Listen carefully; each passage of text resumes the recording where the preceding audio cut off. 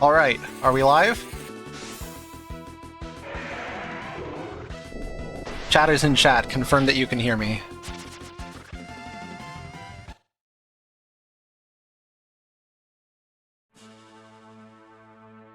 Sounds good. Excellent. We may or may not have a co-commentator drop in at some point throughout the night.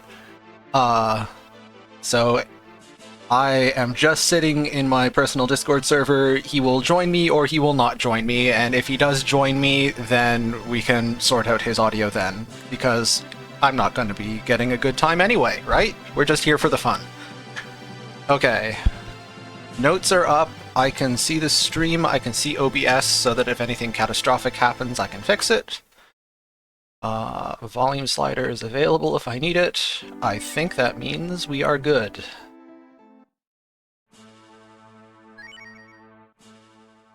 Alright. Yeah, last run was Questing for Glory 6 a month ago. Excellent. Very good, very good. Our traditional really long-a-thon. Alright.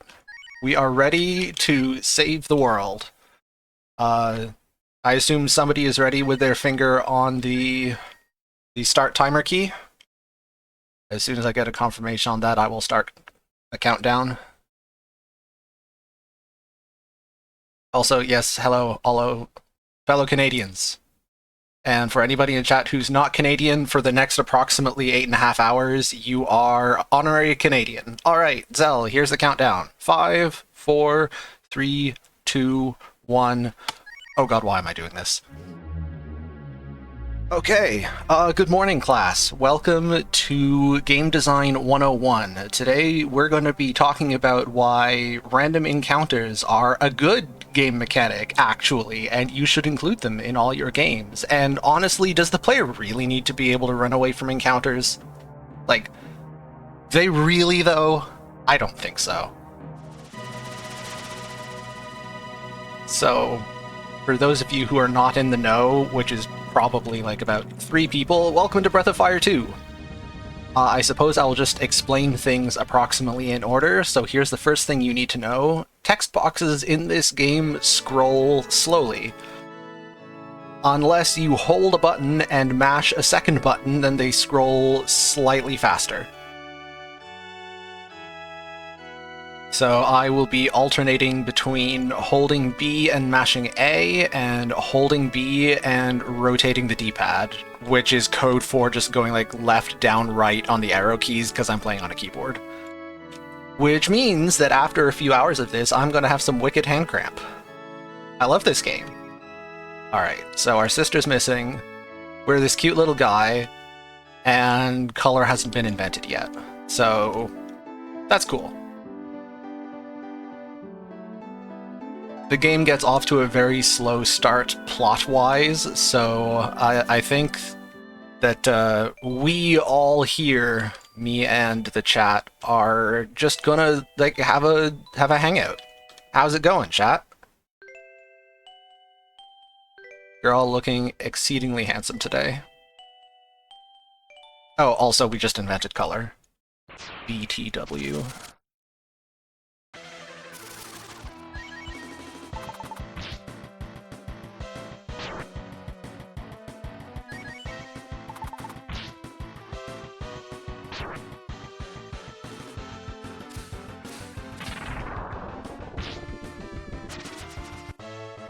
That is the only way that fight can play out. It is literally impossible to kill that thing. And in fact, if you have a version of the game that has had some Game Shark-style cheats applied to it, which prevents your characters from taking damage, because that's a thing that people do sometimes, it actually renders that fight completely unwinnable. That fight only ends when Ryu drops to low HP. Hey, Ambi! Good to see you. And Cerberus. And who else is here? Zanju. I hope I pronounced that right. Sakimura. I will continue to call people out as I see them. And no, Ambi, I didn't think I could sneak one by you. I know how you roll.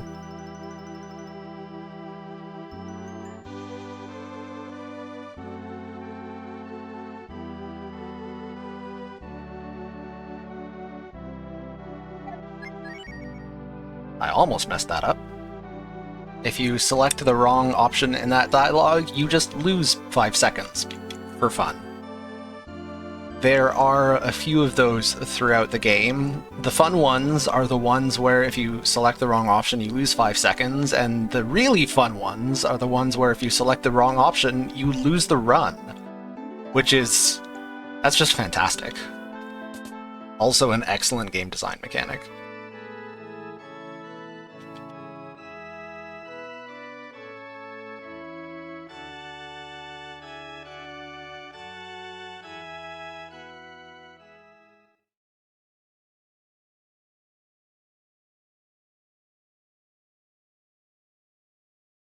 Oh yeah, Taiga is another one of those fights where if you have infinite HP turned on, you just soft lock the game.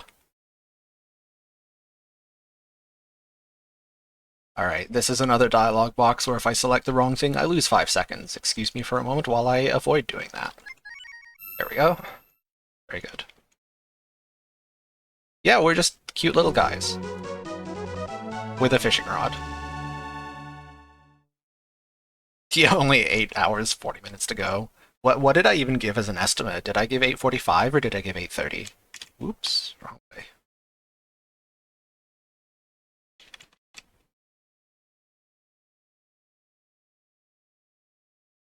$8:45? Very good. So I'll only be slightly overestimate.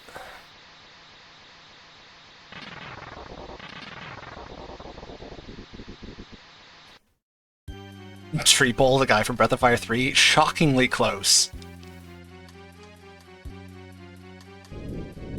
But I'm glad you enjoy the Breath of Fire 2 Hangout streams.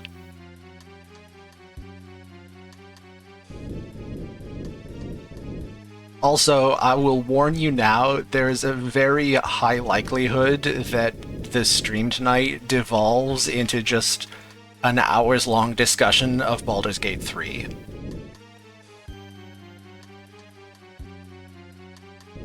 Which has been consuming nearly 100% of my free time for the last 3 months. I will not tell you what my hours played on Baldur's Gate 3 is, because in fact I do not know and I do not want to know. Alright. Big spooky guy hits us in the face. Ontario. If you think Ontario is a myth, wait till I tell you about Nova Scotia. Alright. I get a 2-minute input break, excuse me, while I have a slurp of my coffee.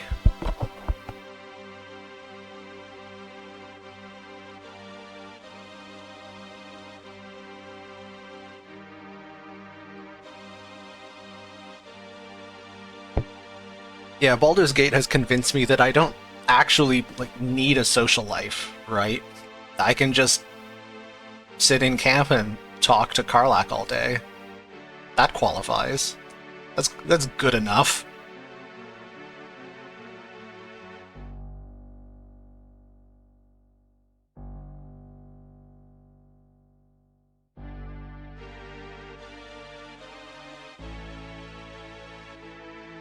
So, my Baldur's Gate 3 curriculum vitae, my resume, I started with a balanced playthrough with a Tav Ranger.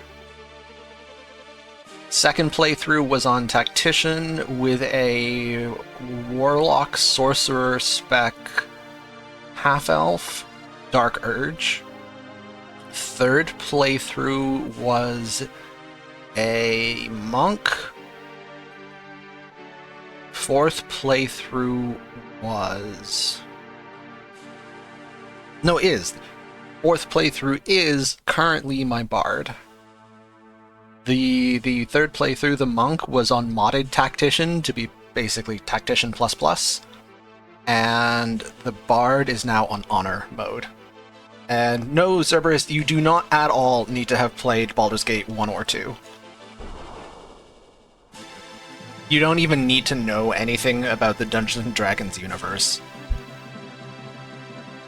Or indeed the rules of the game. You can just treat Baldur's Gate 3 as an entirely self-contained experience, and it will be excellent. And you can take his word for it because he's barely played Baldur's Gate 1 and 2. Alright, chat, how's Pax's audio balance? How's Pax sounding? Good morning, by the way. Oh man, whoever gave you this time slot is not my favorite person, I'm sad to say. Sounds good. We have one sounds good from the chat.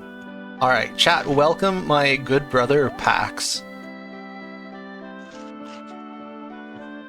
Hello everyone.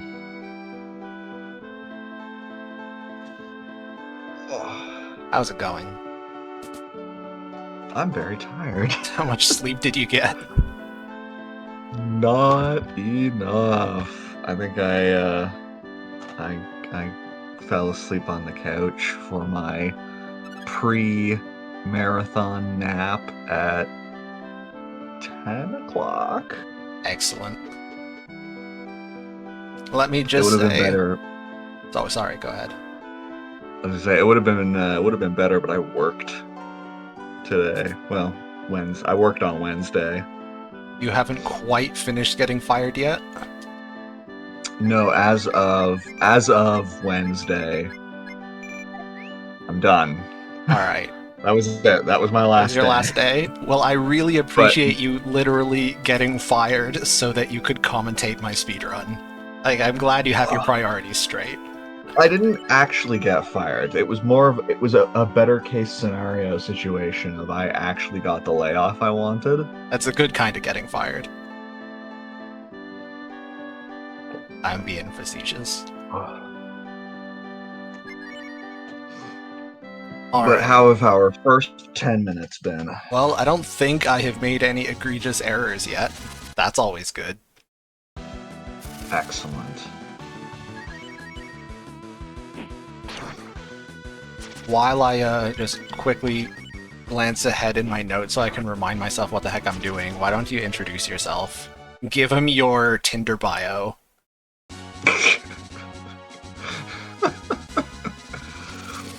So yeah, hi everyone. I am Pax.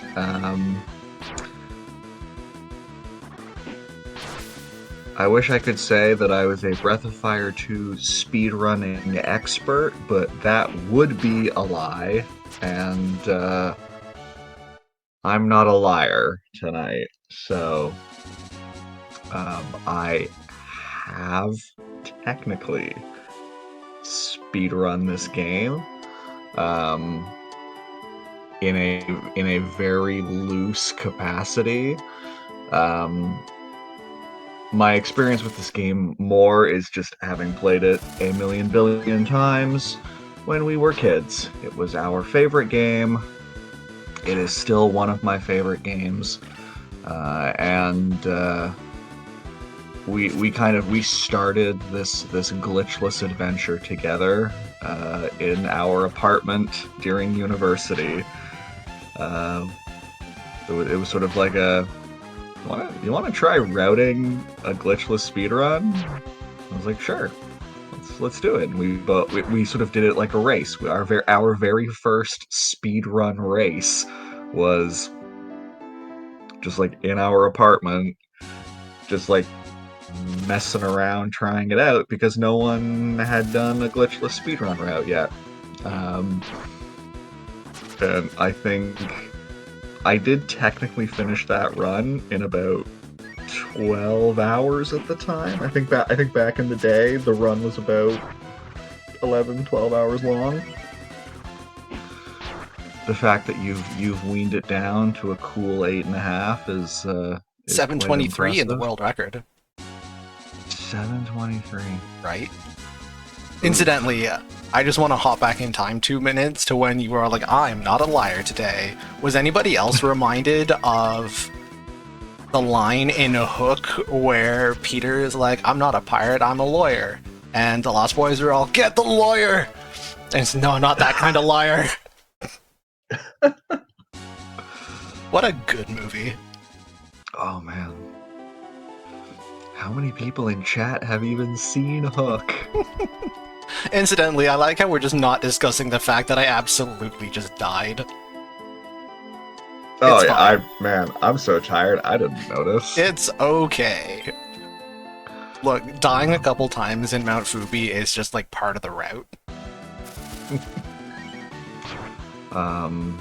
But yeah, otherwise, my only real claim to fame is not even a real claim to fame because I'm not even on a leaderboard for it yet. But I technically speedrun Treasure of the Rudras. Hey, you have the world record for most number of times the roach has got up in a single fight.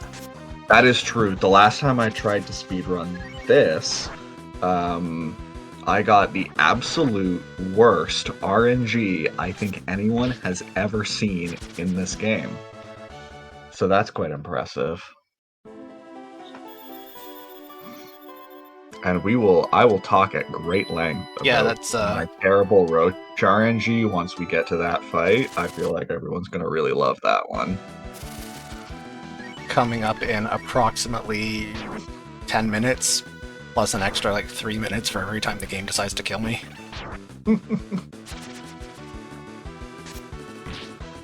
Yo, Bo is 2 for 2 on shot today. What is this? I'm not used to Bo being good at things. I was gonna say the only time Bo has ever been good at anything in his entire life. I know, right? Also, to answer someone's question from earlier, my zodiac sign is Cancer.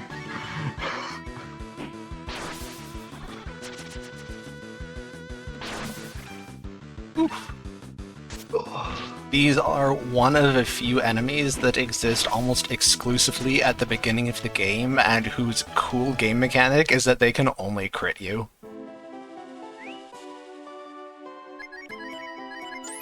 The devs thought that would be a good idea, and then they decided to stop doing it basically as soon as you have a big enough health bar that it's not gonna kill you.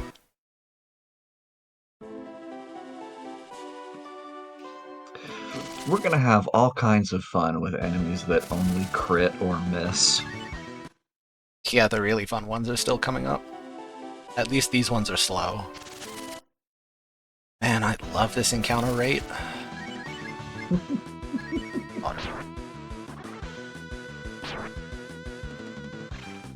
So a bunch of these early game enemies are right at the HP total where you can sometimes kill them in one hit and sometimes not. So if you're trying to optimize, you want to do a whole bunch of little voodoo dances with your party members to hit the things that you can kill in one hit and then not hit the things that you take multiple hits to kill for maximum efficiency. Also, it's really fortunate that I got that antidote drop and then immediately get poisoned. Classic.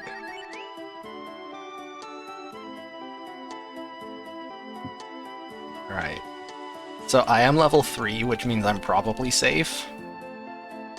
It's a lot harder to die once... Oh, that's an encounter. A lot harder to die once you're level 3.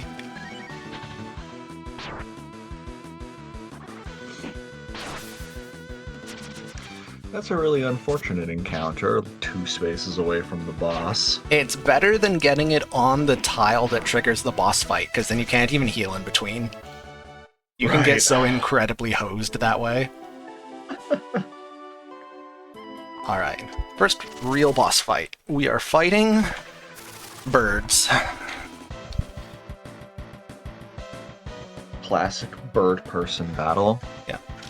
It's also interesting that the very first boss fight of the game is, like, mechanically a lot more interesting than most other boss fights in this game.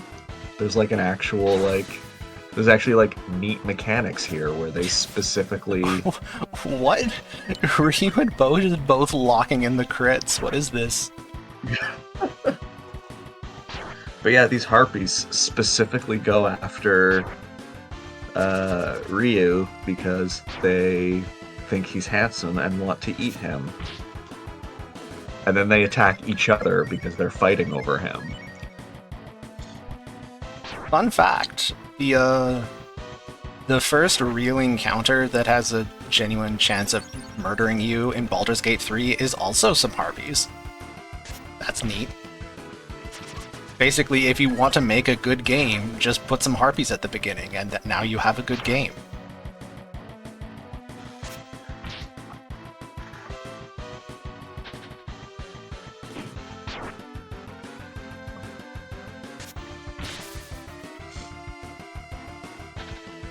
What is this luck? Yeah, this is an unbelievably good harpy fight. Yeah, that's 3 crits and 3 dodges. Not bad. Pretty good. I mean, this is still not a good time because I died once, but that was a good fight. Excellent harpy.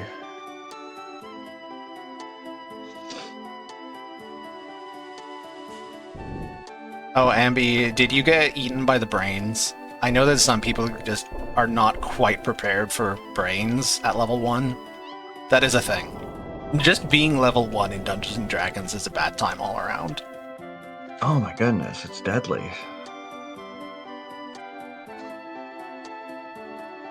It's actually far more deadly than any other level of Dungeons & Dragons. Agreed.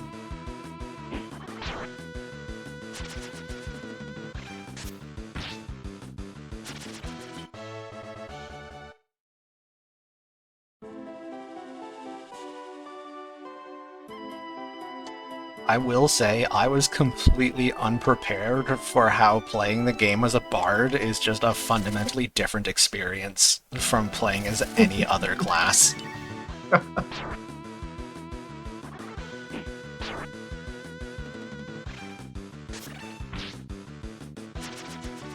And hey, now that I'm finally finished work for the season, maybe I too will actually play Baldur's Gate 3. You better. You are not just a gamer, but you're also a genuine D&D fan. You play actual D&D. I'm also a Baldur's Gate gamer. You are. You played both 1 and 2. I have played both 1 and 2 extremely recently, i.e. I'm playing them, like, not like now, but like I'm actively playing them at the moment. I did a big full saga replay of Baldur's Gate 1 all the way through Baldur's Gate 2 and its expansion. Not necessarily in preparation for Baldur's Gate 3, because I know that you don't really need to know the plot of the first 2 for Baldur's Gate 3. But mostly just because I love... Those games are very near and dear to my heart, and sometimes I just get the craving to play them. Cerberus, in answer to your question, in Baldur's Gate 3, you can recruit all of the party members. They just hang out in camp beyond the 4 people in your active party. Although there are restrictions on recruiting certain party members, so you are not guaranteed to get all party members in a given playthrough. Yeah, there's a lot more like conflicts and specific conditions that force you to choose one over the other. But like, it's all story-driven. I think as of the most recent patch, there's now exactly 1 pair of characters who are mutually exclusive. I could be wrong about that, but I think that's how it works.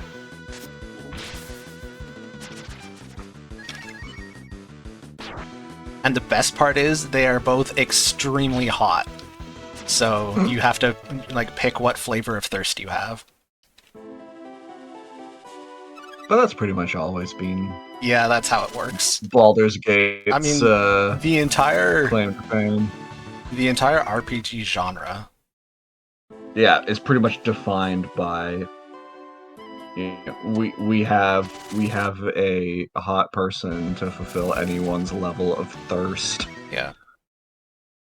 You sit down with a new RPG. Question 1 is, who can I smooch?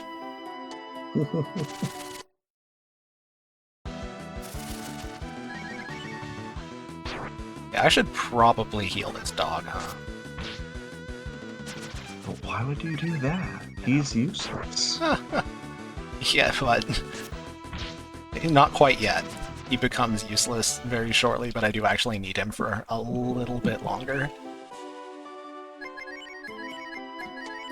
Actually needing Bo in the year 2023. How embarrassing.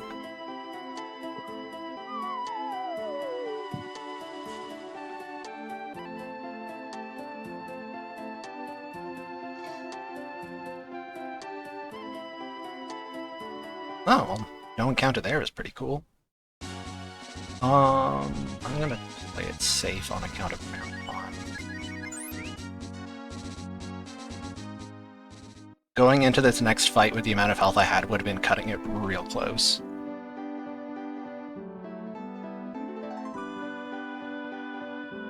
So, Vax, do you know much about the cast of characters in BG3? Oh yeah. All right. I know loads about the game. And You I've had a bunch have of the stuff spoiled spoilers? for me, and oh yeah.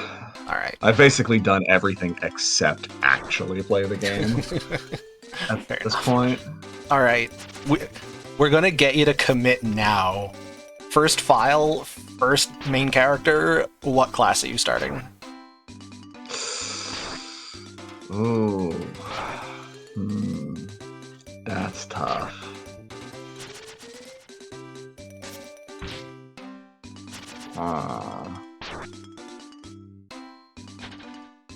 All right, my HP totals are actually perfect. I love how they split their damage almost perfectly equally between the two of them, so I didn't have to heal. Excellent. So this next boss fight is my Breath of Fire 2 claim to fame. The giant roach has a fun mechanic where when you kill him, he's just got a 50% chance. Yes. Is it 50? It's a 50% chance to just get back up with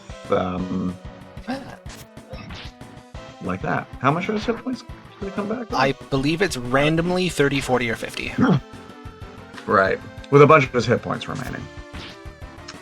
And there is no limit except for it's a 50% chance. The last time Okay, Pax, get out of the call. You've cursed me. The last time What is I this? ran Breath of Fire 2, the roach there we go. got up 12 times. Yeah. I lost so much time on that split because he got up 12 times. My money route was jacked because I had to blow through a bunch of my healing items, keeping myself alive, as this roach got up 12 times. And, Are you aware that Ferris has been absent from school 9 times this year? Okay, I apologize for all of the 80s movie references that we're going to enjoy. Sorry, you were saying? So now it's just that is what I am known for is absolutely tragically abysmal roach luck. That's it. That's all I get. Zanju, I have not played any co-op of Baldur's Gate 3 on account of not having any friends. And the fact that I haven't actually played the dang game yet.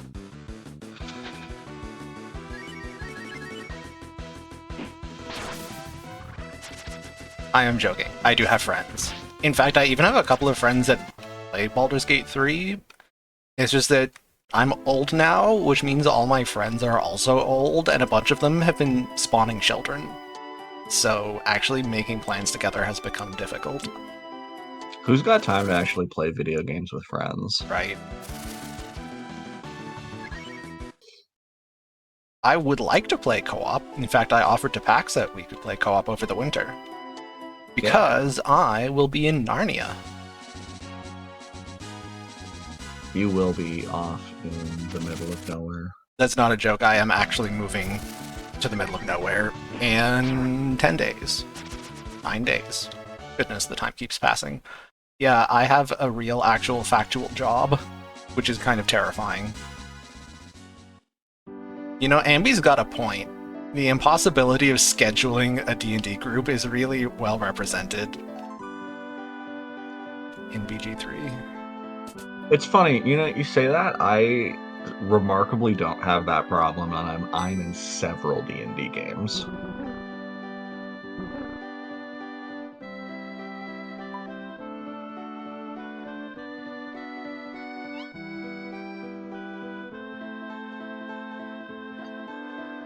There we go. We rescued a pig. Oink. Look at that.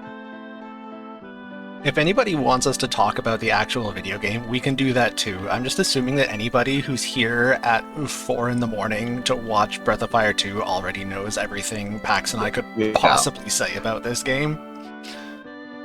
But all you absolute mad lads in chat who show up for the middle of the night do take questions.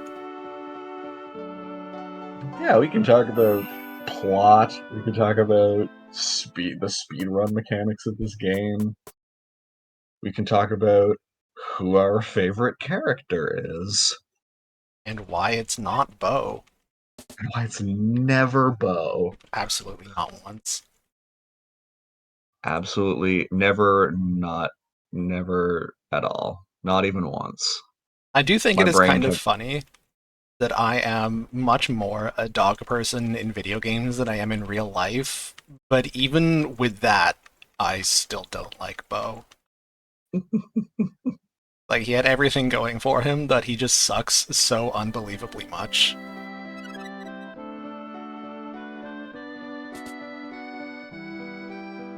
Scratch, on the other hand, is the goodest boy.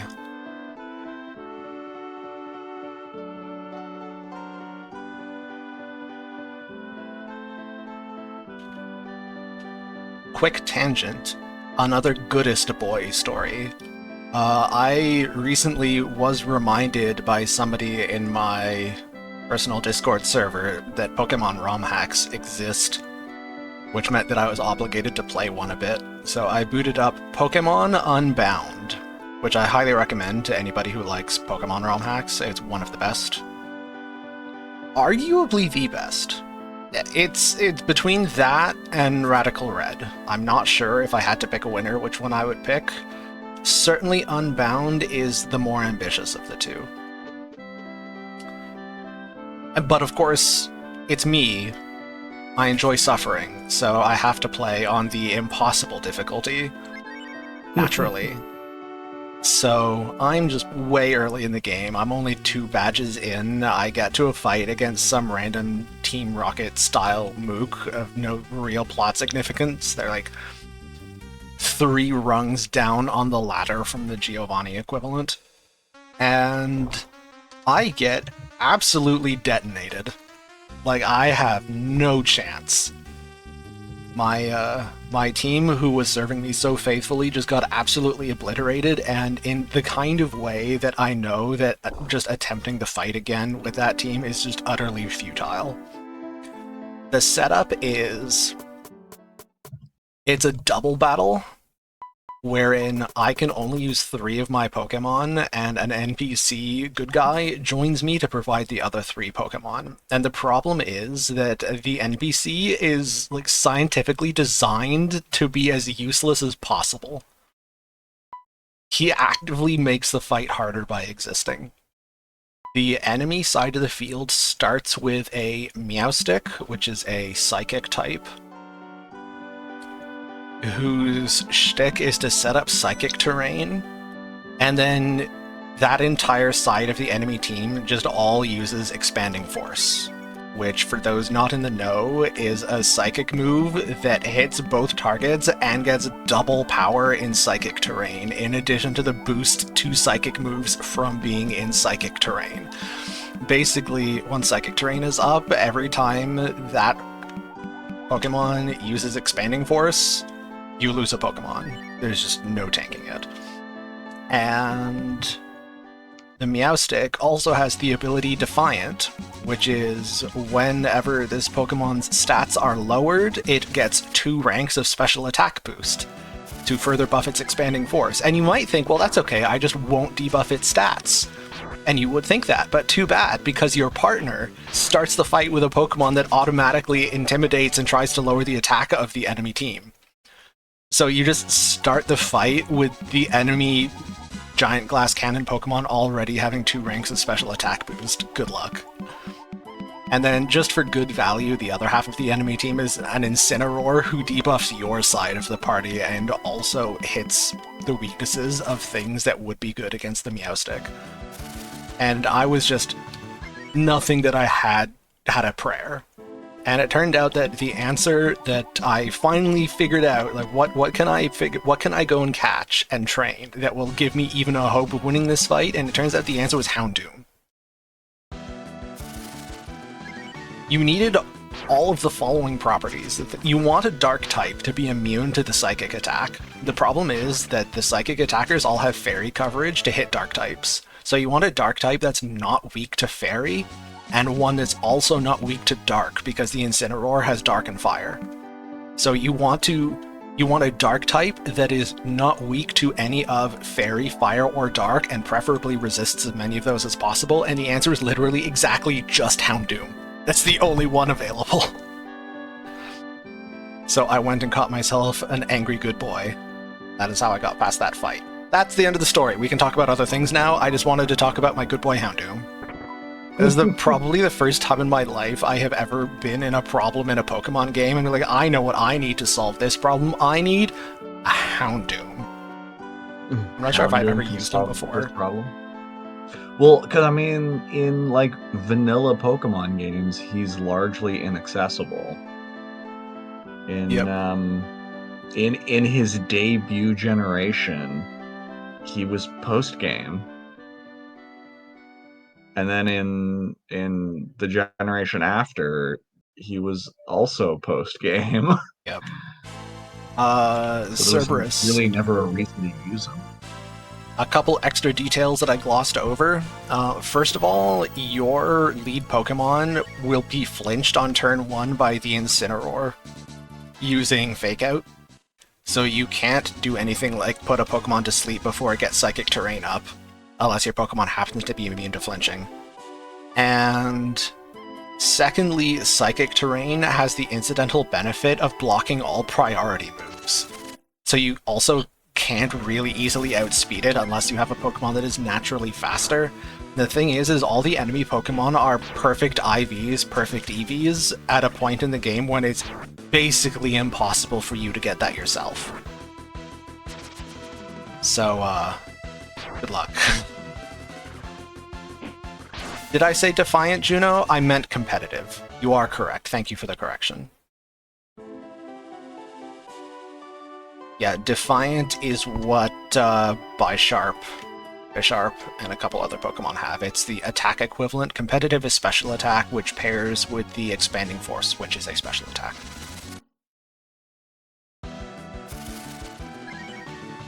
So, to be clear, Juno, this is only because I volunteered to play on the impossible difficulty. The ROM hack has 4 difficulty settings, so you are not obligated to play on maximum suffering mode.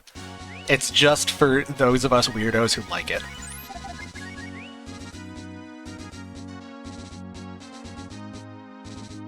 That is Pokemon Unbound, for anybody who missed the title the first time around and is interested in looking into it. It gets my highest recommendation.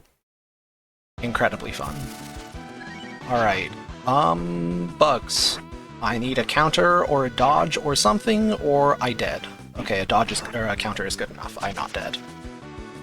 We are currently running the Gauntlet, where we no longer have Bo. At some point during that rant about Pokemon games, we put Bo in a trash can and dropped him off for basically the remainder of the game. So we put him in doggy daycare. So, yeah. It's just us, and the enemies here are fun. Yeah. Hey, I made it first try though. Just a little deadly. Ducking into the tall grass there helps because any screen transition will reset the random encounter rate. Yeah. Have you talked about the random encounter? I have not. I have only said that it is big. Yeah. So my understanding of the nitty-gritty code side of this game is somewhat limited, but basically the long short of it is every time you take a step, it just ticks up on a counter. Wow, my tired brain just I think that's shut correct so down far. at the end of that first sentence. And I forget how far it counts up before it's just like you just get an encounter. 64 steps is the maximum. 64 steps, yeah. So you just, every time you take a step, it just ticks up on this counter.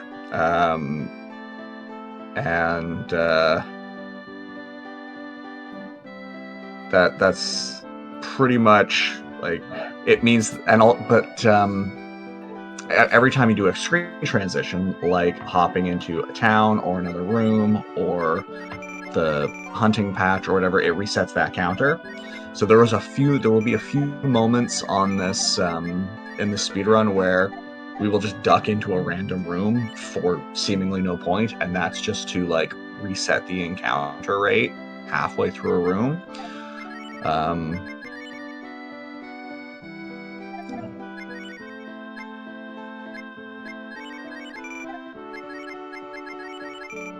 Momentarily stun locked because my map was wrong. Sorry about that.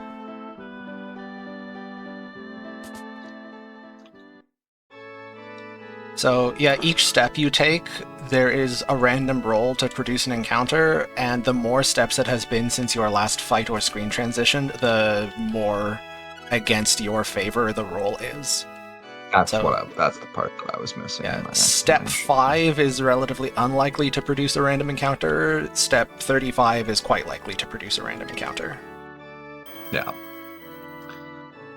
The sort of fun that can mean, though, is that like you can, get an encounter, take 2 steps, and get an encounter again.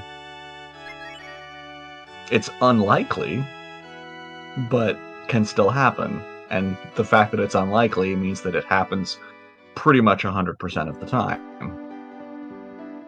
Cerberus, if you just want a different experience but not Dark Souls of Pokemon, then Unbound is good for you. Just play on the standard difficulty setting. It's standard. It's what it is for. Alright, off we go.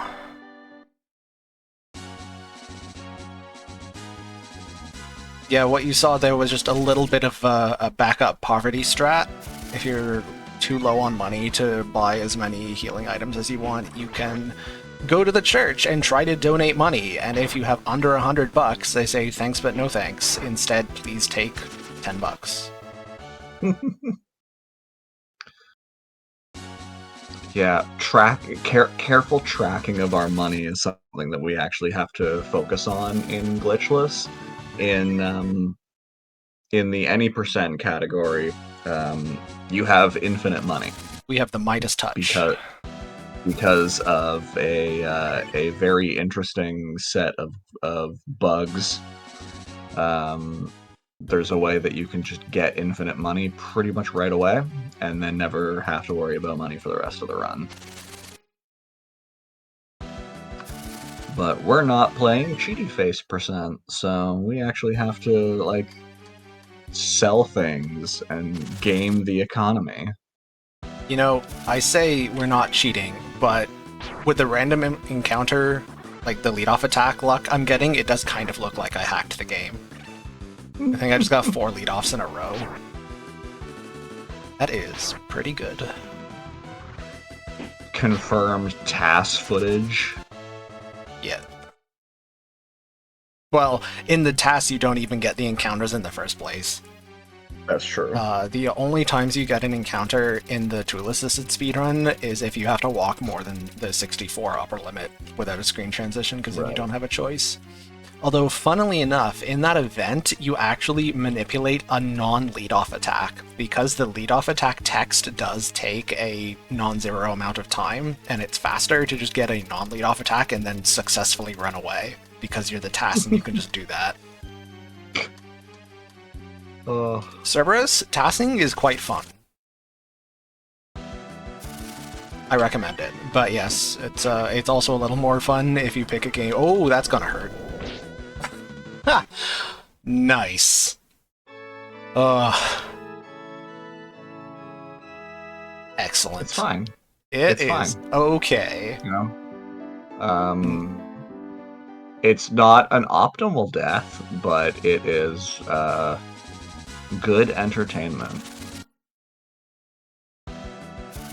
So yes, this solo section, the enemies hit real hard. And they can just do that. Although it's been a minute since I've seen the Docodon encounter be the thing that kills you. Normally it's the Fun Bear. Sweet Breath.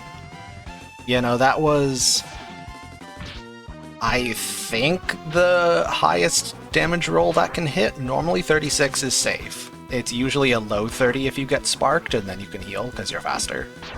So that was a calculated risk, and I guess my calculations were just a bit off.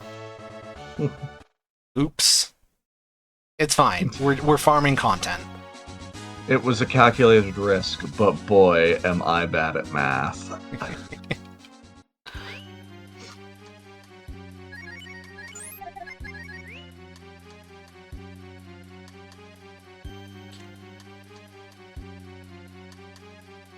Anyway, we do it again.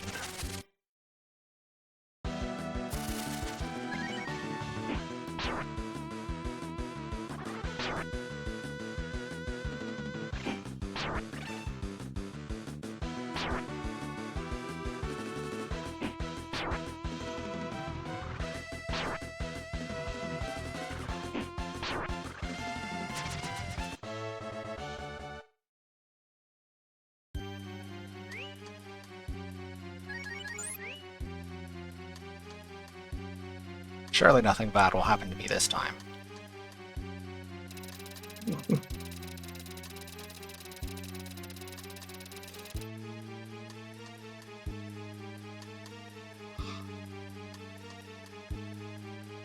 I think it is time that we returned to peer pressuring packs to committing to a Baldur's Gate 3 class.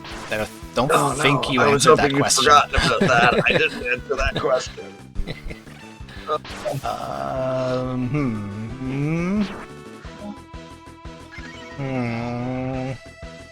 Bears. Alright. Fun bears. We survived one bear. Fun bears. They're not actually called fun bears. They're bugbears, but they're a lot of fun. So we call them fun bears, and they are one of those enemies that can only critical hit. And if they don't get a critical hit, they just miss you. But their critical hits hurt real hard. They're also faster than you, which is kind of a dick move. Yeah. Cerberus, that's a very safe answer because paladins are a lot of fun, but I also feel like because paladins are the safe answer that I maybe don't want to go that way. I've also played a lot of actual like 5th edition D&D paladins, and it might be good to switch it up.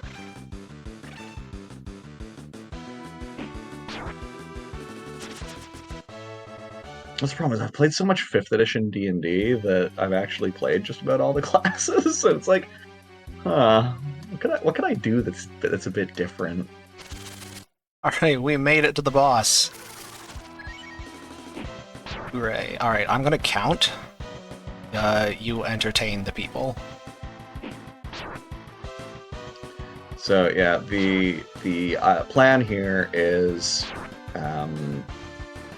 Baba here can hit for fairly specific ranges of damage, and the optimal things to do are to heal basically only when absolutely necessary, and by tracking the damage he's dealing, he can also ensure that he ends the fight with as few hit points as possible, because we're going to do a little cheeky death warp at the end of this fight, which is faster if we've basically got no hit points left.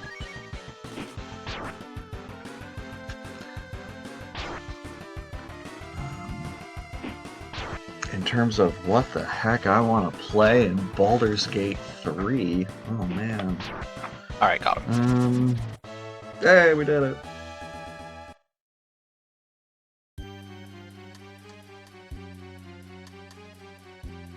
I don't know, I feel like Bard could be fun. I am enjoying it. I could definitely go Bard.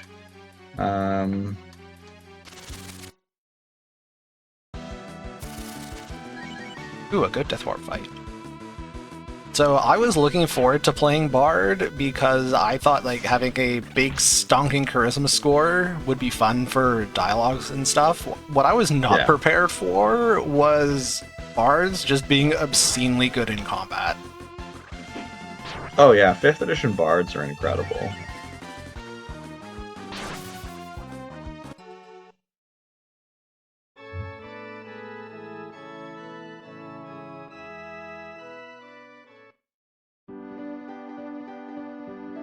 Cerberus, how dare you make that pun in my presence?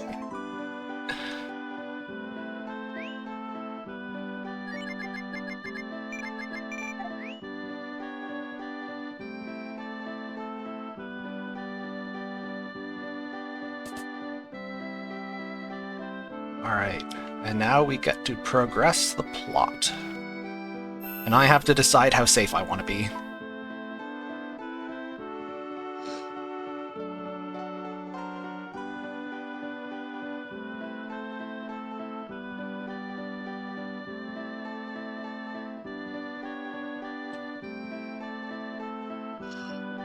I just love the very, like, 90s video game logic here, where they're like, the only person who ever fights in the arena is Baba, so we have to go, like, steal Baba's identity, but, like, we are very obviously not a 10-foot tall giant lumberjack, so I don't know how we're pulling off this charade. Well, look, identity theft is no joke. Identity theft is not a joke, Ryu. Millions of families suffer every year.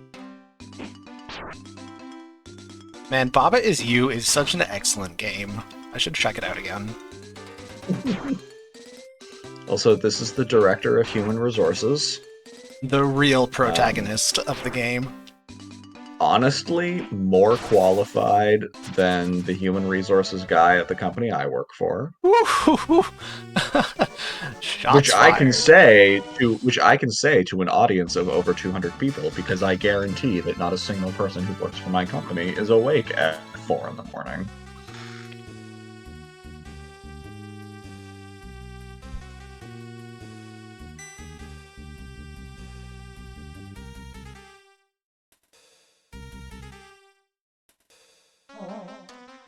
Regarding the muscle wizards, I have noticed a definite trend wherein when I'm character creating in Baldur's Gate, the more martially inclined the character is, the smaller a character model I tend to pick for them. I want big buff wizards and like itty-bitty little barbarians. Tiny, tiny halfling barbarians.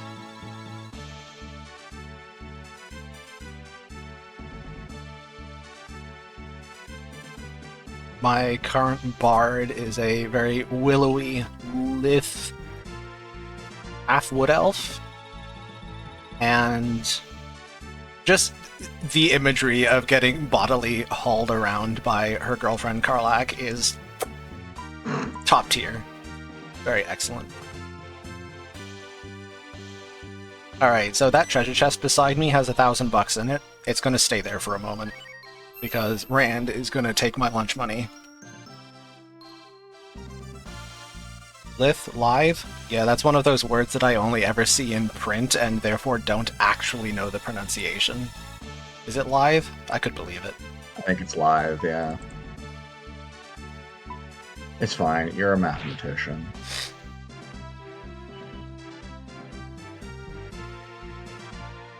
The implication there being you don't need to know words and stuff. It's funny, because being a mathematician, I also don't need to know numbers. I need to know shockingly little at all. You don't. I hate your math.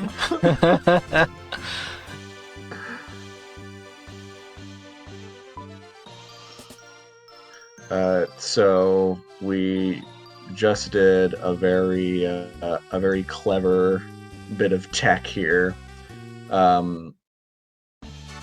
During that dialogue sequence that we just finished, Rand takes all your money to go buy a couple of antidotes to make sure that you don't die in the arena when you get poisoned.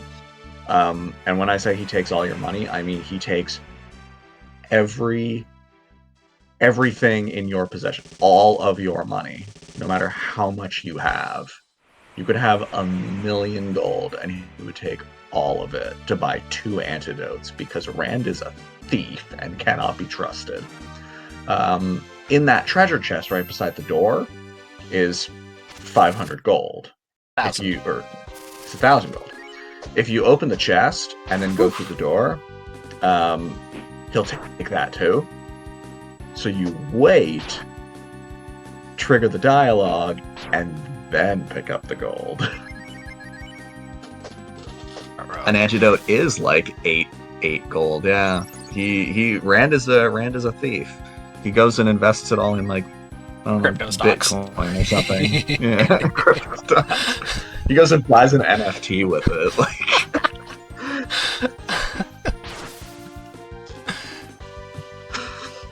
new headcanon. Rand is like really into Bitcoin. And embezzles all your money.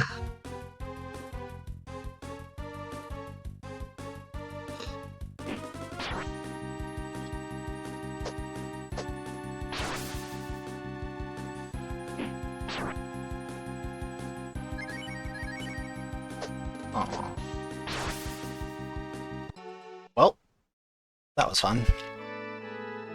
That is why I left the $1,000 in the chest rather than opening it immediately. By leaving it closed, I'm gonna have to go back after I win this fight, which loses time, but it means that if I lose the fight, the money is still there. I don't lose any. Yeah. Oh, also, yeah, this game follows Pokemon rules. When you die, you don't game over. When you die, you are transported back to the last location that you saved at, with half your money gone. It doesn't just like game over you and then you reload your save. So you actually do actively lose things if you die, but it's also what allows us to do things like Death Warp by purposefully dying to return to a previous save point. Annoyingly, they do make you sit through this little cutscene every time you die. Which is funny, because that means that Rand steals all your gold again. Yep. The jerk. In the route, any time that dying is likely, we spend all our money in advance anyway, so it's not a big deal. I mean, you can not do that if you're world record grinding or something and you don't want to take any safeties, but for a marathon run, I have no money in any fight where I'm at danger of dying. And this is precisely such a fight, because Cat can crit you for 2/3 of your health bar, and she can just do it twice. It's really fun.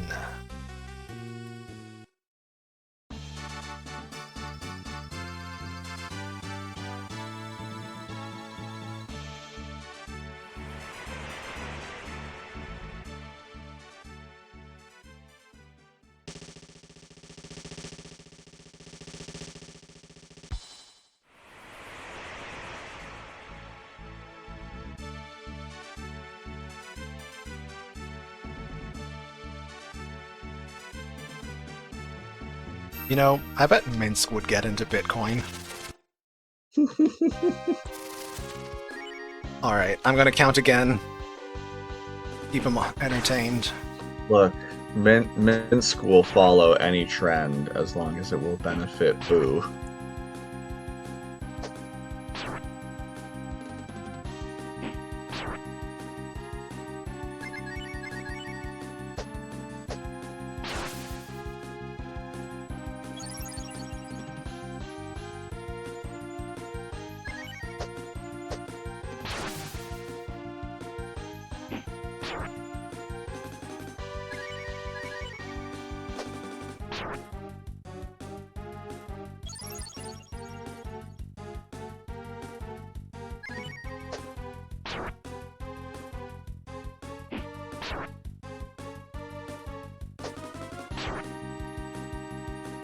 Oh man, I was supposed to be entertaining. Oh no. Oh no. Man, this time slot sucks. Sorry, I'm counting.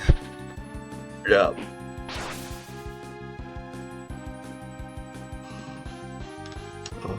How's everyone in chat doing? Geez, 241 of you. You're all absolute heroes.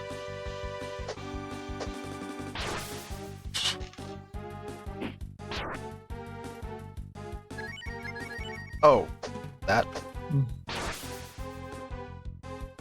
An antidote. Oops. Nice going. It's fine. It is okay. Look, see? It is not a problem.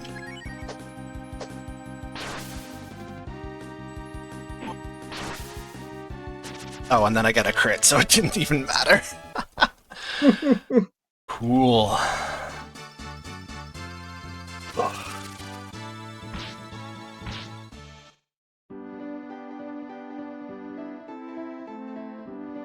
Oh yeah, the antidote was just for style points. Just flexing on Cat, like At I don't 3 need to HP? use I don't need to use a herb to heal.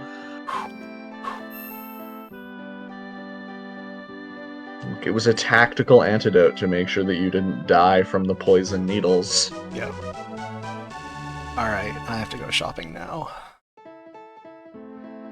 Which means I first need to go and collect the money that I so intelligently left behind.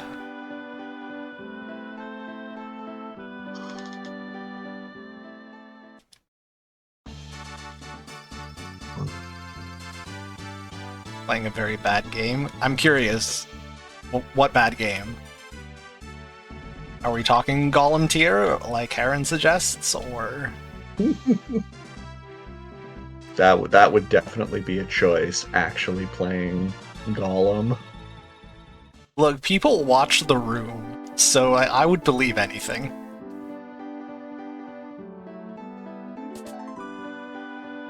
Alright, so I am buying... Hexa, Leotard... What's that? Steel armor. I adore that the money you get from beating Cat plus the $1,000 from the treasure chest is exactly to the dollar enough money to buy the 4 things I want from that shop. If I had any more money, I would not have anything particularly useful to do with it, and if I had any less money, I would desperately miss one of those pieces of equipment.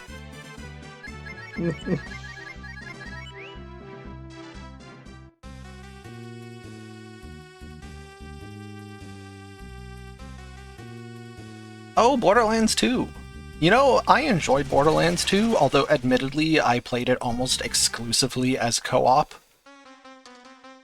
So it might be less that I really liked Borderlands 2 and more just that I really like gaming with friends. That's possible.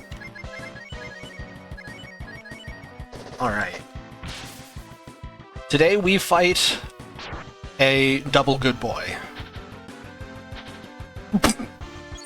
Jesus. Ryu put on his juke shoes this morning. What was that? Dodge! Yeah, he really went to the Piccolo school of combat.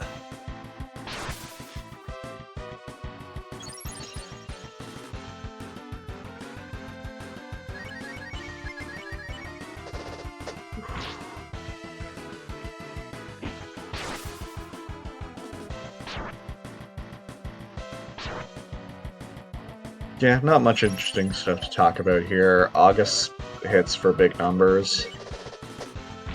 The thing you gotta look out for is when he does that save up power thing, he can do that on the second of his 2 actions, and in that event, both his attacks next turn will be the super punches.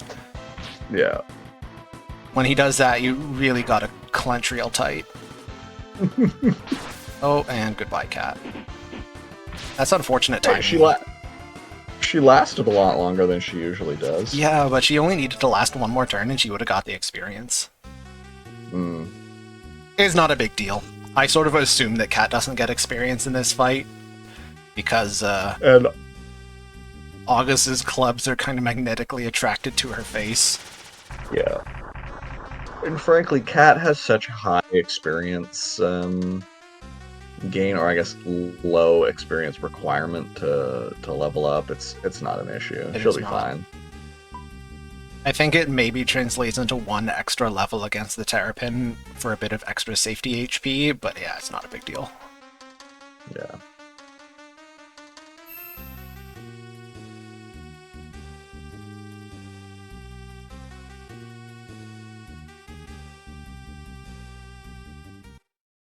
Hey, Juno, maybe a double good boy is a bad boy. I don't know how the multiplication tables on, like, badness and goodness work out.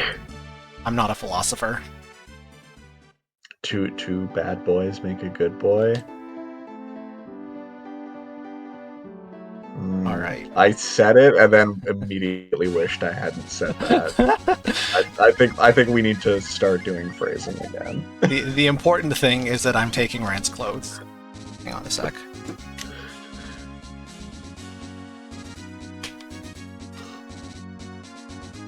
Yeah, we finally got Rand on the squad, and now we're gonna put him in Armadillo Daycare.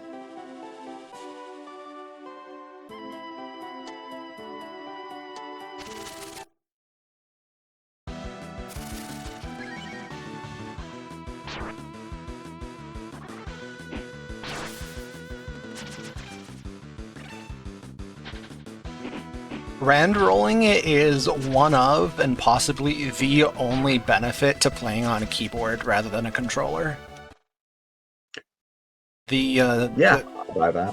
Infinite money glitch / shopping glitch / item duplication glitch / glitched weapon creation glitch, which are all actually just 4 instances of the same glitch. It's way easier to perform with a controller. Yeah. It's a very all-purpose glitch. But Rand rolling on a keyboard is nice.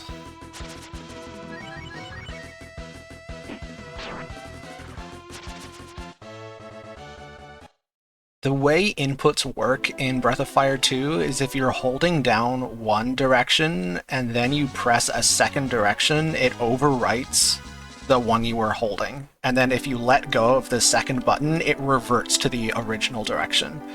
So if you're Rand rolling west and you want to move just 1 tile north and then continue going west, you can do that by never letting go of the left arrow, just tap the up arrow and you'll do that motion. Doing it on a controller is much more difficult.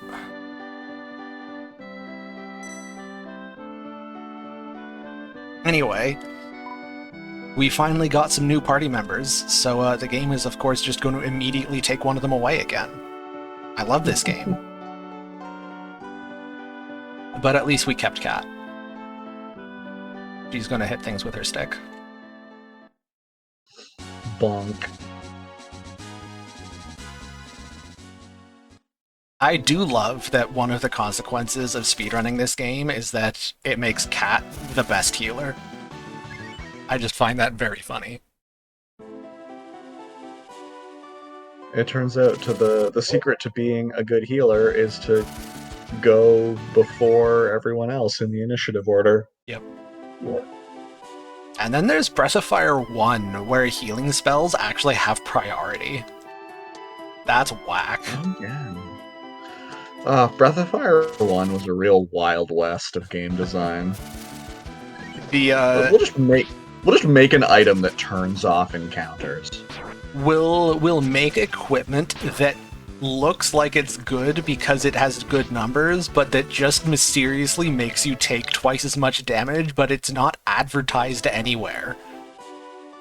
So the unsuspecting player just puts on the equipment and is getting mauled and has no idea why they're getting mauled, because why would they connect suddenly taking more damage in fights to the stronger piece of equipment that they put on?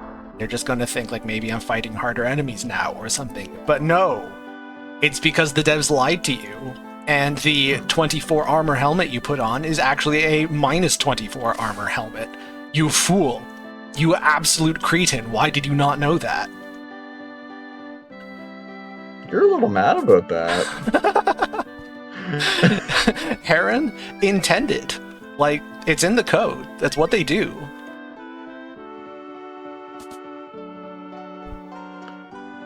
The answer to were they trying to sell strategy guides? Absolutely. They're always trying to sell the strategy guide. Actually, that being said, I miss strategy guides. I think it's particularly insidious because the first one you get at exactly the same time as you get Bo. And it's a helmet that he can equip, but I believe Ryu and Nina cannot. So, like, you get the helmet, and then you get Bo, and you're like, hey, I have a good helmet for Bo, and you put it on Bo, and then you get into combats, and like, wow, Bo's really squishy. And you don't even have the context of previously having used Bo and finding him less squishy. You just think that Bo is squishy now. But because the number on the helmet is good, you're not going to replace it for a long time, because all of the replacements have a smaller number. Man, game design it's an art. Well, and also just Breath of Fire 1 is whack. It do be.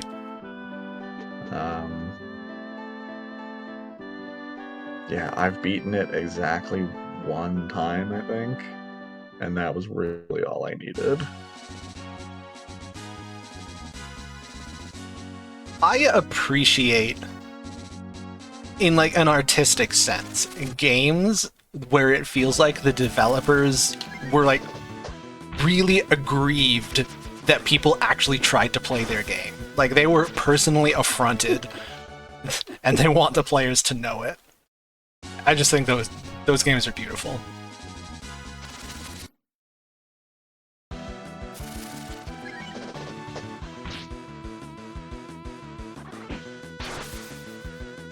Or for people who are up to date on their tube drama, there's their recent yearly H-Bomber Guy video where he just tactically torpedoes yet another YouTuber's career. And that reminded me that he existed. And then I went back and watched some of his older videos and ended up watching a, like, half a Let's Play, half a, like, game design analysis hodgepodge video of Pathologic.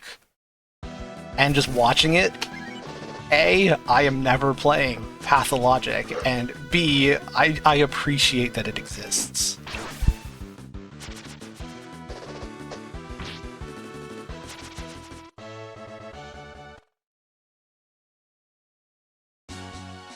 Oh, Summerton is posting again? So I confess that until Harrison's video, I had never heard of Summerton.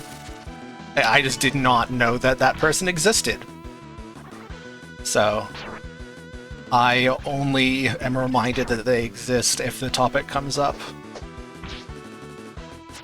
Evidently, what I do with my YouTubing hours are sufficiently far removed from Summerton's content that the algorithm, and I hope you could hear the capital letters there, the algorithm does not present it to me.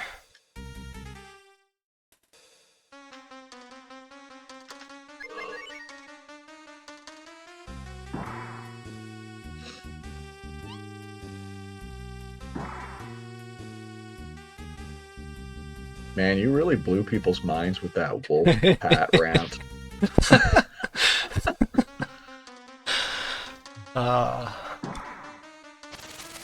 It's kind of amazing because like my point of reference is Breath of Fire 2, and Breath of Fire 2 has a whole lot of stuff where Like, I can explain how it works, and a casual player would be like, I had no idea. Why does it work that way? But Breath of Fire 2 has nothing on Breath of Fire 1 in that regard. Oh, yeah. And yeah, Breath of Fire 2 is really held together by some top-tier spaghetti code. The remarkable thing about Breath of Fire 2 is the number of things that function seamlessly, but also very, very much not as intended. Oh, yeah. Like, there's hardly anything in the game that is clearly glitchy. The game has almost no glitches in it, it's just got a ton of stuff that ain't right. Yeah.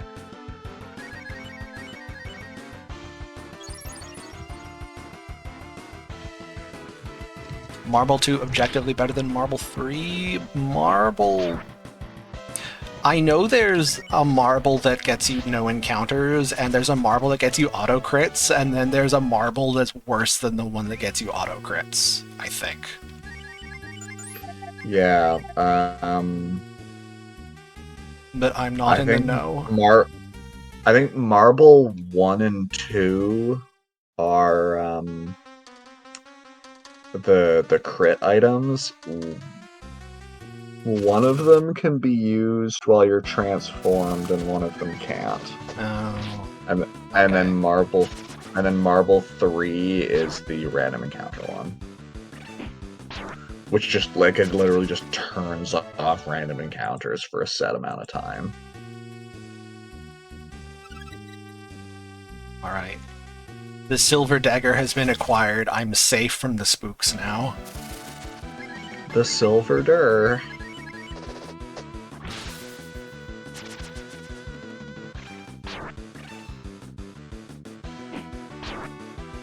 And as great as the Marble 3 is in Breath of Fire 1, the Breath of Fire 2 equivalent is awful.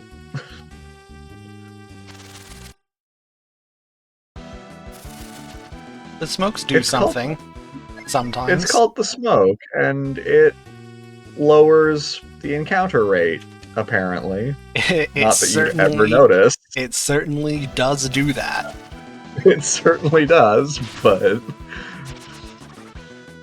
by a very small amount.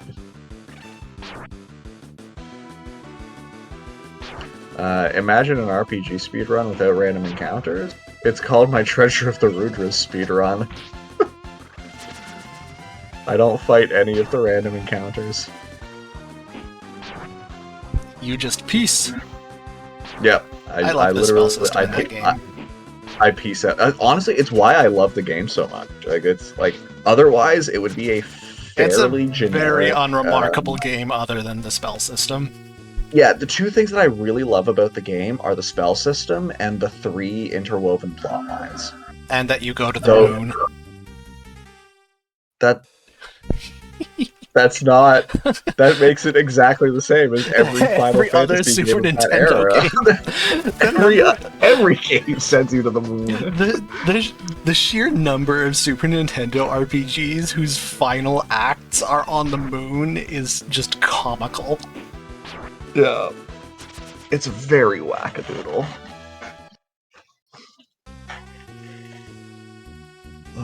Maybe I'll do some streaming at some point this off season and actually do some Rudra-ing. Hey, if I can get 50 followers, I'll play I'll do a Treasure of the Rudras run where I only spells named after my followers.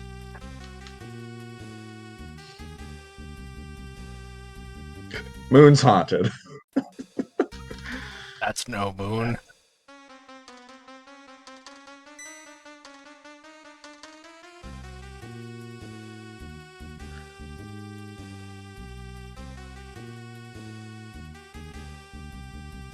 Alright, so we are about to get a new character.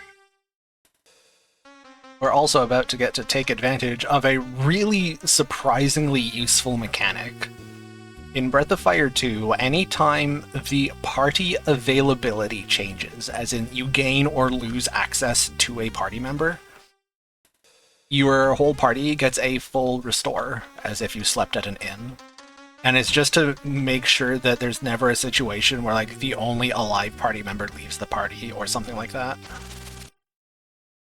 But it means that you just sporadically get full heals, and the route really appreciates getting full heals, because, boy, you do not have a lot of money early on. Also, we have deployed the Bandit Back Scratcher. I love that Oh, that fight is awful if you don't have that item. It is so garbage. And I know, because I did that fight vanilla the very first time we routed this out. I think every Breath of Fire 2 speedrunner has had a moment where they're like, hey, I wonder, is it better to use the Fire Rock against Cat because she can just randomly kill you sometimes? Maybe that would be better than using it here, and then they test it and they immediately like, nope, use it here. Yeah. Oh, well, that fight is so much worse.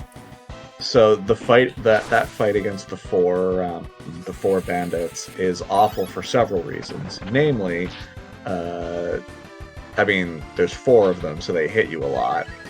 They heal themselves, and when you kill them, they can bring themselves back. Yep. That fight takes 8 to 9 million years. Oh, not the poison shoop. This is what we don't want him to do because it's hurtful. But at least he didn't actually poison anyone, so, you know, small mercies.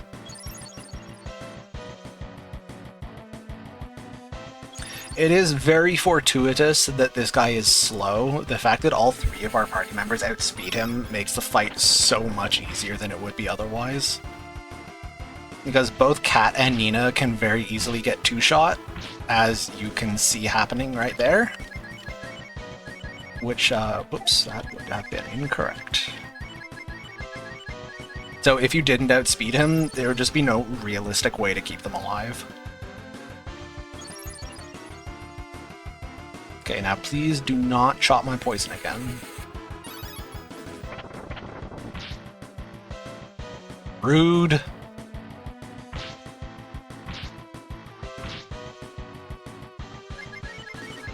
Alright, well, I am fresh out of healing everything, so... Bonsai. Oh, also, all 3 of my people are poisoned, which means that somebody is going to be taking poison damage as I walk out of here. Yay, get to hear that. Get to hear that awesome poison sound effect. I am actually going to be punished for my YOLO swag antidote against Cat. That's kind of funny. Look, it wouldn't be a really, really long overnight stream if we weren't getting punished for random unintended choices. Hey, like look, I got to use Guts on Ryu. Do you know how rare that is? Alright. It's the only time anyone has ever used guts in their entire life.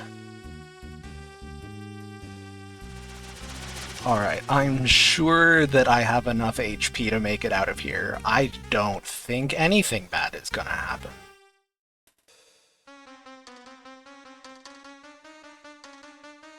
Okay, so I need to strategically allocate my antidotes.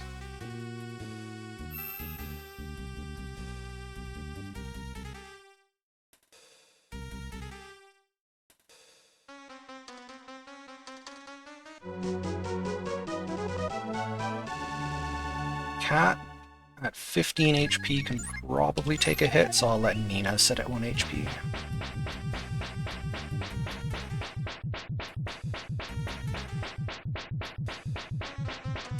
Dying and teleporting to the save point is not the problem. The problem is that I'm currently a little bit wealthy, and after I pick up a treasure chest in here, I will be even wealthier, and I desperately need that money when I get to the next town.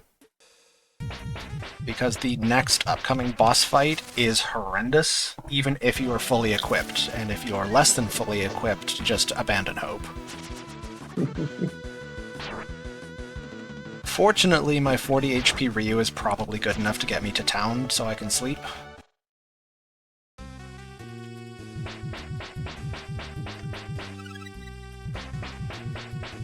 We apologize for everyone who has to listen to the horrible poison sound effect.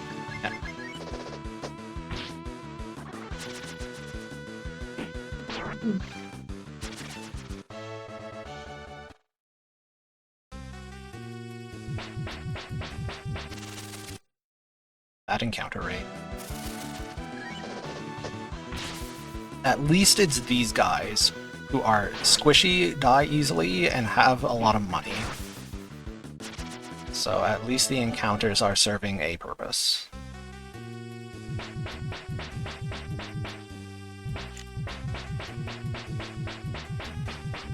Alright. Upstairs there are no fights, so there's only the outdoor enemies who at this point are not spooky.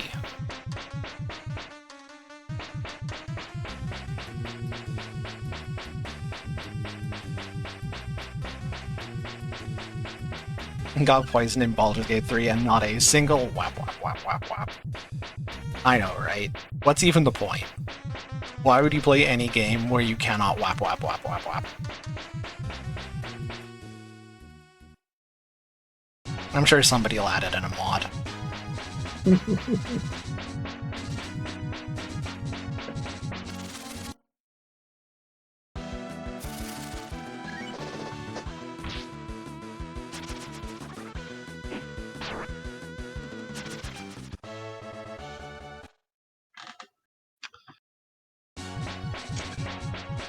For me, the biggest issue with Baldur's Gate 3 and why it shouldn't be Game of the Year is that they don't have the iconic "you must gather your party before venturing forth." Like, is it even Baldur's Gate if you don't have that line? And we're back in town. Right. How am I supposed to know that I must gather my party before venturing forth if I'm not told that I must gather my party before venturing forth?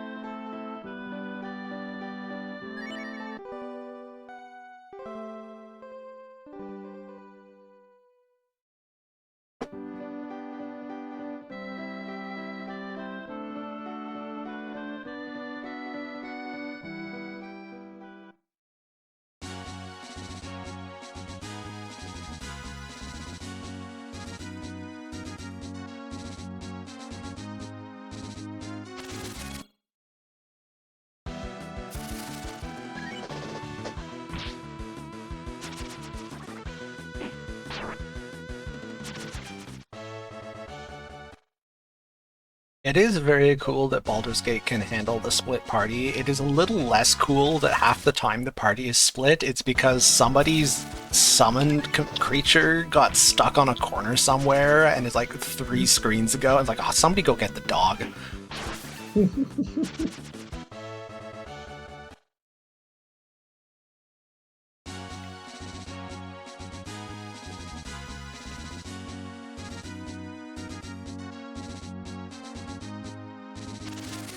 Look, if playing Dungeons and Dragons has taught me anything, it's that sleeping cures all ailments. There is no injury that can't be cured by a solid 8 hours of sleep. Yep. I mean, for all I know, that could work in real life too. I've never tested the theory.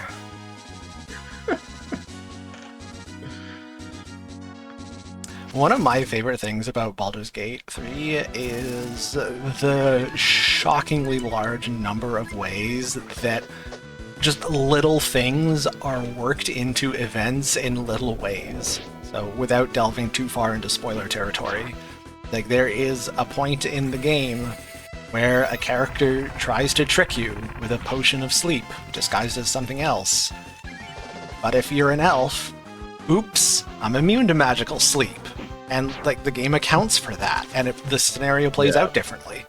That's just so cool.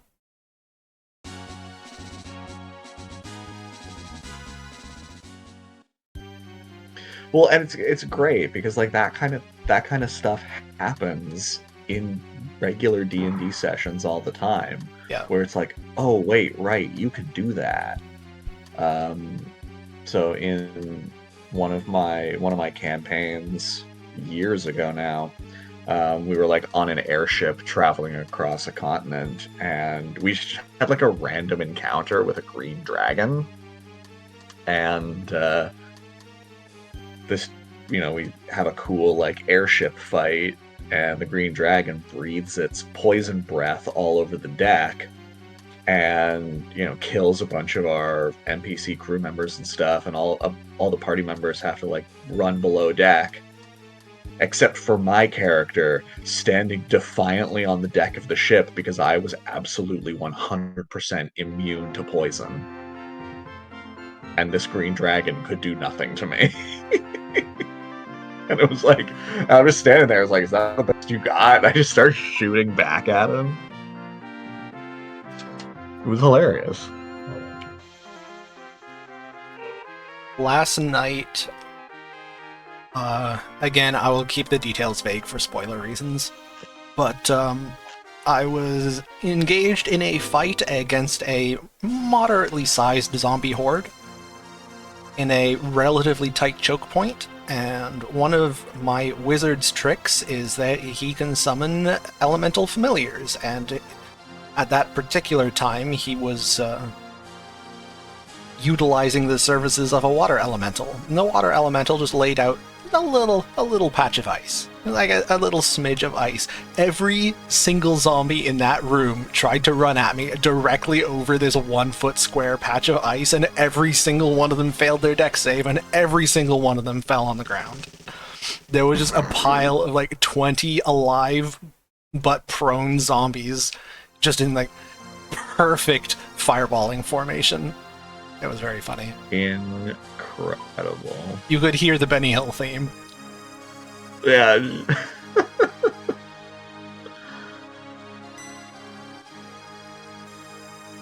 Better still, because the slipped on ice animation in Baldur's Gate 3 is a distinct, like, they don't just go from upright to downright. There is a visible, like, slip, and the foot flies up in the air. Animation. Cartoonish.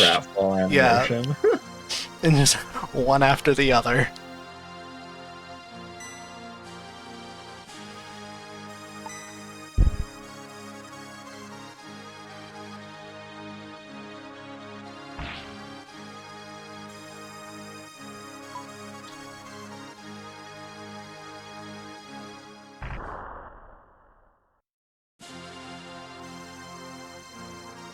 Another thing I appreciate about Baldur's Gate 3 is that it is simultaneously shockingly balanced and hilariously unbalanced.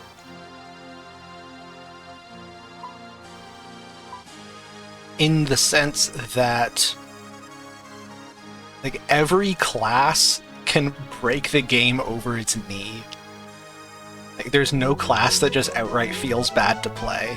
Everybody can do something that is just disgustingly game-breaking. How much money have I got? Literally, I am over the threshold by $9. That's incredible. Hey, that's $9 more than you need. Yeah, okay. Sell the suede armor, sell the broadsword, buy longsword, chainmail, glass ring, 2 bronze shields. Okay, $11 over my mistake. It's important to note we now have a monkey. We do have a monkey. We are equipped now with monkey magic. Time to get up to some monkey business.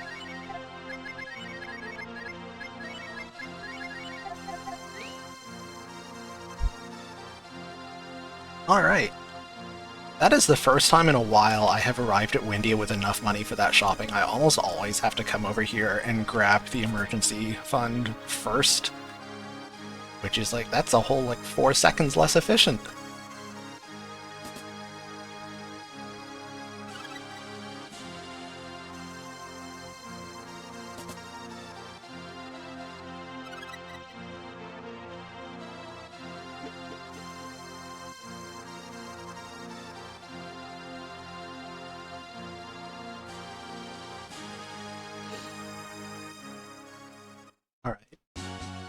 So this is the part where I should probably admit that I haven't really been paying attention to the game since, like, the August fight.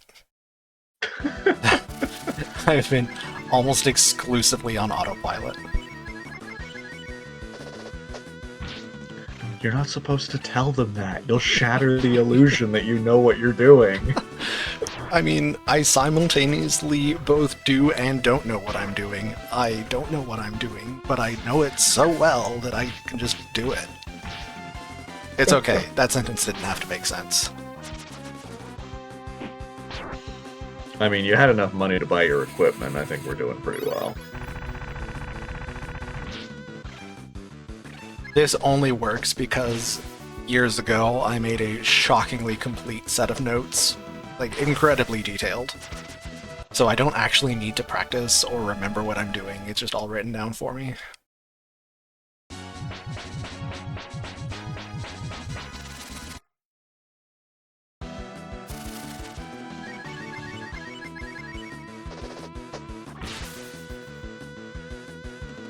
Ruh-roh. That's gonna hurt when he hits me.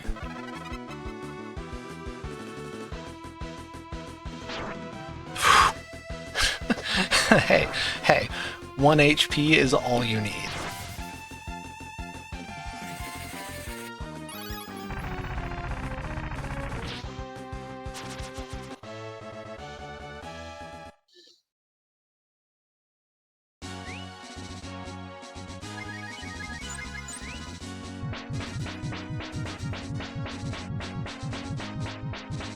Return of I'll the be whap back in a waps. second. Alright. Oh man, whap waps. I'll be back in a second. I'm just gonna grab a drink.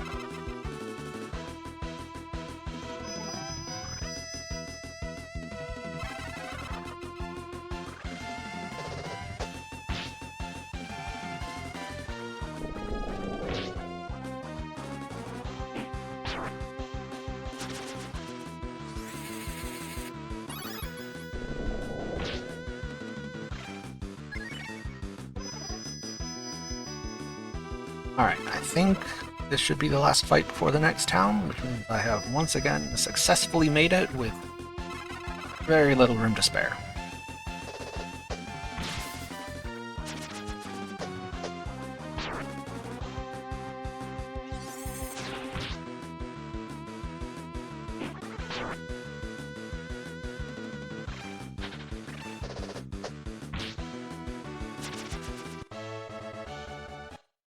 Oh dang, we're up to almost 300 people.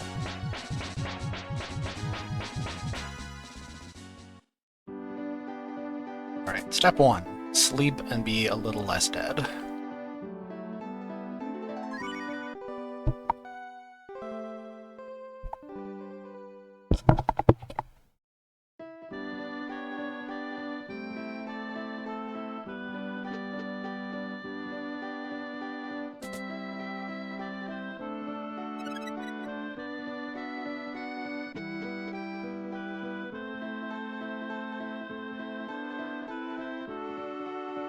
Okay, and now I have to see how many herbs I can afford.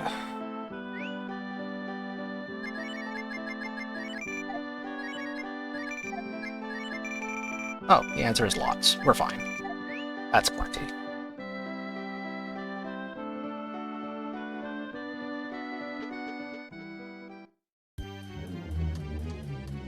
Yeah, Breath of Fire really does bring the people out. It gets them going. Can't blame you. Breath of Fire is a really fun game. And that's why they keep giving you this overnight slot. Yep. You bring in those late night viewers.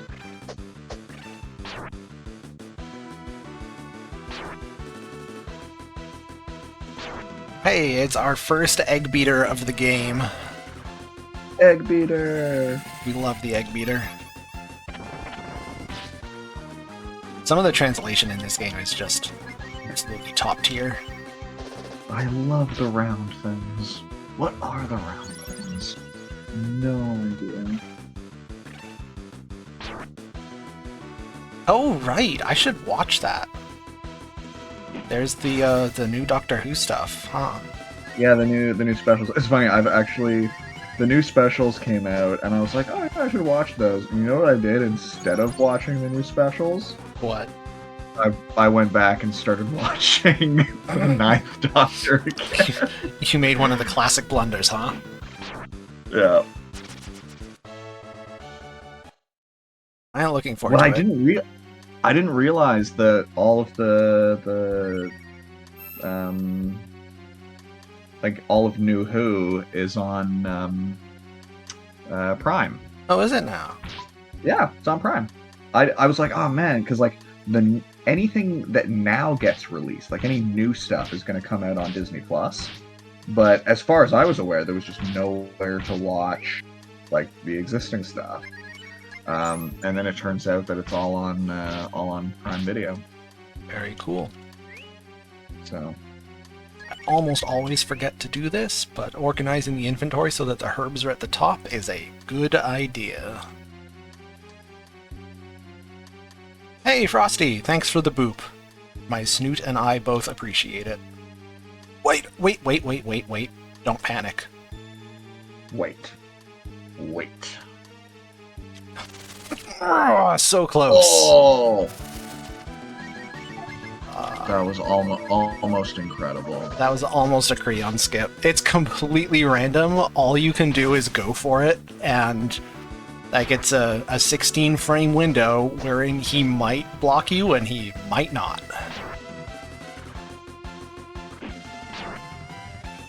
That was really close, though. It's okay. If you got it, I would have accused you of tassing you. Fair.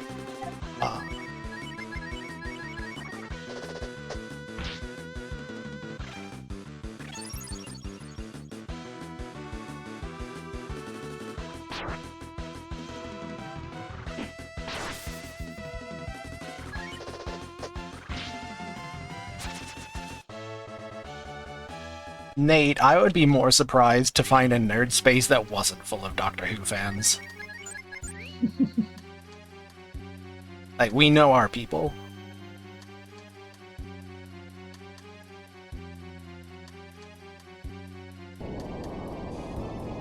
Alright. So I feel like Doctor Who is one of those great shows that has just such such wide audience appeal that you're basically going to find them anywhere. Like there is something in Doctor Who for just about anyone. I'm not even going to attempt to count on this boss fight, so... He's got 1300 HP, I can't count that high. Ooh, I know what we can talk about here. Let's talk Terrapin %. That's a fun category. For anyone who'd be interested in getting into Breath of Fire 2 speedrunning, a great place to start is with Terrapin %. It's the sort of long RPG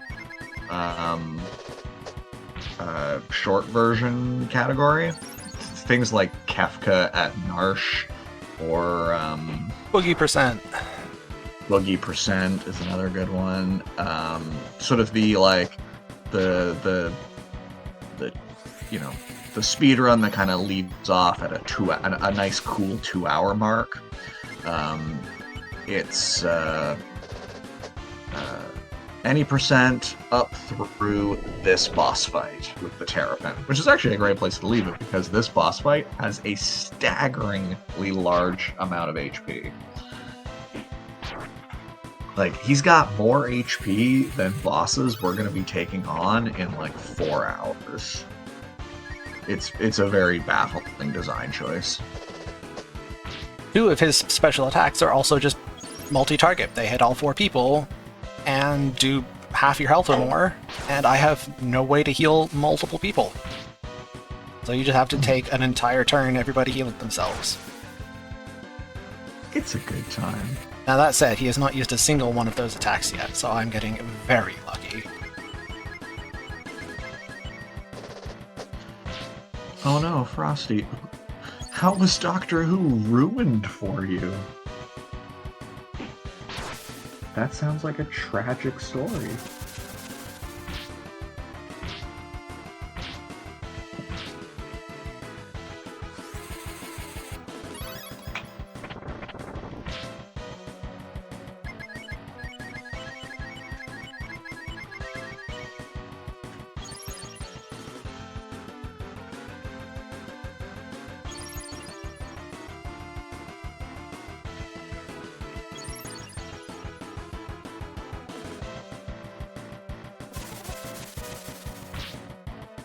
And we have lost the burb. That's alright.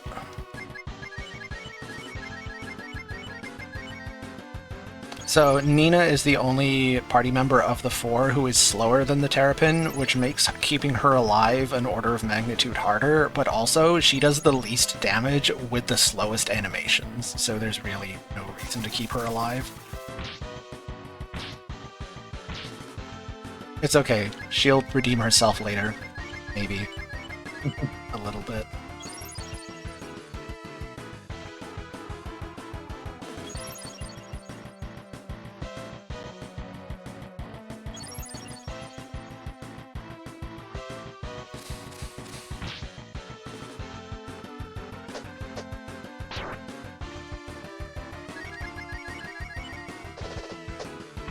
We are getting a lot of good crits, though.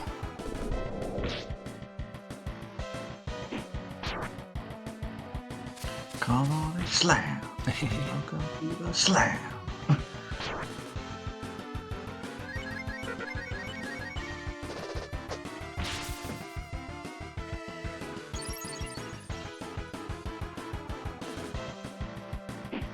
You think that Nina is the inferior bleu, but actually Spar is the inferior bleu. Which is tragic, because Spar is excellent. I mean, not in a speedrun. In Speedrun, he's trash, but I love the guy. Spar is genuinely my favorite character in this game, and it sucks that Spar basically gets nothing to do in the speedrun. If you do a casual playthrough of Breath of Fire 2, wherein you do not use bleu, or you just don't know about bleu, then Spar becomes genuinely excellent. Because he is the only non-secret primary character who learns attack up, which is just the most blessed spell in the game.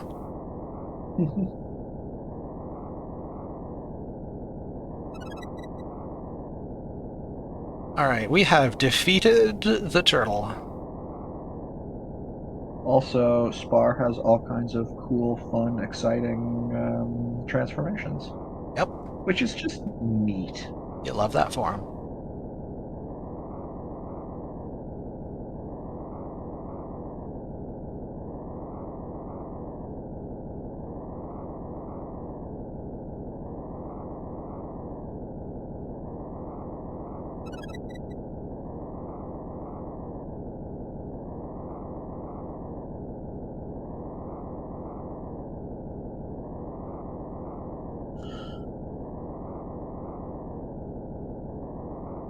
Waiting on turtles. Waiting on turtles.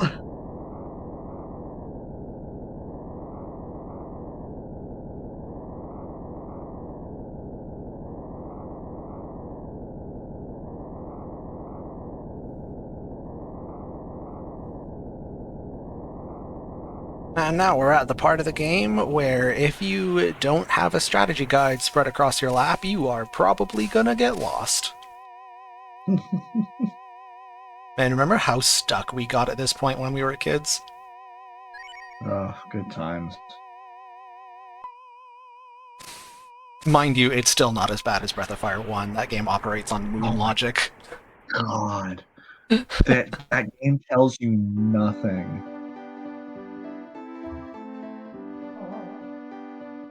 Breath of Fire 1 operates on the old, like, point-and-click adventure game logic. You're just expected to rub your face on every single NPC until something happens. Use item with guy. Hey, it worked. Why did it work? I don't know.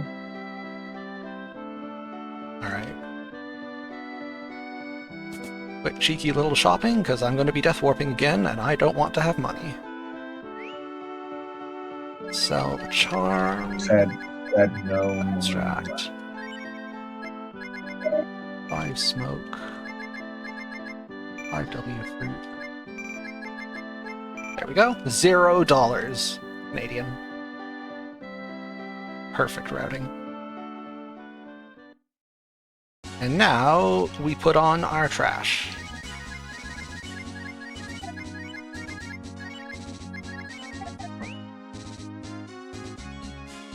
Oop, I forgot one, didn't I?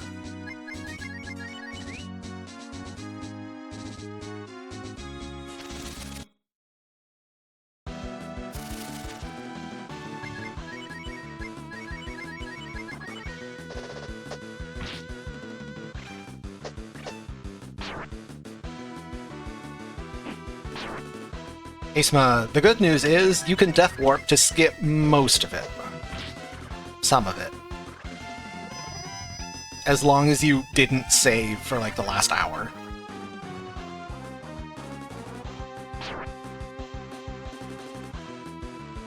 Attentive viewers might have noticed that I didn't save in Windia, and then again didn't save in Capitan, and it is for precisely this reason. Because saving is for schmucks. But teleporting halfway across the continent is for clever clogs.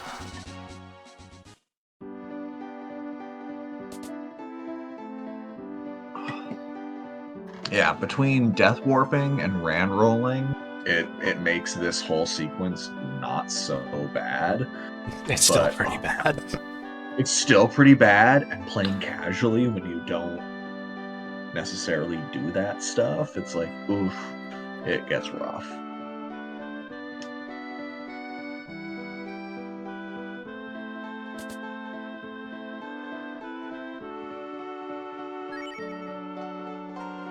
Nina gets a heal spell. Congratulations, Nina, you're useful now. For like one dungeon. Exactly. Exactly one dungeon, I know, right?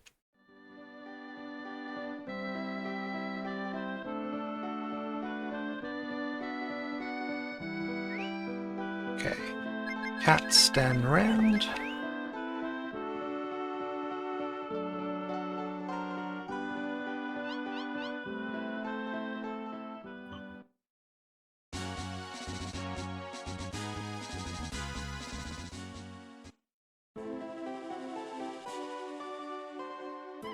Captain Radix, however that is. Thank you.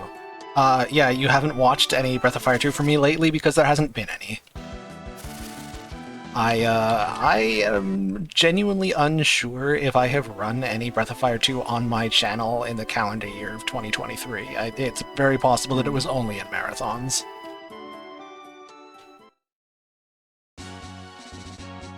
Alright, time to put on my, my running shoes. Casual D-Rust marathon confirmed. Right?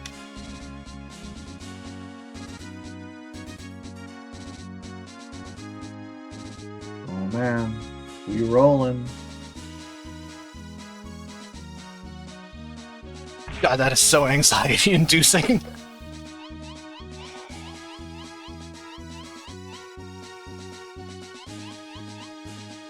Flawless roll, though.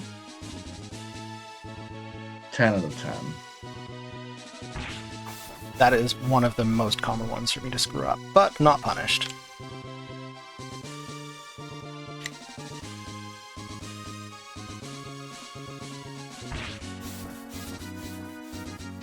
No, I'm punished. Yeah, in true Breath of Fire 2 fashion, with enormous encounter rates and everything being able to just screw you over, as we just saw, at the end of when you mess up a rand roll, like when you bonk and like end a rand roll, it can trigger an encounter.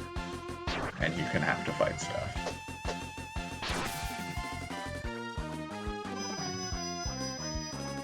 So it kind of punishes you for not being particularly good at rand rolling and bonking off the stuff a lot. I'm not speaking from experience.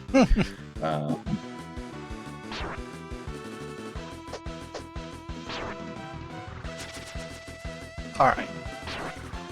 It's always a little spooky getting a fight because you're still wearing your Death Warp gear. Right.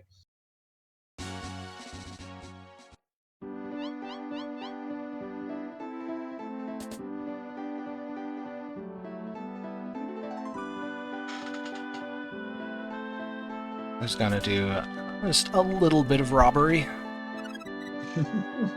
That guy has fruit. I want it. Give me the fruit.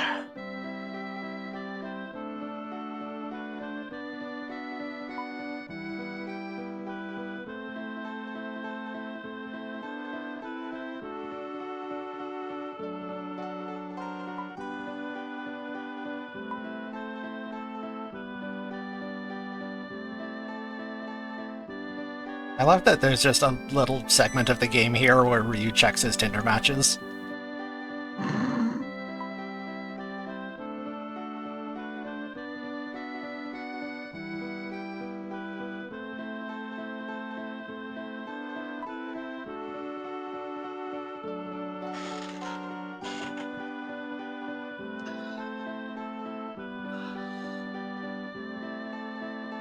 More importantly, I'm going to commit another robbery.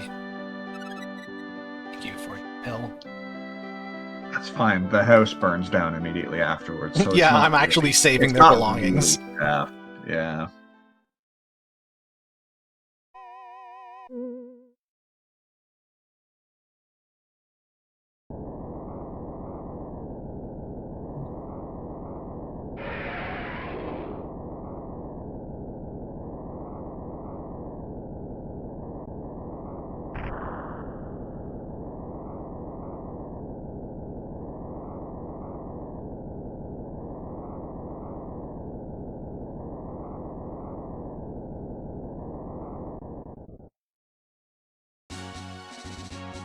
It just caused a cheeky little forest fire. Yeah, it's fine. But I don't think there were any encounters in that forest anyways, if you, like, come here for not this particular plot reason.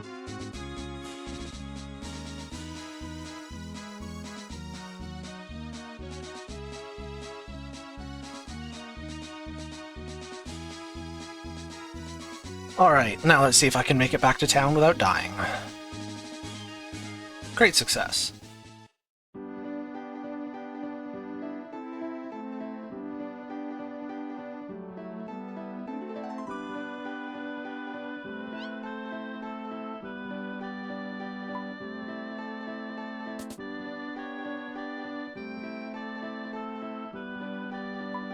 Is this the earliest RPG town builder? I genuinely don't know, but it is certainly one of the early ones.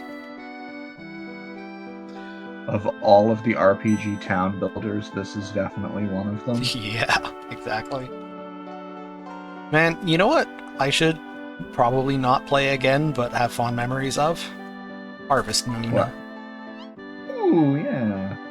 That was a Classic video Harvest Moon. game.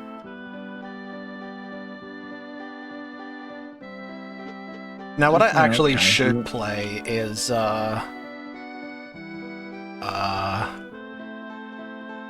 what's it called? Stardew Valley, there we go. I was like, get It there, will come to get me. there. Okay, I need... I've never played 10. Stardew Valley. Oh, I should... Okay, I'm supposed to do this afterward.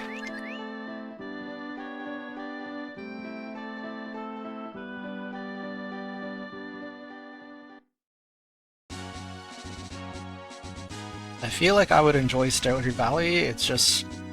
there are so many good games and so little time.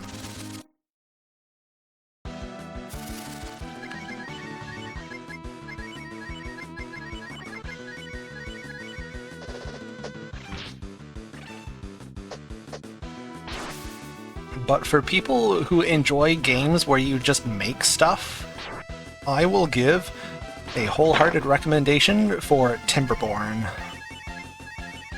Oh yeah, Timberborn. I love Timberborn. What a cute game. Have you ever wanted to just be a colony of beavers who are also engineers? Because that's an option. You can just do that. Thank you for not countering the other sludge cat, so that I don't have to find another Deathwolf fight.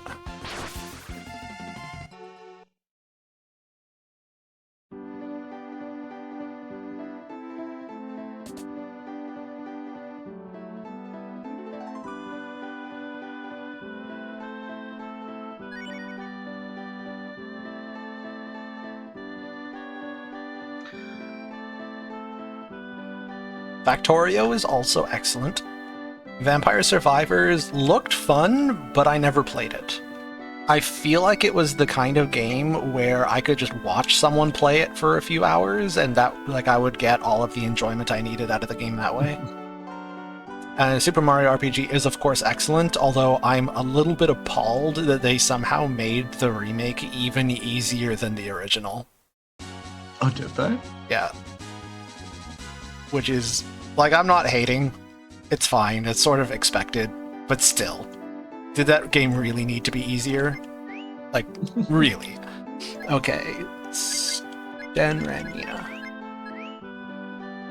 Safety save.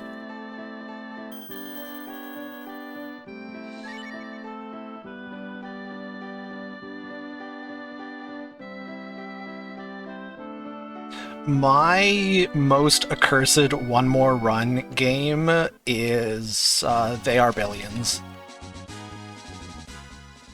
The sheer number of hours I have lost to just one more map of Billions is ridiculous. It's okay. Let me one up you with that. Right? Hit me. So when I was doing my Baldur's Gate playthrough, classic Baldur's Gate for anyone who just came into the chat. I have not played Baldur's Gate 3 yet. I was like, I'm going to start a character in Baldur's Gate 1. I'm going to play all of Baldur's Gate 1, Tales of the Sword Coast expansion. I'm going to import them into Baldur's Gate 2. Or no, I'm going to import them into Siege of Dragonspear, play Siege of Dragonspear, import them into Baldur's Gate 2, play Baldur's Gate 2, play its expansion. I'm going to do the whole saga. Anyway, so I did it as a bard. And this is 2nd edition Bard. This is classic, bad Bard goodness. I made it all the way through Baldur's Gate 1, started Siege of Dragonspear, and was having a really hard time putting a party together. And I was kind of looking ahead at what companions I wanted in Baldur's Gate 2, and I'm just party balance just isn't working right. I couldn't get the characters that I wanted to get, and I had various party member conflicts that I couldn't really reconcile while still filling the roles I needed. So I'm like, fuck it. Language. I'll just make a paladin. I spent hours and hours and hours and hours and hours beating all of Baldur's Gate 1. 100%ing the game. And then almost immediately after beating it, I started from the very beginning with a new character. And I'm in the process of 100%ing it again. And that is not a short game. Oof, brutal sleeping.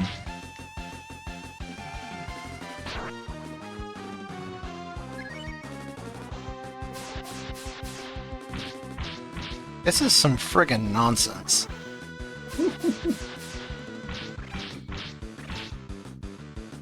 The game is trying to tell you something.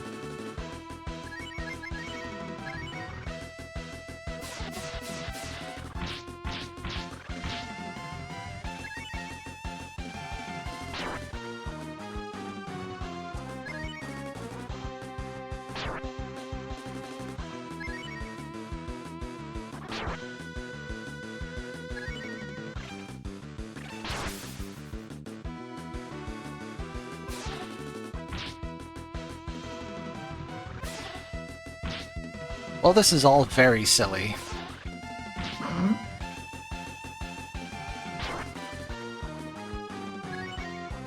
Ooh, how many encounters do you think we'll get at the Nimifu door? Do you think we're going to make it to the Nimifu door? I mean, eventually.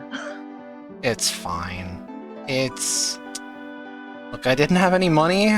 It's alright. But that is a particularly obnoxious way to lose a couple of minutes. Yeah, that's a new one for me. I don't think I've seen a death to that particular encounter before. I mean, in theory, because of how Breath of Fire 2 mechanics are, basically any enemy that sleeps is capable of killing you. Mm-hmm. It can just alternate attacking and sleeping, and if you don't resist the sleeps, or you don't get runs, or you don't get counters, or if you don't get lucky in some way, you can just die. Breath of Fire 2 Sleep is a fun and balanced mechanic. Friggin' dang. For those interested in the nitty-gritty, magic doesn't wake you up from getting hit by like a spell or something. Does not wake you up from sleep. I think. Correct. Just physical attacks. Neither does time. So neither does time. Yeah. You genuinely just have to get hit.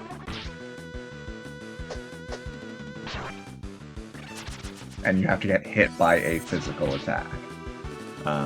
Which will be really fun and balanced when we get to the boss of this here tower. That can theoretically just end your whole career.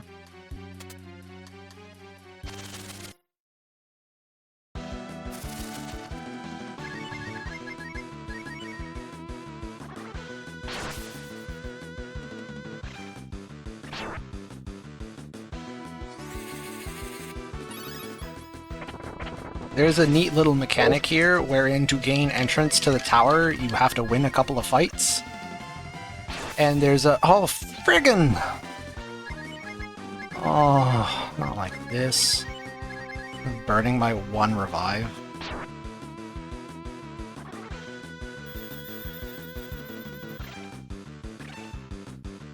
Look, it's fine. It's fine. Really, really long prong. We're having a good time. Who needs their safety items? That's why you pick them up in the first place, right? Yeah.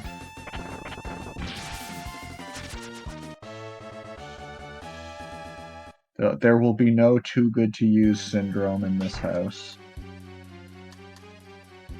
At least I got in the door with only 2 fights. There's a really fun mechanic wherein it can just randomly take you a lot more than 2 fights for no particularly good reason.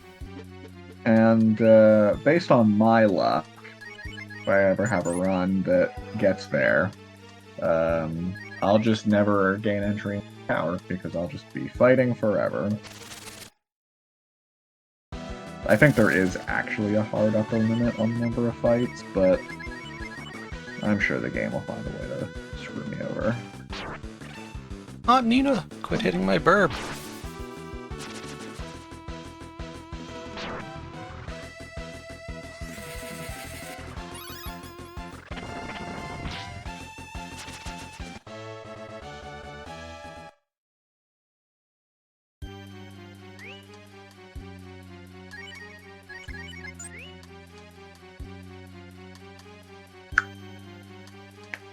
One of the things I do really enjoy about this category is that you benefit a lot from knowing the ins and outs of all the random encounters. Where in the any percent category, you just blitz everything with your completely overpowered glitch weapons. But knowing which enemies are weak to what element, and like which things can counterattack and what things can heal, there's a lot of knowledge. And I have that knowledge because I have played this game far too much, and I like being able to do stuff with it. You have the power. I do.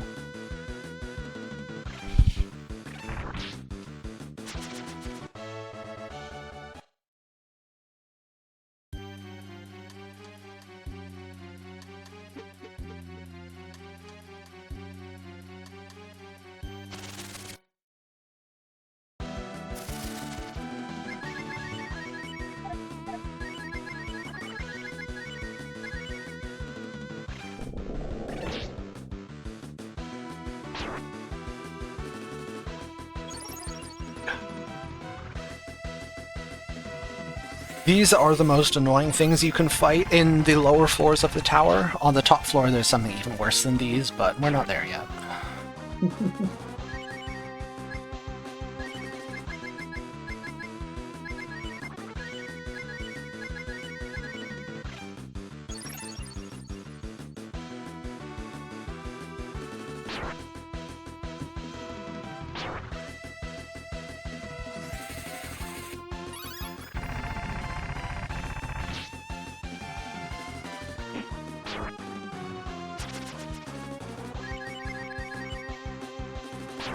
No! Aw. I mean, that's not the end of the world, but that is friggin' inconvenient. Not like this. Fine.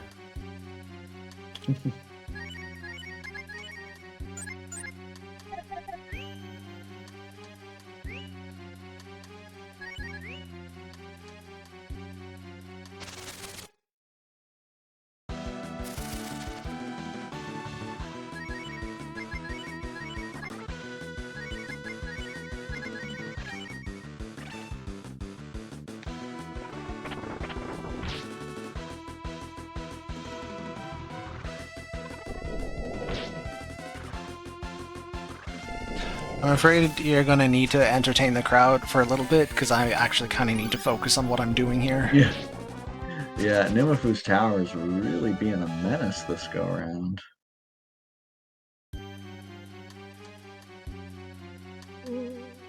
Okay, I don't know what happened. I was just looking at the viewer count, and we were at 270.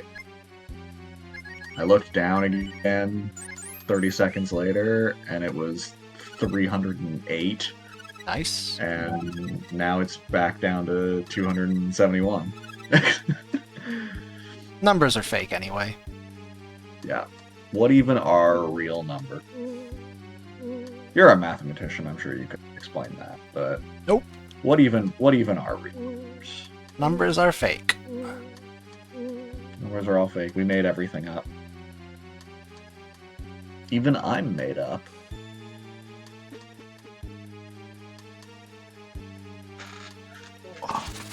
Ah. Okay. Let's ready to do this.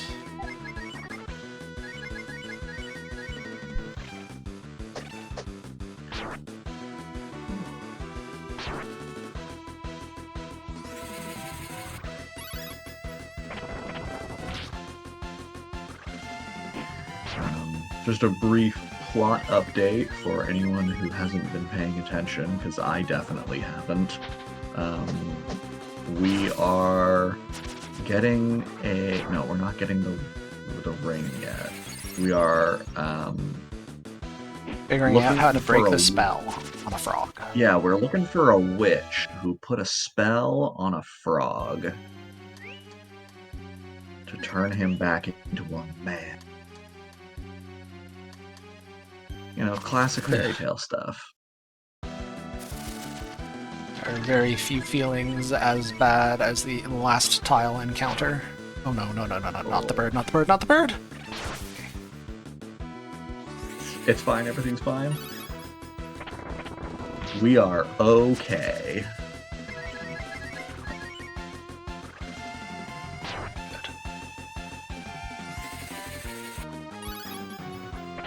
Look, we're getting some real marathon RNG here. Yep.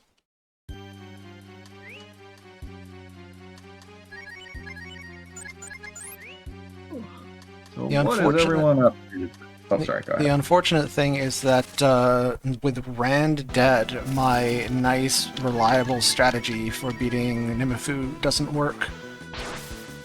With Rand alive, you can make sure that she only ever gets a single turn, which is not totally safe, but that's pretty good. But with Rand dead, she's gonna get more. Yeah, and the trick with that is that Nimafu can put you to sleep, and Nimafu can also do nothing but cast spells, meaning that theoretically Nimafu could put your whole party to sleep and then just kill you with spells, which is not great, especially after running the entire gauntlet that is her tower. I don't think I have seen Nimifu luck that bad, but I do know that it can happen.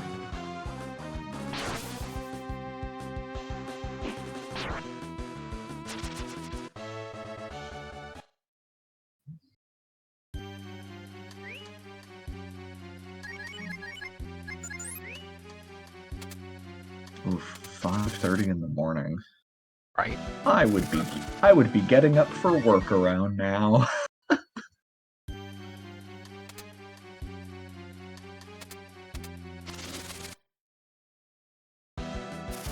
I'm not gonna miss that. Alright, those two lead-off attacks are really nice, because this is taking forever. Alright. We are on the final floor. This is where the spooky times exist. Pray for us that we do not meet the Senate. Big money, no Senate.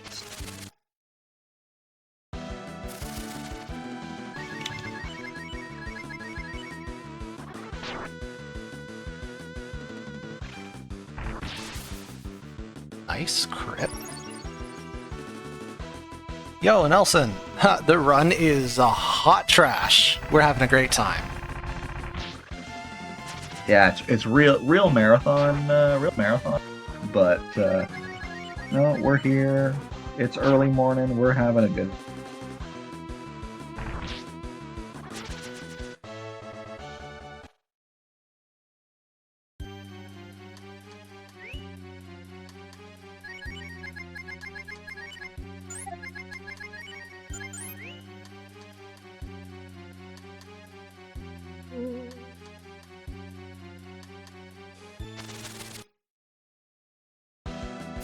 Ah, it's the Senate.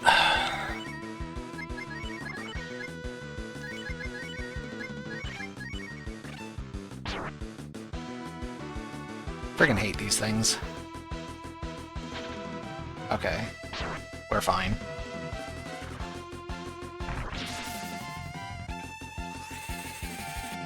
So these things are both incredibly tanky and do a ton of damage because they have that double attack.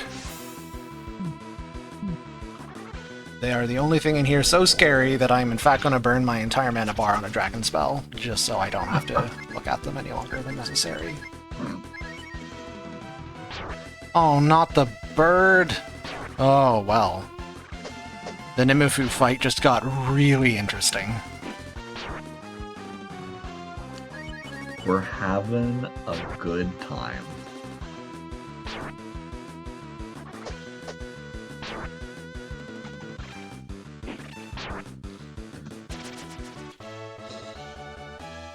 This is gonna be a problem. Oh, I feel bad for you, but I also have become really desensitized to, like, you know, watching absolute dumpster fires from afar and eating popcorn through it all.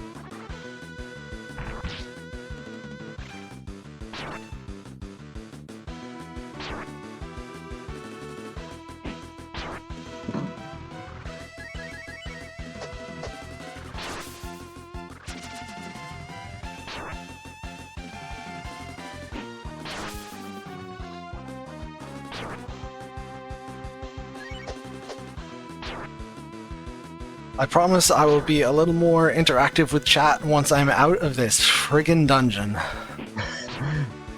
This absolute moly. nightmare tower. Worst RNG ever. Nothing good has happened here. I mean, you made it into the tower after only a couple of fights. Oh, that's true. I take it back. Everything is fine. Nothing bad has happened. Is that... Alright, so...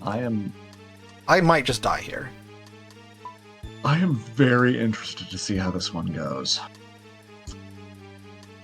It is entirely up to what she chooses to do with her turns. She could just sleep me and spell me to death. Yeah. So, I'm just going to throw in a little hashtag Nimifu for playable character 2024. If there's any sick modders in the chat who want to make a Breath of Fire 2 mod where you can actually recruit Nimifu and have a cool, like, all spellcaster party, I would be much appreciative. Okay. Survive turn 1. I think I can... Oh, well. Please stay awake. Oh, I'd probably die now. Well... Okay, come on. Punch Ryu in the face, please. Oh, okay. She actually did it. I might be alive. Nice. The fact that she's used 2 heals on herself is kind of nice because it's giving me turns, but it's also not nice because it's making her more alive. Yeah. It's like, stop healing yourself. Oh, here's another sleep. Oh no. Oh, what did I do to deserve this? This is a tragedy. Okay, Yeah, Sten is awake. Sten can kick Ryu in the teeth to wake him up. Alright, alright. Another heal. You'll love to see it.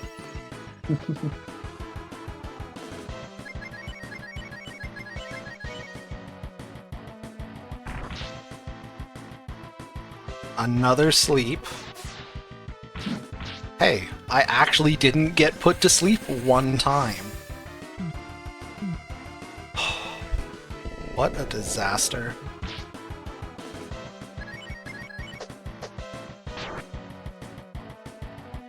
Okay, not sleep. Very good.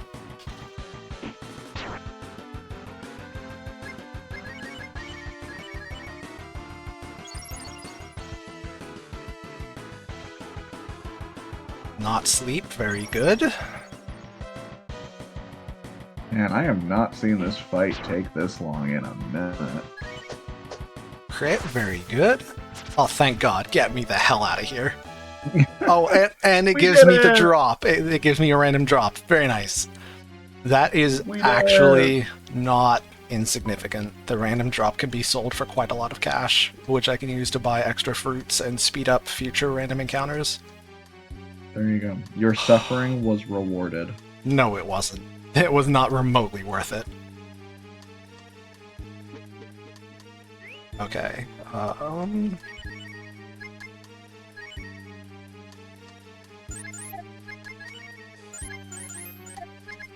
I didn't say that the reward was worth it, only that it was rewarded.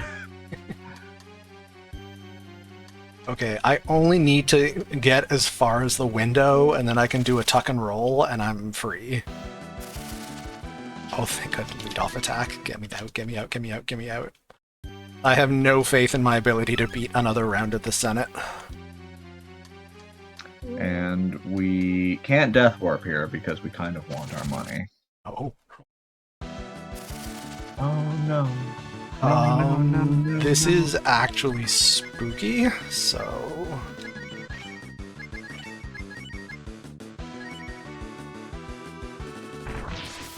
Oh, nice crit, Sten. Good job. Holy. You're getting a raise.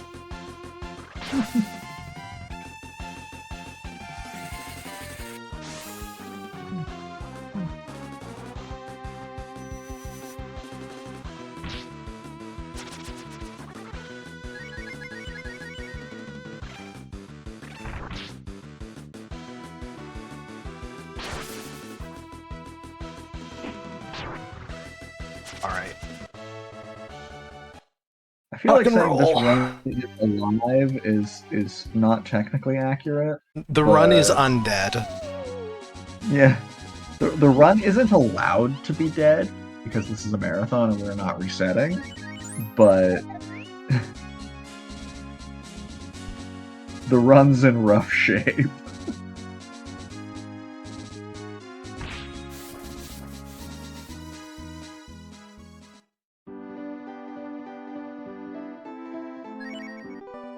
I'm healing! I've healed! Oh my goodness.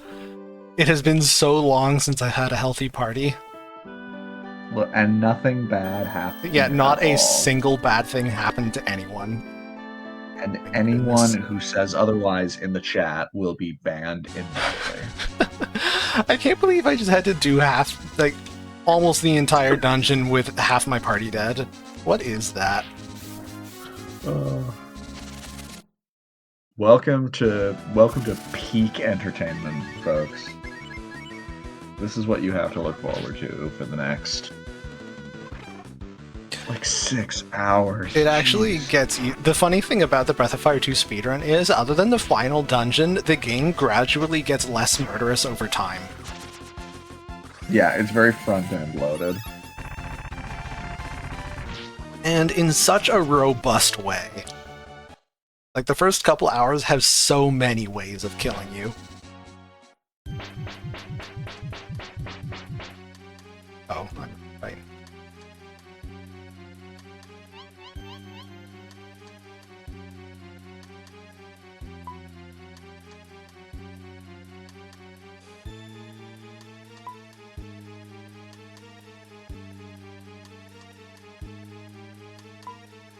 It is kind of satisfying that I finished the tower having used every single safety item I had.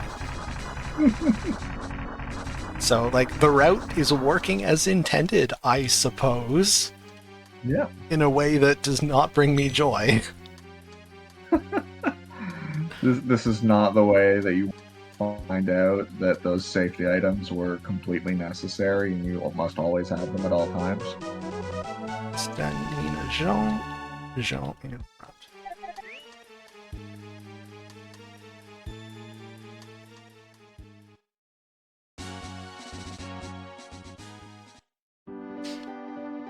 Hey, Shiner, good to see you. It's okay. You've only missed the train wreck half. Yeah. And you're just in time for Seema Fort. You're just in time for the train wreck other half.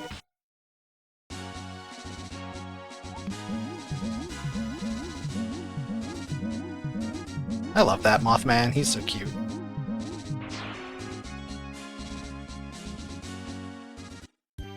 It is nice that in this category I am actually allowed to come and get the dragons.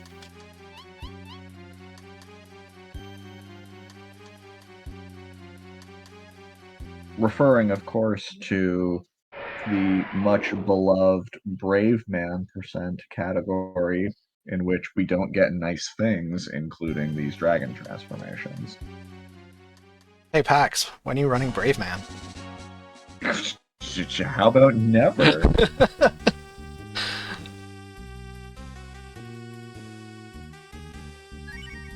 Alright. Let's break for lunch.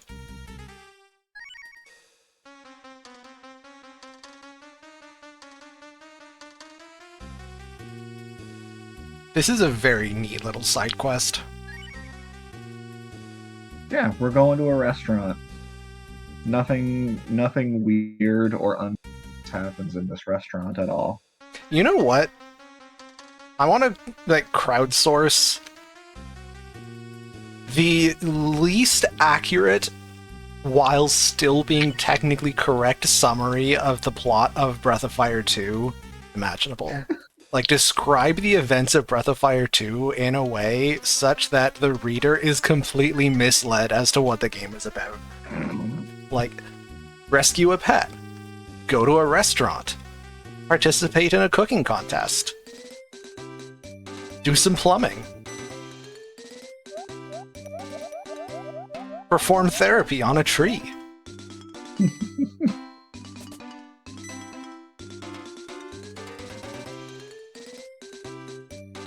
Become a tiny doctor. Engage in some hands-on genealogy. Everything that we're saying is 100% accurate. to the Yep. events of this game. There are no lies. Alright, we got a regular Collect attack on the frog, we're good. The fun thing is you have to do this fight with no equipment and no items. So... Yeah, so I'll talk briefly about the mechanics of the restaurant here. So, throughout the several rooms that we went through to get here, we were asked various questions like, please swap, or not questions, but like, please swap your, helmets for plates. Please swap your armor for knives and forks. Please, and et cetera, et cetera, et cetera. Like, we're getting our, table setting ready, and then we're asked to, like, please sprinkle yourself with salt and pepper. And it's like, that's a bit of a weird one. Why am I doing that? And then it turns out that we are what's on the menu.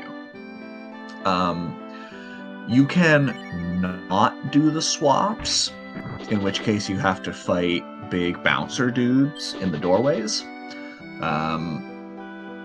allowing you to then keep your equipment for the boss fight. And then the last thing you're asked is, how would you like your meal cooked? And depending on what you answer, you'll start the boss fight with a bunch of your hit points taken away. If you say that you want to be well done, then you get cooked. You get well done, and you've got very few hit points remaining. I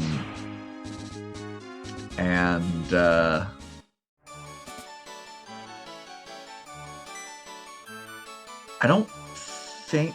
Do your answers to those questions affect what you're then given at the end, or is it just the dialogue sequence with the Wildcat? I genuinely don't remember. I'd have to look it up.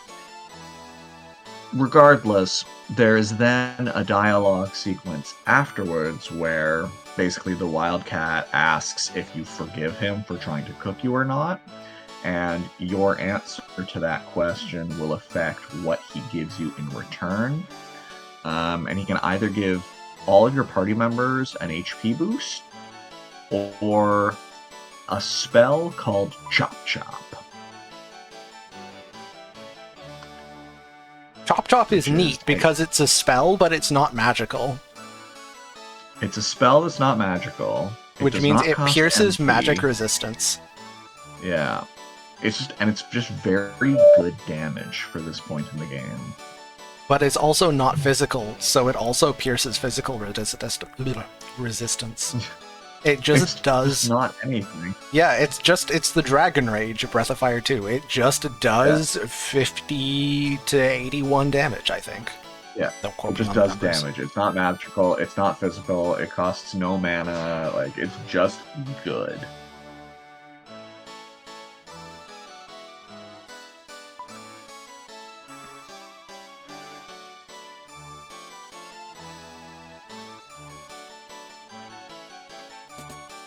And the entire Wildcat. Oh, yeah. Another bullet point on the Breath of Fire 2 plot is resolve political tensions in a foreign nation. Yeah. Twice.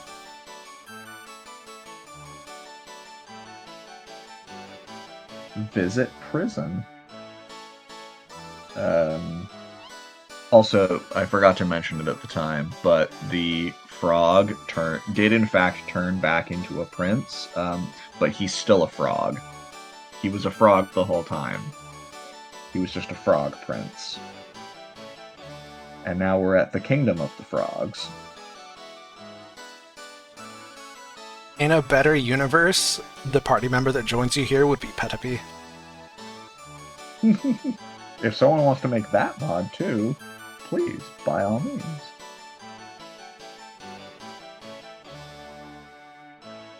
She technically has a battle sprite as seen in the end credits. Yep. It could theoretically be done. She could theoretically be modded in.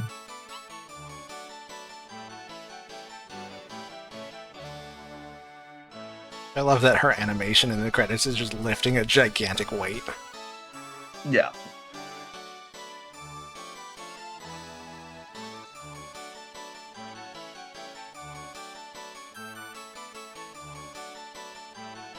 Also, please feel free to get used to this music. We're going to be hearing it for a while. I love all 20 seconds of this harpsichord loop. This absolutely iconic 20-second harpsichord. Just a complete banger.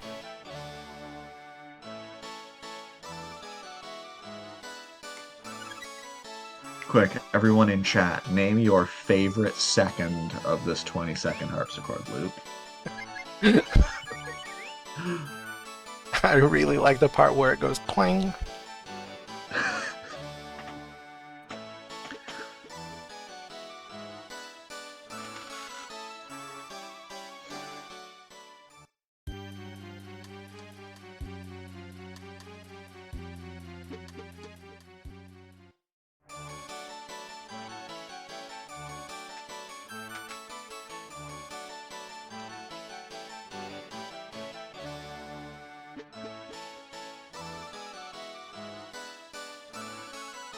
You know, in the abstract, it's kind of concerning that we're only a couple hours into the game and already 2 of our respectable associates are in legal trouble. Yeah.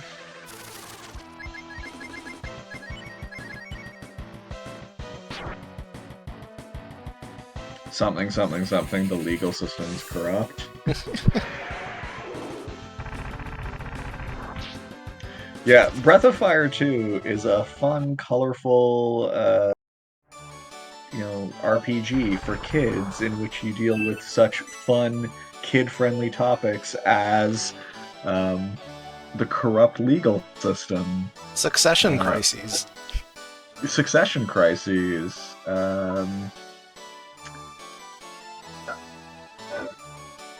Generational trauma. Generational trauma, overzealous religious leaders. Oof. But your best friend is a dog? I mean, is he really our best friend, though?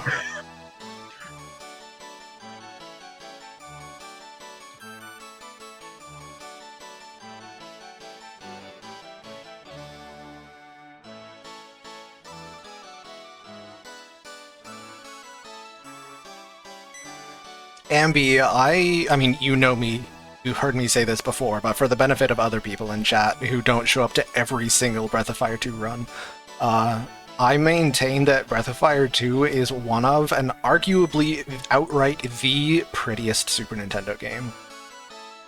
The art in this game is just fantastic. It has some of the best sprite work of that time. Similarly, Breath of Fire 3 is extremely clean for a PlayStation 1 game.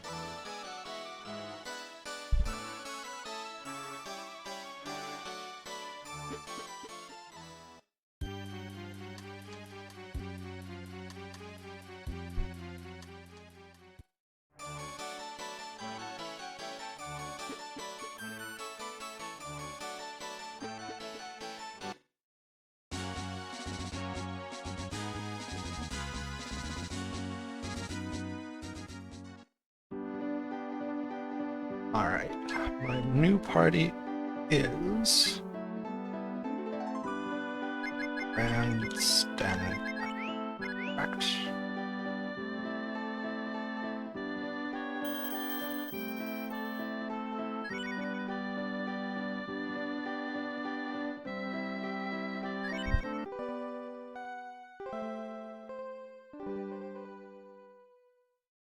Breath of Fire 3 is an excellent video game, and for those who enjoy challenges, there's also a pretty well-made difficulty mod for it, which doesn't really have a name. It's just a mod made by Llewellyn. That's my best attempt at the actual proper Llewellyn. Welsh pronunciation.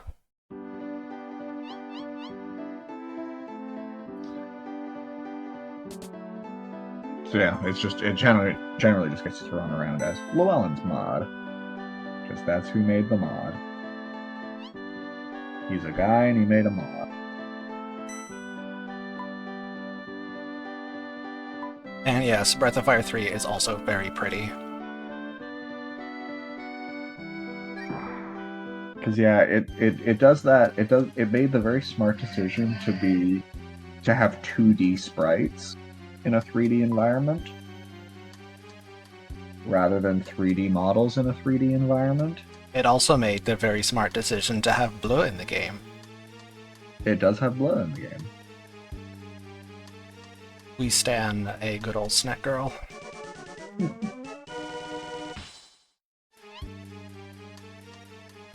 And also, the music absolutely slaps.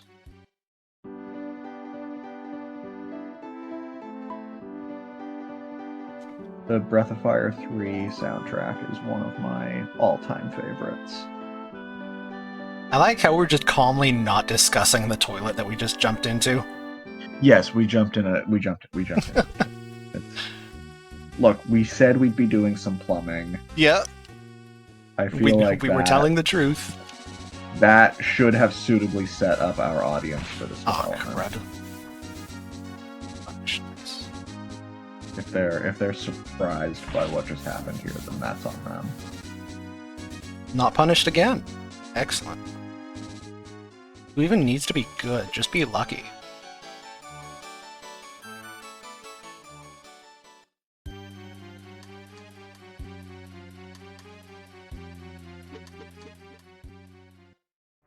I also just like that there was casually like a witches convention.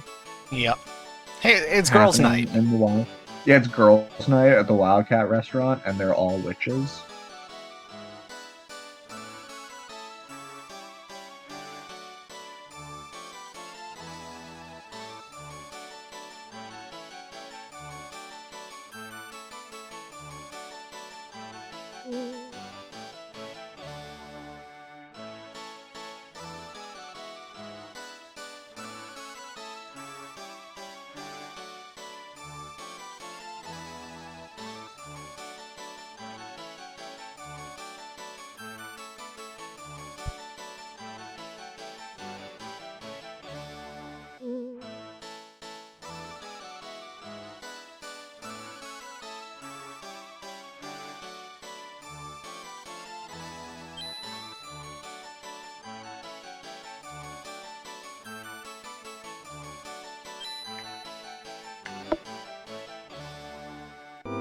You ready for everyone's favorite dungeon?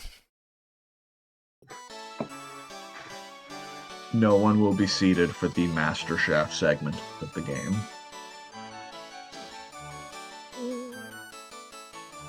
Is it entomology? Am I remembering that right? Is that the correct word? Yes. Study of insects? I think it's entomology. Right. Yes. Yeah, entomology is insects. Excellent. Etymology is... That's words. Words.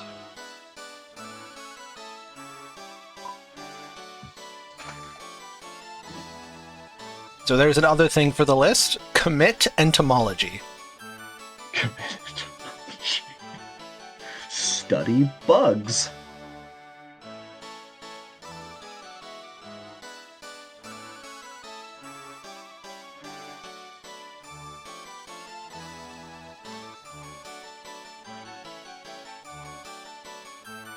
Ah, yes, the completely, totally fair cooking contest in which the fake Prince Jean must compete against the quote-unquote real Prince Jean and his entire team of Master Chef candidates. Like...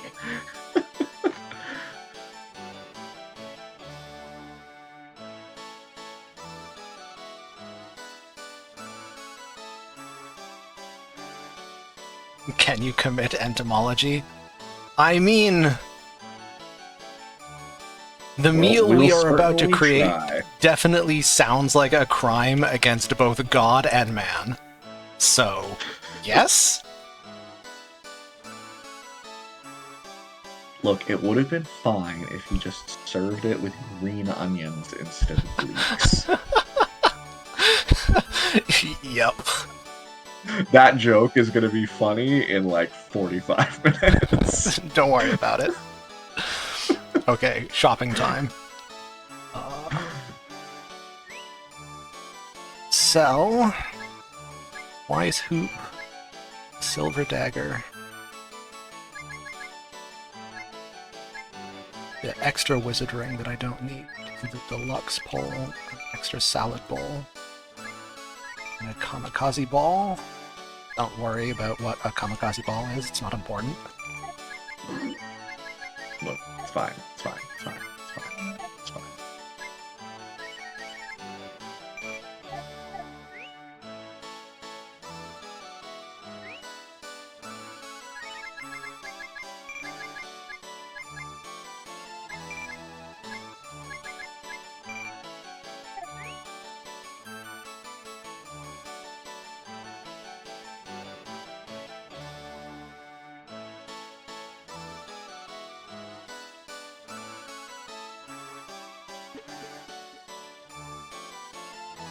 Hey, Cerberus! Welcome back. The turtle was actually okay. The turtle, in fact, has been the only part of this run that went okay.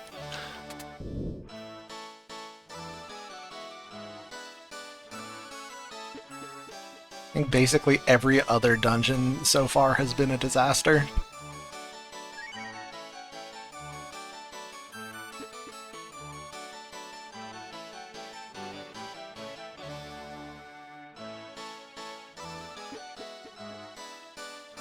So for context, the world record for this category is 7 hours 23 minutes. My estimate is 8 hours 45 minutes, and I am not remotely confident I will be under that.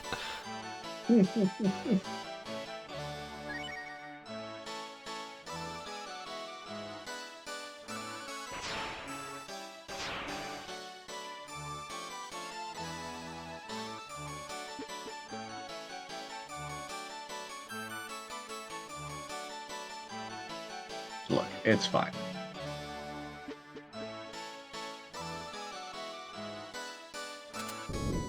I feel like every single sentence that we have said so far, which begins with look, has been outright false.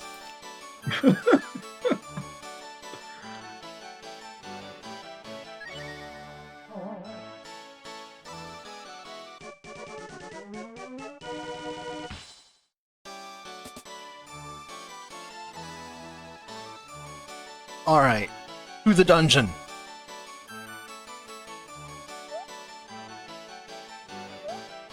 In Canada, we all live in Highfort. Is that a weed joke? I feel like that's a weed joke.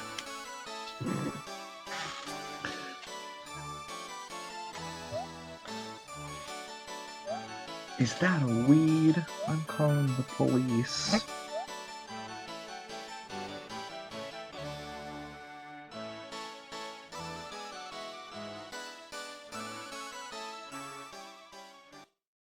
Thank goodness. New music. At last. Yeah. One eternity later. I never thought I'd be so excited to hear the dungeon music. Yep.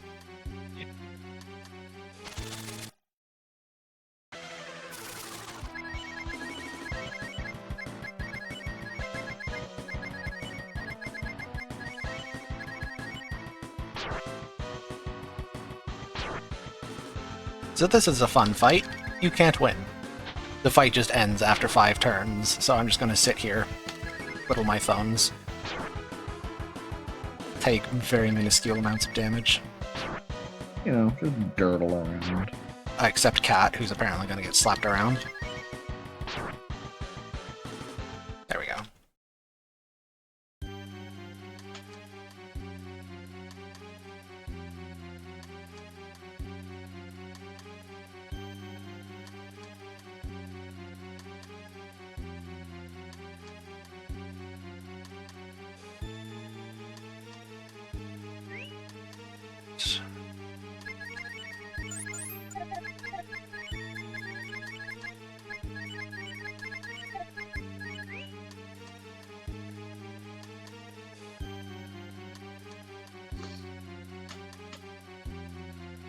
I think the music in Breath of Fire 1 versus Breath of Fire 2 is of similar quality. They both have some really excellent tunes, they both have some pretty monotonous tunes. Ruh-roh. This is the spoopy fight. Therefore, I am Dragon. Hey, hey, Pax. Do you know what happens to a mimic when it gets hit by lightning? The same thing that happens to everything else. You got it. I will use that joke multiple times tonight, and I apologize for nothing. It will be funny every time.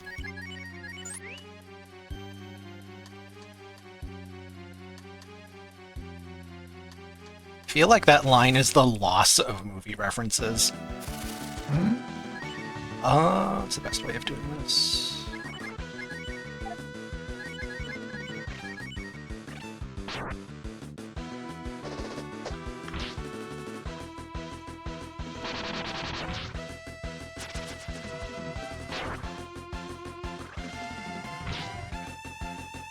So the poltergeist enemies are a spirit type enemy, which means that they take only half damage from everything except holy, which makes it therefore extremely useful that Sten has completely non-elemental damage that pierces every kind of resistance. You go, Chop Chop.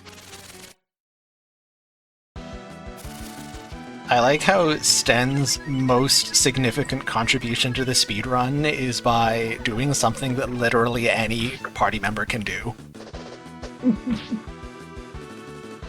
It just so happens that we gave Chop Chop to Sten. We give it to Sten because everybody else is already useful for another reason, so this allows Sten to also be useful.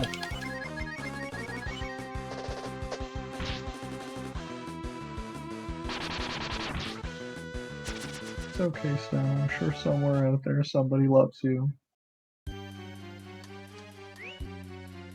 Just not here. Ambi, I in general agree with your stance, however, counterpoint, Baldur's Gate 3.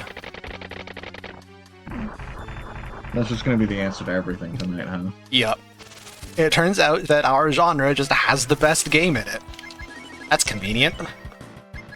Okay, what am I doing here? Attack Ryu. Chop, chop.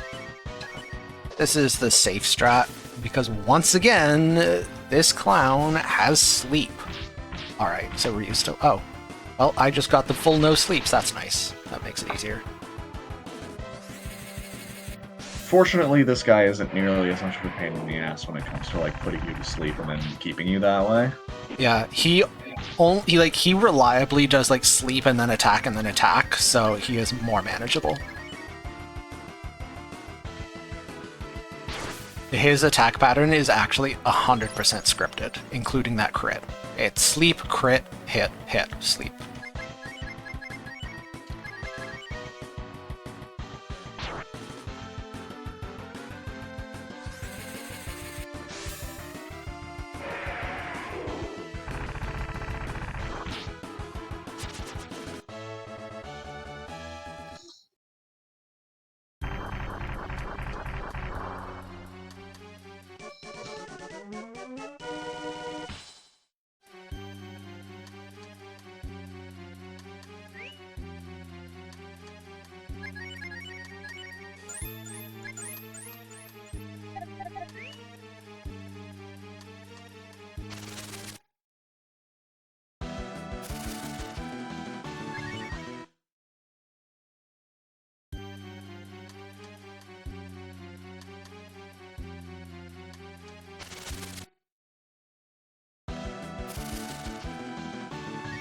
Yo, nice lead-offs, especially because I totally forgot to restore Ryu's MP, so that fight would have been annoying.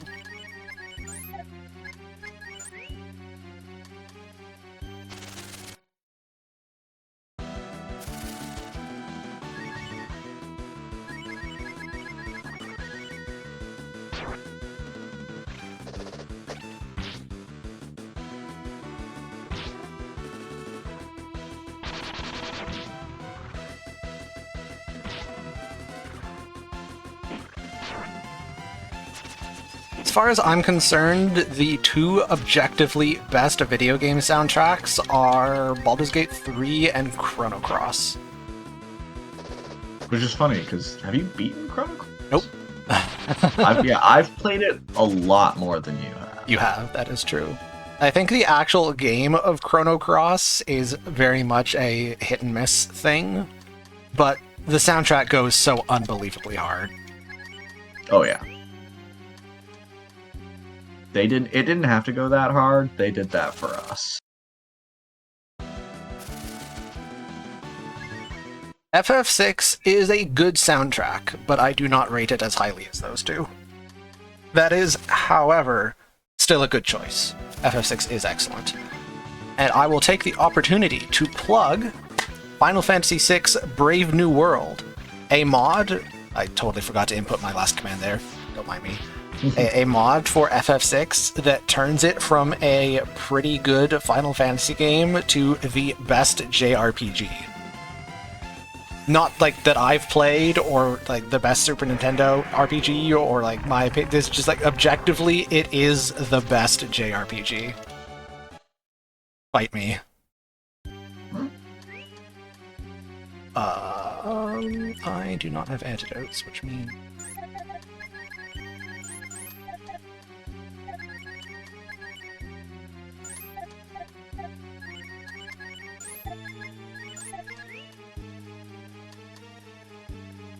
Third favorite video game soundtrack. That's tough. That is genuinely difficult. I will have to ponder that. There are lots that are good.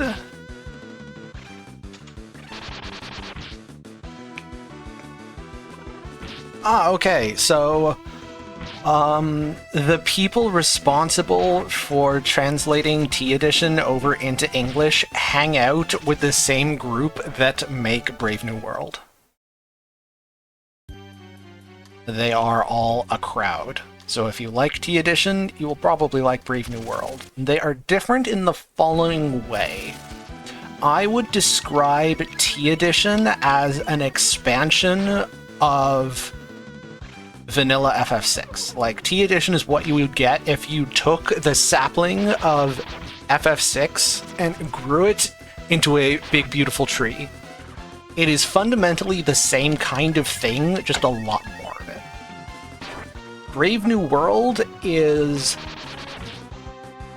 an FF6 game in the style of vanilla FF6, but from the ground up made much better. T Edition feels, to me at least, very much like a mod, rather than like a game that would be released as is, whereas Brave New World feels like a game that I would expect to buy off the shelf in a much happier universe where good games are made.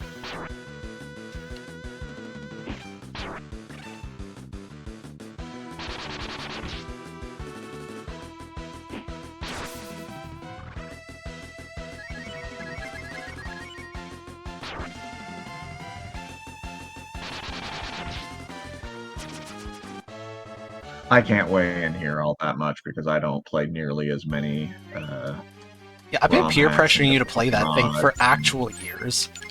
Yeah. Hey, the bug just got all out of my way. That was excellent. Normally you expect to average like 3 of these beetles per room. Hey, he did it again. Hey, wow, this is exceptionally good luck. Yeah, this is nuts. Whew.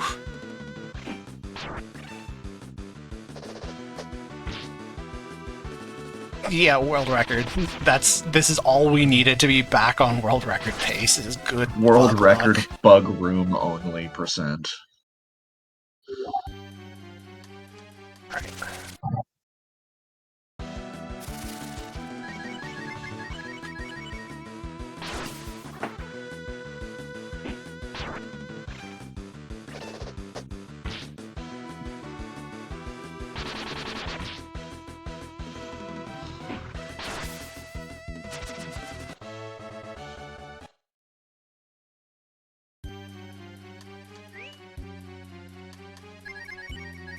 I'm actually kind of astounded at how stumped I am on my third favorite video game soundtrack. I genuinely cannot decide. There's so many good soundtracks from so many games, but none that is clearly better than the rest that I can think of.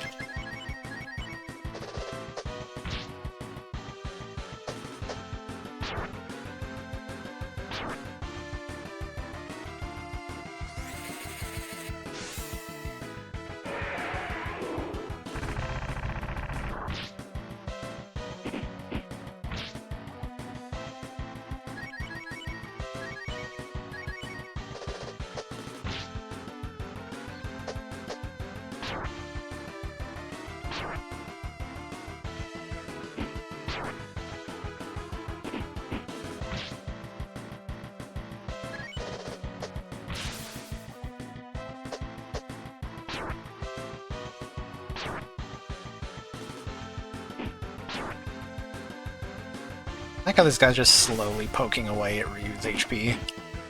He's like, I'll get there eventually. Big Roach round 2.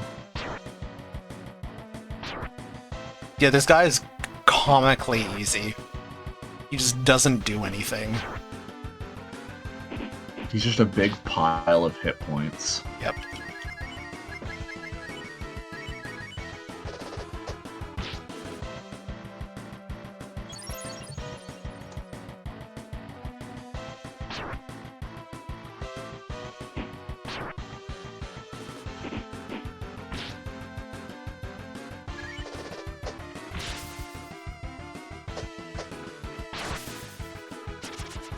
Yay.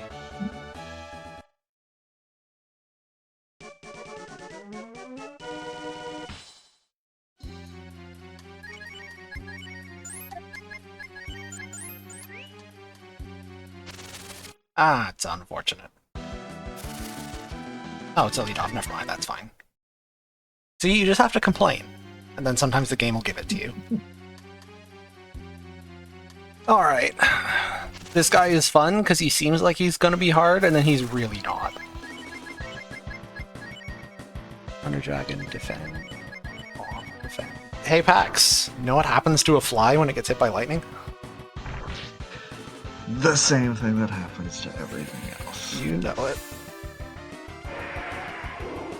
So, incidentally, there are 3 dragon spells: Fire Dragon, Thunder Dragon, and Ice Dragon. They all do non-elemental damage. They're 3 identical spells, except in the length of their animations.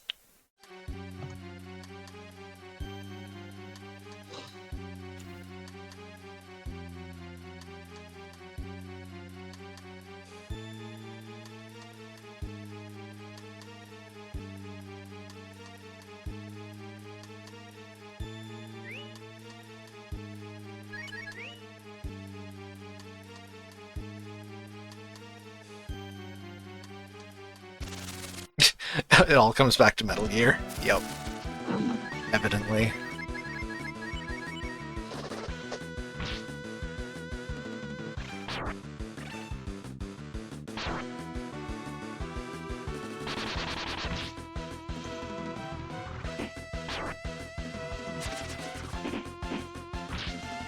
Alright, we are done with entomology. I should rename all of my splits with these goofy names.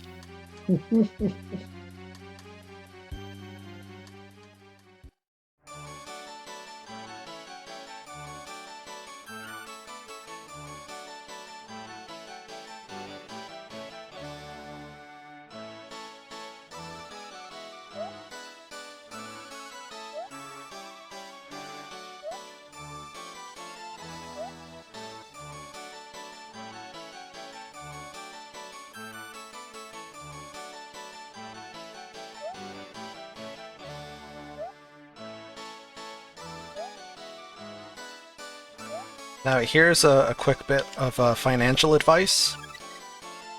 Don't leave $3,000 taped to the wall. Darn, where am I gonna leave my life savings now? You leave them in this box right here. Ah, of course.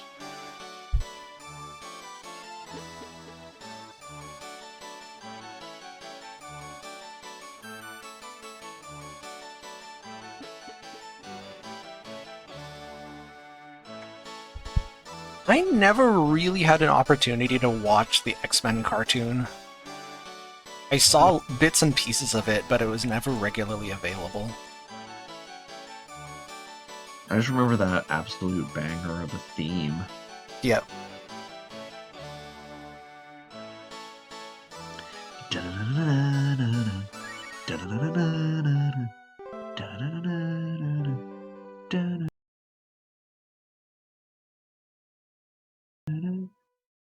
So good.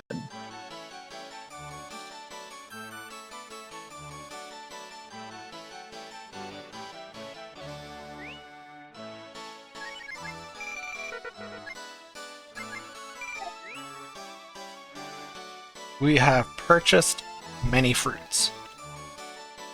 They will become useful. Big fruit. Oh, energy. I friggin'... this woman. Get out of the way. You... Come on. Thank you. Most NPCs can just be pushed out of the way, but if she walks into the door, there's actually no way past her until she has walked back out. It's very irritating.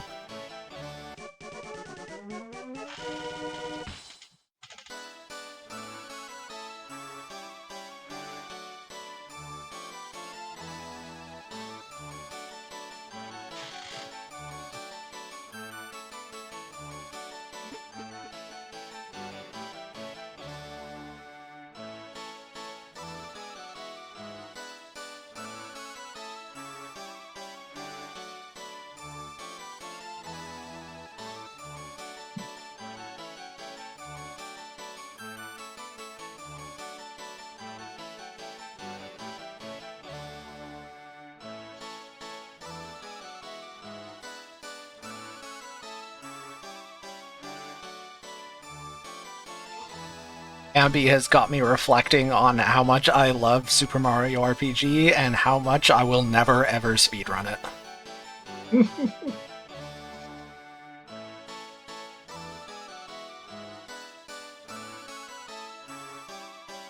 My uncoordinated pincers are just not up to the challenge of doing 100 super jumps. Yeah, I'm doing all of those like all the frame perfect nonsense that you have to do in that. I think super jumps are not quite frame perfect, but close enough that I can't do them. I think it's a 3-frame window or something.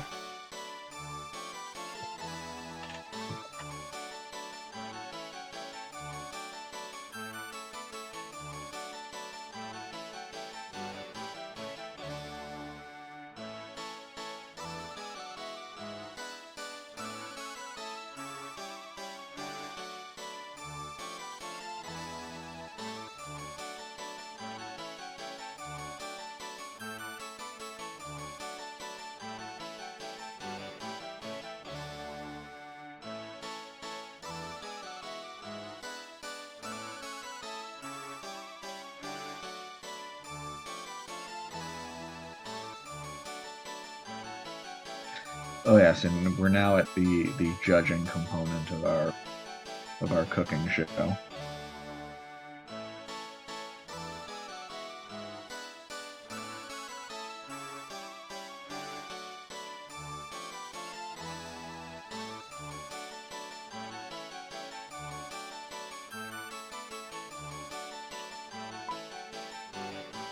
As Nate Dogg says, these bugs are fucking raw! That is the best Gordon Ramsay you're getting out of me. Sorry.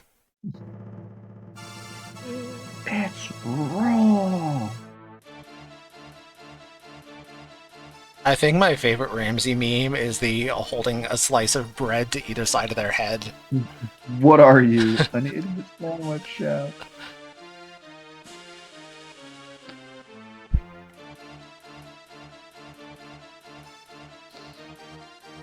I also just love that like he's developed this like TV persona of just like absolutely chewing everyone out at every available opportunity and just like being this like this huge meanie, but he's actually like the gentlest, softest boy ever. If you watch the UK version of Kitchen Nightmares, it's a lot more low-key. Oh, it's super low key. Yeah. Way more watchable for my money. The yelling and drama is not to my taste. Yeah. I am too Canadian for that. I will say though, I do appreciate the North American Kitchen Nightmares for whenever he is actually genuinely nice to people. It's so it's so endearing. Like, oh, Gordon Ramsay cares.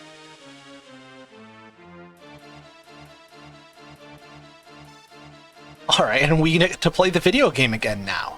Oh, nice. Yay!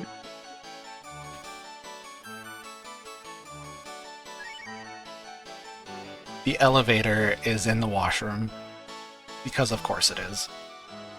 Again, plumbing. Okay, I need to do a shuffle. I have shuffled.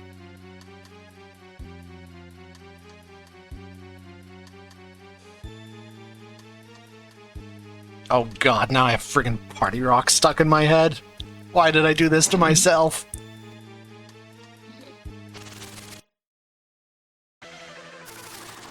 Alright, I'm in defense. Hey Charles, Yeah? every day you're shuffling. However that goes. Oh, that's unfortunate. Goodbye, monkey. It's okay. We didn't like him anyways. Kinda needed him to get some damage in, though. This is awkward now. Look, you should have expected nothing less from how this run has been going. I know. That was really your mistake. Oh, that's actually quite bad.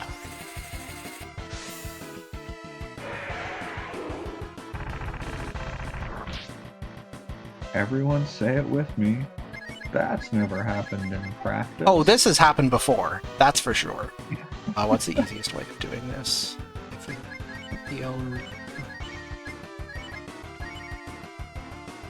Okay. He is being awful mean with the back-to-back-to-back crits.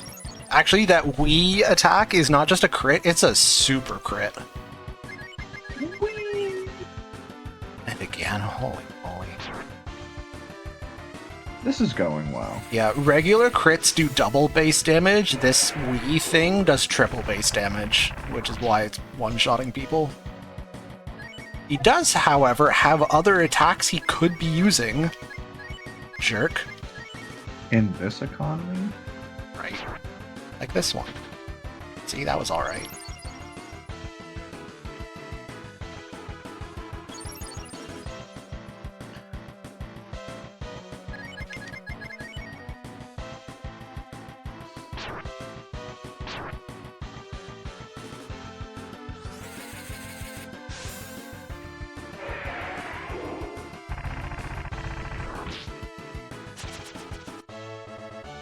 Well, that's Look, not this exactly is- how I this is drew it going- up, but it works. I feel like that pretty much just defines this whole run. Have I had more than 2 characters alive after a meaningful boss fight ever?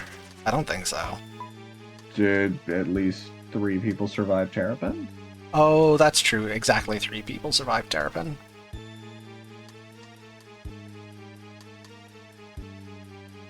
But one of them was Sten, so does he really count?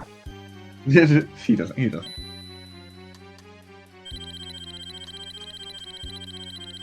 Mage, only the Roach fight at the beginning of the game. Otherwise, you just don't... Actually, that's not even really the correct answer. The correct answer is the bosses don't have health bars. You don't know how much health they have.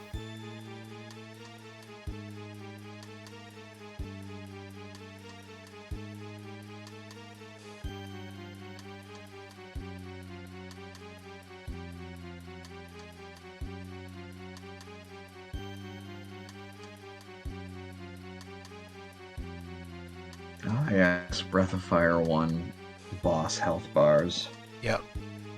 where the rules are made up and the points don't matter. So, Not now, but relatively soon, I am gonna have to deal with a complication. The complication is that Nina was dead when I beat the Terrapin, and also dead for half of Nimifu's tower. That means it is behind on experience. conceivably possible that I will finish beating Munmar, and she will not be level 12 yet, and not have the exit spell. Which would be friggin' unfortunate. That's not great. That is not.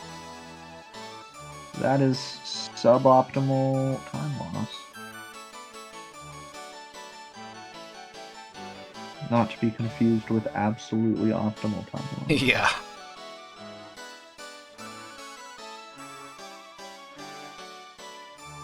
So, once the dialogue is over, I want Kat and Jean.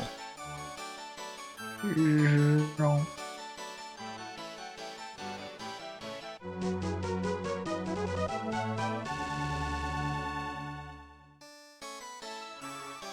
Yes, they're finally done teasing us now. We finally actually get to use Jean. We are gonna not do that, but we have the option. We could use it. We have that power. If this was Brave Man, yeah, we'd actually use Jean a little bit.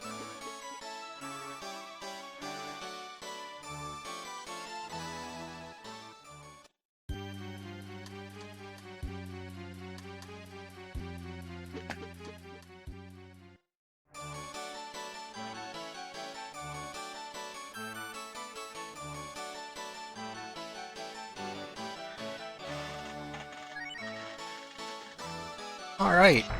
We have acquired a criminal.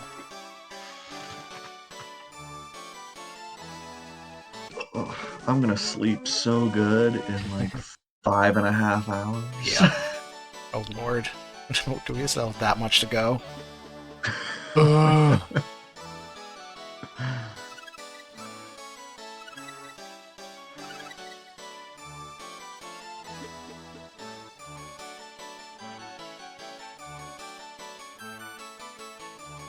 Yeah, of all the sword-wielding frog people in Super Nintendo JRPGs, Jean is one of them. Yeah. Yeah, on a scale of Frog from Chrono Trigger to Jean, that's it. I can really only think of the two of them.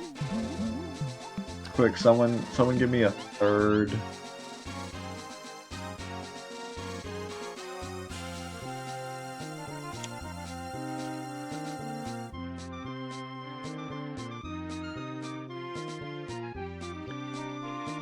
Nice rolls. Aw.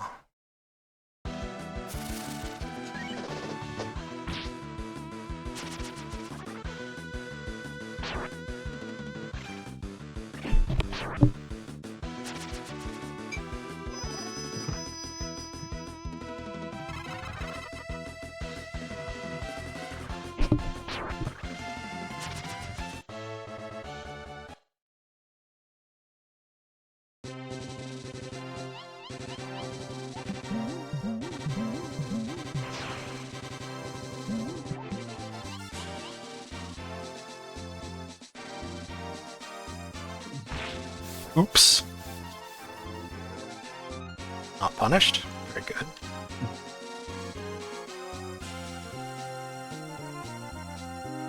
Oh yeah, we did a little bit of showing off Jean's overworld ability where he turns into a giant frog and hops around. Also good for travel. He can swim across shallow bodies of water, like lakes and stuff. However, it's not quite as efficient as rand rolling because you can still get random encounters while in frog form. And it's not as fast as the rolling. However, the ability to hop over obstacles does help in a number of places. Yeah. Notably, you can just completely skip the ferry getting back to Capitan.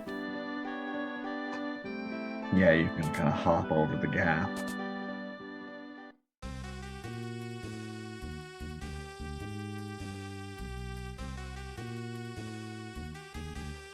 cat needs pants. Look. I'm pretty sure she could bend me into a pretzel, so I'm not going to tell Cat to do anything she doesn't want to do.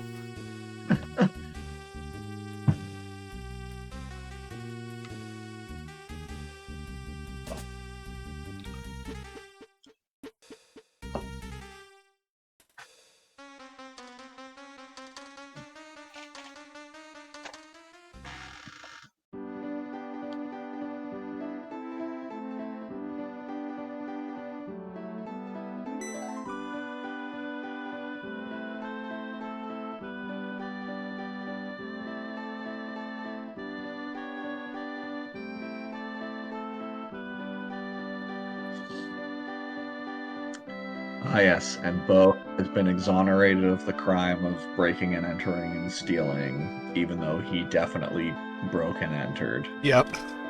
He just didn't steal. Exonerated by virtue of incompetence. Yeah, he still definitely committed a crime, but he didn't commit as much of a crime as we thought.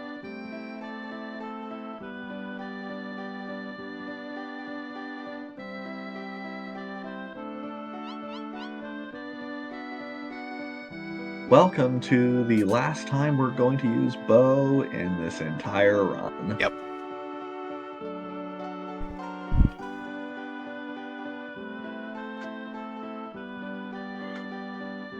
I have to be careful to not accidentally press A and lose the run.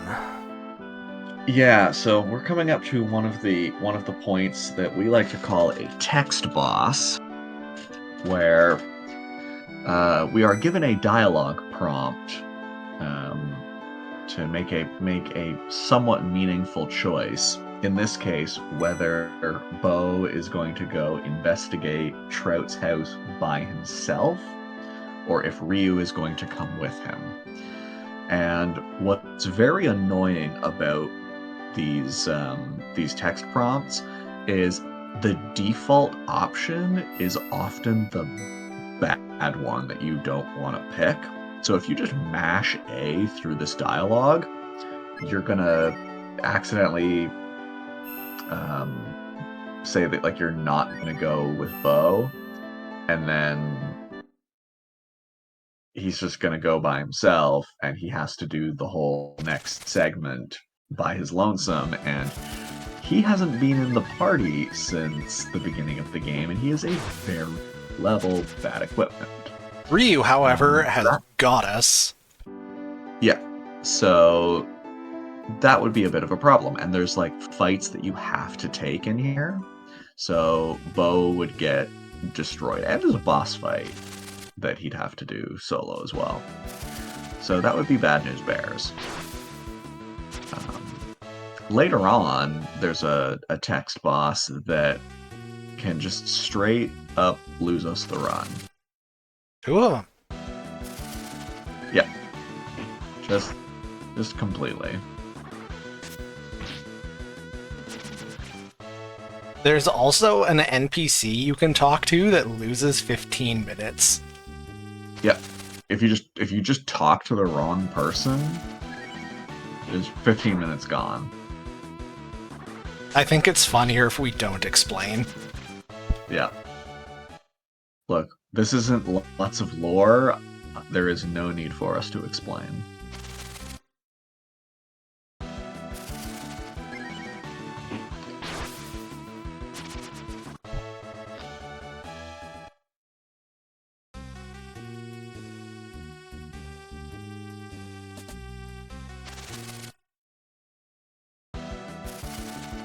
So, fun fact, this area at Trout's house, the random encounter function here is different from literally everywhere else in the game.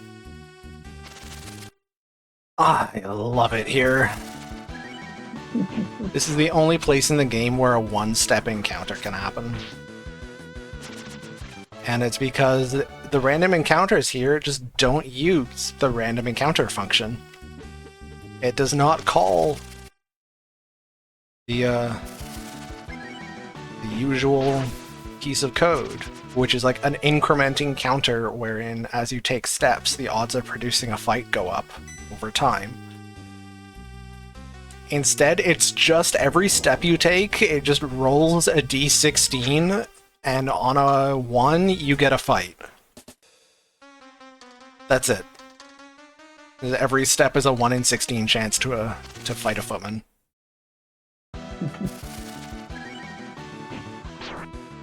Also, I think this is the 8th one we fought, which is definitely more than average. That's on the high side. It's okay, I blame Pax. You're welcome. You're my bad luck charm. Yeah, you can have that one on me.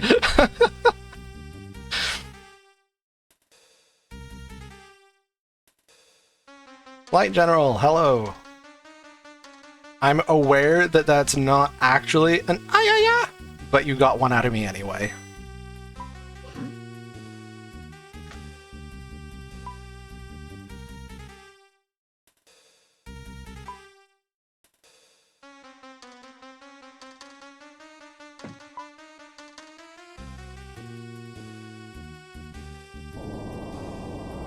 That is, though.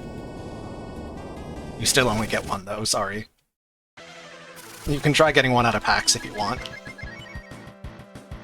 That will not be happening. Nate Dogg, yes, it is possible to get a random encounter on every step in here. Ooh. Reverse TAS.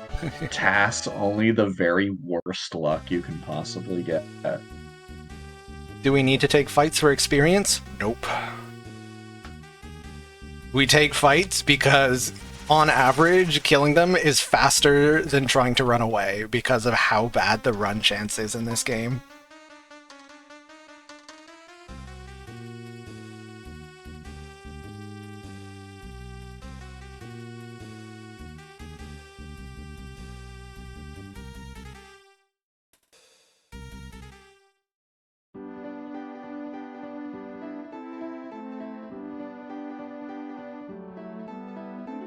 Okay. Very shortly, there will be a 90-second input break. Or there would be, except it's interrupted twice. Or 2 A presses. So my 90-second input break is actually 3 30-second input breaks, which is a lot less useful. All the same, though, I am going to take the chance to grab my phone from the other side of the room. One sec.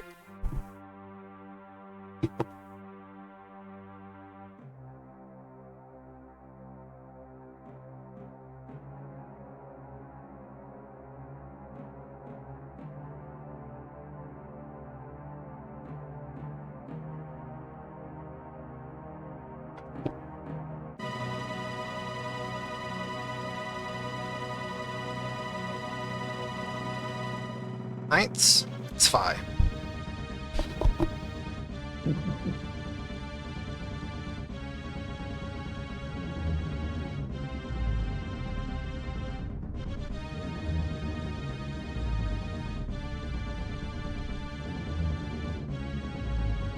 Oh man, the eye again.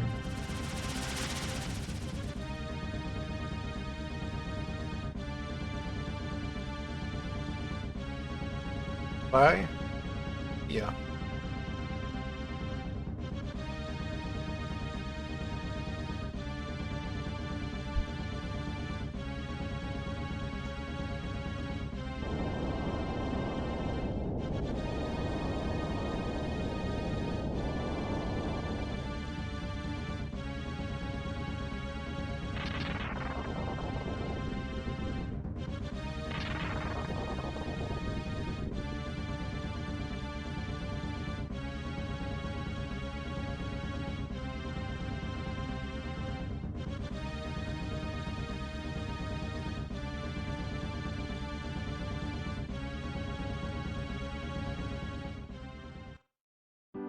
Alright. I get to walk all the way over here, and then there's more dialogue. Guys, give me a chance to check my notifications. talking and talking and talking. Welcome to Act 2 of Breath of Fire 2. Yep.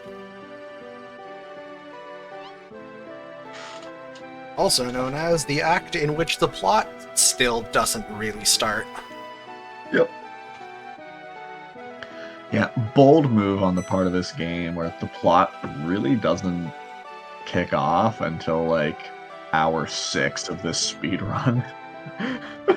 I would hereby like to acknowledge Nate Dogg's Prisoner Zero has escaped. Oh, yeah.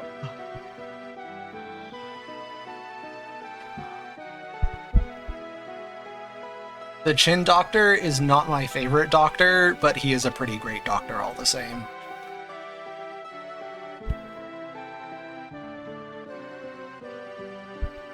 I feel like I would like him more if the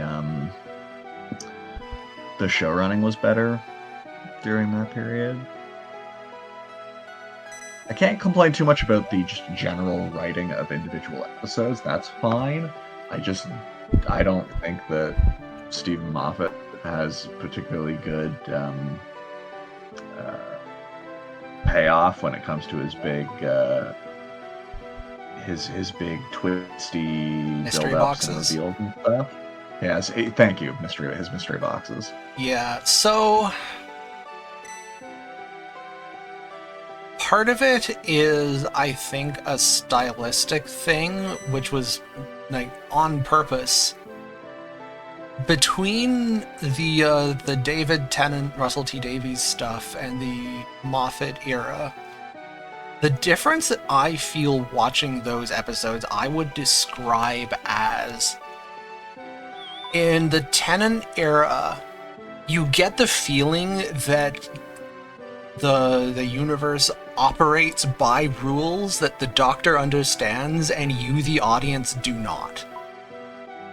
In that way, it feels more sci-fi, in that there is an underlying consistency to the universe, whereas the Moffat stuff feels more fantastical, Right. in that there isn't that feeling of consistency.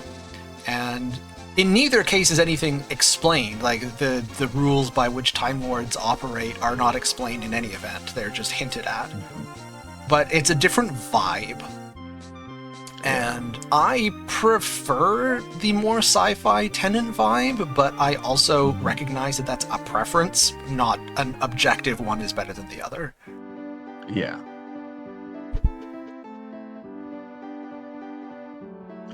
And yeah, like things like Moffat's like individual episodes that he wrote and stuff, like those are great. They're good stuff. But yeah, I think for me the biggest failing of the Matt Smith era is things like, the big buildups of those cracks in time when we do finally ultimately get the payoff from them in like literally Matt Smith's last episode. It's somewhat unsatisfying when we finally get the big payoff to like who/what the silence are in Matt Smith's last episode. It's somewhat unsatisfying, and it just like leaves this bad taste in my mouth about the entire era, that like these were supposed to be these big season buildups that are just kind of given up on at the end of their associated seasons and not really dealt with until the absolute last minute. Sort of like, oh no, wait, we forgot to deal with that. Here you go. Here's an answer. Go. Oh, shoot. I forgot to take Ryu's clothes off. Excuse me a second. This is gonna take a second. Spare. Fortunately, you can change equipment in combat, and unlike in Baldur's Gate, it does not even cost your turn. Haha. You can just take your clothes off as a free action.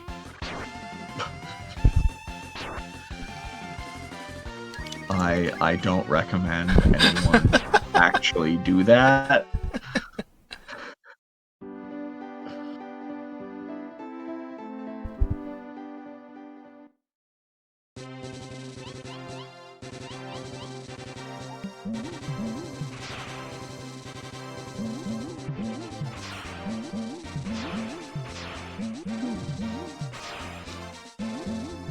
I have avoided having opinions about the Chibnall era because I simply haven't seen them. And that's not even really on purpose. I also haven't seen Peter Capaldi's final season. It's just that my TV watching dropped off a cliff around then for unrelated reasons. One of these days I will go back and watch them. Nina. Safety save for good measure.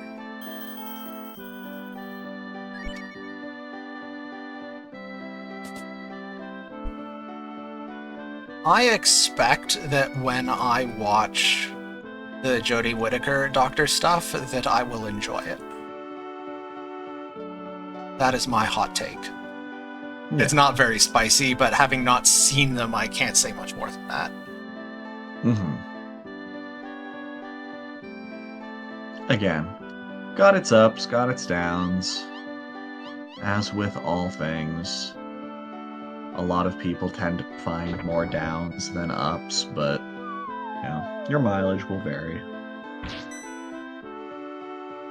The philosophy I choose to have is that given that I do not have Chibnall's phone number, nor indeed the phone number for any of the other creative types who produce the art that I enjoy, I have the option to try to enjoy things or to not try to enjoy things.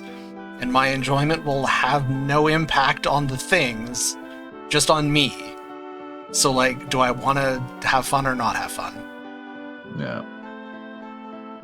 Also, I feel like the hottest take of the evening is you can just turn things off that you don't enjoy. Yep. You've always had that power. It's incredible.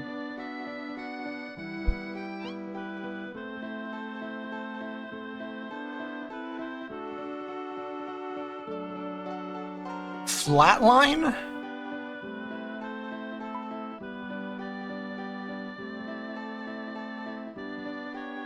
Was one of the episodes that I think I like more in hindsight than I did it when I first saw it.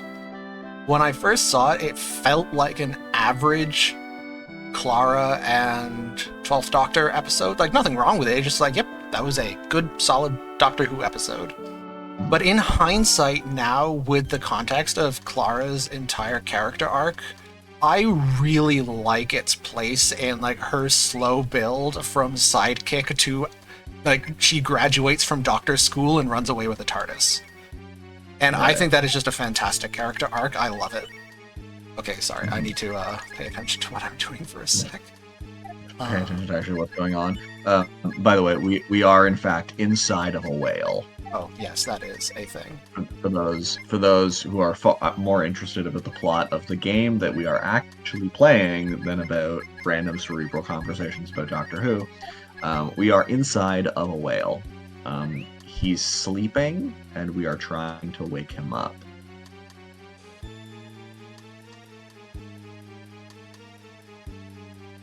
So you can add marine biology to poorly explained but entirely accurate elements of the game.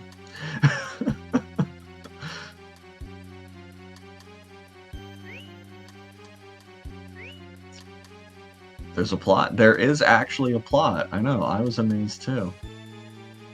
Sounds fake.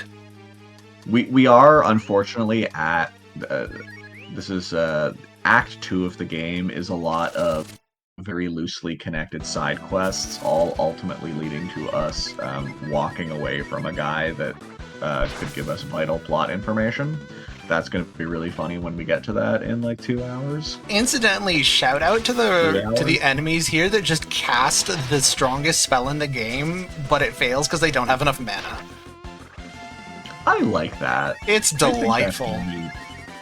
Like, players on a subsequent playthrough will see Bolt X and have a heart attack because they know what that is now. Yeah. That's just a delightful little joke. I also think it's neat. No one will have noticed because we've never had reason to do so, but Cat has access to the 3 strongest spells in the game. Just not enough mana to cast them. but she doesn't have enough mana to cast them. And she doesn't get enough mana to cast them unless you like really lean into it, get a bunch of levels on her, and then do a shaman transformation. Then she can actually cast them. But that's like end game, like final dungeon kind of territory before she can even attempt to. But she knows those spells really early on. Like she might already know all three. There's probably a word that I'm failing to think of for like marrying the aesthetic design of a character with their in-game mechanics. I'm sure there's a single word for that I just can't think of at the moment. But Kat's implementation, where they show Kat's not very bright character trait through her inability to cast her huge magic spells, is just delightful. I think it's my favorite instance of that thing. Yeah. It's really quite clever. Okay, level 11 on Nina. That means she's probably okay for learning Exit before the dungeon's over.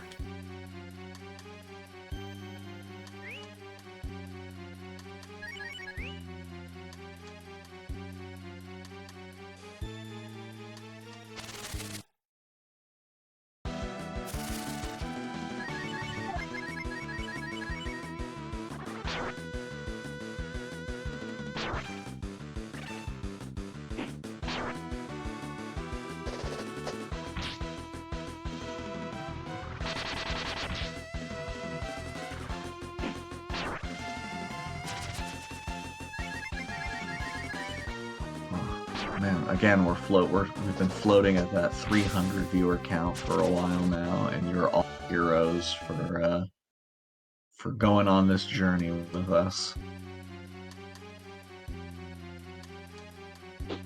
Juxtaposition is usually used in the sense of a contrast. This is more like an alignment or a synergy, but I feel like there is a more precise word that is specifically in the context of game design. Like how, like in game design, there is crunch and there is fluff.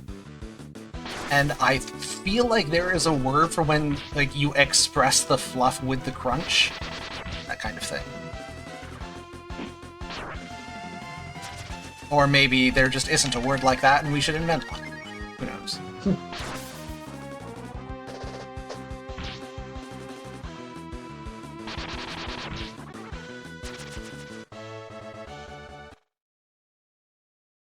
Okay, I need to prepare for boss fight. By prepare, I mean do it live! Run it. It'll be fine.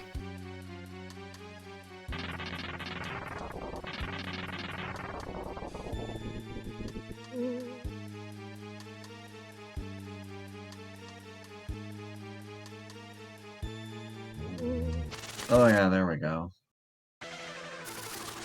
Hex 4F is on it with Ludo Narrative. Yeah. Yeah, that works. Yeah. That's...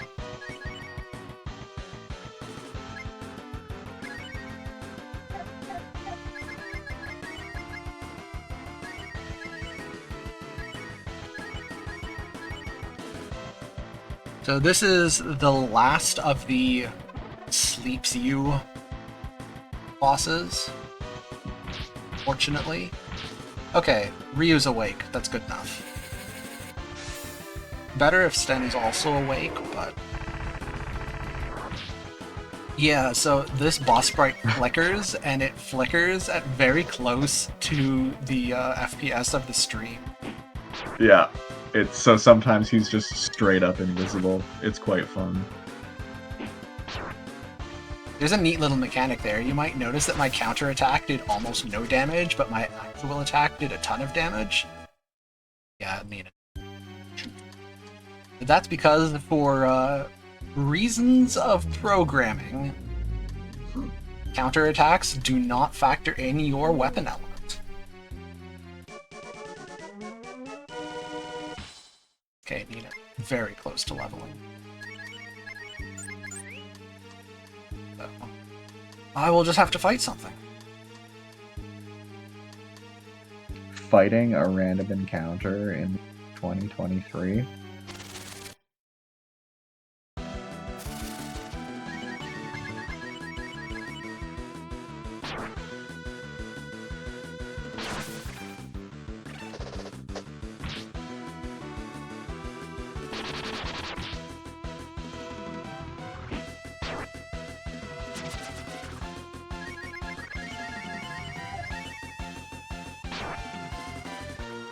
You know, do me a favor. Please have enough numbers to level.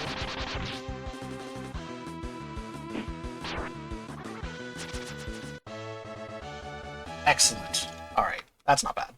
One extra fight. Get me out.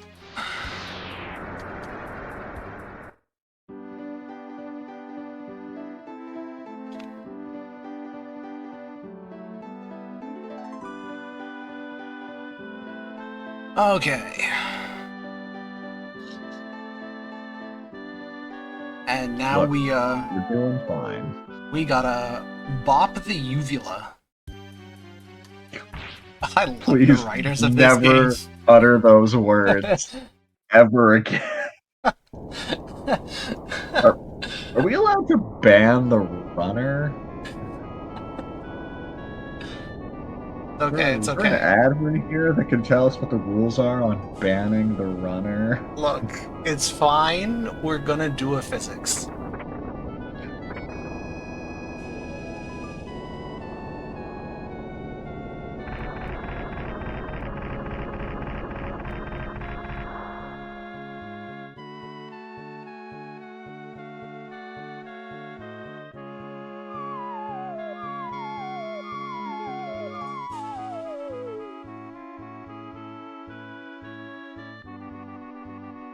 I love physics.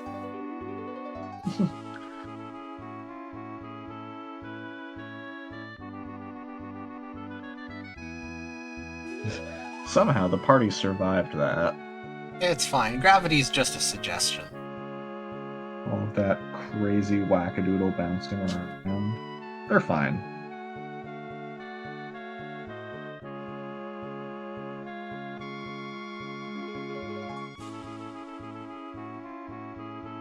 And now we have made a friend. I think we're gonna have a whale of a time. Acquire whale.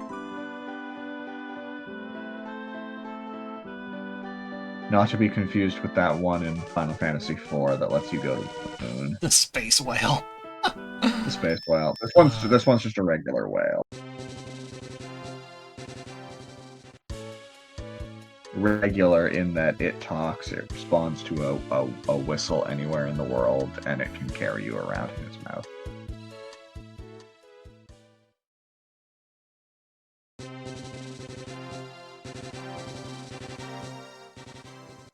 At least I've always assumed it carries you around in its mouth, because they never explicitly say that you're only riding on its back.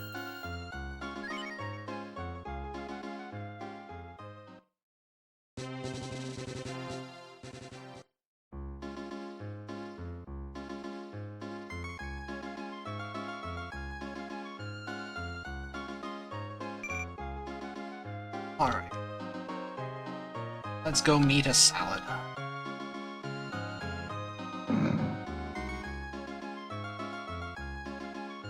Excuse me, out of my way, please. Oh my goodness. NPCs.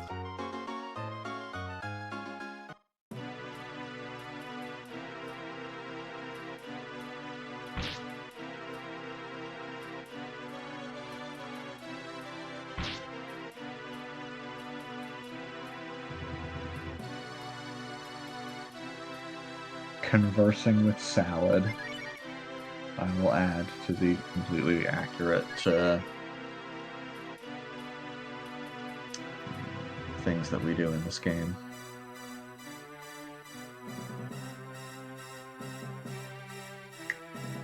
More importantly, herpetology.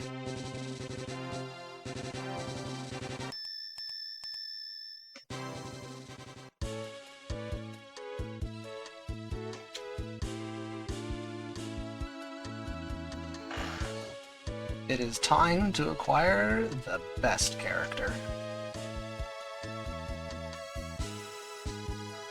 The Oopa Roopa? Oh no. I was like, all right, no, this is when we. Duh.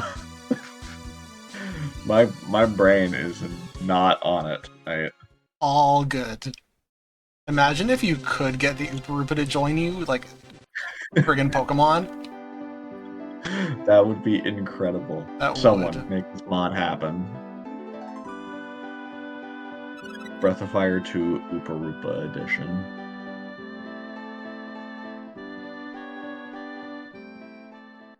Sure, Blue won't mind me raiding her for a sec.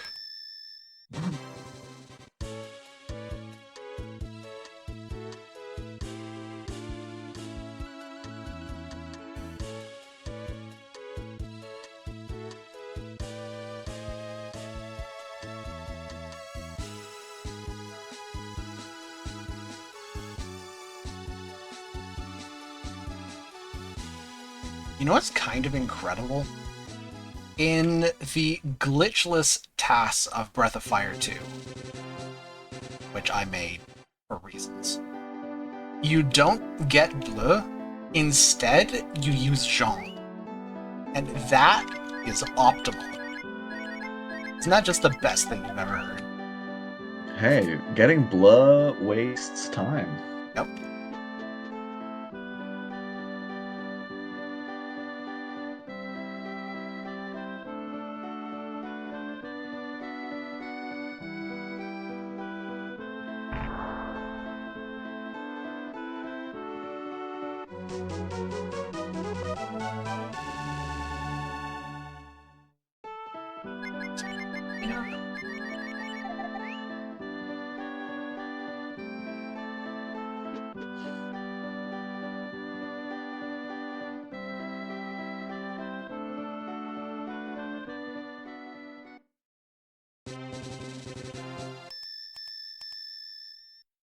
There we go. We have acquired the secret character.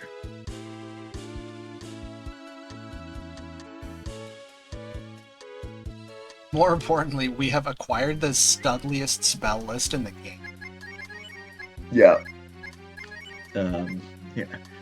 As fitting her role of overpowered secret character, Bleu rolls in many, many levels higher than the rest of the party, and also has a very good spell list and also an insane in-battle ability.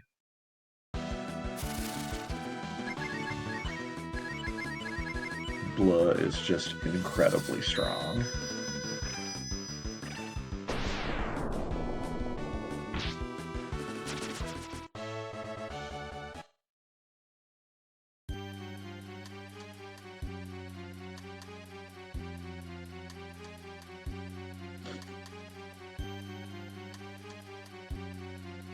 The trade-off, however, is very slow level gain. You know, that seems fair to consider.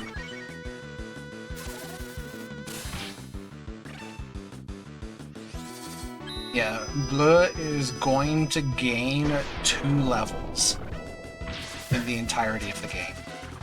We get her at 35, and we'll probably end the game with her at 37. Maybe 38 if I have to fight a lot of extra stuff for some weird.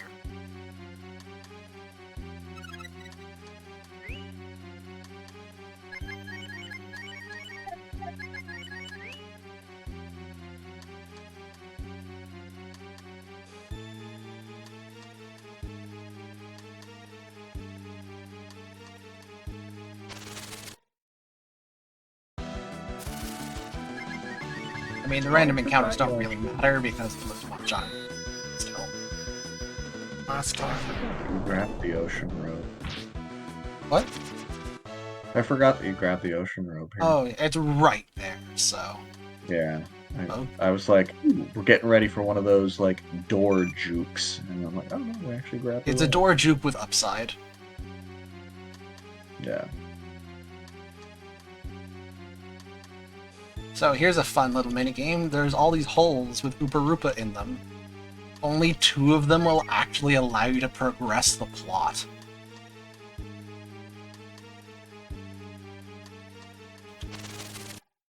Game design.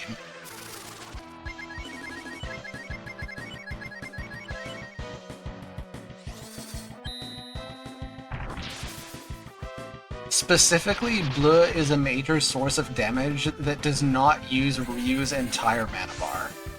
Obviously, the dragons do more damage, but we have a finite supply of fruit to restore his mana, and using dragons on random encounters chews through it pretty quickly. So, when possible, we prefer to use. Anyway, we came out the way here, did all this, and we only let him go anyway, but at least he gives us a nice sword. Now, in a really cool but also unbelievably weird mechanic, you can leave, re-enter the room, and that treasure chest also now will have a shield in it. We don't bother. It gives you more stuff. It's the only instance of that I can recall here. Like, I can't think of another game in which you open a box, and then if you leave the room and come back immediately after, it's closed again with another thing in it. It's weird. The thing. Look, he is a good friend, and he's rewarding you for coming back to visit. Yep.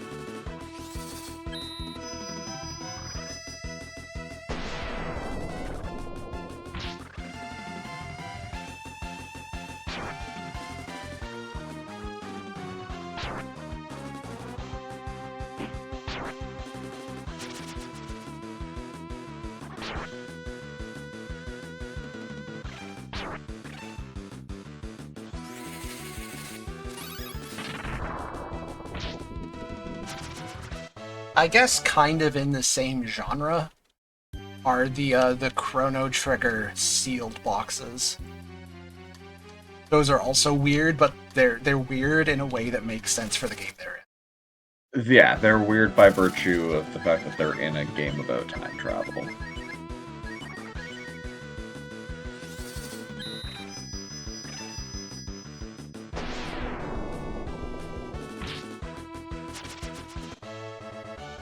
Ugh.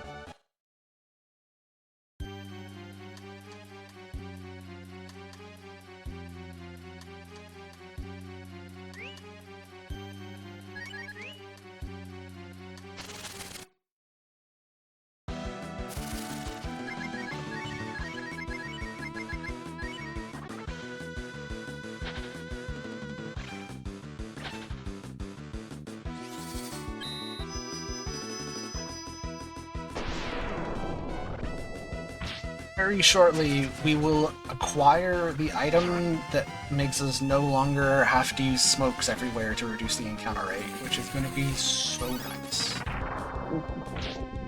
For all the good it's doing. I know, right? Oh my goodness.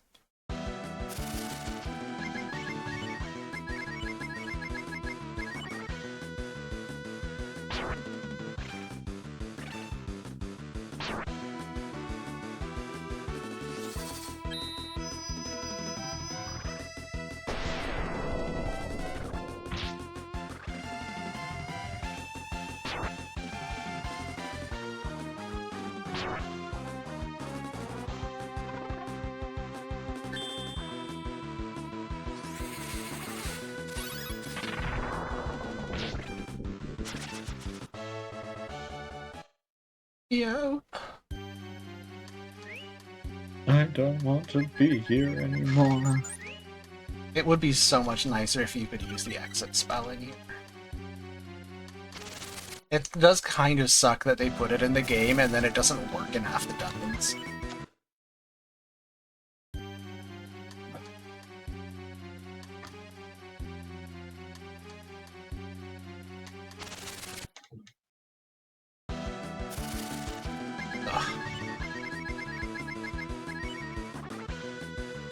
Not just that we're getting a lot of encounters, but we're specifically getting a lot of exactly this encounter, which wastes the maximum possible amount of time, because they have the double attack and are fast. And don't quite die to a single cast of flame most of the time.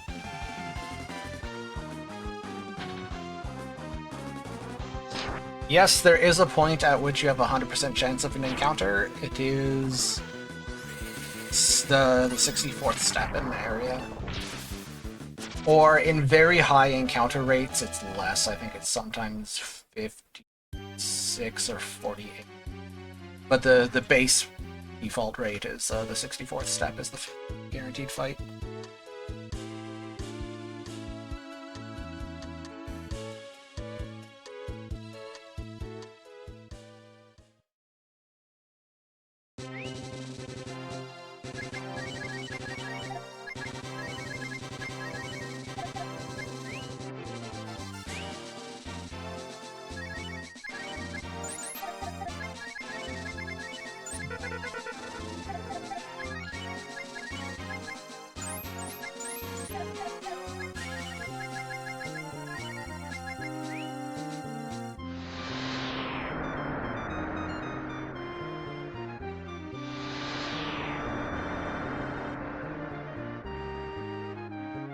What's really cool is that in the tasks, because you can manipulate everything, the mechanic whereby I have to select my party 1 second.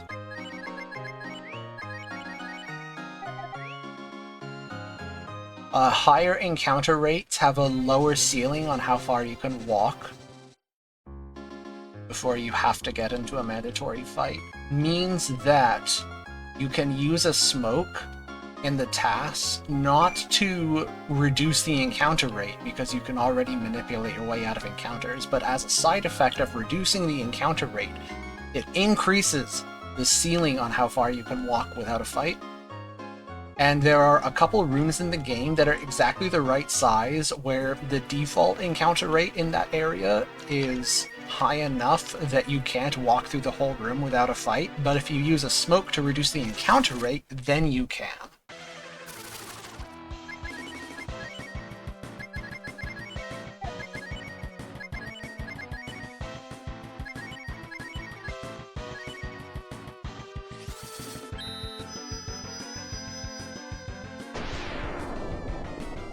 When you do have to take an encounter in the tasks, which is infrequent, you don't really care what encounter you get, you just want an encounter that you run away from on the first frame.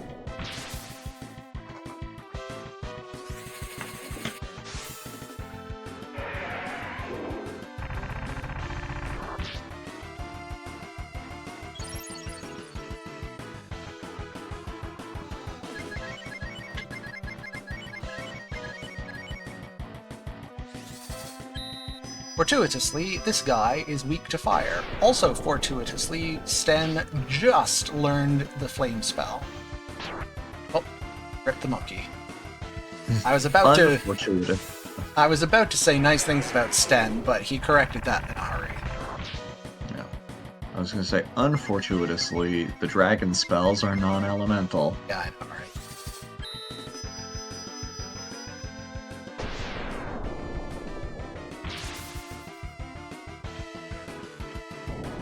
He's gonna get mad. I love his little dialogues. I'm gonna slap you.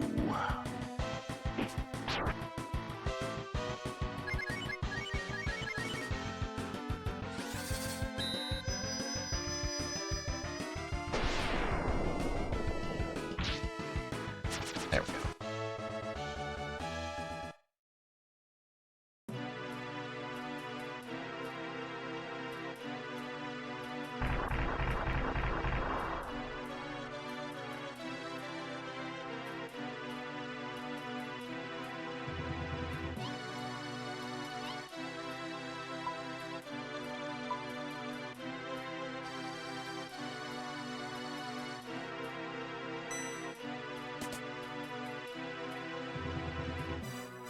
I'm the destined child who is going to save the world from evil, and look at me, I'm befriending a vegetable.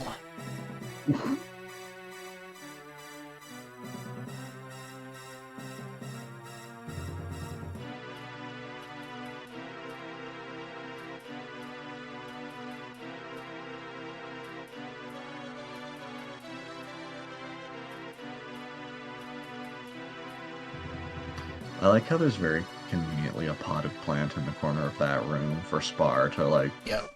make that comment about being able to talk to trees. Right. Like, no, how would she have demonstrated that ability Spar. without that convenient potted plant?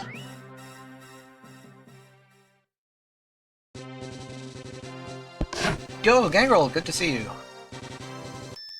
Welcome to the Disaster Show, wherein I have a great time. We're having a good time here. Good vibes only.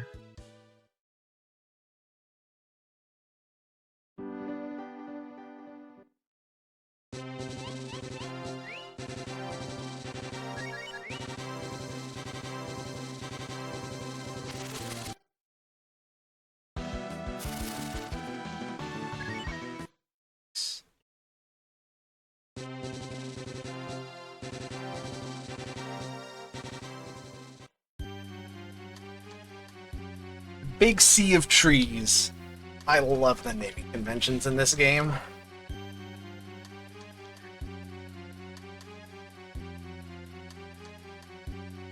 Look, we exist in a world where the height of fantasy has a volcano named Mount Doom.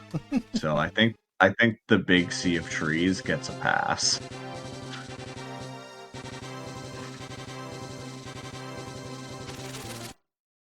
To be fair, So, yeah. it's only Mount Doom because humans suck at naming things. The elves call it Arodruin, which is Yes, way but more badass. since J.R.R. Tolkien was himself a human, How he unfortunate. can't really make the joke about humans being bad at naming things when he himself chose to make humans name it that. But also, we are now on our the next leg of our side quest journey. We have now acquired Spar, so we can talk to the old man tree, but he forgot what he was going to tell us, so we need to get the therapy pillow for him. But before we do that, we're gonna take a day trip to go fishing. We're going to go fishing. We're going to do some fishing. It wouldn't be Breath of Fire if we didn't go fishing. I am both legally and morally obligated to perform fishing during any Breath of Fire 2 speedrun. Alright.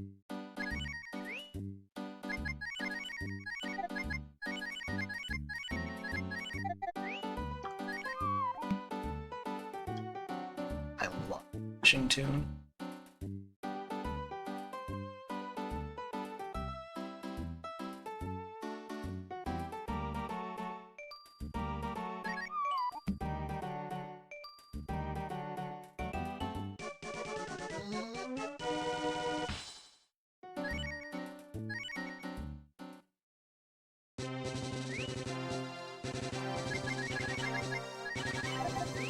Yes, we did just fish up a guy. All good.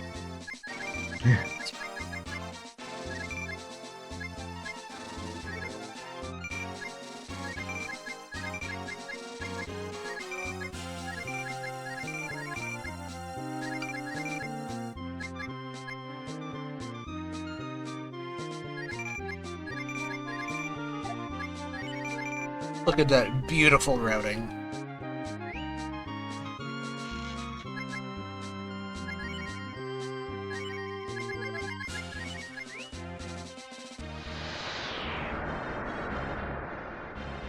Just enough money left over to buy a few items in the next shop. Most importantly, I have accessories of arcane power. I bought running shoes. No, they don't actually allow us to, like, run. We still just If have only, huh? one overworld walking speed. You know what was a real dick move? There is a run function in the game. It's just like hold B to walk faster. It's disabled in the code. The code is there, it's just they left the switch off. How rude.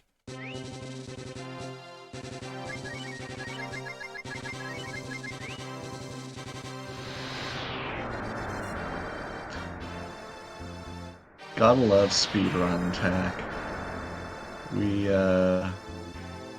We come all the way up here just to immediately leave so that we can get the warp point so that we can warp back here later.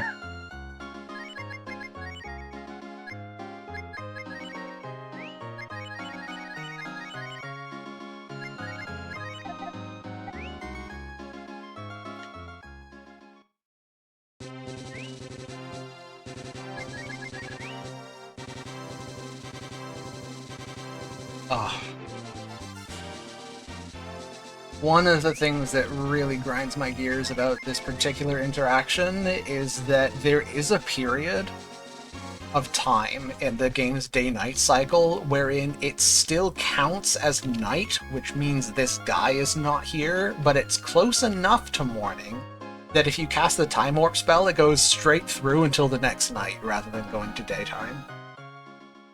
It's so irritating. Okay, whip. Take. Use clothes. Step.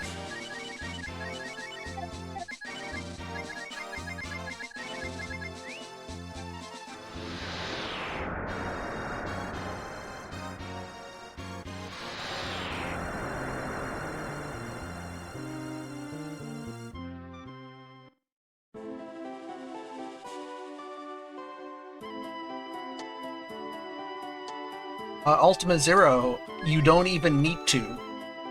In both the GBA remake and also in the fan-made retranslation mod for the Super Nintendo version, that run function has just been switched on. And yeah, it works perfectly. You hold B and you move faster. Press B to zoom. Yeah.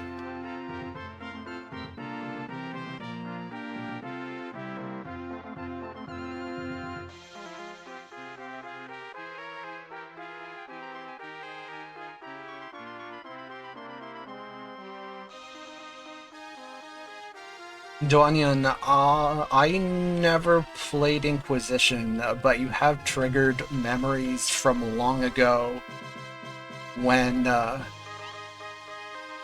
my computer was not really up to the task of running Knights of the Old Republic, but I still wanted to play it. And you had to be really careful about using the Jedi speed power in populated areas because the motion blur would absolutely crash the PC.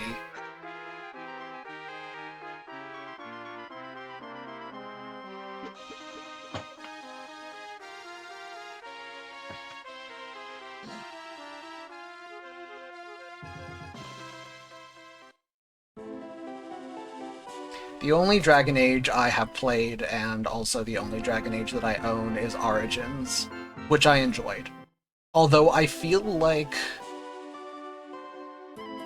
going back to Origins and trying to play it after playing Larian games, probably I would not enjoy it as much a second time around. I think in this particular case, I should leave the rose-colored glasses on.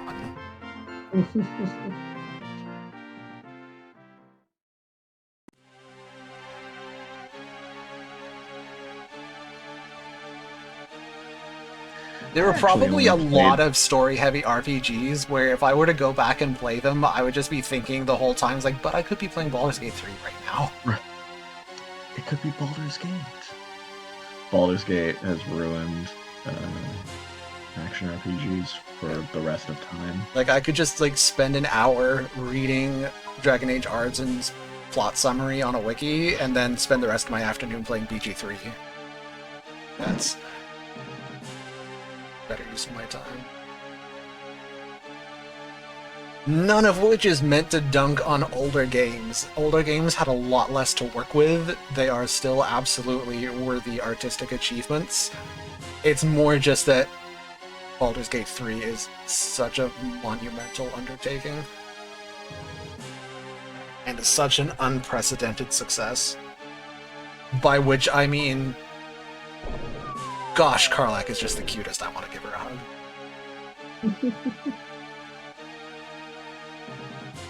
Oh, also something internal politics, something monkey nation, something. Who knows?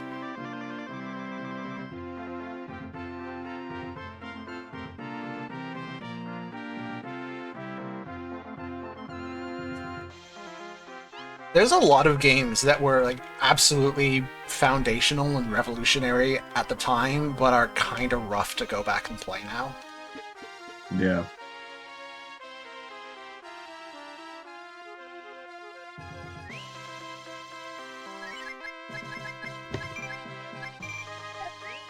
But you know what game will be excellent until the end of time? Via 2. Yeah, that was pretty good. I was going to say Heroes of Might and Magic 3. Also pretty good. I will advertise the same guy, well, half of the team. The two main people responsible for Final Fantasy VI Brave New World, the single best JRPG in the world. One of them is also responsible for Another Heroes 3 mod. That's its actual name. He called it Another Heroes 3 mod. Which is a mod for Heroes 3 of Might and Magic, which is excellent. It's just excellent. No notes. Tons of fun. Love it. Also, I'll just cut in here for a moment and just say we are currently fighting Trubo, a far superior monkey-based character, to Sten, the monkey-based character that we have the misfortune of being stuck with. Yeah, can we just plug in a link cable and do a trade here real quick? Yeah, so if someone could hit us up with that, with Breath of Fire 2 Trubo mod, you'll be my favorite person.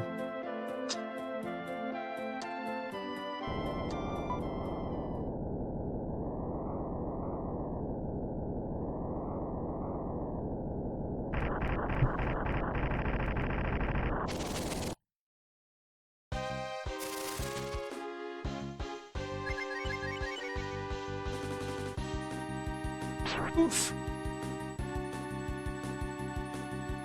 Oof. Okay, the fact that he didn't crit means I should be fine. If he goes for crits back to back to back to back, this fight can be a little spoopy.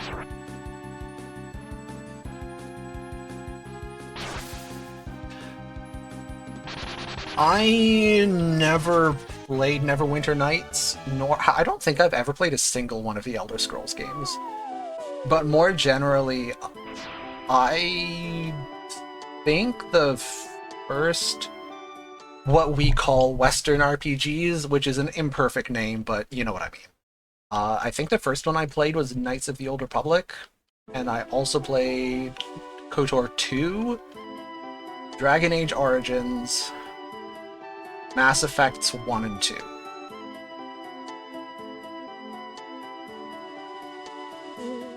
I think that's kind of it. I was much more into JRPGs as a youth. And as a teenager, I did play RPGs some, but I also spent an inordinate amount of time on World of Warcraft. CRPGs is another name that I think is generally understood, although not really any more sensical, because, I mean, computer RPG, they're all on computers. So, but yeah, CRPG or Western RPG, generally people understand what is meant. The distinction between JRPGs and Western RPGs / CRPGs is very much a vibes thing.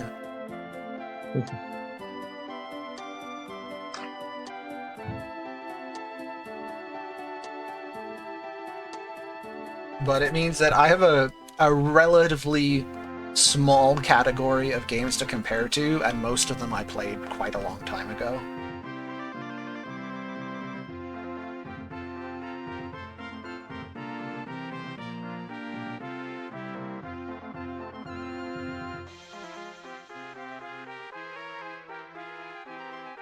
Also, Monkey Solo. Everybody's favorite part. Just soloing the monkey. It's Yeah, fine. this is in fact actually my least favorite part of this I game. think it's everyone's favorite part of this game. I mean, High Fort more generally, but the monkey solo section very specifically.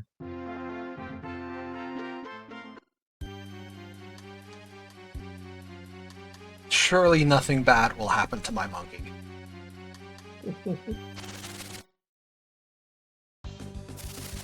Oh no, my monkey's at half health. I forgot to heal my monkey. Look, it's fine. It's fine. It's fine. It's fine? Nothing bad's gonna happen. Nothing bad will happen. So I still have some herbs left over.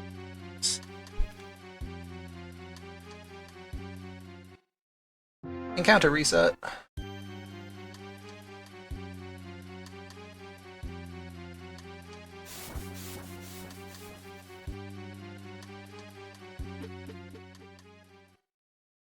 Making an RPG with such a high random encounter rate and then making so many of the dungeons outright mazes is definitely a choice. It's not so bad if you know where you're going because you played the game 300 times before, but man, playing this casually is it's a whole thing.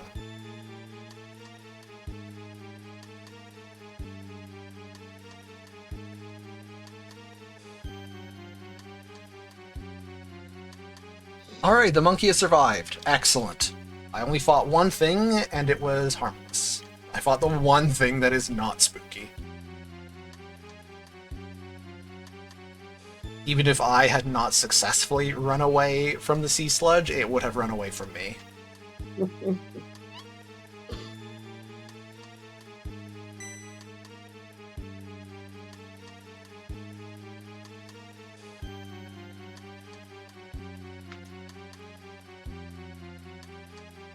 Izzy, I'm afraid the monkey is mandatory, but if you don't support Simic, might I suggest to you Azorius? Get out of here. Show of hands in chat, how many people understand that reference?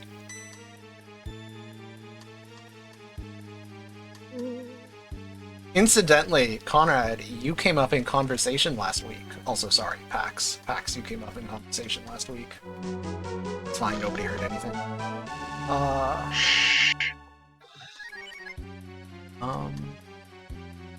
Okay, I give them stuff back.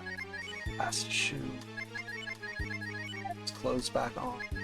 Give the running shoes to Bleu, which is kind of funny if you think about it.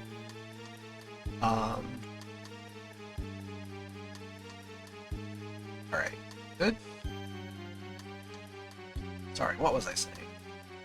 I came up in conversation. Yeah, two of my school friends were visiting for the first time literally since 2019 because COVID. And these friends and I, among other things, play Magic together.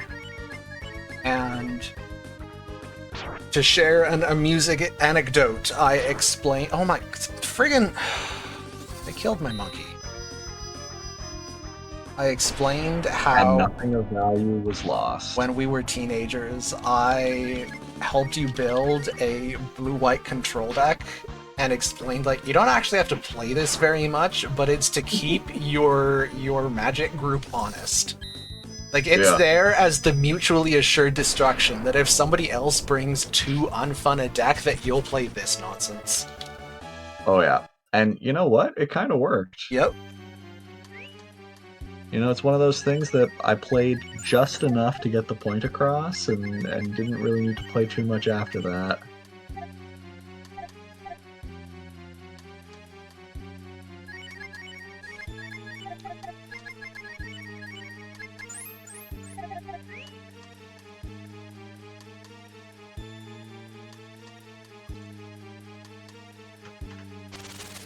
I, on the other hand, have no such excuse. I don't play blue-white control for honorable reasons. I play blue-white control because I genuinely enjoy it. Look, Magic the Gathering is a zero-sum game. There is a finite amount of fun to be had, and if my opponents are having none of the fun, then I must be having all of the fun.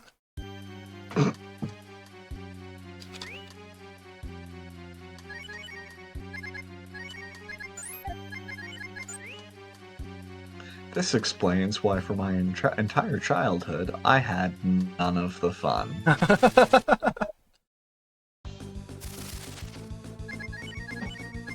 I'm also the kind of person who queues up stall teams in Pokemon.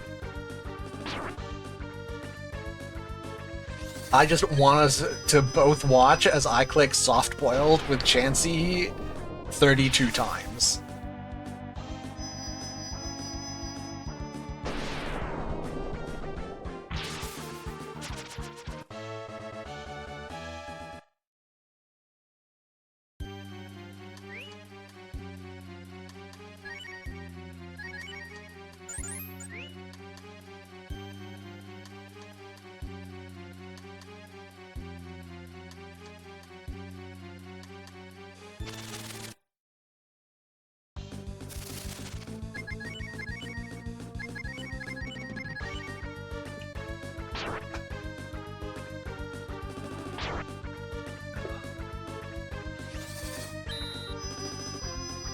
My only real engagement with Magic the Gathering is that like I have my collection of cards from yonkers ago, and I have three friends that play it, and we'll play sometimes, and I'll occasionally trade a card with them. But I don't think I have actually given WotC a single dollar in 15 years-ish? Something like that. Yeah, I built a commander deck earlier this year. Sorry, I should say I built a new commander deck earlier this year to play with a small group that I've got here. But otherwise, yeah, I have not spent a lot of money on Magic in a minute.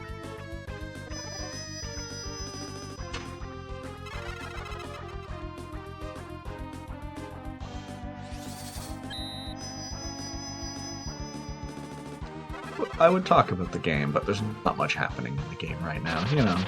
It's a maze. Yeah. We're navigating it. It's fine.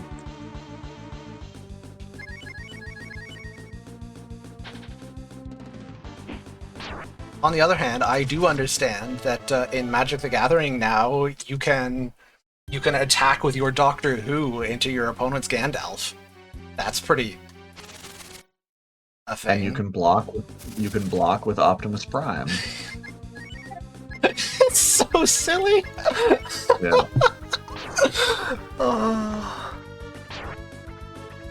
It does mean that we can, however, finally objectively settle Star Wars versus Star Trek by playing the Star Wars versus Star Trek matchup in Magic the Gathering and see who has the advantage.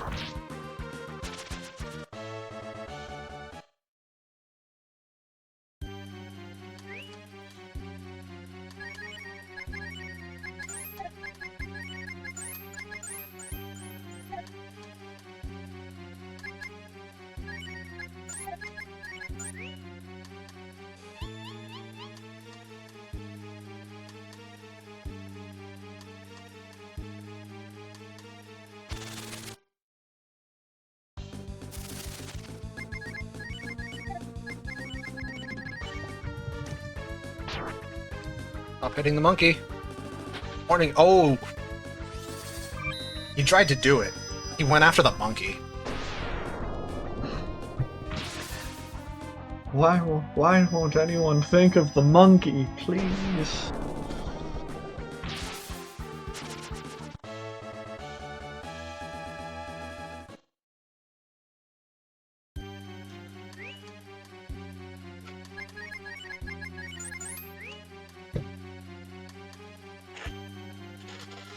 We're almost done with this maze, and we can get back to fighting interesting things like doors.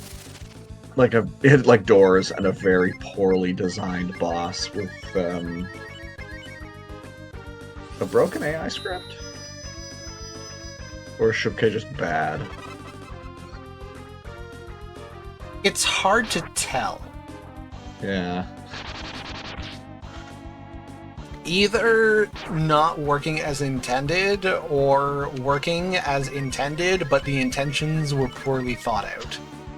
Yeah.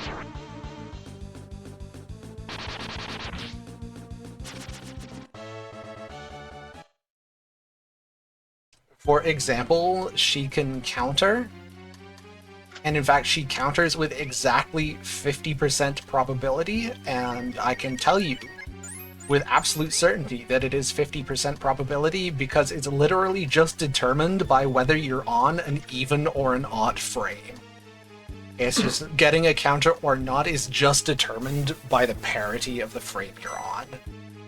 However, she can only counterattack Cat and Rand. The counter does not Why? function against any other party members. Okay. It is a thing. I learn new things about this game all the time. Yep. Okay, so for this boss, I have absolutely already made a mistake. Let me fix that. This boss is also, yes, in fact, it is a door. It is a door.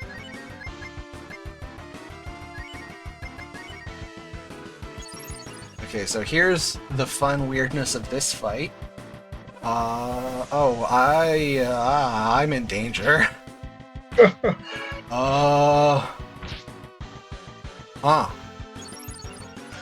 Yeah, that's not what he's supposed to do. This never happened before. Well, I mean, I know that this is a thing he can do, it's just he hardly ever does it. The odds of him doing this are very low, which is fortunate because it's murderous. Okay, I'll do that to keep Reed alive. Sten will try and save himself. Instead of free himself. We'll see if I can save this. Oh, and he does another. So most of the time he just does a single physical attack against Bleu and it's fine, it's not a problem. He's just choosing to be rude. Okay.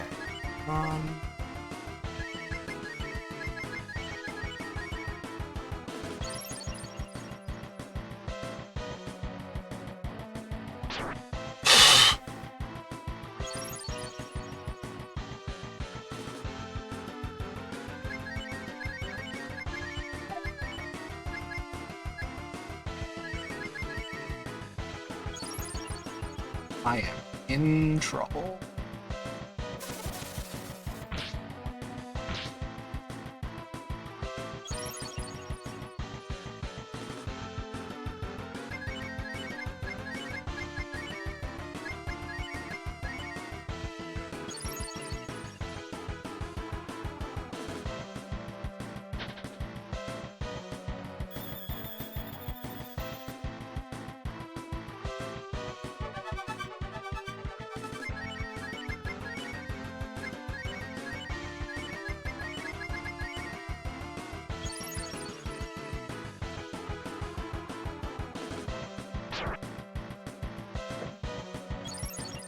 Alright, I think I have salvaged this. I need one more full power dragon after this, which means I need to live for 2 more turns. Everything is fine, we're fine. Yeah. Nothing bad is happening.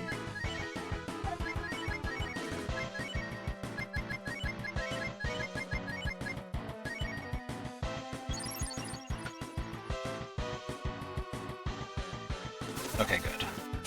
Yeah, no, leading with Hurricane is such a problem.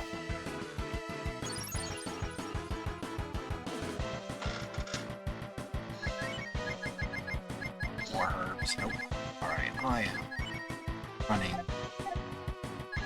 terrifying low on items.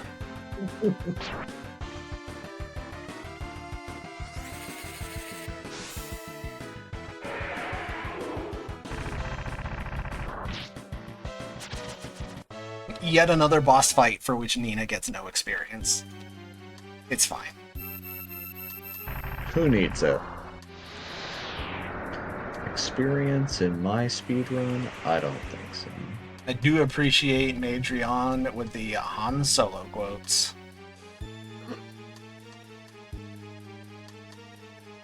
Boring conversation anyways. Okay. I am once again completely out of my emergency safety items. That's cool. Great portal fight. I love it for me. Okay. Yeah. Let's just agree that nothing bad is gonna happen. Fortunately, the remainder of the dungeon is a bunch of these really small rooms, so you can often just avoid fights entirely because of setting the... I say, as I get an encounter.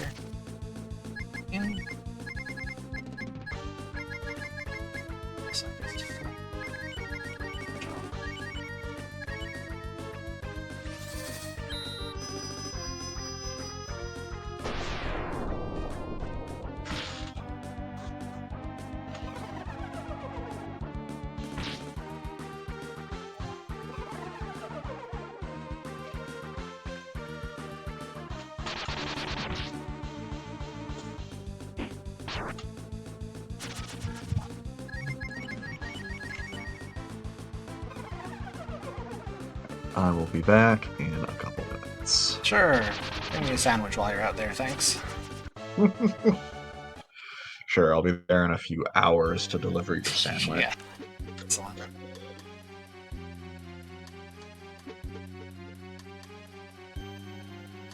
Alright, so we're just gonna take a very quick detour here to well, to pick up some bondage gear is what we're doing. It's better if you don't ask questions. Nice.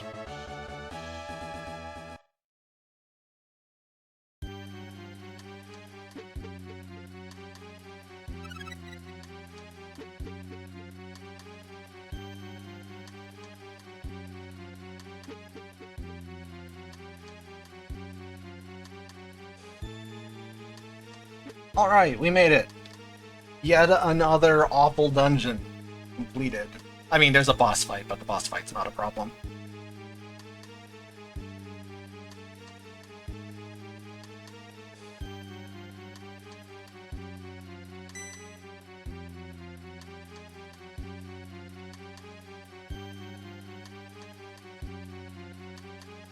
Hey, it is starting to get light outside, and I still have about 4 hours to go.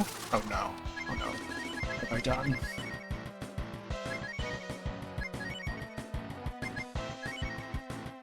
Why do I still have 4 more hours?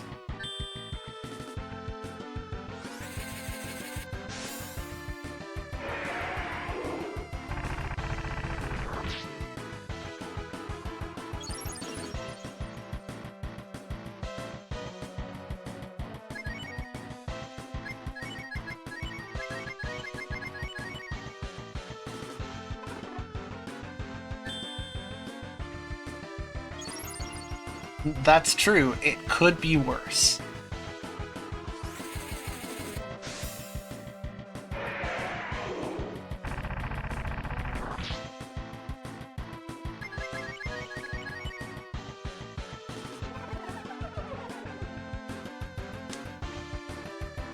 Let's see that I have an email. I'm gonna just quickly check it on my phone. You still want to see me submit? I have done Brave Man in 2? 3. I have done Brave Man, I think, in 3 marathons. It will be a while before I do it again. Brave Man is a struggle.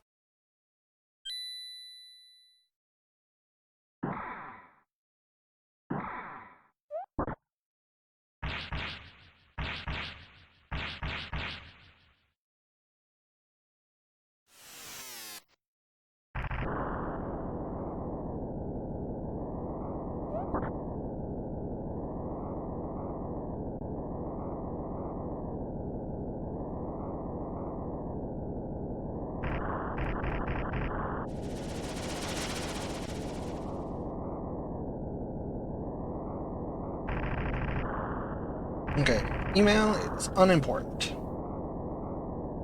Very good. I am keeping a very close eye on my email because I very recently acquired a new job. By which I mean basically a university hurled a job at me, like directly at my face, and I failed to dodge out of the way in time. I was officially hired last week to teach courses that start in January. So I've got a whole 2 weeks to prepare my curriculum for like 3 or 4 courses and also move to the other side of the country. It'll be fine. I'm sure it will be fine.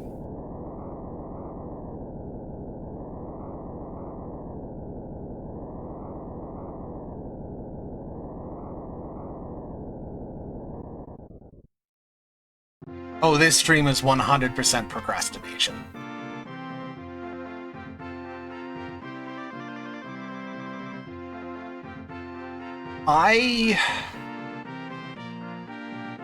I think saying that I am happy or unhappy about it is misleading in any event. It is a good thing for my career, and I am feeling a bit trepidatious. Like, it is very sudden, and it is like my first post PhD, mostly full-time teaching position. Prior to this, I have only been a sessional teacher for individual courses. So being hired as like a full-time member of a department with a full teaching course load, even if only for the duration of 1 term, is a lot on very short notice. Now, that said, using my prior experiences to extrapolate, I forecast that actually it'll be fine. Unironically, it'll go great. Nothing bad will happen. And like, I'm not even joking. Nothing bad will happen. It will be great. It will just be a little bit stressful. But considering how much of a headache it can be to get your first proper job after graduating, just because there's so much competition in so few spots, the fact that a university just, like, saying that they hired me is not really doing it justice. I was hunted. Like, I got trapped. I got my foot stuck in a snare by the University of Cape Breton.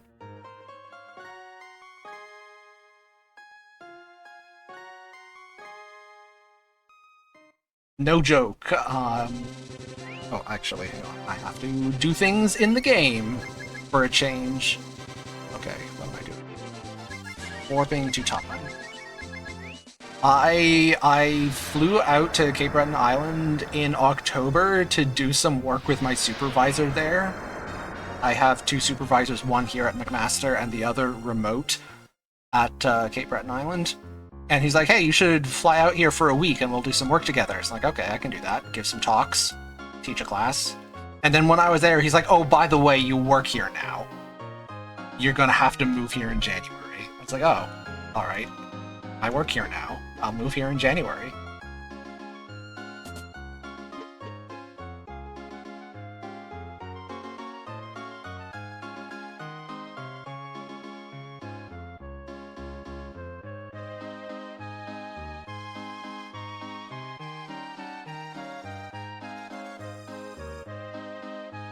Nelson, it's definitely more the latter than the former. Cape Breton Island is way the hell out in the middle of nowhere. It is a tiny university. And the position is only for 4 months. And it's incredibly short notice. So the number of mathematicians of note who are willing to move to Narnia for a 4-month posting in the middle of nowhere on like 2 weeks notice, that's gotta be like 0 people.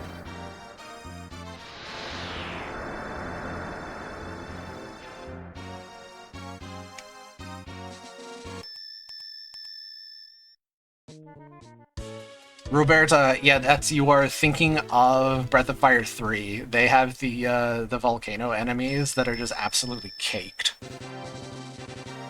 For no reason.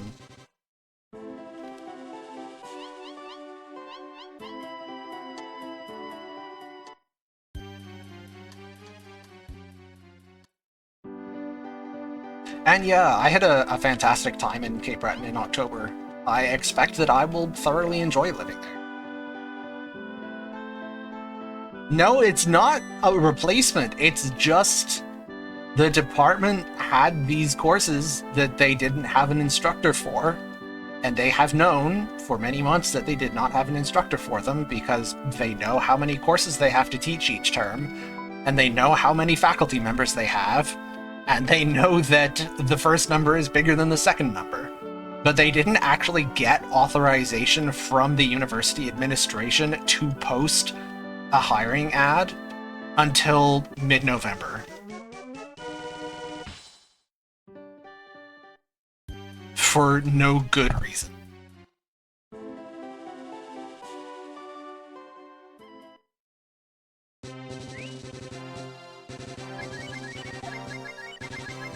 My field of interest in mathematics, the most truthful answer, like the one that will most help you understand me, is education. I am actually more of a teacher than I am a mathematician. So I can tell you that the field of math at which I'm generally strongest is algebra, and I can tell you that my research area for my PhD was harmonic analysis. But actually, if you wish to understand my career trajectory, I'm a teacher. I fully intend to spend my years teaching largely undergraduate level math rather than doing my own math research.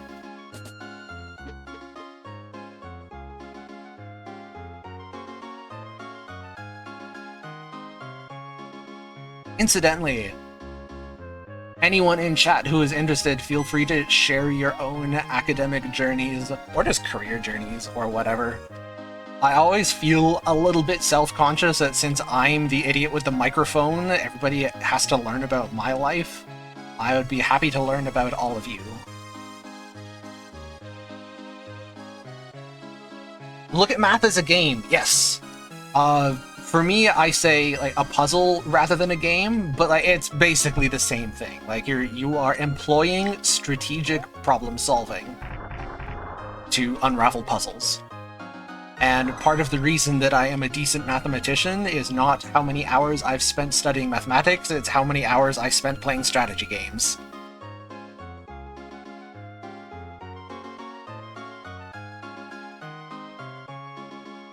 Aaron. So, yes, and I am basically, I am banking on those people existing. The fact that a lot of academics don't want to teach undergrads means that I can make my sales pitch to university departments as, hey, I really like teaching first-year calculus to 1,000 students at a time. If you hire me, I can teach all your first-year calculus courses and you don't have to. Pay me. That's basically what I'm gambling on. We'll see if it works.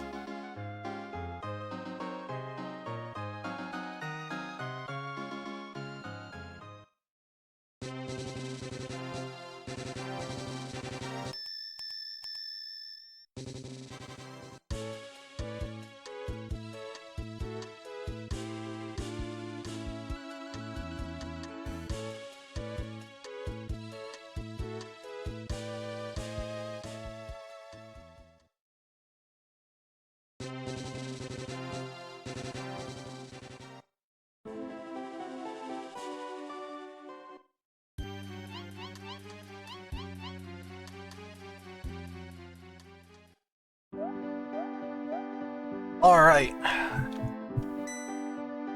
So on the list of plot points in Breath of Fire 2, which keeps growing, we can add locate drugs.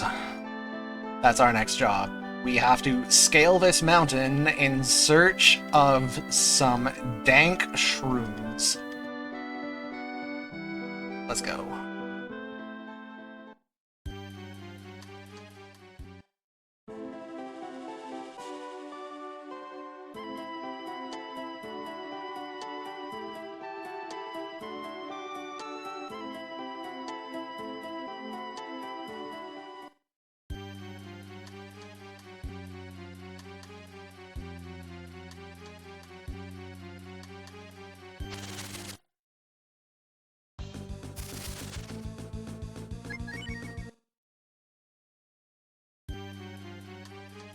So those big Easter Island head-looking idiots are in the genre of enemy in this game that have precisely 1 speed. They have an agility stat of 1, which makes them one of the only things in the game that is so slow that you can actually reliably run away from it. Not 100%, it's not guaranteed, but it's pretty reliable. Alright, I'm back. Hey, welcome back. Got a bit of food in me. Put on my comfy robe because I had a chill. Yo, that is a donation by Hamaguri. Thank you so much. We love charity here. Oh, Sten's sleeping on the job again. Alright, Nina, you're up. Hit him with the spoon. Oh, friggin' quit it.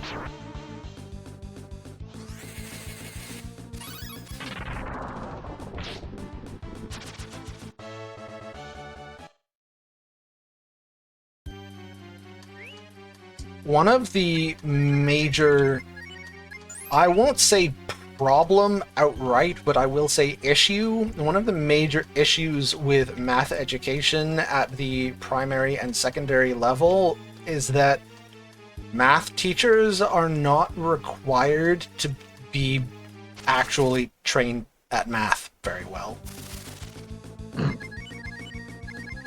That feels backwards. It's a problem.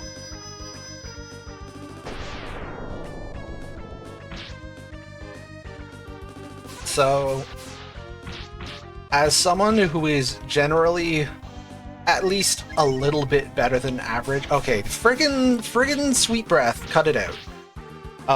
Someone who's a little bit better than average at math, I feel like it takes me about 4 years to understand a topic. Wow, the back-to-back failed runs is embarrassing. There we go. And it's not that, like, I don't understand anything for 4 years, but from the point where I first encounter a topic, my understanding of that topic will continue to improve for about 4 years in, like, the standard curriculum. So, like, the material that you encounter in a normal grade 12 calculus course, my understanding of that was getting more and more solid until around third year in my undergrad.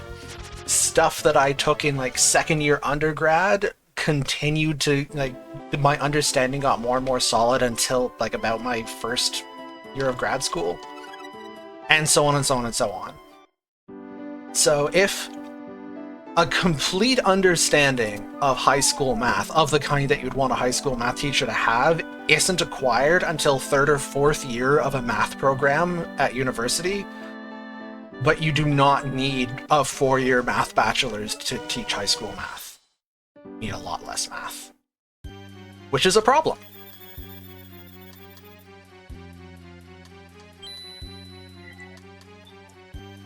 Anyway, in the meantime, we have acquired drugs. Hooray. Okay, now, for the last time, we are taking all of Sten's clothes. And also some of Nina's. Goodbye, Stan. We never loved you.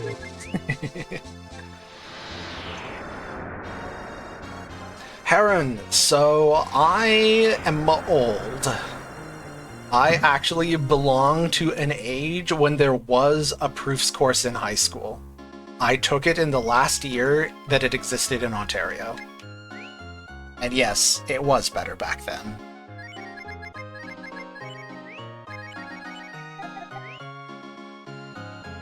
Okay, Blue Ryu Grand Cat, I've done that. Need to go shopping. I am buying much fruit. Many large fruit. That's a lot of fruit. It's, pulp balls.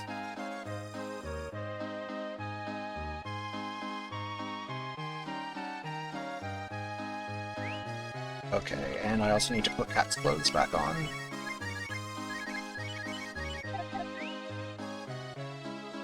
And I need to... Sorry.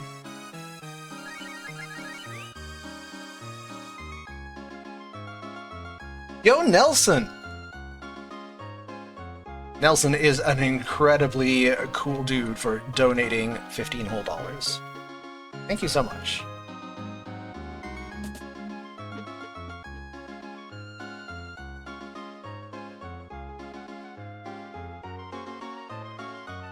Gangrel, you probably are older than me. I'm not actually that old in the grand scheme of things.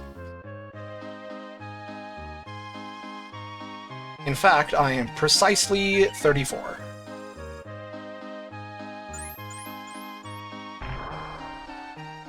You might as well be dead. Out of nowhere. Thanks, Max. Love you too. I've got you. Don't worry.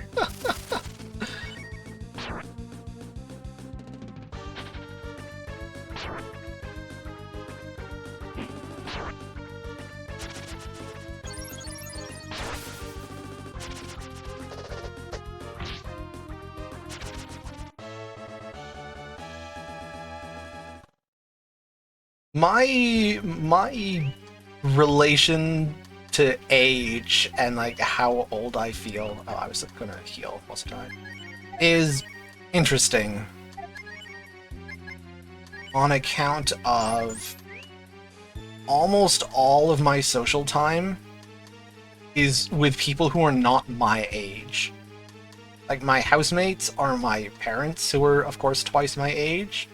Most of my colleagues are professors, most of whom are significantly older than me, and like the majority of the people that I actually talk to on a daily basis are students who are half my age. So it's weird. I don't really have a thesis, I'm just making that observation. It's weird. Anyway, we are inside the queen's body. Welcome to dieting.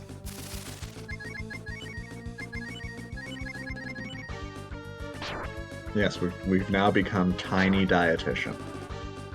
Don't ask.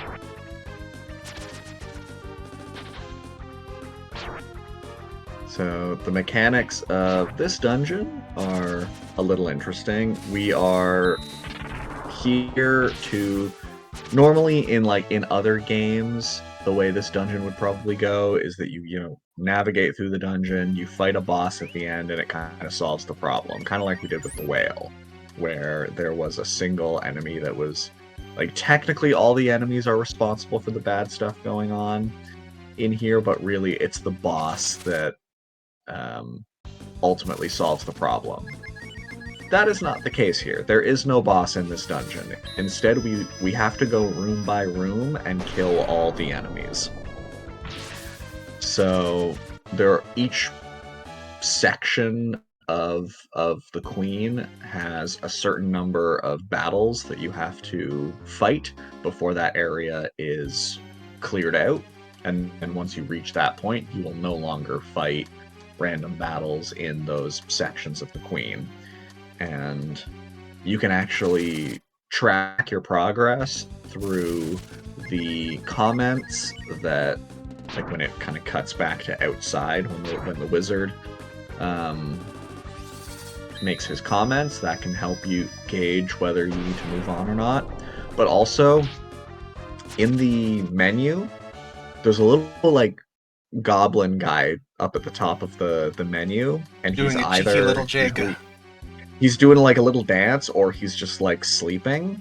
That's actually a little indicator of whether you're in an area that you can get battles in or not. So whenever you're in a town, he'll be sleeping because he can't get any battles. But if you're out in a dungeon or in the overworld, he'll be doing a little dance, and the rate at which he's dancing will like indicate the like what the encounter rate is for that area.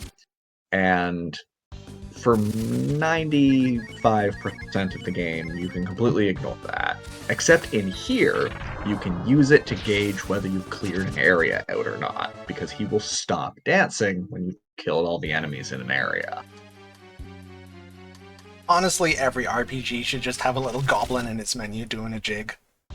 Yeah, he's just a little guy. He's just a little guy doing a little dance.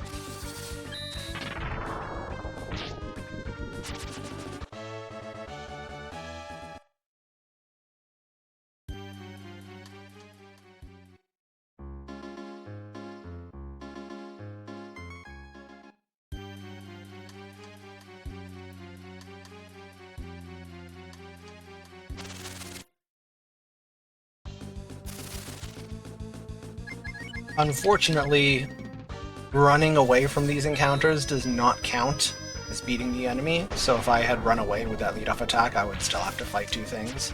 Interestingly, if the enemies run away, they do count as defeated. Because they're cowards. So that is the tactic that the TAS employs. The TAS manipulates fights with only the little slug-looking hemoglobin guys, because they can run away, and then it manipulates them to just instantly run away at the start of the fight, and then you don't actually have to do anything. You also don't get any experience that way. It's fantastic.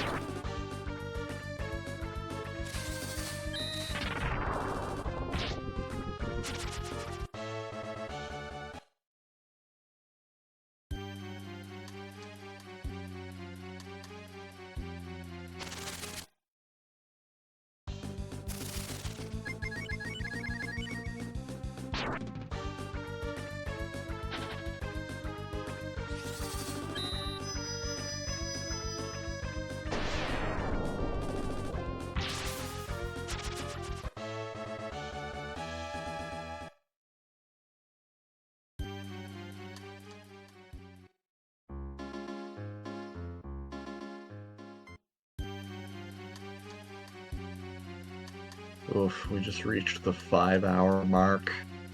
Don't tell me that. I'm sorry, I'm trying to go fast. It's just not working. Where are you usually supposed to be at this point? I'm like 30 to 45 minutes slow. Oh, Eyeballing it.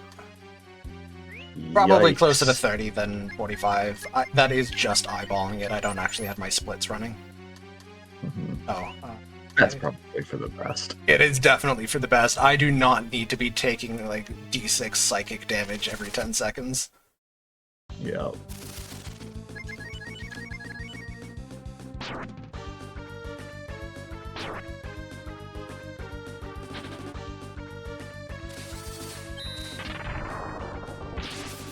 Emotional damage.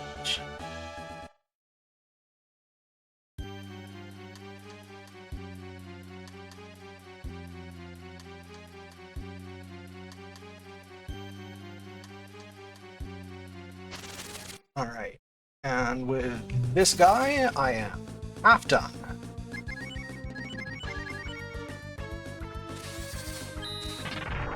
Now we get to the juicy half. You mean this half wasn't juicy? Nah. The other half is where the good stuff is.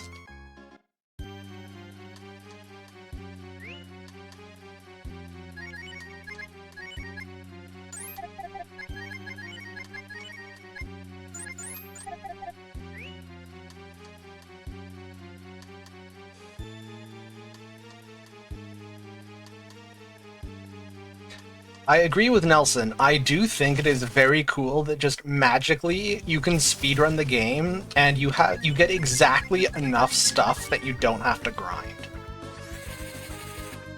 If you got any meaningful amount of experience or money less at basically any point in the game, it would necessitate grinding. You can And just this would be barely squeak by with what you've got.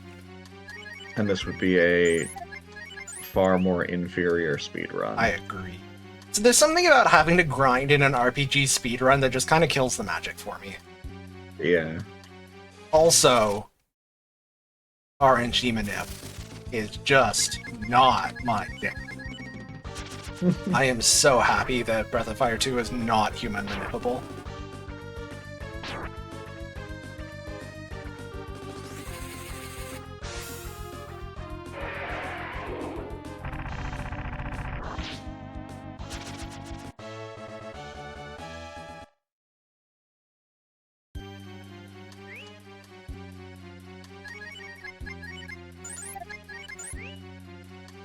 There's one in here. The goblin's asleep.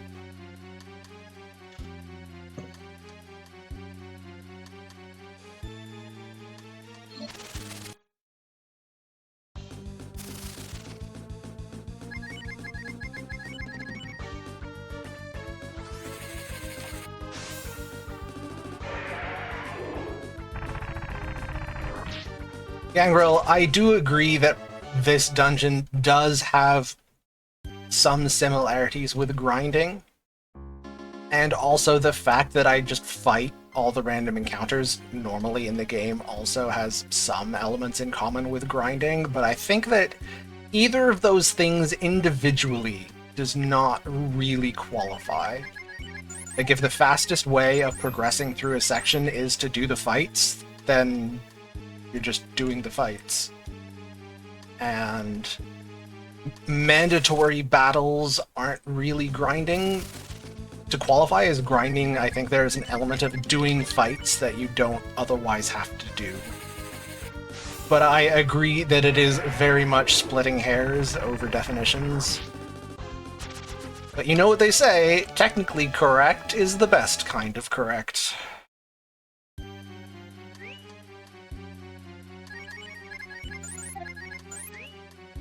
Mas?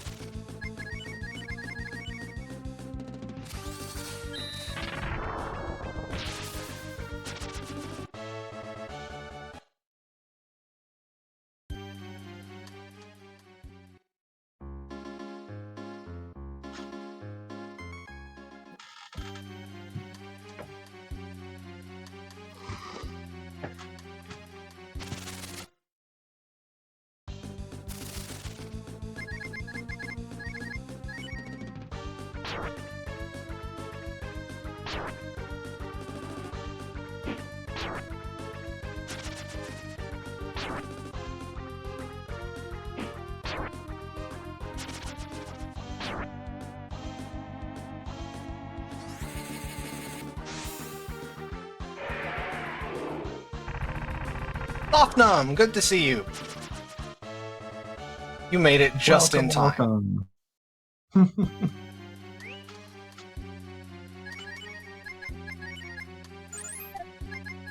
Just in time for the last several hours of this run. Well, specifically just in time for the dungeon wherein we learn about the wonders of biology.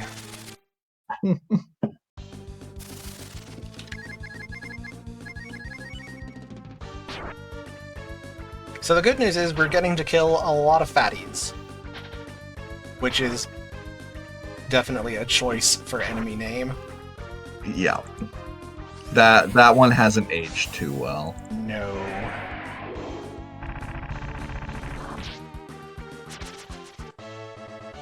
Yeah, just a little pinch of body horror for seasoning.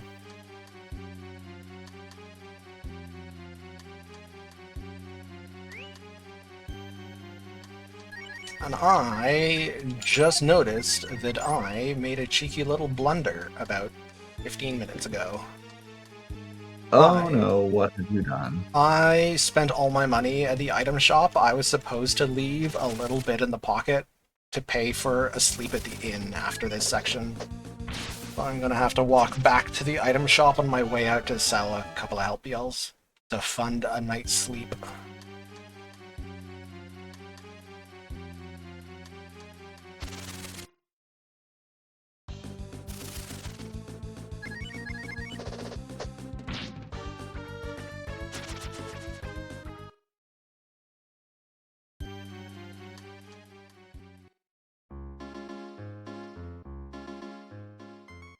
Alright, that should be 3/4 done.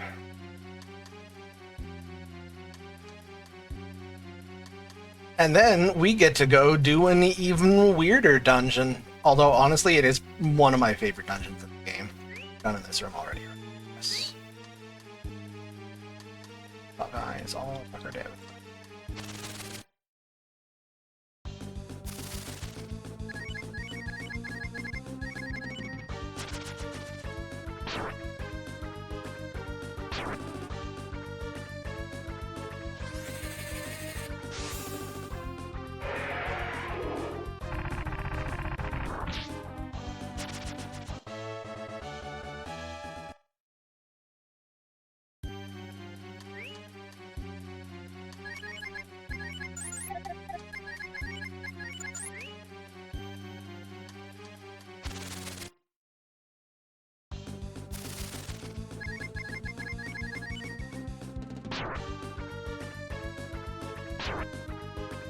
Okay, we have acquired level 20 on Rand, which is really the important thing.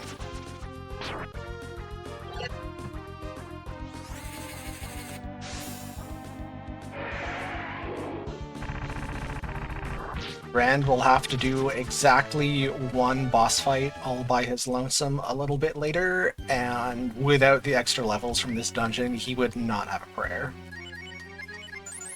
Yeah, basically the whole point of those levels is to get just enough hit points to be able to survive the handful of turns that he needs to win.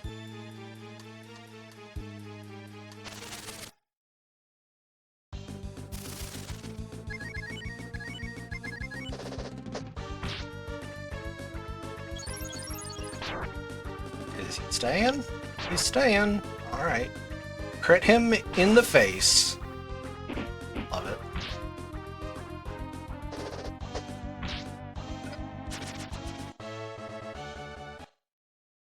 Uno mas, and then we're done, unless I forgot something.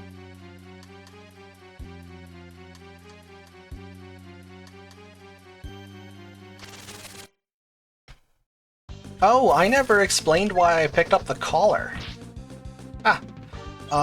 The collar can only be equipped by bow and cat. You get it? Dogs and cats. But it increases the random encounter rate, so it gets the enemies in this dungeon to appear faster. Literally the only time you want more random battles. Yep. Because the one dungeon where the random battles are mandatory is the one dungeon in the game with a very low encounter rate.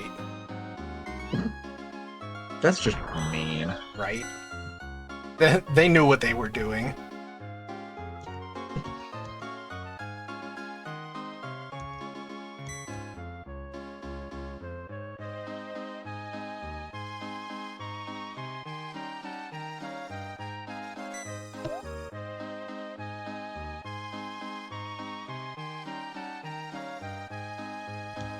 Now, one cute little oddity of this side quest here is that after you have completed all of it, you are not automatically given the thing you need to progress the plot. You actually have to go down into the treasury and pick it up, specifically.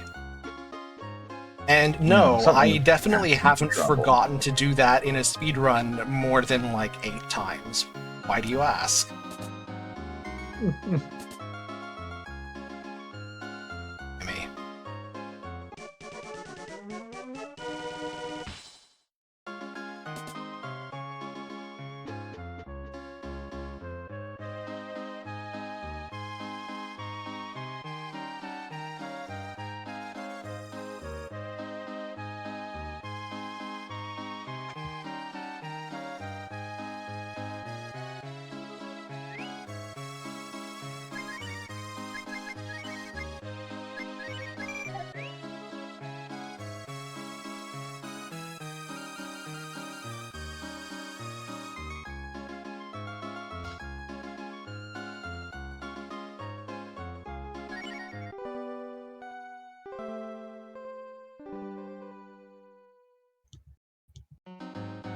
Okay, now we get to put the good party members away and acquire help.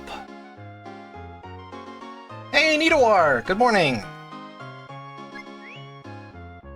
Okay. Don't spar.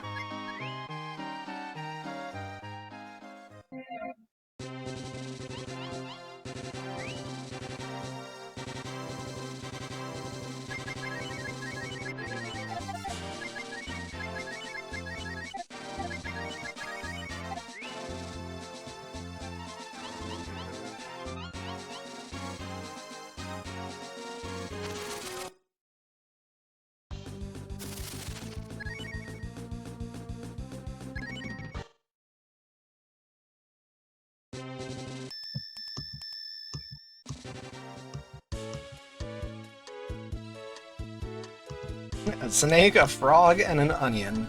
No, the real onion party member is Pekko from Breath of Fire 3.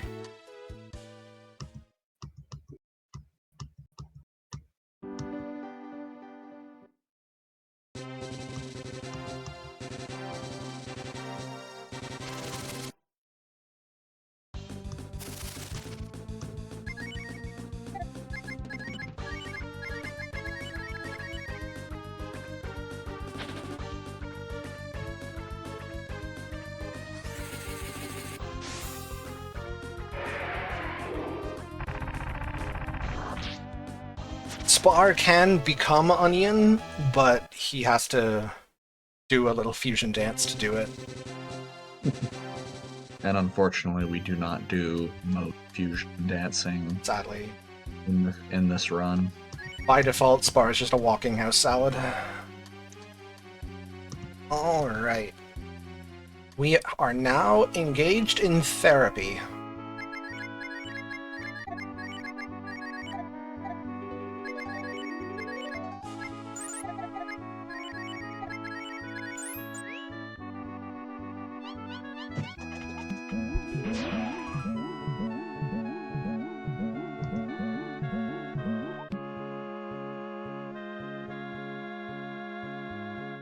We are required to come here and talk to this kid.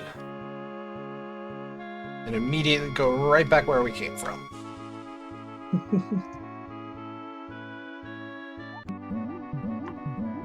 I do love this song, though. It's a shame we only get to listen to it for exactly 1 minute.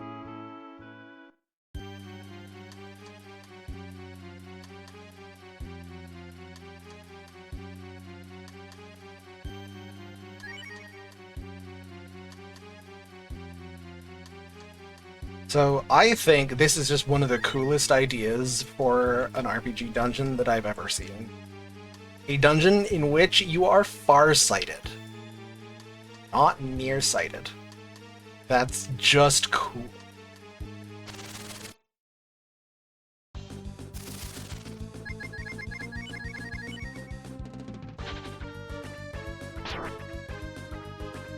There are so many games with a nearsighted dungeon. Usually just like, it's dark and you only have a weak little lamp. You can only see a little bit short distance. But I cannot think of any other game that has a far-sighted dungeon.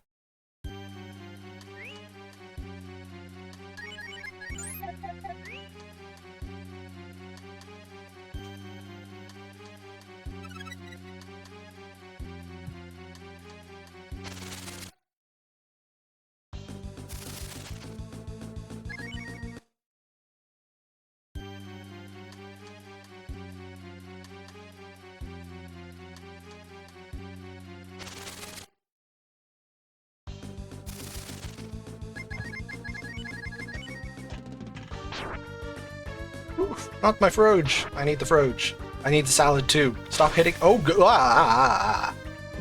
This entire turn was a travesty. Everything is terrible. It's okay. What happens to those 3 guys when they get hit by lightning? Alright. The same thing that happens to everything else.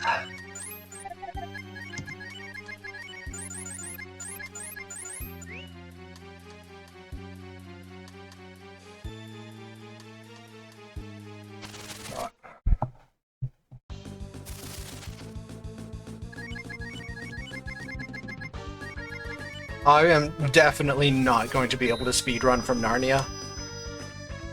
Not even because of anything to do with the internet quality, I'm just not taking my desktop. I'm taking my laptop, and my laptop is not suitable for streaming.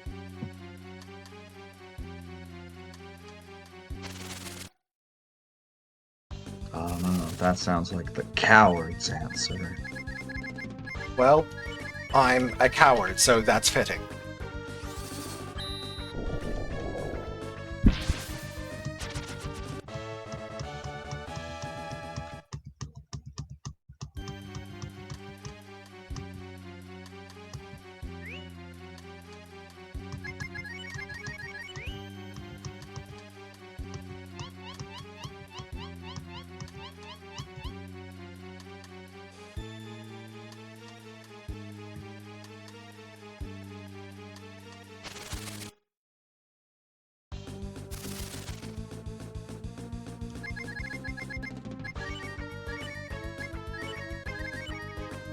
Your corrected speedrunning does not technically imply streaming, however, there is absolutely no chance that I am speedrunning this game without a live studio audience to keep me sane.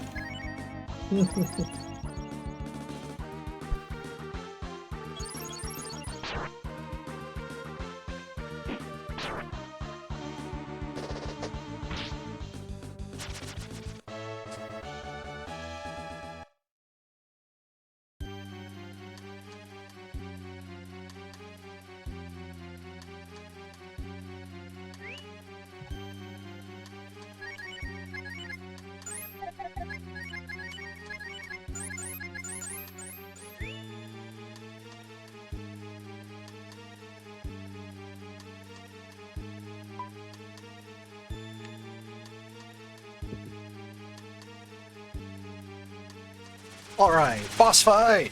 Boss fight. Good old crab hands. Fireball. Kraken. Fruit salad. Salad. So once again, really cool boss fight in theory with poor execution. This guy is all about like taking away memories and making people forget stuff. So he makes you forget your magic. When he hits you with that whoop whoop whoop whoop spell or ability, like your characters lose the ability to cast a bunch of the spells on their spell list, which can theoretically really mess you up, except for the fact that he does nothing of any threat to you whatsoever. He might occasionally like bonk you with his little hands, and that's about it.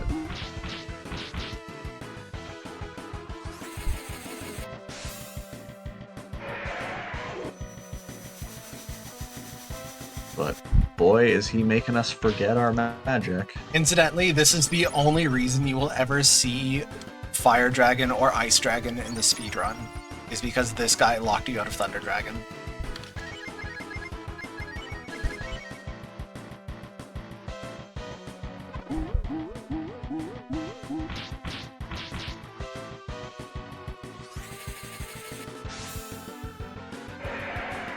Classic mid-game Breath of Fire 2 boss fight. One character hits him with damage one time, and then it's just 3 dragons to the face. Charles 2.0 is Pax, the Charles brother.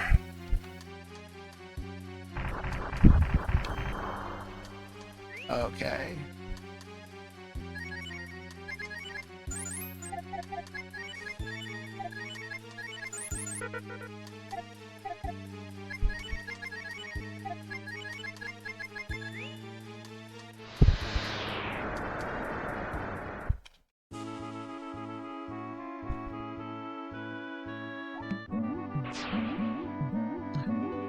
Hello. I'm trying to stay as engaged as possible, but I am so tired. Alright, now we're going to perform bartering.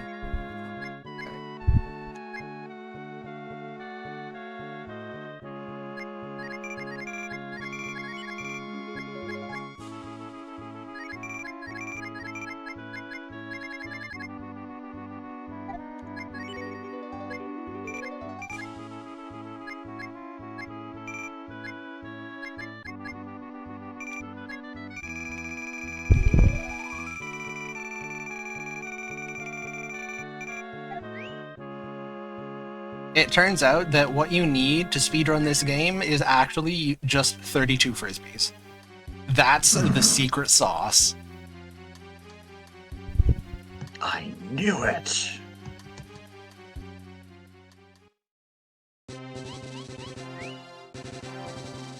So we went to all that effort to get the tree his memory back, and then we leave. We just walk away. I love that. We're just huge jerks. Because it turns out that the very important plot relevant things he says to you are not actually a plot trigger. Just finishing the dungeon is the plot trigger. Again, this is a wonderful game that's held together by some kind of code. Silly string. Okay, walking all the way back from the bridge to the beach here without a single fight is very good luck. Shogun! I am glad you could make it. Hey! Shogun is here. one of only 2 other humans on record as having completed a speedrun of this category of this game. It is me, Shogun, and Andy W3321. The 3 Musketeers, if all of us were the dumb one.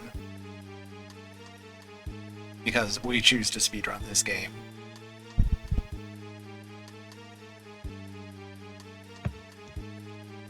The run goes well. You did not see me getting absolutely bodied by Nimifu's tower.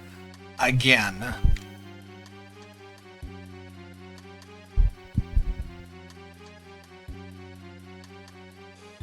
I had to do the latter half of Nimifu's tower with just Ryu and Sten.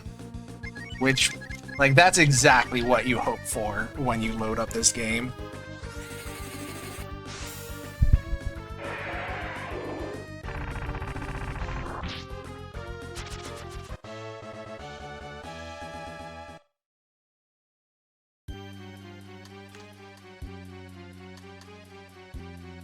Nina was dead for the Terrapin fight at the end, which is sort of expected. And also dead for most of Nimifu's tower, and also died somewhere. She was so short on experience that after beating Munmar, she wasn't even level 12 for exit. So it's been that kind of day.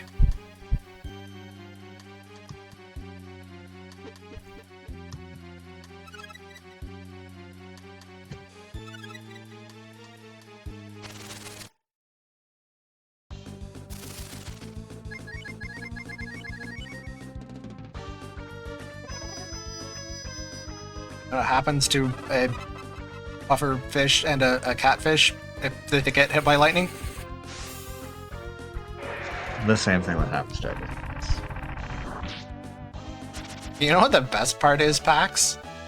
What? You can't even, like, send me back to the shop and request a new brother. Bummer.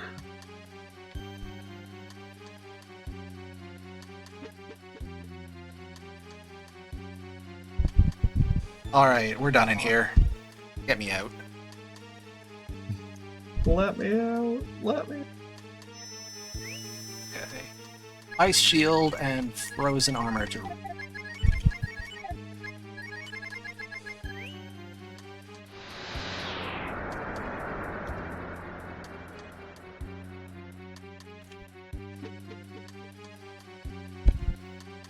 RNG Canberra. I love it.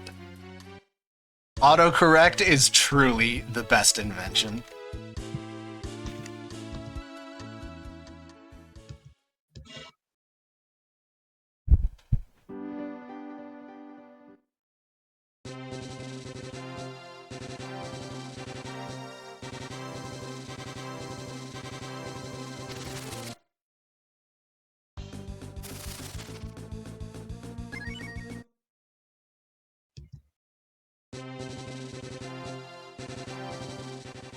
Alright, we are now in Act 3, wherein the plot can finally start. Yeah, Gosh. we are 5.5. We are 5.5 hours into this run, and the plot is finally going to kick off. Yep. Everything up until now has pretty much just been mucking about. Have a good lurk, Shogun. Thank you for stopping by. It is always a delight to see you. It would be even more a delight if you would speedrun this game. You know, just laying that out there.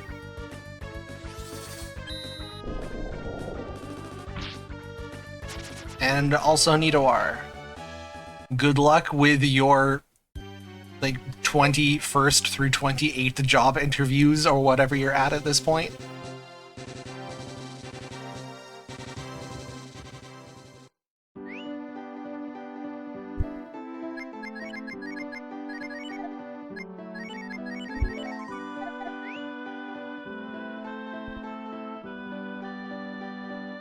Okay.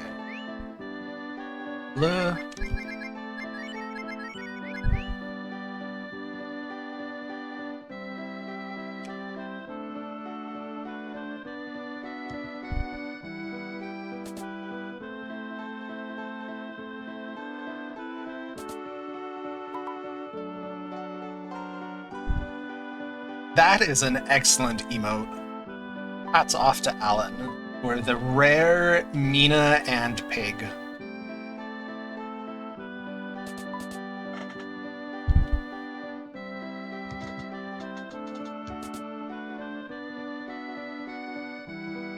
That emote, on the other hand, sucks. What kind of idiot would come up with that? It's mine. It's okay. I'm making fun of myself.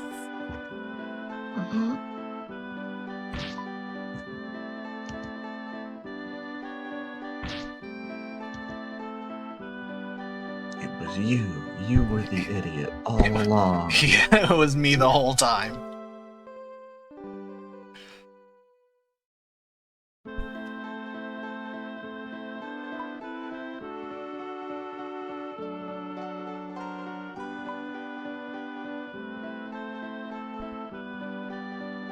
So next thing on the Breath of Fire 2 bullet point list is Farmville.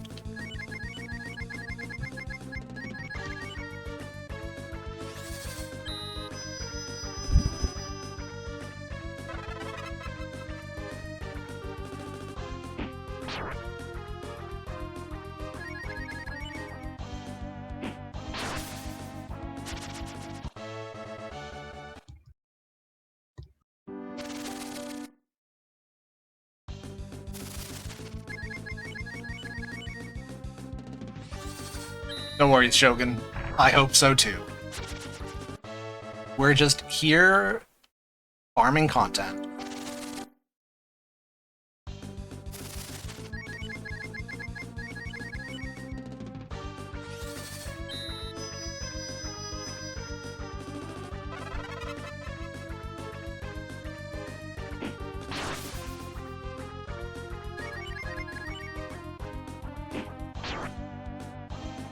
I thought that was clever. That was clever, right? It was very clever.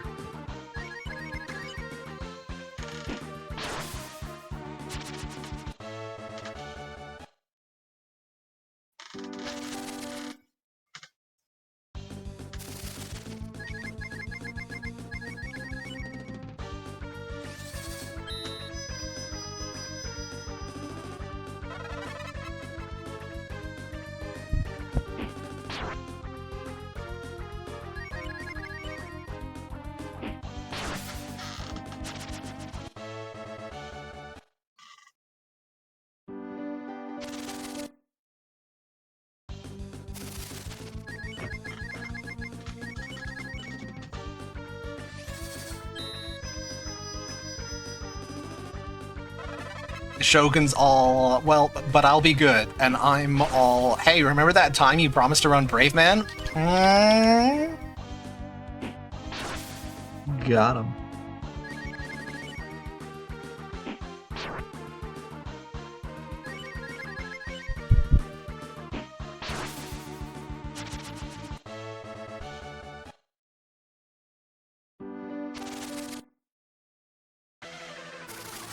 Also, Easter Island .gif thing. This thing. It's a big old face. It's just a big ol' face.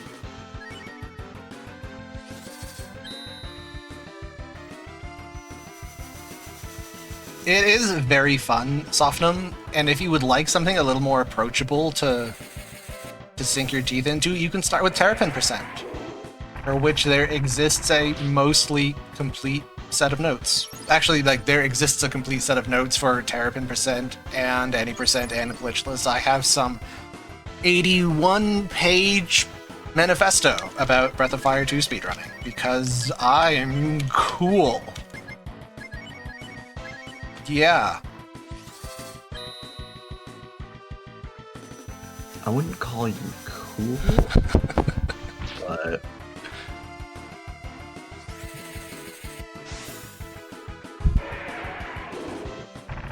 If anyone is interested in getting into Boff 2 speedrunning, you can, I don't know, you can message me on a platform, or you can hop into my Twitch channel and then into my Discord server. That's probably the easiest way.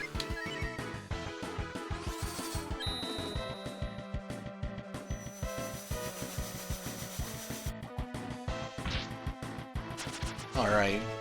Easter Island.jpg has been defeated.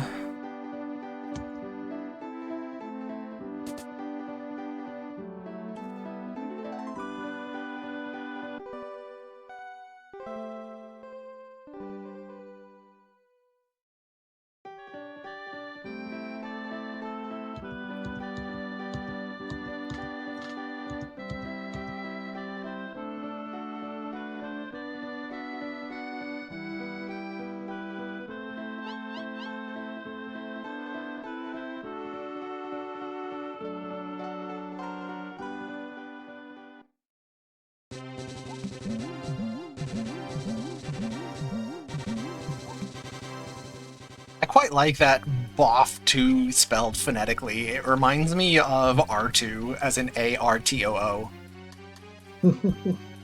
And 3PO.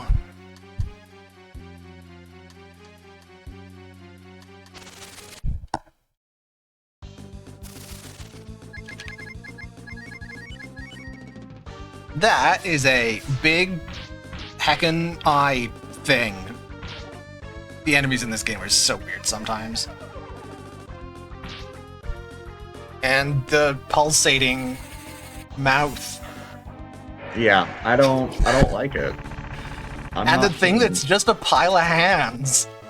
Yeah, no, they're all cursed.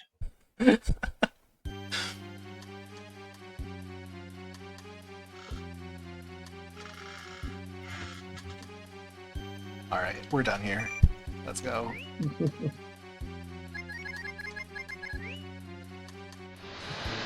Now, since we have just begun the plot, let us immediately put the plot on hold to do other things.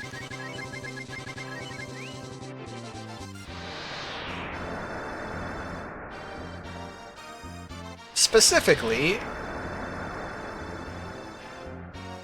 Jesse, we have to cook.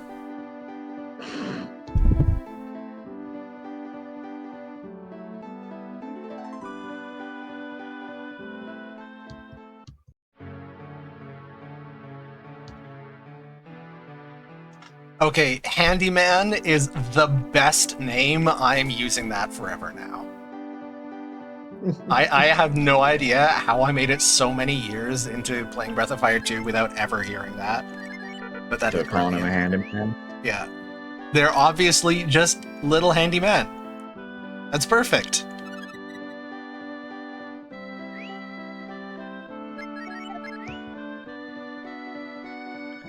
Will he attack you with duct tape? Yep. Carpe ductum.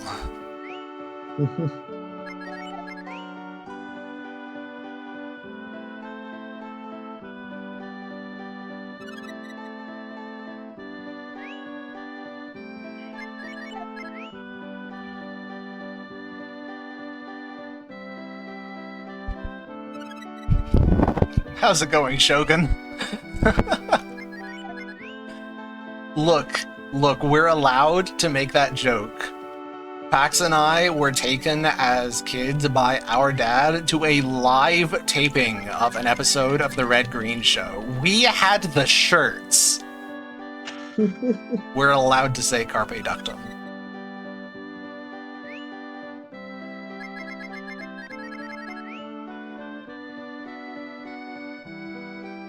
It's just so weird to me that there's just like whole generations of Canadians now that won't know what that is.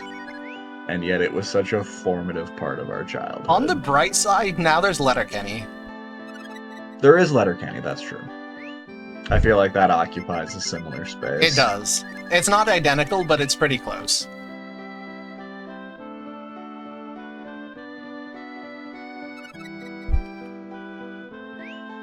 You don't learn quite as much about engineering, but all things considered, that's maybe a good thing.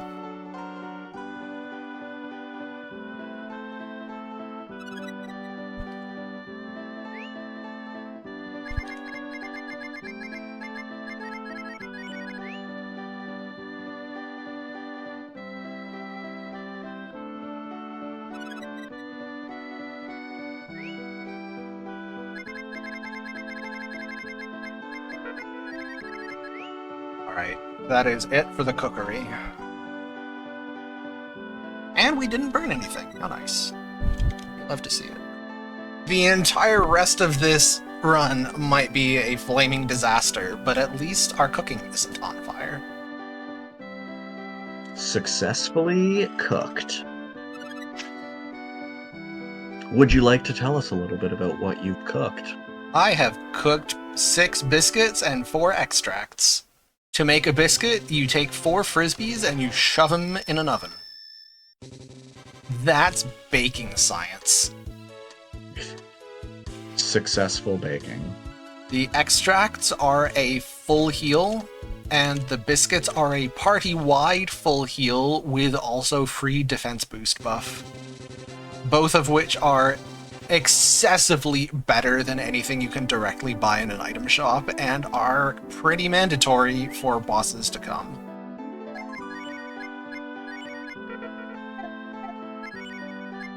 I have no money.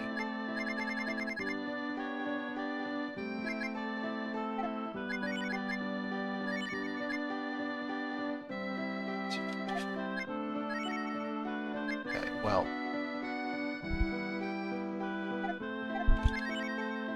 So short on money. Oh, I know why. Because I haven't sold anything. Idiot. There we go. I was like, something was not adding up. There we go. Glad I solved that problem.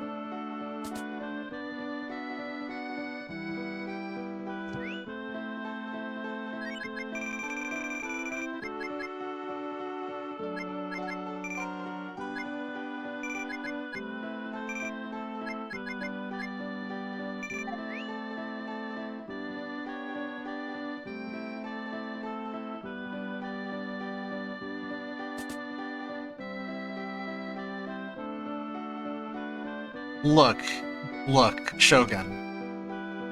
Look, I've got a degree from the university for people who can't count good and want to learn to do other things good too, okay? Leave me alone.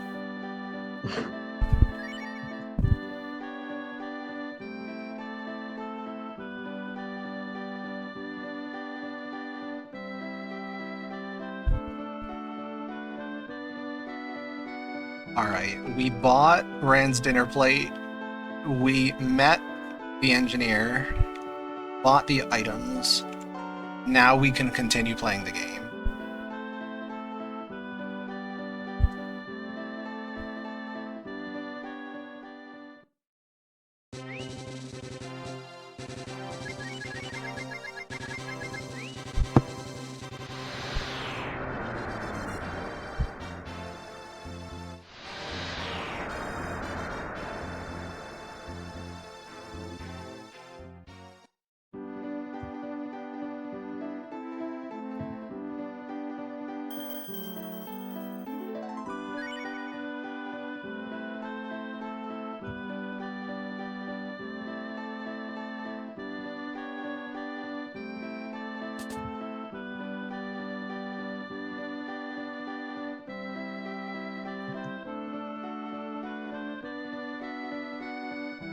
Alright. What's a paladin?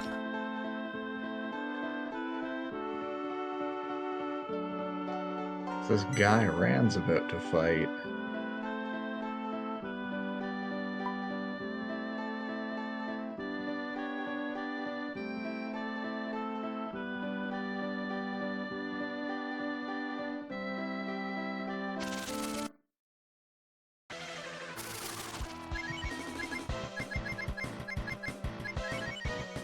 Alright. Chat, help me count to 6. I really hope this guy doesn't beat me up. Nice.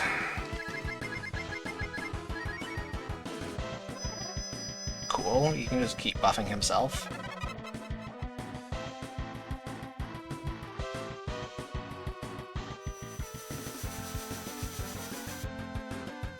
It's fine.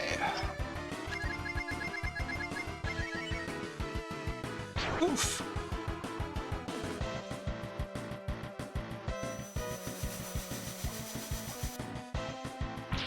Try.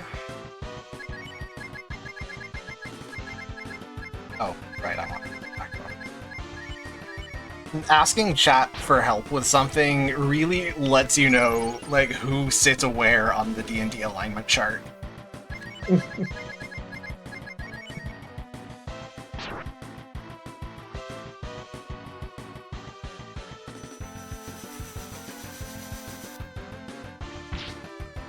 Good.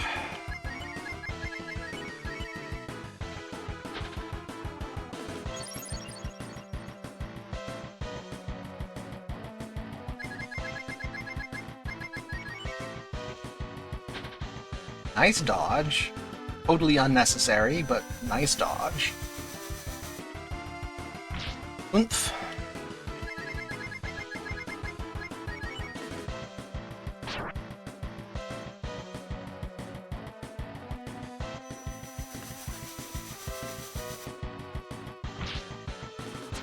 Winner.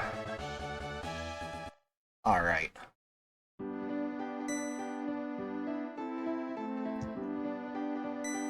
That fight is almost a guaranteed win, except when it's not. But the only time it's not is the one time I don't safety save. And it is such a pain if you die and you don't have a safety save, because you've still consumed all of the items and you have to get them.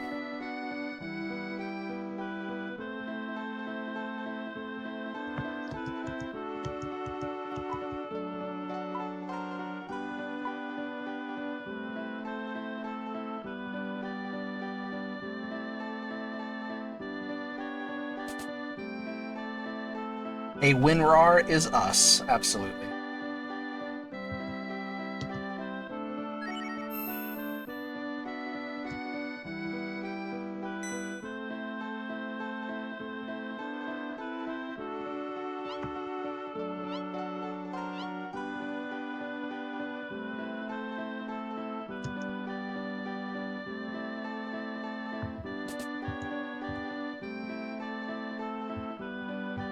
Also, not that I don't love you, but Shogun, weren't you gonna go and do work or something?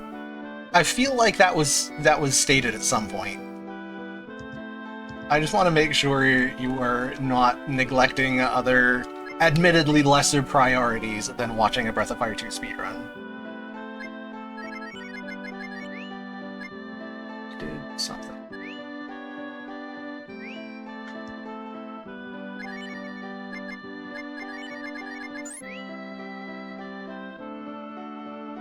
I've made an error.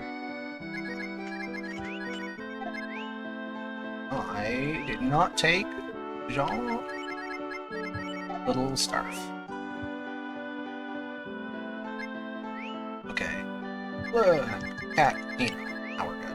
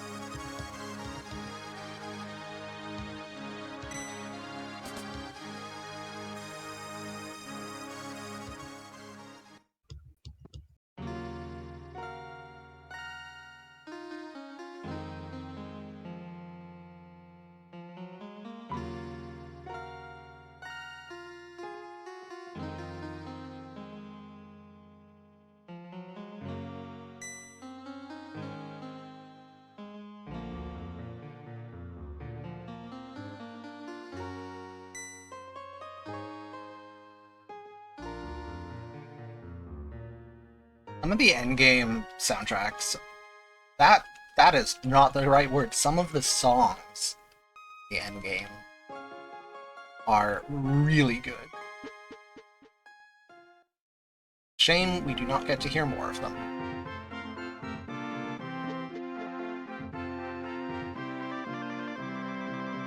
What even are words? Talking is so hard. Can you believe that I get paid to talk for a living? That's wild. Who'd want to listen to you? I know, right? I feel like there's something cosmically wrong with the universe.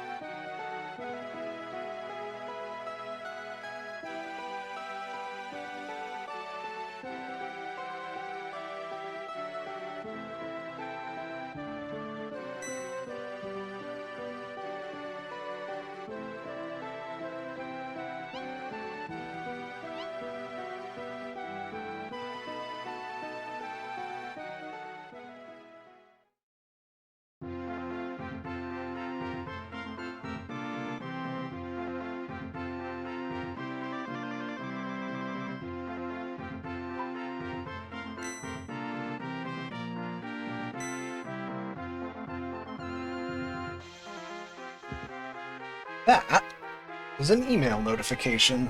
I have no idea if that was audible on stream. Nope.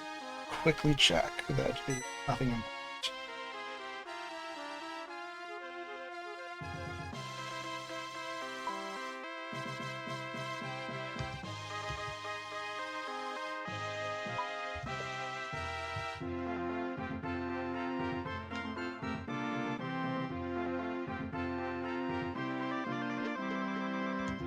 It's in fact not important.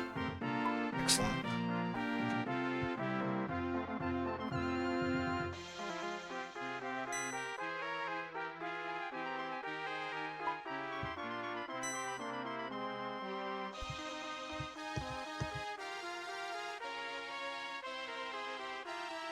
I always forget how long this dialogue is.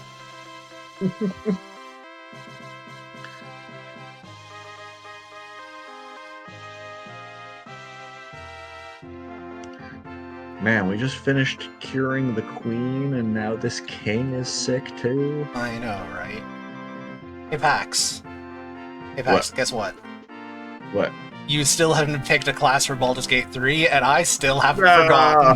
forgotten. Got him again. You got me again. I don't know. I might just do like an easy paladin play through my first go round, out into other stuff. I also just need to take a closer look at, like, I forget what classes some of the companions come out. You can respec all your companions, Yep. so that doesn't even really matter. Correct. Although probably in your first file you'll want to keep them. Keep on everyone there. pretty vanilla, yeah. Yeah. Just for the experience. Hey, lay off the bird. Lay off. Nope. Bad. Desist. Okay, good. I mean, he opined. He pondered. I didn't hear any commitment. There was no commitment.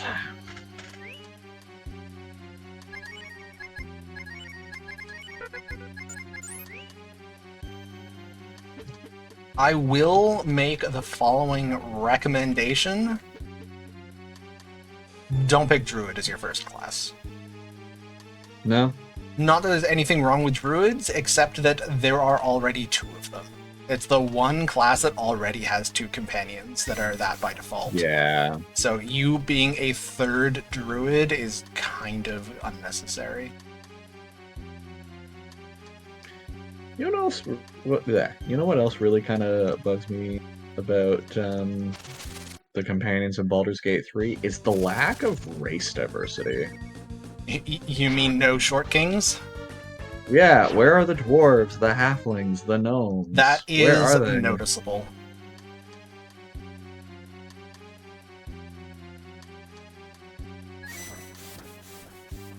Now, that said, Just it like a- is somewhat ameliorated by the existence of Barkus. Even though he can't actually join your party as a fighter, he still exists and hangs out and is just the cutest little guy. Alright, I got the bracelet. So, welcome to Nina's solo section, where Nina has neither a hope nor a prayer of beating anything in single combat, and therefore we just run like our life depends on it.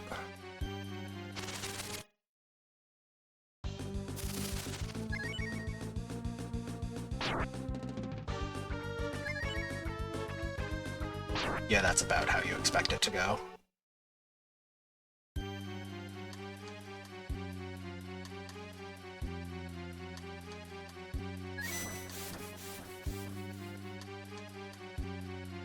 There.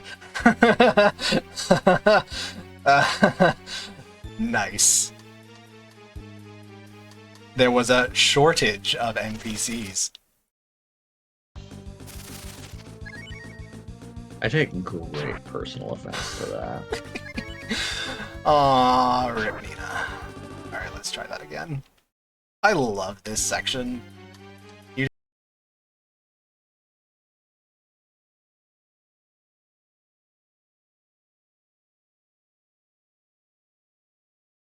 just...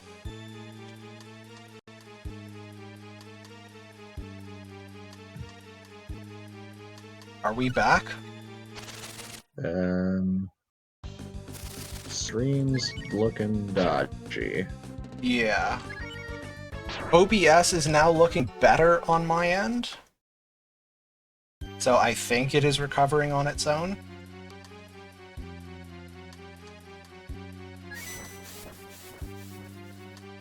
Audio works, that's...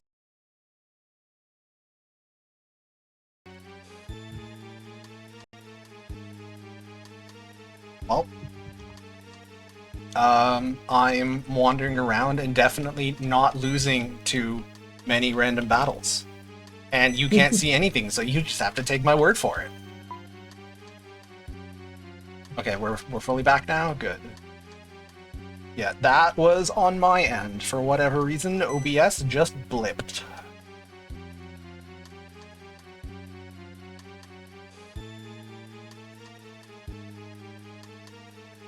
Thanks for catching that, Softnum. Boss fight!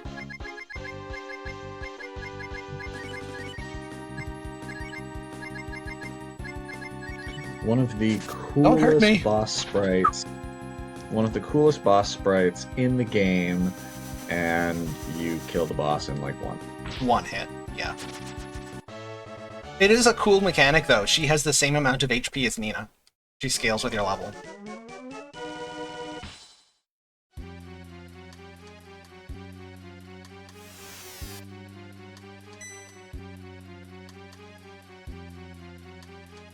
You don't just need a better laptop, but also a better desktop. Me and my $2,500 moon monolith take great offense at that. My desktop is in fact the one possession I have that isn't immensely cheap.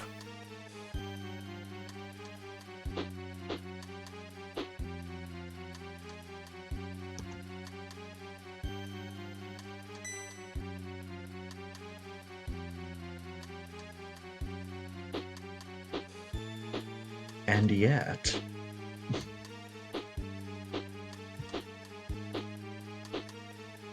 Yes, my PC is the final dungeon of a Super Nintendo RPG.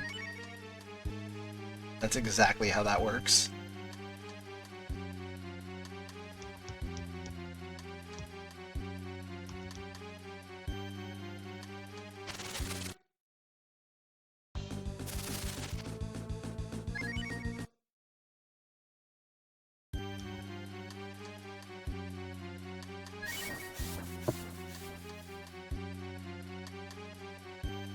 Alright. That was fun. And that was the finally did it. very last solo section in the game, unless I accidentally challenge Blueberry to single combat. You should do that. I should not do that. How about that? That would be terrible. I think it would be hilarious. Allow me to change your mind by pointing out that the longer I'm stuck here, the longer you're stuck here. I mean, I'm not really stuck here. I can leave whenever I want. Can you, though? Could you bear the shame? Yes, absolutely. No hesitation.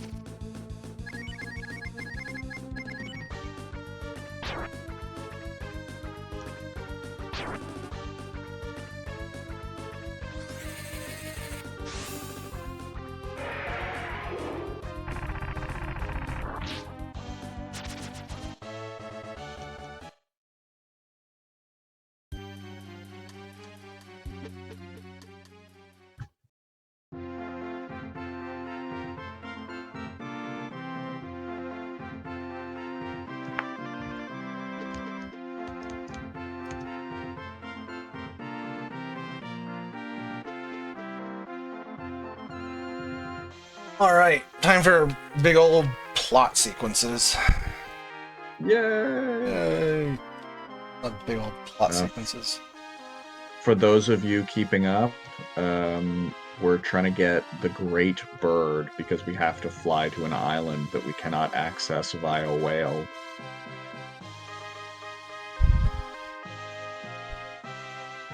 Who knew that whales were in fact not your one-stop shop for all your travel needs?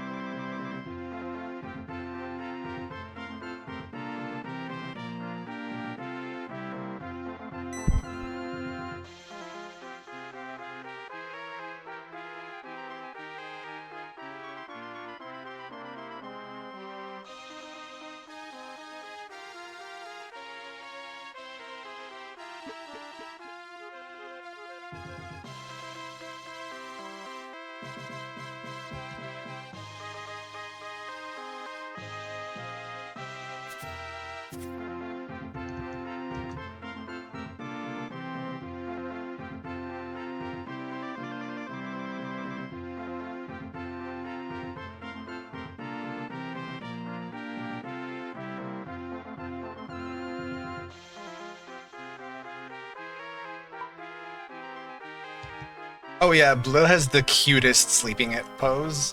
It's adorable. He's like curled up as a little snake.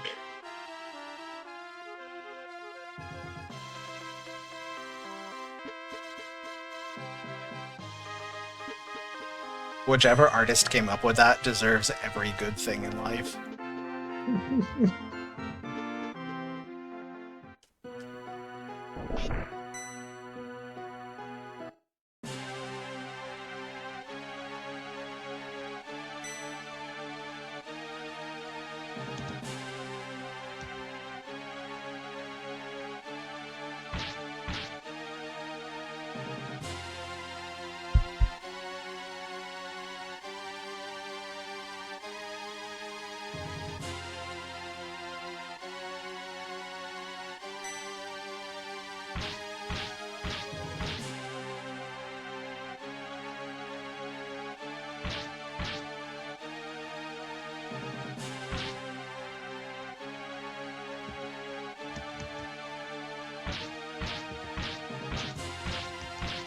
Also, very tragic and sad things are happening on the screen.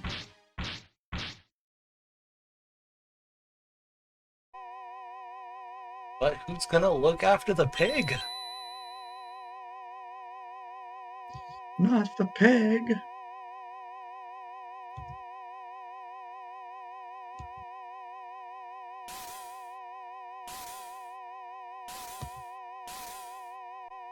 Oh hey, Mystic Andy.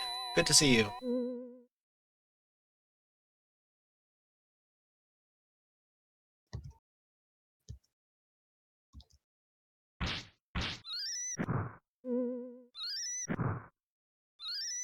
I can tell that we're both running out of energy.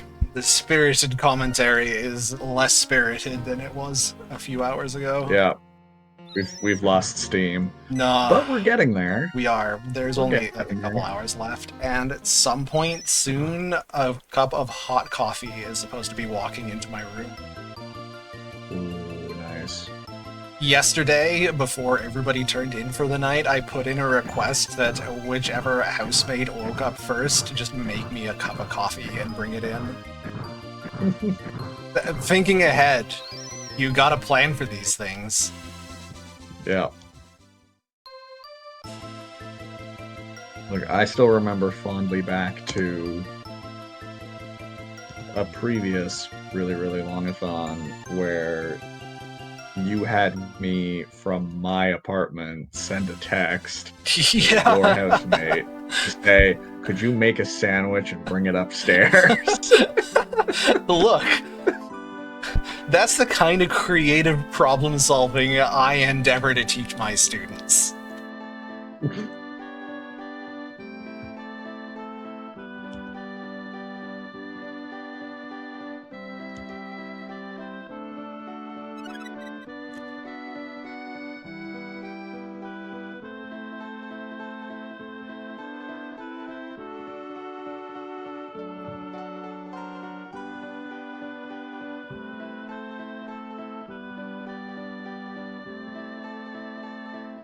You know what's kind of funny? I can't easily rank my favorite top 5 games. I can say that 1 and 2, in no particular order, are FF6, Brave New World, and Baldur's Gate 3. 3, 4, and 5 could be a lot of things, but Breath of Fire 2 is not in the running. As weird as it is to say that. I do love Breath of Fire 2, don't get me wrong, but there are other games that I love more. But they are not as well suited to my particular niche as Breath of Fire 2 is as a speedrunner.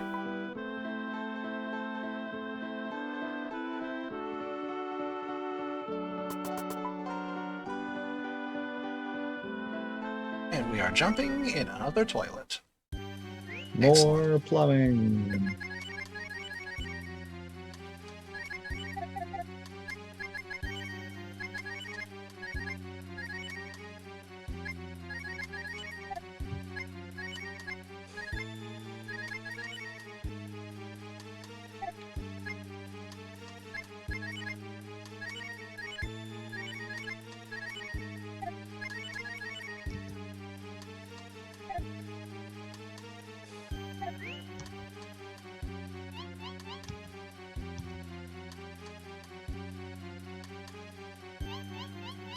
Supposed to shuffle after I jump down the hole.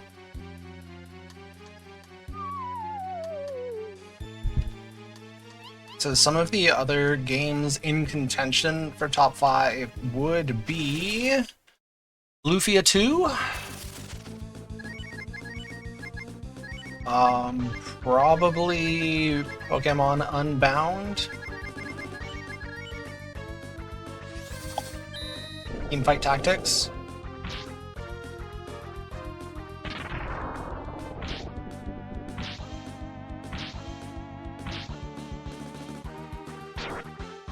There's a whole glut of RPGs, like Breath of Fire 3 would probably be contending for top 5, but like Chrono Trigger, Earthbound, Super Mario RPG, Breath of Fire 2, FF7, FF9, FF10. They're all good. I don't think I could pick one above the others. They just all sit very much in a cluster together as like, these are all really good games that I like. The fact that I do not... Dragon spell here is kind of spooky.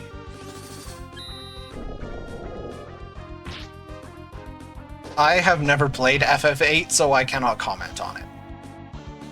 Similarly, I got about 2 hours into FF5 and just could not muster enough interest to continue.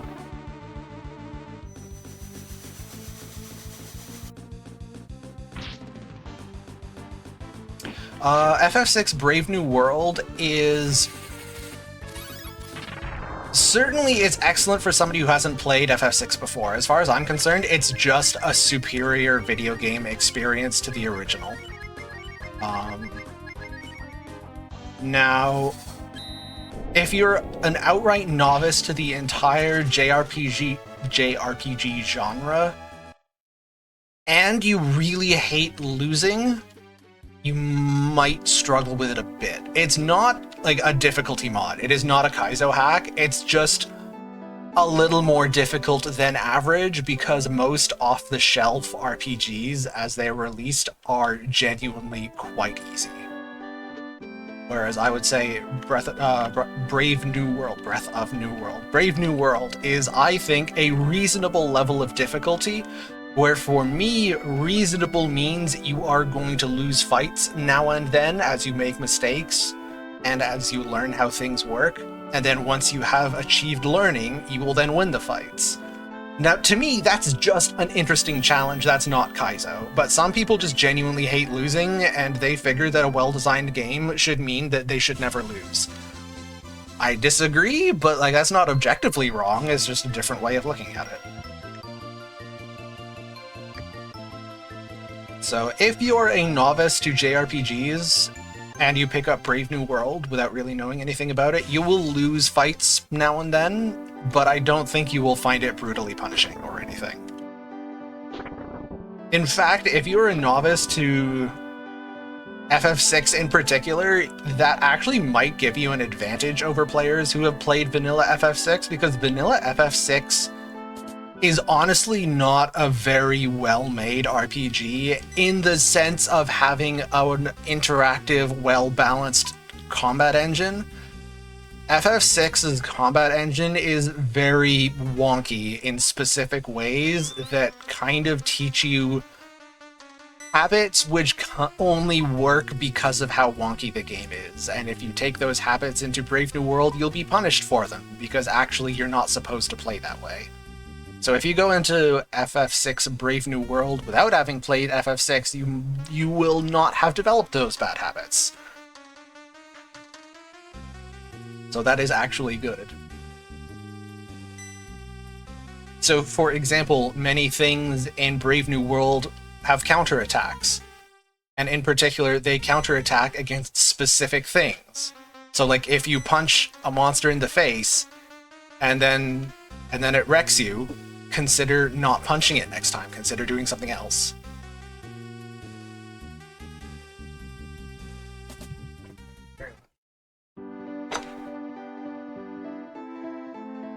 The coffee has arrived. The coffee has arrived. The destined coffee.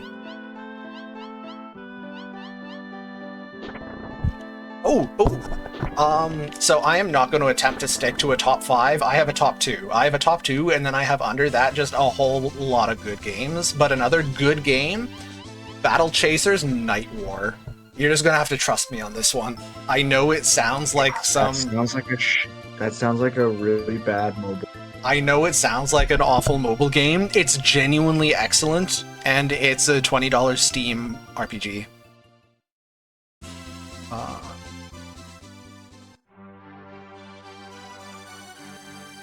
But I do know what it sounds like. Down the hole, please.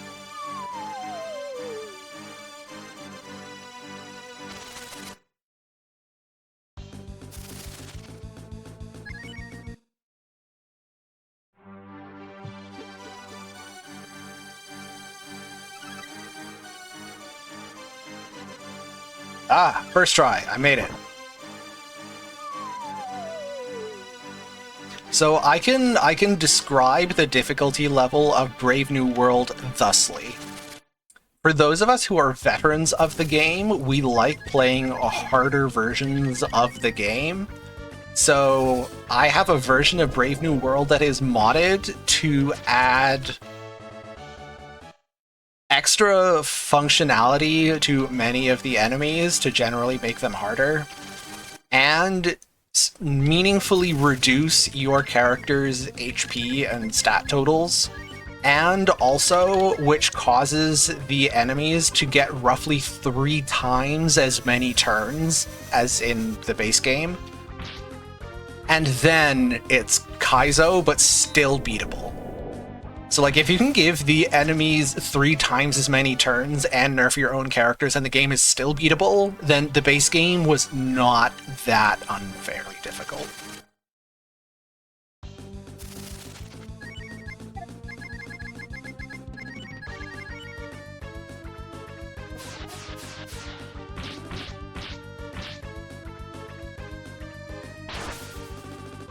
So, what we're doing here, I promise we're not grinding. I know it looks like we're grinding, but actually we're not. What we're doing is Don't actually... say the G word in this house. We are attempting to find the shortcut.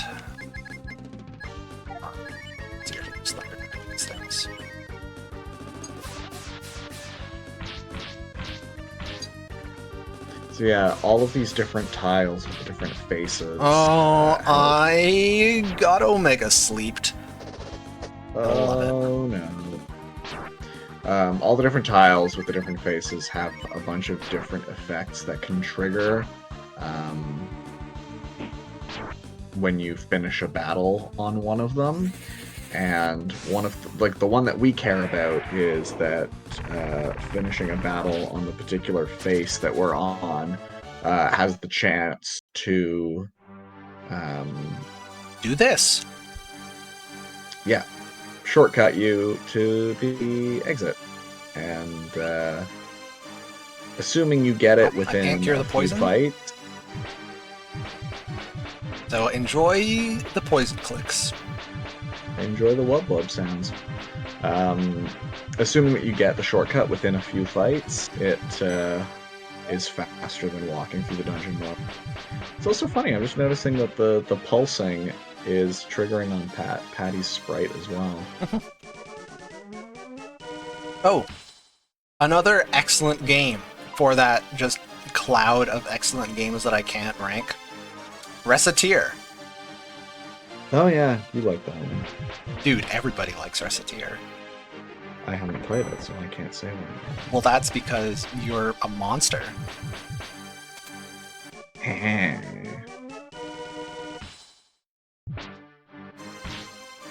Got you again. Capitalism ho.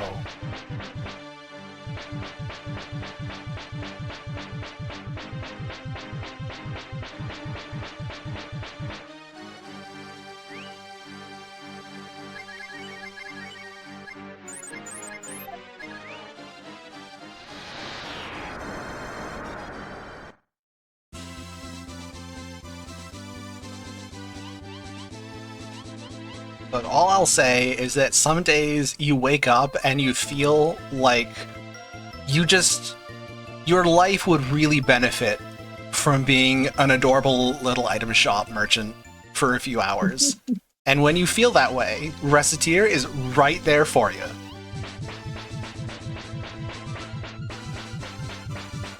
Anyway, we're taking another day trip for fishing.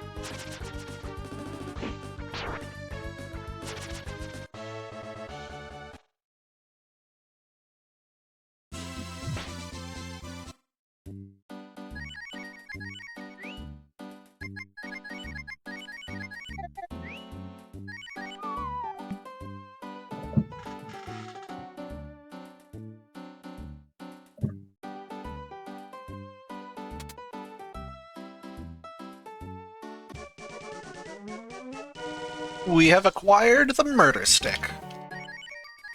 Excellent.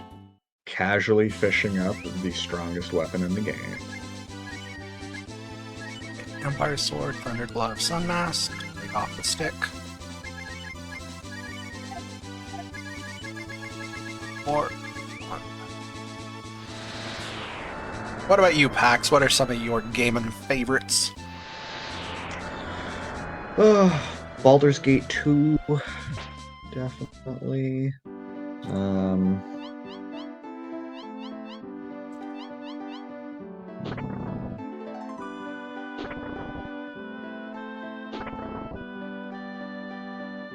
Guild Wars 2. Definitely like Treasure of the Rudras. I haven't been doing much console gaming lately, but some of the PlayStation 2 classics of my youth, like Tales of the Abyss, Breath of Fire 3. Jet Moto? Oh my god, I played a surprising amount of Jet Moto.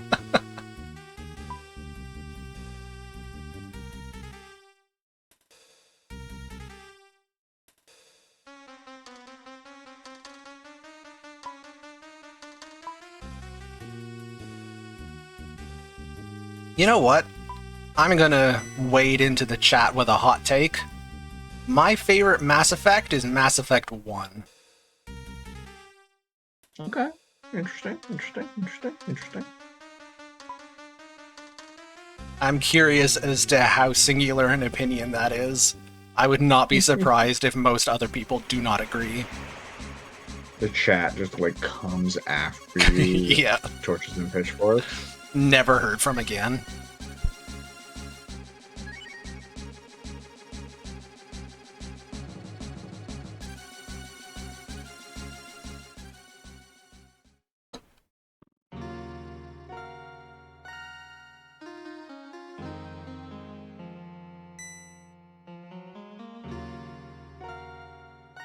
I should probably not be surprised to learn that my opinion is in fact not at all original.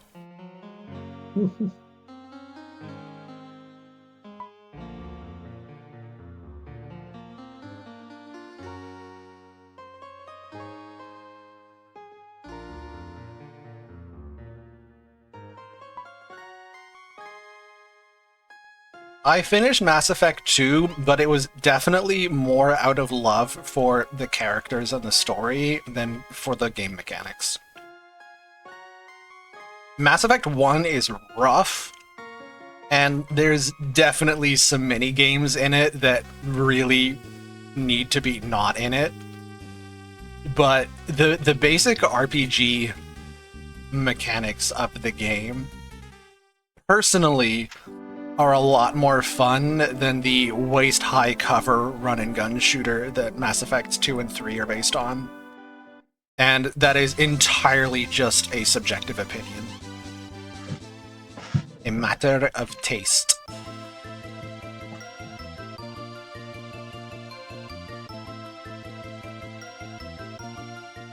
I suppose polling a chat with 300 plus people who stayed up all night watching a Breath of Fire 2 speedrun, whether they prefer the RPG or the shooter is maybe not going to get a statistically unbiased answer.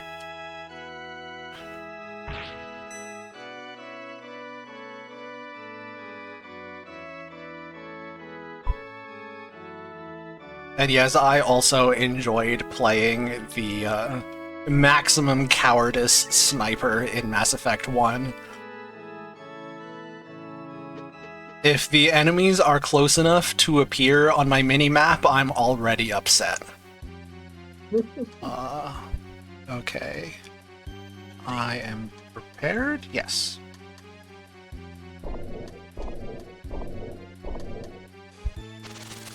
An interesting speedrun note here. When Cat is removed from your party for this segment, it actually takes more time to go get a replacement party member than that replacement party member could save. Yep. So we just don't bother. I could absolutely go and stick Rand in the party, but I'm not gonna. because it doesn't save time. We're only here to save time.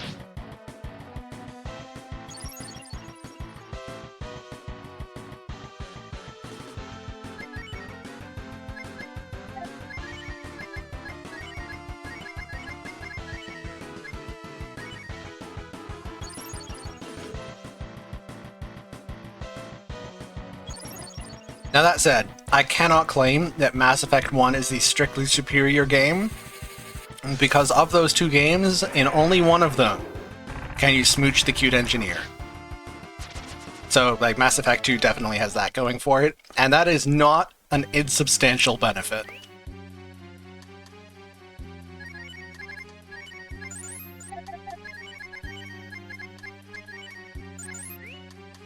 You know, in hindsight, it's probably a good thing that I never got into Tumblr, because I would absolutely have had opinions.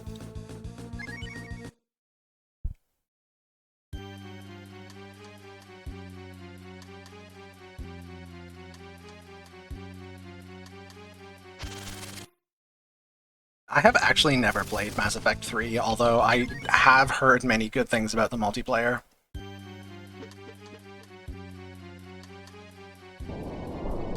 I have played Mass Effect 1, and that's it.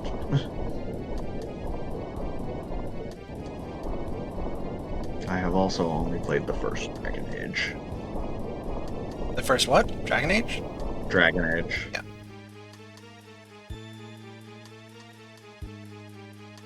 KOTOR is pretty good. Yes, it is. Never played KOTOR 2, though. KOTOR 2 desperately needs a mod to restore some of the cut content, which exists. Yeah. You can do that. So it's a solved problem. Mm-hmm. But yeah, KOTOR 2 as released is rough.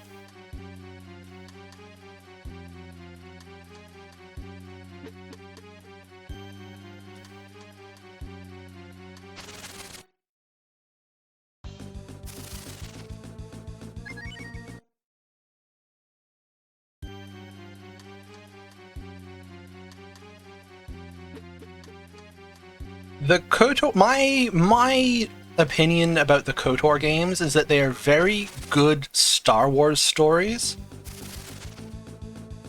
However, being a Star Wars story has its limitations, and those limitations hold for KOTOR as much as they hold for every other Star Wars story. Okay, am I prepared for everything? Looks like it. Okay.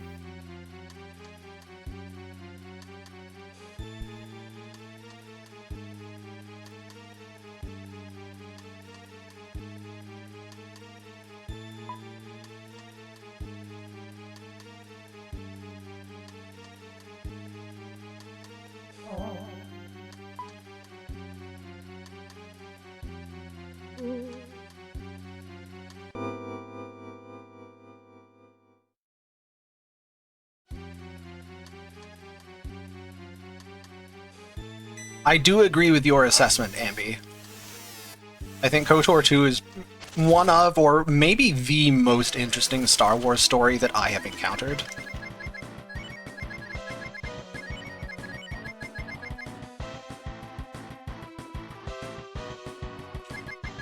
You're 2 on readings, right?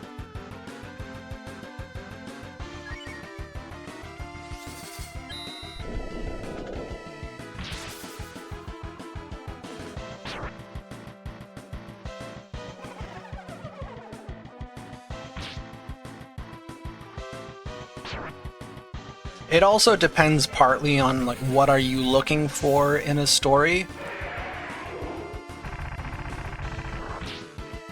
KOTOR and my recollection of Dragon Age, but admittedly I played it many years ago, my recollection might be not that accurate, is that the stories were more setting focused than character focused, where, for example, Baldur's Gate 3 is more character focused than setting focused.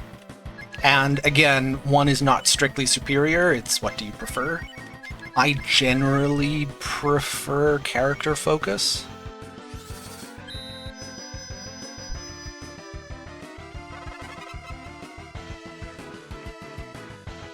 Basically, I'm just a huge marshmallow, and I want to watch the cute little guys.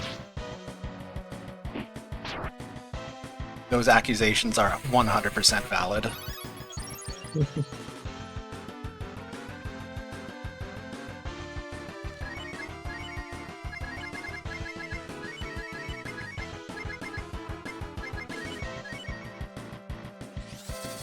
Like Glenn.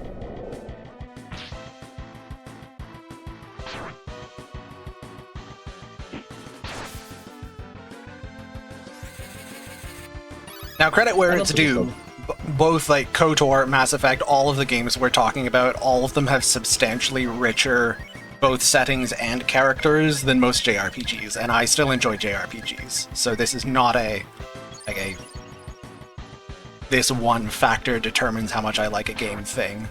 There are definitely lots of other things you can like in a game. Yeah. Speaking of JRPGs, I'd like to take a moment to get once again to the sprite work of this game. Oh yeah. This guy, the Necroman here is so cool, and his sprite only has 3 moving parts, and that's why the sprites can be sort of as cool as they are. JRPG is the companion of Silent Bob RPG. I figure that should be reasonably clear. That answers the question.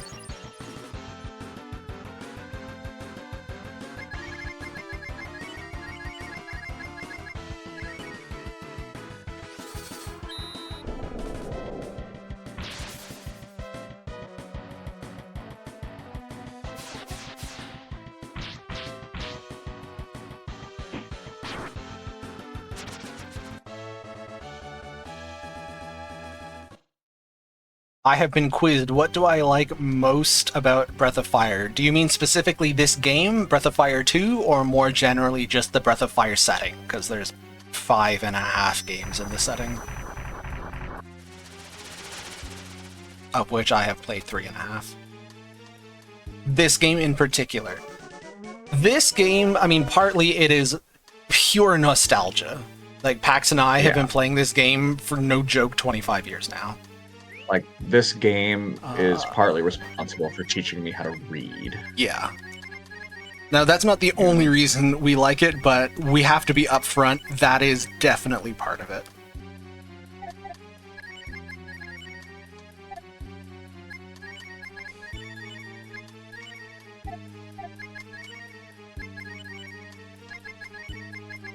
Hang on, I am focusing on what I'm doing, so I do not screw That's it okay. up. There's an ad up right now, so you don't actually have to consider Ads! Love ads.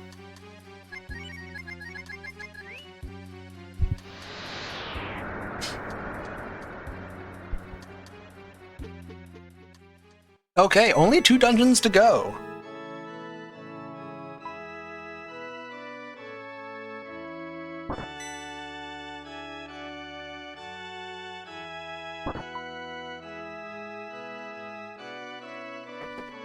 The ads are deceased. Excellent. Okay, so in addition to the nostalgia, Breath of Fire 2 is just very colorful. Like, it looks good. It is pleasing to the senses. I like the music. I like the sound effects. I like the characters. I like they're just cute little guys. It's all very simply nice. Nice in an uncomplicated, easy to digest way. And actually basically the same answer, but for the game mechanics. Breath of Fire 2 has one of the purest JRPG combat systems in any JRPG. Like, no extra bells or whistles. You have your guys, you have an attack command, you have spells, you have your equipment. Like, all of the absolute standards of the genre are here. No weird extra systems. It's just, if you're in the mood to just play the platonic ideal of a JRPG, Breath of Fire 2 has got you covered. So there's my answer in 3 parts. And a 4th part of it, which is kind of a meta thing, is I like that I am a Breath of Fire 2 speedrunner and therefore a Breath of Fire 2 streamer, and I can reliably show up to a speedrunning marathon with Breath of Fire 2 and a few hundred people will hang out with me all night. Like, that's kind of cool. As somebody who has never once in my life been popular, that is genuinely neat. Okay, I have some shopping to do. Yeah, and like on my end of it, definitely the visuals are a big part of it. The character design is so distinct, and like this kind of extends to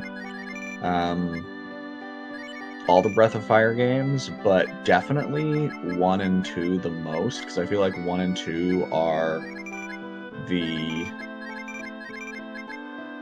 boldest with their out there character design, just because like they're older games and the cast of characters a bit larger, and therefore you get like Dog Guy and Cat Girl and Wing Girl and Snake Girl and Big Giant Armadillo Man and Frog Guy, and like you get like the whole gambit of like weird animal people, whereas in like something like Breath of Fire 3 with a much smaller cast of characters, you've got multiple largely humanoid looking people, and then you get a few weirdos just because of the more limited. They can't go as crazy because they have to be able to have those characters moving around the environments in a lot more detail. So it's like harder to pull off. It would be harder to pull off Blah as a playable character in Breath of Fire 3 because the animations required would be so much more complicated. They can get away with it here, and it means that they just get to have like a lot of really cool playable character designs, and the shaman transformations, which we are really not showing off in the speedrun, unfortunately, really crank that up to 11. Also, to answer Iago's question, yes, the fan retranslation of Breath of Fire 2, which I wholeheartedly recommend, does come with also enabling the run button. Hold B to sprint. So that exists. You can have it. I'm pretty sure there's also a mod for the encounter rate, although I don't know that for a fact. There's also a mod made by a chap called Mason, Maeson, which is just a cheeky little rebalance for Breath of Fire 2 to make the bad characters a little less bad and the ridiculously overpowered stuff a little less ridiculously overpowered. Also good fun. Played it, loved it. And there is a randomizer called Pain Song by Abyssonim, who is responsible for like 50% of all randomizers ever created. So if randomizing RPGs is your thing, you can do that too. There we go.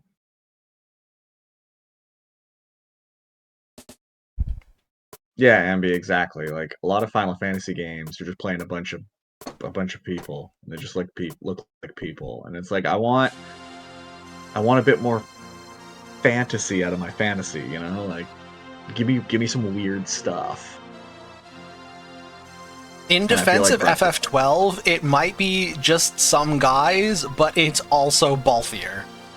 And as it is known that Balthier is the leading man. Yes, Balthier is the absolute pinnacle of what I want from I just a character who's just a guy. I just want to play the Balthier cut of FF12. I want the FF12 where Balthier is the main character. FF12, but it's just Balthier. It's just Balthier.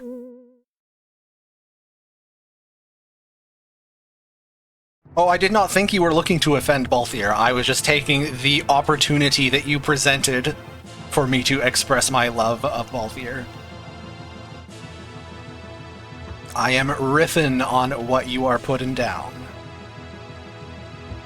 Incidentally, also, there's like a plot happening in the background while we discuss this. I was just gonna say that, like, BT dubs. Among other things I like about Breath of Fire 2 is that, like, It takes a long time to get here, but the third act of Breath of Fire 2 has some of my favorite plot in any video game. It is genuinely kick-ass. For as much Yeah. as SNES-era JRPGs have very shallow writing and characters, and Breath of Fire 2 is no exception, this story is not complex. But, like, it works with what it's got. It is good. Yeah. And I will also say, like, it doesn't talk down to its audience. Like, yeah, it's a fun little fantasy RPG intended for kids, but it doesn't talk down to its audience, and I thoroughly appreciate that in like all media. A cute little fantasy story for kids wherein the survival rate of parents maxes out at like 50%. A cute little fantasy story for kids where we're about to see this poor woman like literally murdered in front of this entire church full of people. It's not pulling its punches, but it's not pulling its punches. It's not pulling its punches in like a Game of Thrones kind of way, where it's just sort of like gratuitously not pulling its punches. It just doesn't pull its punches. Like, sometimes a main character just kind of dies. Bad things happen to good people in ways that service the themes of the story. Yeah. And like this whole sequence playing out right now does a great job of setting up the stakes for this part of the game.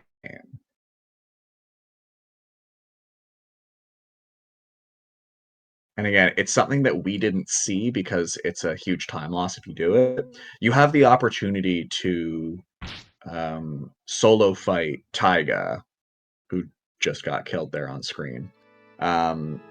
You can fight him in a one-on-one fight for Cat's affections, and you cannot win the fight. Taiga is too strong, and he beats you every time. And then going from that to this scene, where Habaruku just kills him instantly, does a wonderful job of establishing just how much we're supposed to see this guy as the new big threat. I wish his boss script wasn't broken when we actually get to that point, but narratively, I love all of this.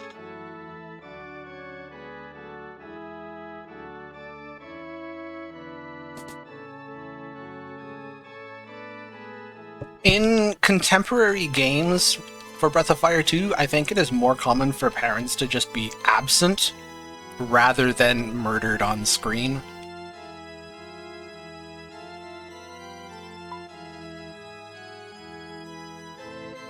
Okay. Sleep well, Ambi, and thank you for sticking with us for the first, oh god, how many hours has it been? 7? Good lord. Just coming up 7. We're gonna get there, man. Me 1v1ing this big old dragon guy.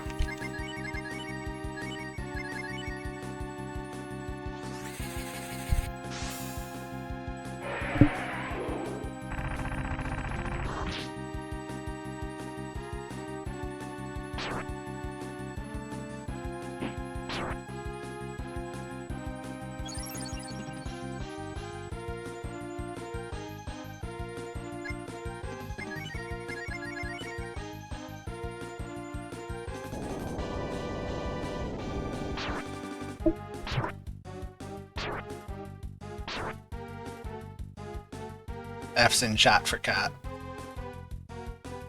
It is possible for her to survive that. It's just unlikely. It's just very unlikely. Also, yeah, a little plot thing, that church guy that we met a couple of times, who was very helpful to us when we went into that well, it turns out he was a dragon law. But I'm bigger. And purpler. Yes.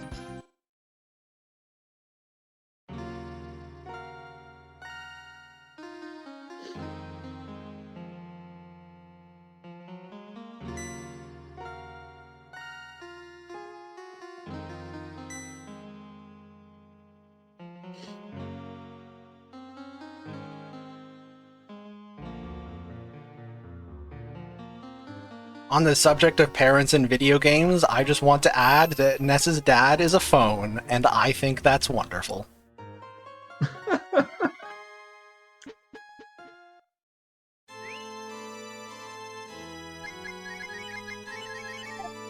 Normalize having a phone as a dad. Yep.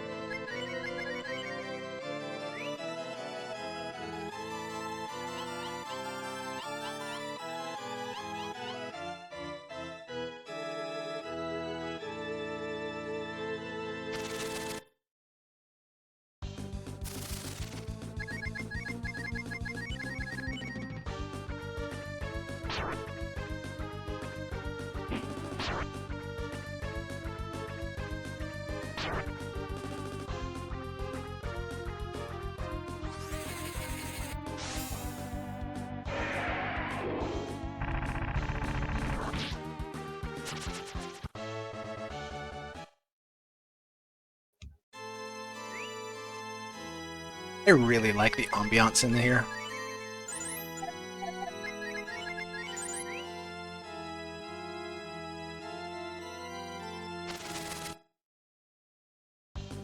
It hits the threshold between grandiose and spooky very well. Foreboding. Foreboding's a good one. Man, I'm starting to think this Habaruku guy might be a bit of a dick. He might be bad news. Oh, not the crits.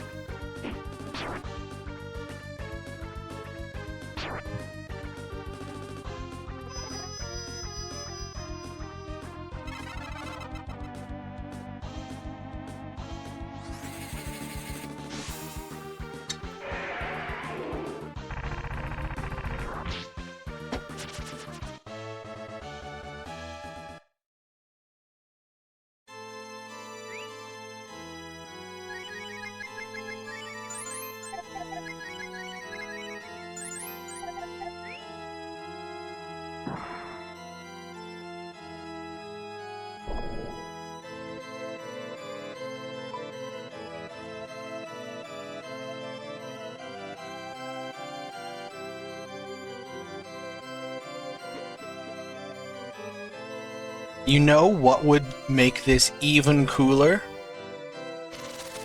If the organ theme persisted into combat. That would be an improvement. Ooh, yeah. No, that would be good. That's one of the things I really love in Brave New World, is in dungeons with a very particular atmosphere.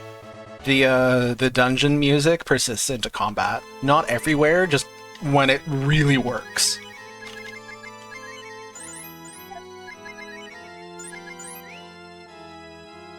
My ringtone is all the way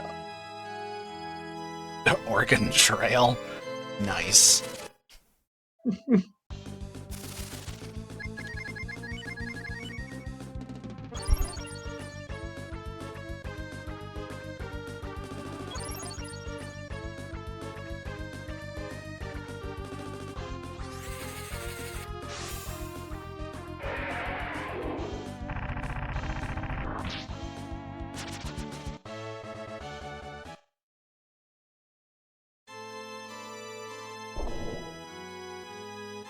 Alright. I love this part.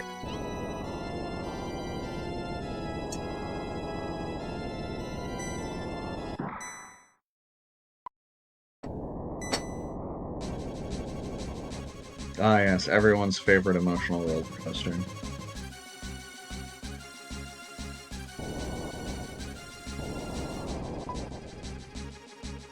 On the list of things to do in the Breath of Fire 2, Acquire a pressed flower.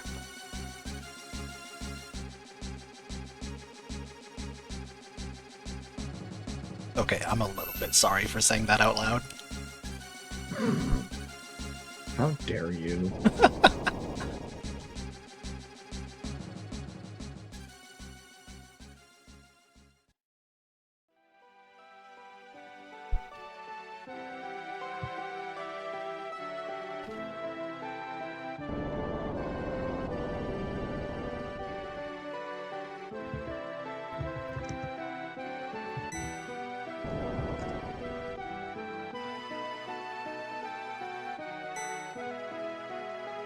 How dare! I know, right?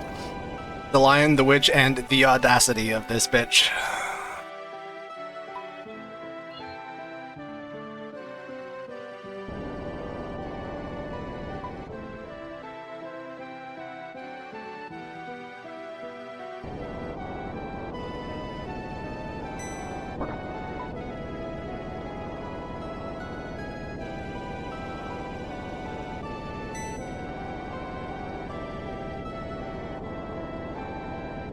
Okay.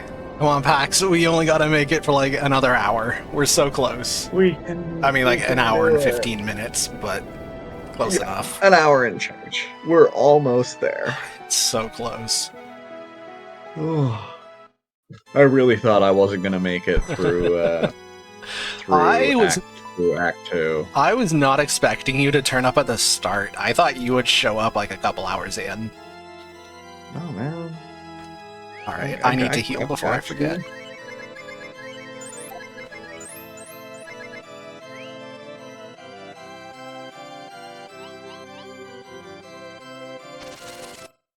I like the disrespect of just walking straight by treasure chests like that.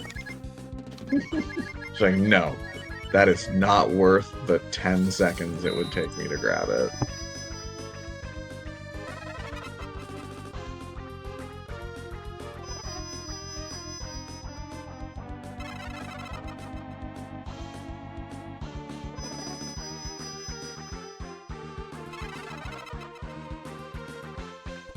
Well then, Ilesh, I have the speedrun category for you. One of the stipulations in the rules for Breath of Fire 2 100% is you must open every treasure location.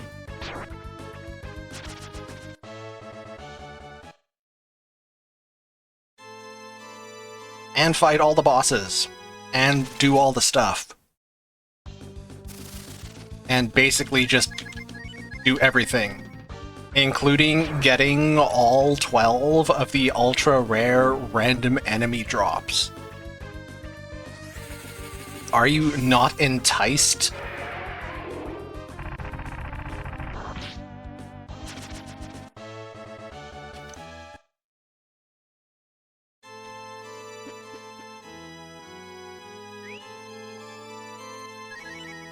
I don't remember for certain, but I think I did not include Solo Barberry in the 100% rule set. Entirely because we've already got Brave Man for that, and I don't like repeating a joke.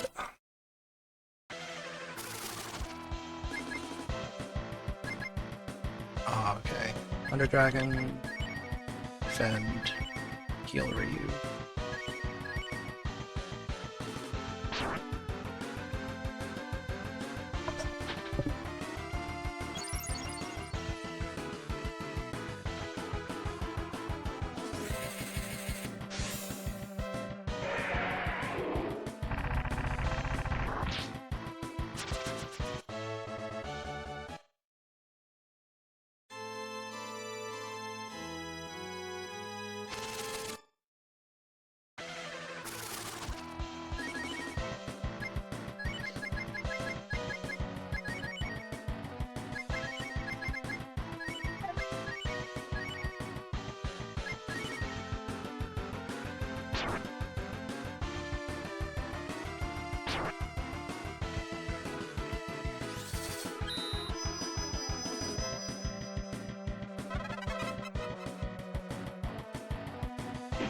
Yeah, the goals of Hundo as a speedrunning category, like the things that it is meant to emphasize, are just not really relevant to the solo Barberry fight.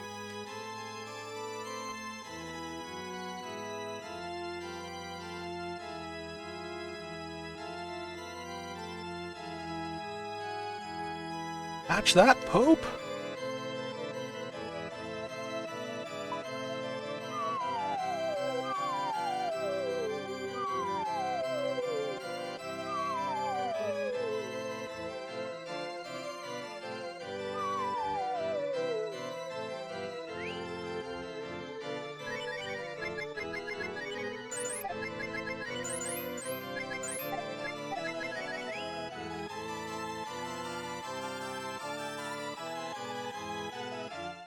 However, the all bosses stipulation means that you have to fight Algernon.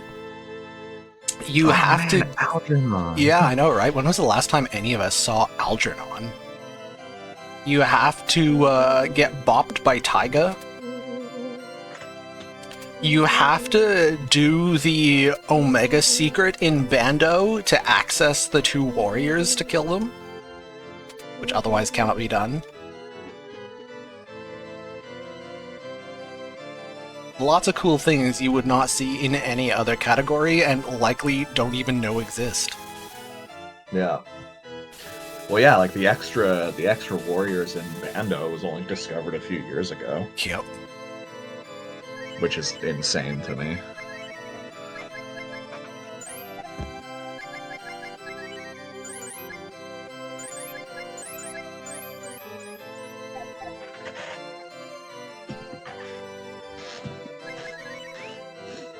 Alright.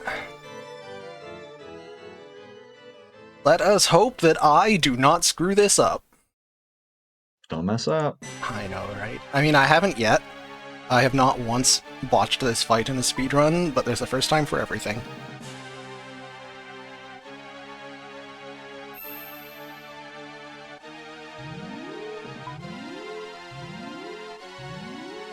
It's particularly stress-inducing because it is literally impossible to get unlucky. This fight is so scripted that as long as you do it right, nothing bad can happen. It is physically impossible. So if this goes wrong, it's purely because I screwed up. And that's terrifying. Okay. Fire Puppy the left one. Shave Ice the bottom one. Cast Hail. And Shave Ice the bottom one. Okay. So the reason that this can't go awry is they always do the exact same 3 spells every turn. And the only person that they can kill is Cat, and Cat always gets her one item off before the second one casts its spell, so it doesn't even matter if Cat dies.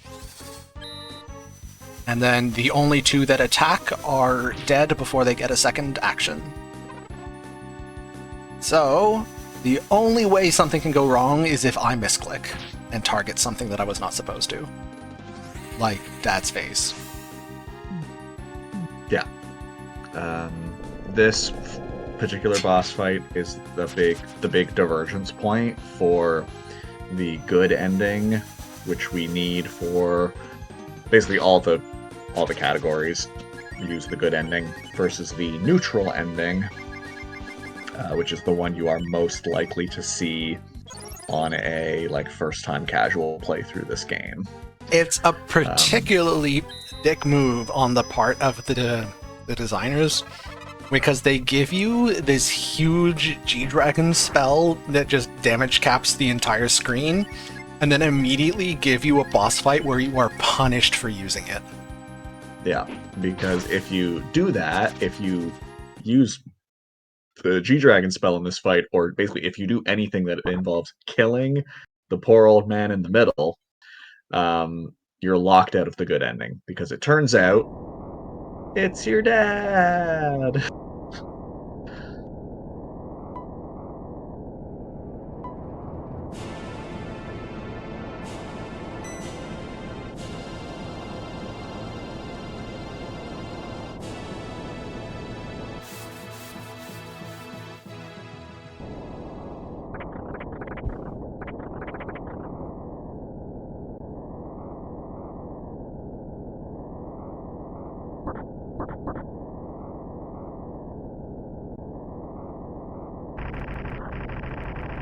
So yeah, it turns out that was a load-bearing boss. I love that joke.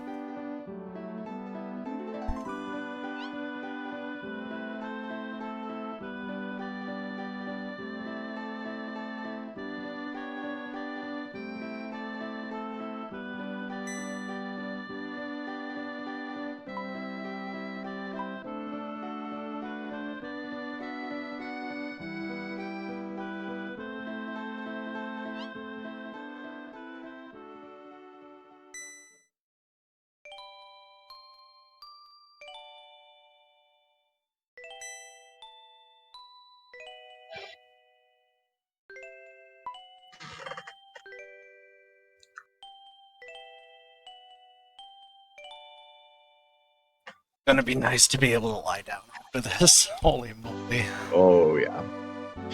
Well, what's funny is we're gonna wrap this up. I'm gonna lie down and get a few more hours of sleep in. And at 7 o'clock tonight, I've got a D&D game. Oh, nice. So I'll like finish this, sleep, have an hour or two, and then probably fit some dinner in there somewhere, and I'm playing D&D.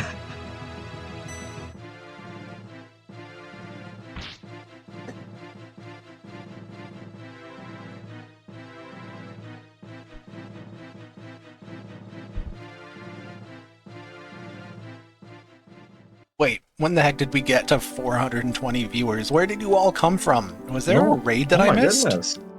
I must have missed a raid. Last time I looked, it was like yeah, that was 100 340. people ago, like 10 minutes Hi, earlier. everyone. Good morning. Hey.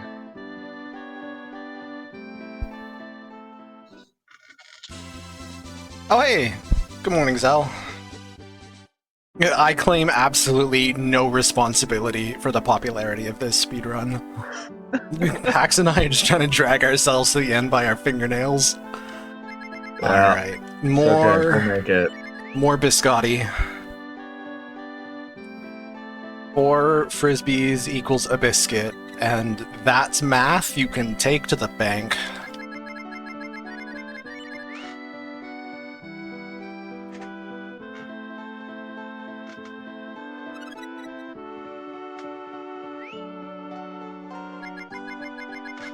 Oh, I finally burned one. Alright, well, we got some charcoal for our stocking.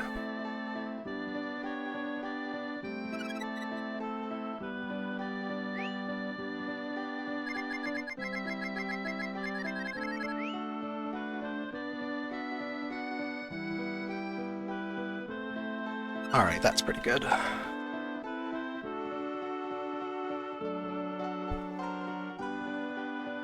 And now, we uncover the meaning of township. If you had missed it earlier, the name of our town is Township. Do you get it? It's because our town is an airship. It's clever, you see. It's foreshadowing. Hey, Charles. Hey, Vax? Do you know what killed the dinosaurs? What? Sorry? Do you know what killed the dinosaurs? The Ice Age? Thank you.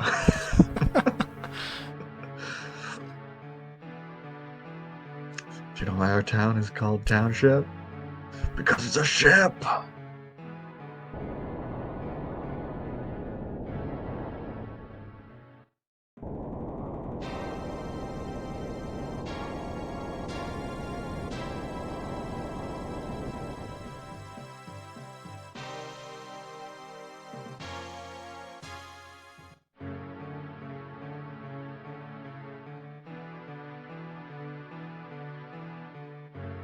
Machine and a dandy man. Look, Ichichi has her priorities straight. I respect that. Okay, we are headed to gate. Conveniently, the game just gives you the warp point for gate at this point, even if you have never been there. He's like, yeah, okay. You never found it, so I don't want to waste 10 hours waiting. Yeah, and for I you to like figure out that where to too. go. Like, Weird. it is very much tucked away. Like you Yep. have to have you have to go exploring with Spar to find it. Hey, Illis! Thank you for the raid. Good morning. Welcome to the end of Breath of Fire 2. We've got about an hour to go. If I manage to not tremendously mess anything up. Welcome all of Illis's viewers. Please join us in being comfy.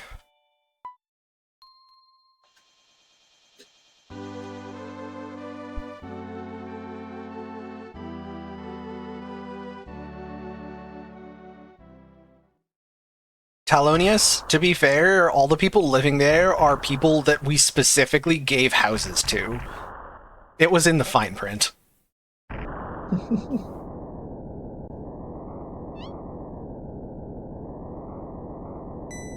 Thank you for the good luck. I absolutely am going to need it. It's true, he will. There are still 2 more places where I can press A to lose the game.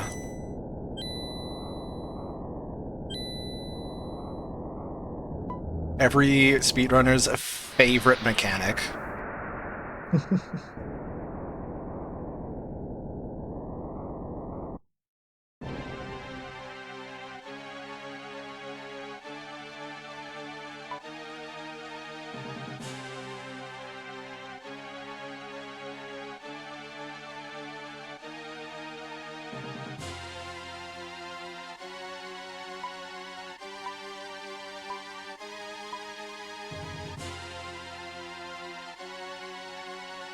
Oh, there is no problem. It is my favorite mechanic. I love losing the game. Why else would I play friggin' Kaizo hacks? It adds a little bit of spice to the proceedings. Right?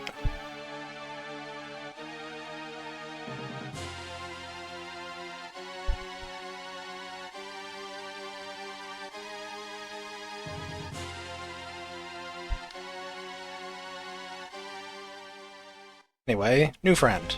Hello, new friend.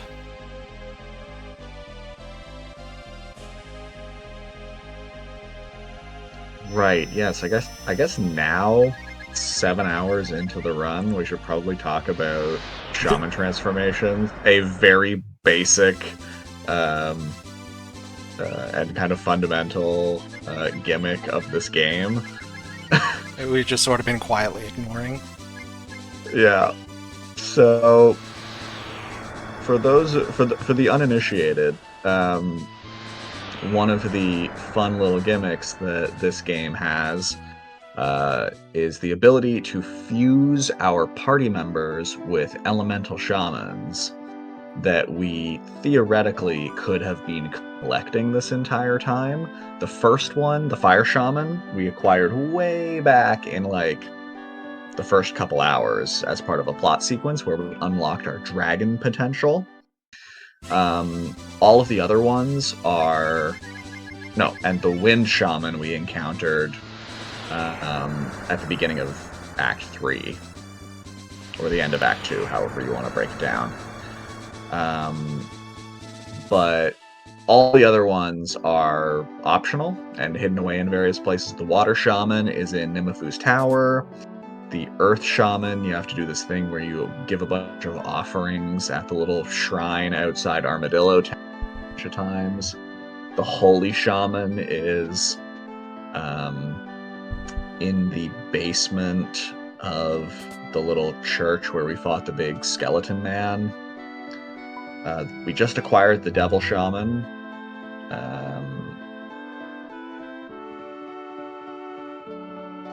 And I think that's all of them. And if you fuse them, which is something that you can do by talking to the granny that's living on the little extension of your house,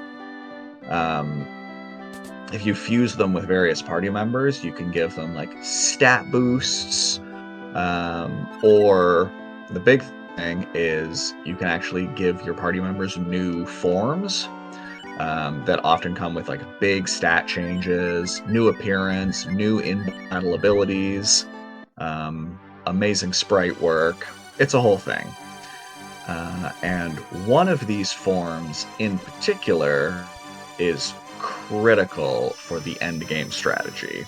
For reasons that will be explained later. Because really, you have to see it live. It's so good. Like, it's really good. Any attempt at an explanation would not do it justice. Yeah. So, Cat now has a cool new transformation form. And these are semi-permanent. If you take a bunch of damage, if you get reduced to like 10% of your hit points, give or take, you drop out of the shaman form. Dying also obviously drops you out of the form, and certain plot events will knock you out of the shaman forms.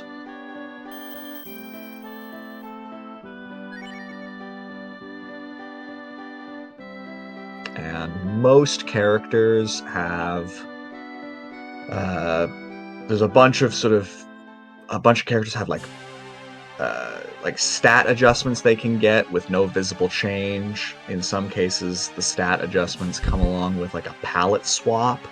So combining Sten with the Fire Shaman turns him red. But combining Sten with the Fire and Wind Shaman gives him a brand new, like, sort of genie form.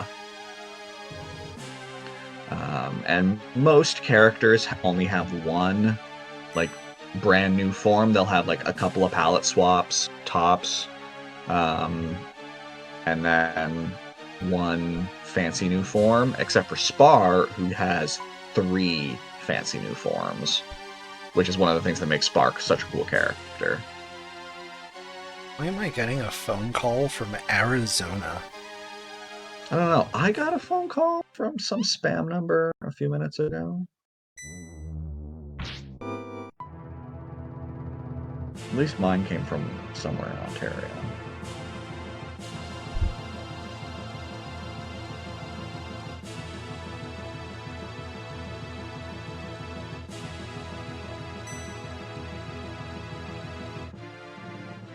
Anyway, noting the fact that so far all the big baddies in this game have turned into like huge demon forms when you fight them, just engage your synapses and take your best guess at what you think the evil Pope is going to turn into. Because I promise, if you do not already know, whatever you imagine will pale to the reality. Yeah.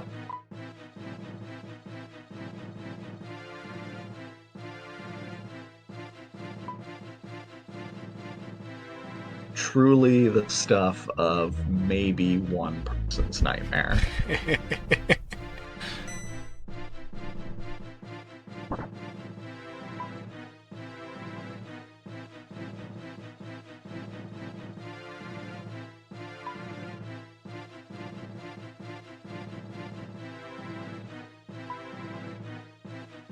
Alright, here's the big reveal. He's the stuff of nightmares if you very specifically hate cephalopods. Yeah.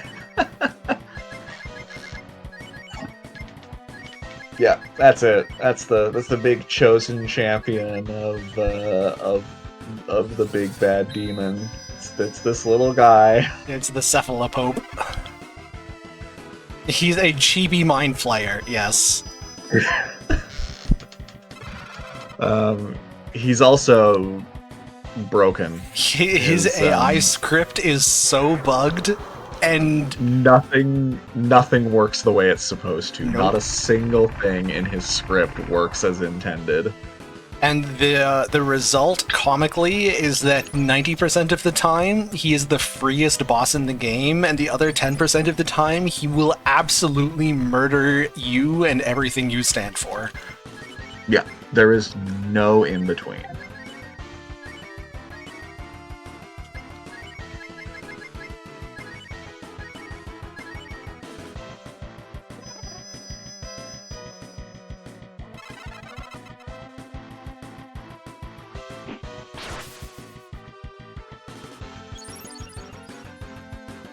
Okay, so I simultaneously got lucky and unlucky, which is kind of remarkable.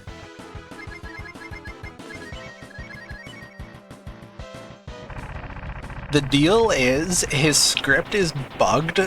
He has a... that was close.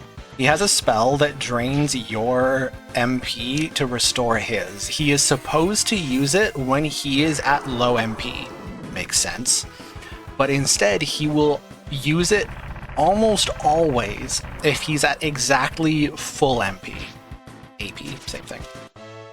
So if he's at full AP, he is overwhelmingly likely to just cast Drain and still be at full AP. And he will just cast Drain turn after turn. However, there is a small chance that he'll cast a different spell, at which point he will no longer be at full AP, and he will no longer be affected by that bug. Which is where the second bug comes in. Yeah. He is supposed There's to have multiple layers of bugs here. He is supposed to have a tiered spell list where as his health drops, he starts casting more and more dangerous, aggressive spells. And it's supposed to be in like 3 thresholds, so he has 4 different spell lists. Due to a programming error, he does not check to see whether his HP is above or below a certain threshold. He checks to see whether your lead party member's HP is above or below that threshold. And because his HP thresholds are all like 600 or more, because he's a boss with a few thousand health, you never get close to 600 health. He will always think he is almost dead, and therefore always use his most aggressive spell list, which includes the 4 spookiest multi-target magic spells in the game that can just straight wipe your party. You saw him use one of them, and that was not even the scariest one. Yeah. So he's got 2 modes. Either try and drain your mana forever while at full mana, or unleash the fury upon you. Now, I found the middle road. I did not get the drain pattern. He started by casting one of his rare debuffs, which means he's no longer at full MP. But then he followed up with another rare debuff. He was significantly more likely to immediately start blasting with the huge damage spells, and if he had done that, I would have died. However, the fact that he did 2 debuffs before he started blasting meant I could win. So anyways, I started blasting. Yeah, so I got, like, that was like the most uncommon pattern, and it does let you win. But it is like terrifying, because the moment you see the first debuff, you know that now your odds of winning have gone dramatically down. Yeah. Oh, also in plot-related stuff, the dragon guarding this door here was our mom. Oh, yeah. Yeah. Parents' track record, not wonderful. Yeah, I say was, because, like, oh, there she goes, you know? Yeah, bye! Zell, there are fan patches, but they're not for mechanical stuff. Most of this mechanical stuff is so, like, recently discovered that, as far as I know, there are no patches for them. A lot of the stuff... Sorry. I was gonna say, there's one guy in our Discord who went, like, combing through the code to find all this out.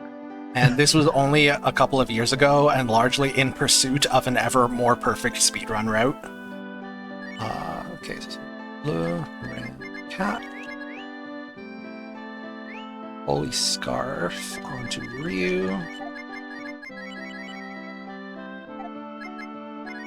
Gets the backlaw. Oh, I got a silver hat. That's cool. Rainbow robe. Blended mail.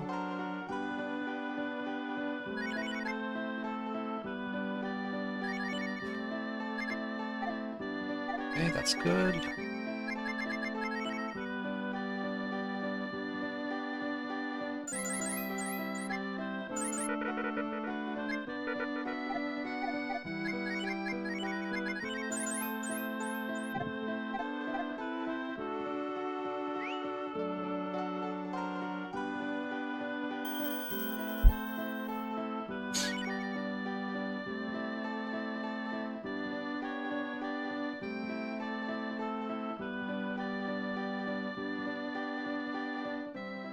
Nelson, I have had that thought before. It would basically need to be a collaboration with me and Nitrodon, because I don't know anything about code. The machines speak a language that is beyond my understanding. Okay. But I am, in principle, not opposed to this. So welcome to the final dungeon. The fact that I've made it this far without a random encounter is comically improbable. You normally get a random encounter every 5 steps. Yeah.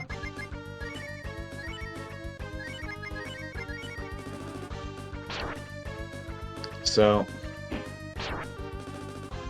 it's time that we talk about a particular mechanic in this game that you have seen very little of. We are speaking, of course, of... Oh, Rand, don't be like that.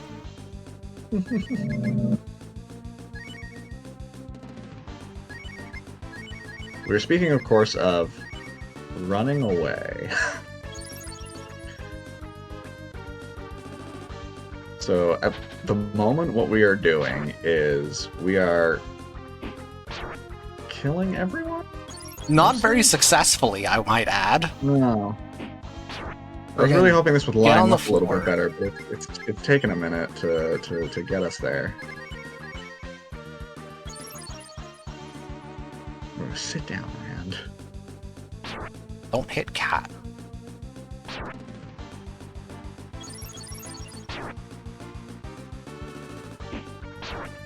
Okay, we are making progress.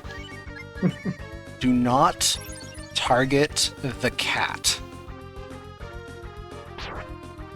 I said, do not.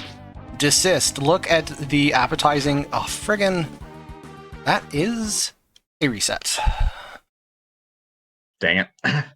It's Don't fine. worry, guys, we'll get there. It is fine. That was shockingly unlucky that they would not target Ryu a single time.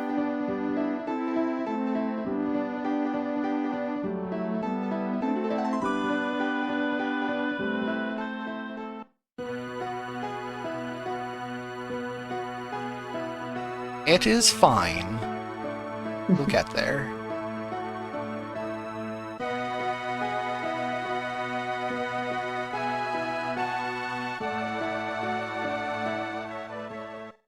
Good music, though. Very good.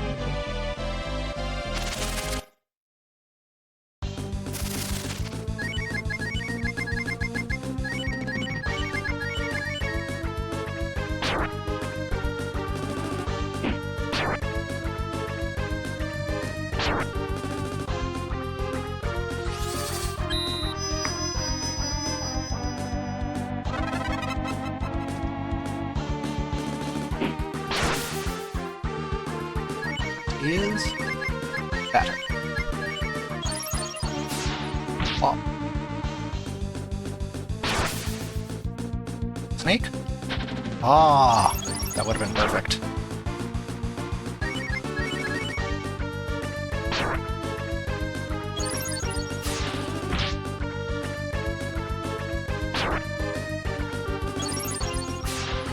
Cat, stop countering. It's not helping.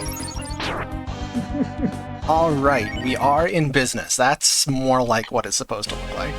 Okay, Alright. now we can talk about running. So, we have not been running basically at all this entire run because the run chance is not exactly skewed in our favor.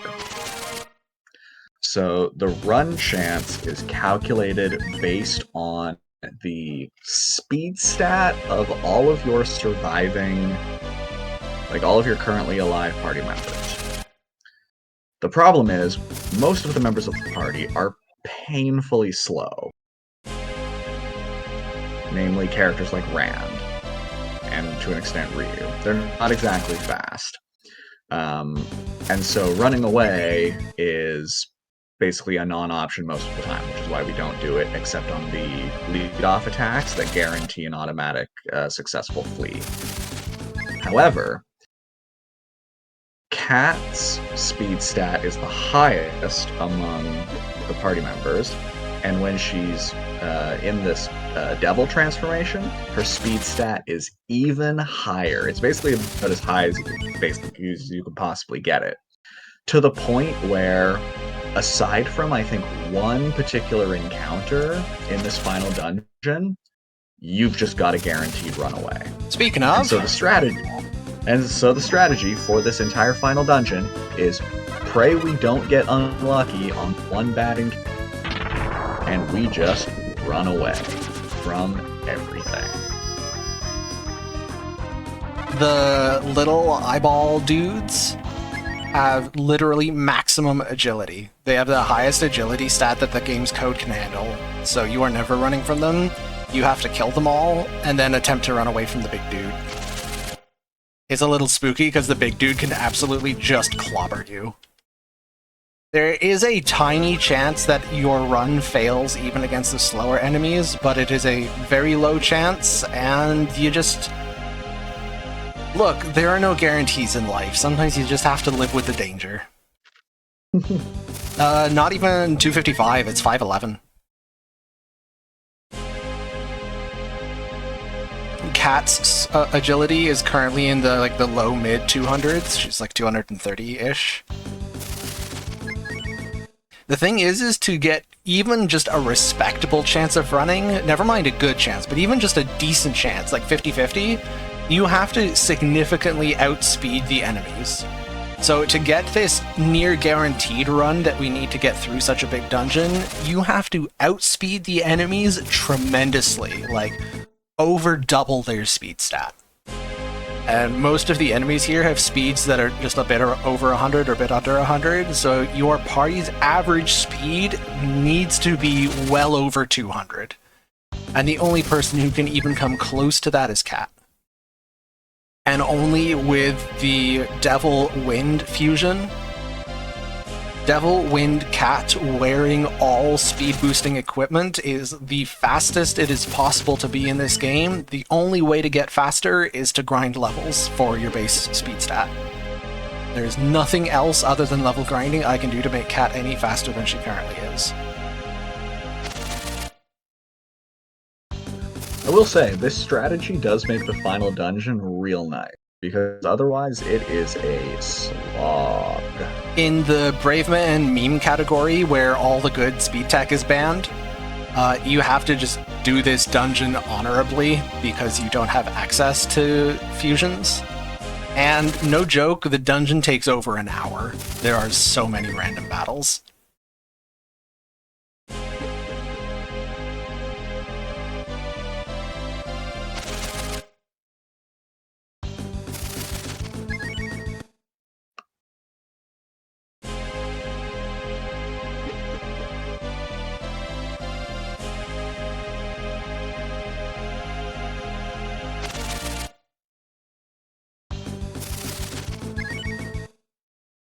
So there are two kinds of rooms here. There's the outdoor rooms with this swirly sand background, and there's the indoor rooms with no swirly sand background.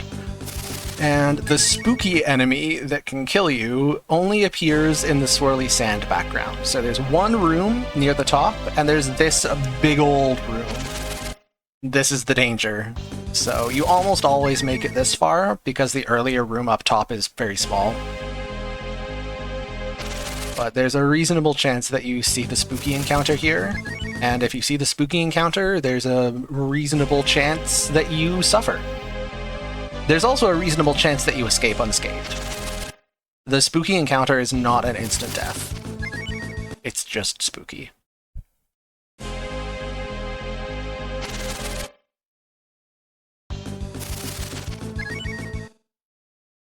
And though, after an entire game of not being able to run away from random encounters, also, screw that treasure chest. Nobody likes them. After an entire game of not being able to escape random encounters, this is so cathartic. Yeah.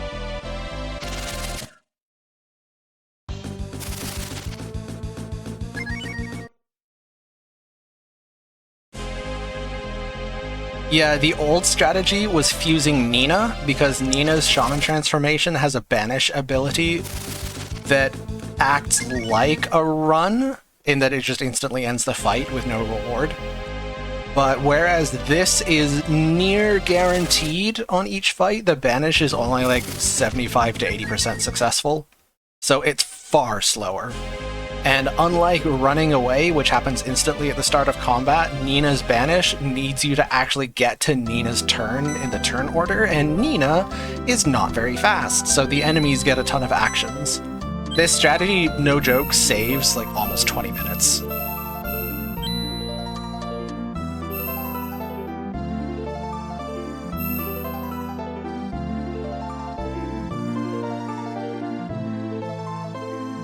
Also, we made it to the Town of the Dragons. And, more importantly, we made it to a save point. Whew. Yep. No, that was good. We only saw one spooky fight, and there was only one of the little dudes. The more little dudes there are, the spookier the fight is, for a very interesting reason. Even though the little dudes themselves are not scary, the little dudes don't do effectively no damage, and Cat will just use the Empire Sword's item cast ability and instantly kill all of the little dudes. However, here's the thing. The big dude, the Daedalus, that is what's going to kill you. And here's the thing. The Daedalus is coded to always use a buff attack up on its first turn. And it sounds like you're home free, because if he's always going to use a buff on the first turn, and then the little eyeballs don't do anything important, and then Cat can kill all the eyeballs, and then at the second turn, you run away before the big guy gets an action. That sounds like a plan, right? Here's the problem. The way the game is coded, enemies queue up their actions at the beginning of the turn the same way you do. So the Daedalus is coded to queue up the attack up buff. But he selects his target randomly from all of the enemies on the screen. He could target himself, or he could target one of the little eyeballs. By the time it gets to the Daedalus's turn, and he's slow, so his turn is at the end of the turn, if his target is dead, it replaces the attack up spell with just a regular attack as a fallback. And the regular attack is capable of one-shotting you. So, whether you live or die depends heavily on who he randomly selects as the target for his buff. The more eyeballs in the fight, the more danger you're in, because the more likely it is he will want to buff an eyeball and then slap you in the face when that's not possible. I love game mechanics!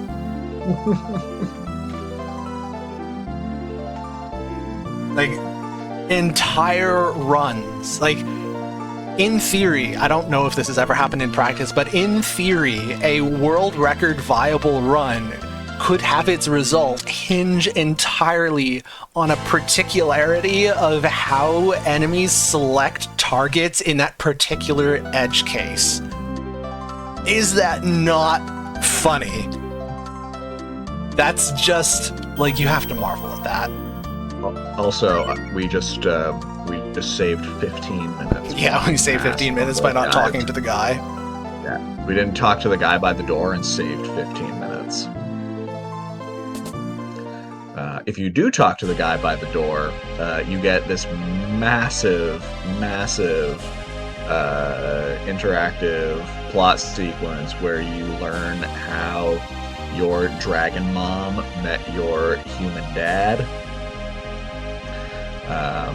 And like how she ended up becoming like the guardian of that door, and it's about 15 minutes long, Give or take. Yeah, it takes a second.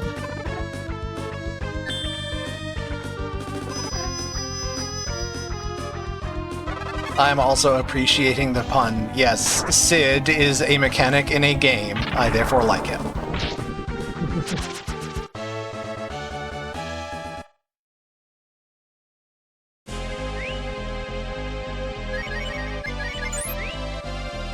I know it looks silly to do a whole menu just to heal Cat for 7 damage or however much that was, but you know what they say, it's not paranoia if they really are out to get you. We are taking no chances. Every possible precaution. There's also a bit of clever tech we're doing right here. The doorway we just walked past, we have to go through that doorway. That is a mandatory plot target. It is a mandatory plot thing through that door. We are not going through that door yet. Mandatory is just a word in a dictionary. I don't believe in it. You might say that I have to do it, but I say I have to do it on my terms. Yeah.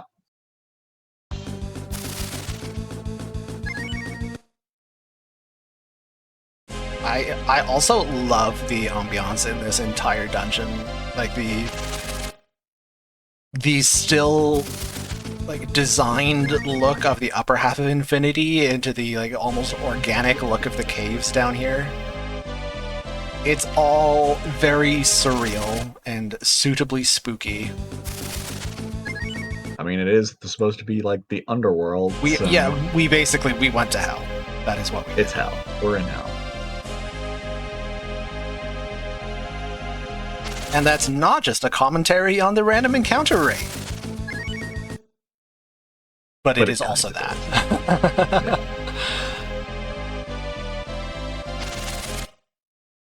Okay, the good news is we are almost there.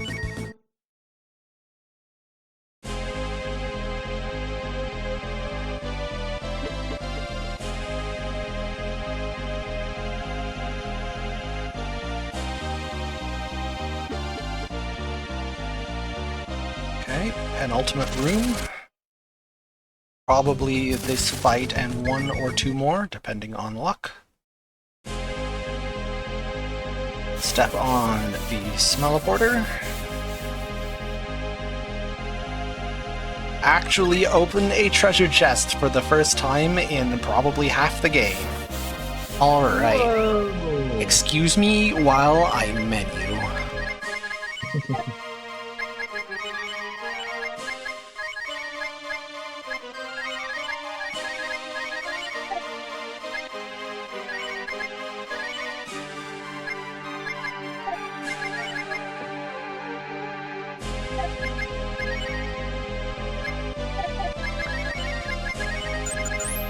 So now that we've effectively reached the bottom of the dungeon, now we get to do some clever stuff, because there's a save point down here.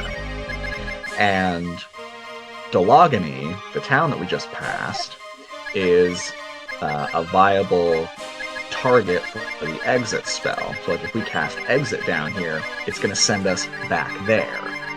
So now that we've managed to cheaty face our way all the way to the bottom of the dungeon and got the save point, what we can do is exit back up to Delogany, using the spell, walk down to that door that we passed on the way down, maybe have a couple of fights on the way. I think I've got everything correct. You got everything correct? I think so.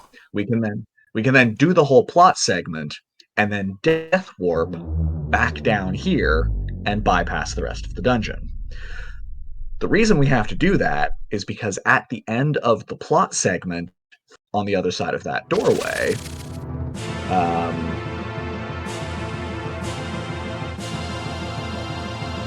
okay, you do the entertainment packs. I am not looking at chat for the next 5 minutes. Yeah, my brain has shut down. We're going to lose our shaman transformation at the end of that sequence, so we can't do it first. So we might as well do it after we do this big boss fight, where we're about to lose our shaman transformation anyways.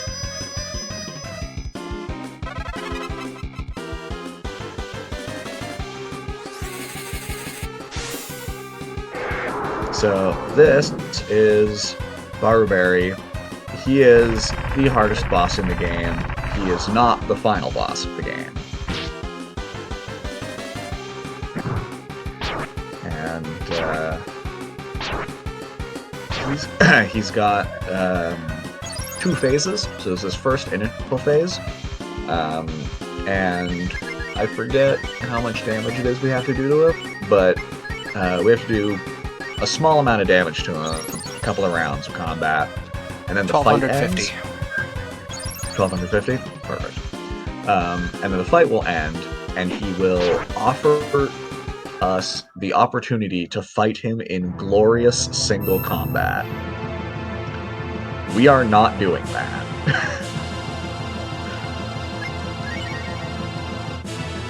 Unfortunately, it's one of those things where the option that you don't want is the default for the text box, so you cannot button mash your way through it, or you will lose the run.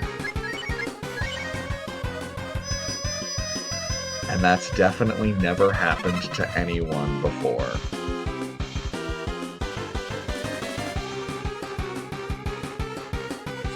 So now that we're in the boss fight, things run fairly smoothly. It's a lot of Rand and Ryu beat the tar out of Barberry with a combination of attacking and dragon spells, while Blah keeps up. Do we attack up in the glitch? I forget what glitchless does versus what glitched and brave man do these days. I am focusing on the game. Apologies. He's focusing on the game. I'm sure we'll see it in a second. Blow's going to be throwing out attack up, I believe. And Cat is going to be using, or I guess a combination of Blah and Cat will be healing and keeping the party alive through keeping mana up and using biscuits, which are those nice spicy heal-alls. Story difference if you do it one-on-one? No. The only benefit is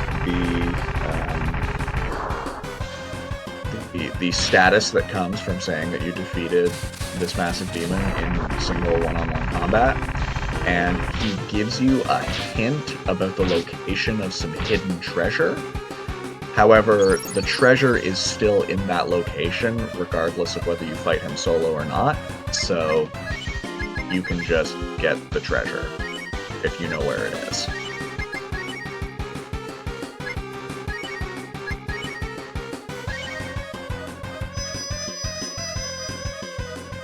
And Cat getting absolutely wrecked here is why we came down here with the Shaman transformation first. Because now we don't have that option anymore.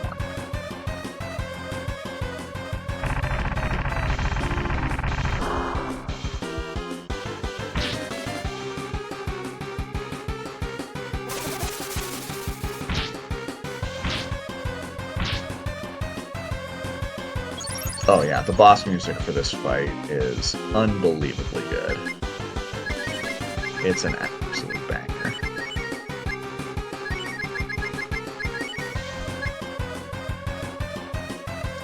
So, the big problem with this guy, and the reason why he's such a difficult boss, is his only attacks are AoE. So he's got that big kind of like sweeping sort of blade thing that he does for a bunch of damage. He's also got cold breath or fire breath, or one of the breaths, and he's got bolt axe, the most powerful spell in the game. All of which do extremely large amounts of damage. Cat's probably gonna just stay on the floor for the remainder of the fight because she'll get one shot by most of Barberry's attacks, so there's no point in putting the effort into getting her off the floor. So we're now kind of in the loop of, one character heals up Ryu's mana so that he can G-Dragon. The other character full heals the party so that the party doesn't die to the next AoE attack that comes in.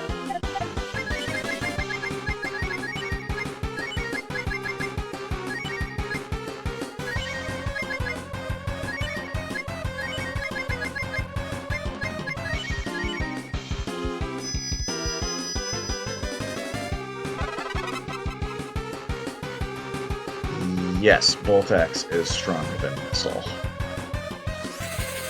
I don't recall by what margin, but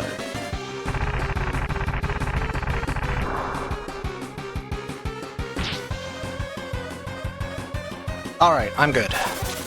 That was spooky. we're good. I saw some hesitation in some of the menuing. So Cat dying on the third round was inconvenient. That means that Plan A no longer works, because Plan A is have Bleu sneak in a cheeky little fireball on that turn for a bit of extra damage. There was no way to do the usual 5-turn kill if Bleu needs to heal on that turn. There we go. So instead, I had to gamble on him not using an attack that just one-shots the whole party at the end there. I honestly didn't notice which things you explained and which things you didn't explain, but as his health decreases, his physical attack gets much, much stronger. Okay. Yeah.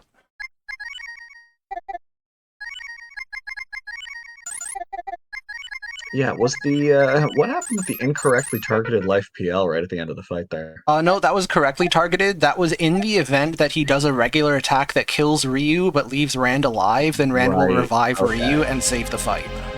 That was intentional. Got it. Okay. Got it. I saw it and I was like, I don't... No, that is the backup. The backup is that makes infinity you need sense. to start the next turn with Ryu alive, and then you're okay. So that's the backup. It's possible that he just kills everybody if he like absolutely maximum high rolls that attack. You just try not to think about it. Yeah. Yeah. Okay. Under shield on Ryu. Under glove, sun mask, accessories, blended mail, silver hat, and scarf. Yeah. He's healed.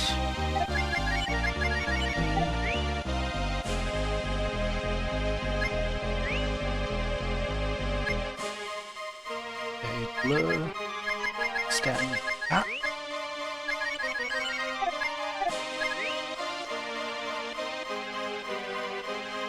Yes, now Ordinarily, you would not see me using attack up in the second half of that fight. It's 5 dragons and 2 fireballs as lethal damage.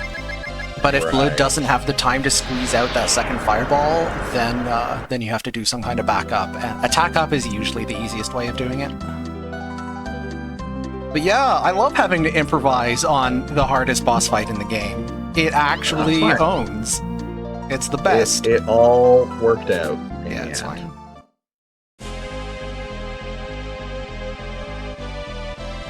And yeah, so now we have to go do plot segment, which is unfortunately very long. 10 minutes long of absolutely nothing happening.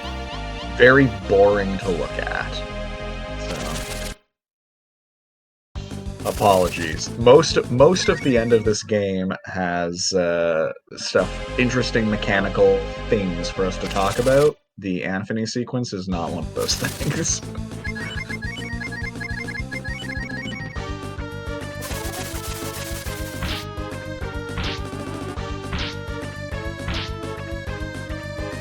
You're also going to get to see what it would be like if we had to fight our way through all of these fights.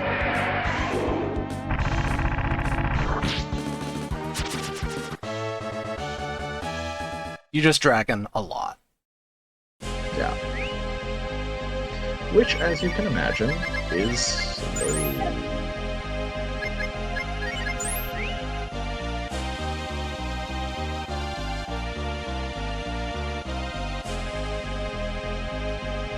Hey, that was good.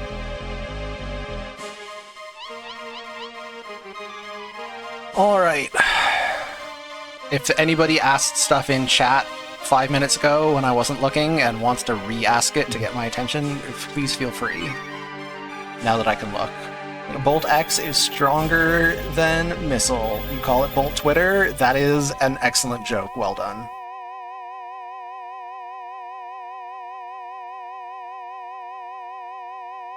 Yes, this is a Capcom game. It is simultaneously very polished and very unpolished. There are parts of it that are excellent, and there are parts of it that you look at it and you just have to wonder. But overall, I highly recommend the game. And one of the things that makes you wonder is the comically bad English translation, and there's a fan-made patch to fix that.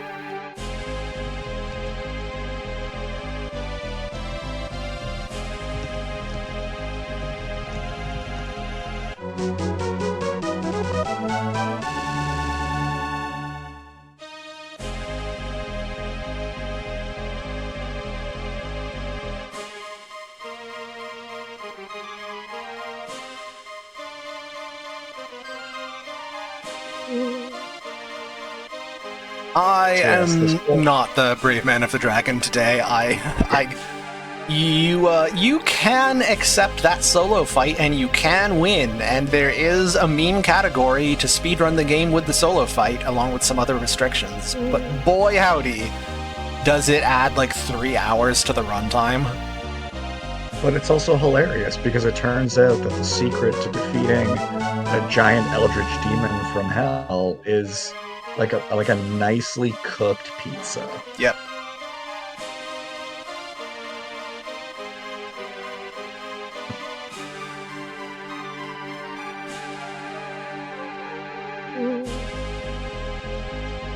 I do love the bass line in this song.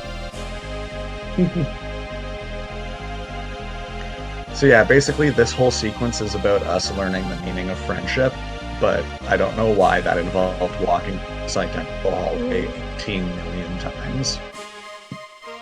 If you do the solo fight against Barberry and win, he will give you a hint about the existence of an otherwise completely invisible treasure chest in his room, because his room is just pitch black, you can't see anything. And I will in fact be getting it in a moment. Yeah. And yeah, as I explained, even if you don't do the solo fight, the treasure is still there, so you can just do the fight normally and then go get it. And that's actually why one of the reasons why we switched Sten into the team. We need Cat and Sten to get to the treasure. Yep. There are some rocks in the way, and there...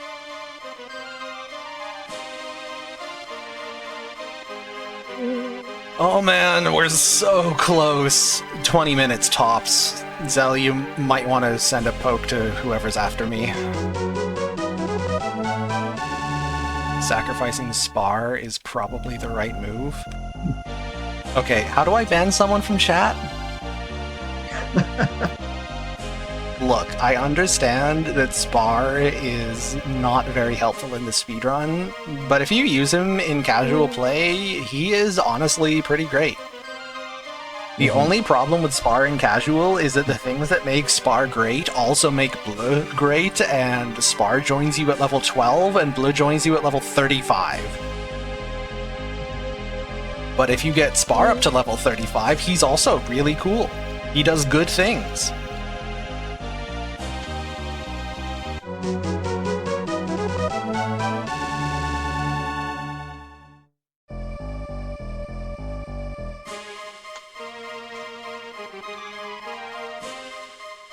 My preferred team when playing this game casually, which admittedly I haven't done in a long time because speedrunning, but when I played casually more often, I preferred Ryu, Cat, Nina, Spar. That is by no means optimal, they're just the ones that I think are the most handsome.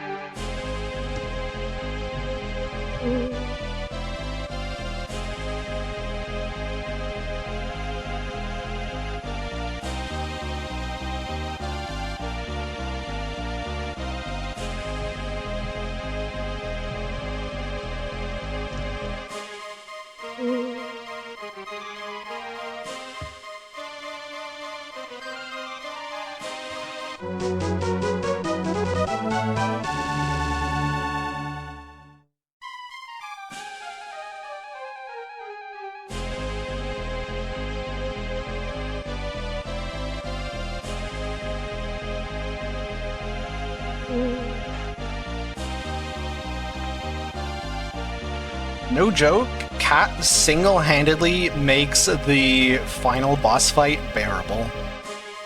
If Cat did not exist, the Death Heaven fight would be so much more painful.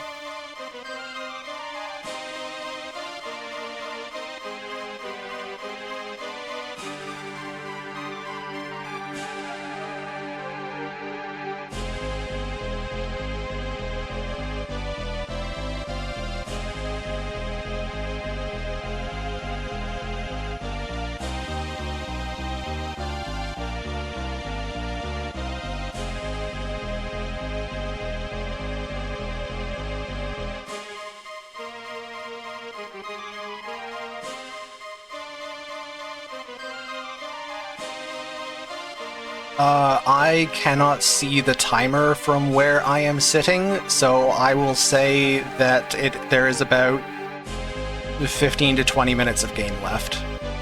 Well, you are at 7:58. Oh dang, I'm going to be well underestimate. Yeah. It's still an hour slower than the world record, oh lord. It's fine. It's fine. Don't worry It about is it. okay. There's a reason why I gave an estimate that is an hour and a half slower than the world record. I know how this goes.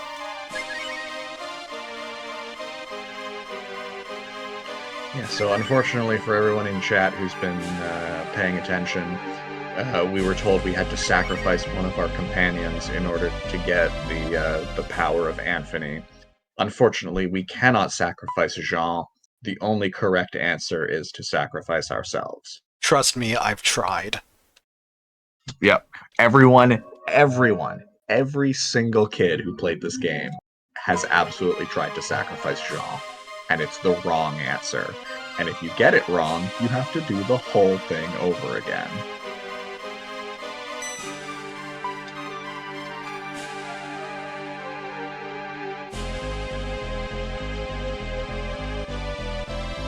Yo, Nelson, welcome back. I hope you had a good nap, or whatever it was you were doing.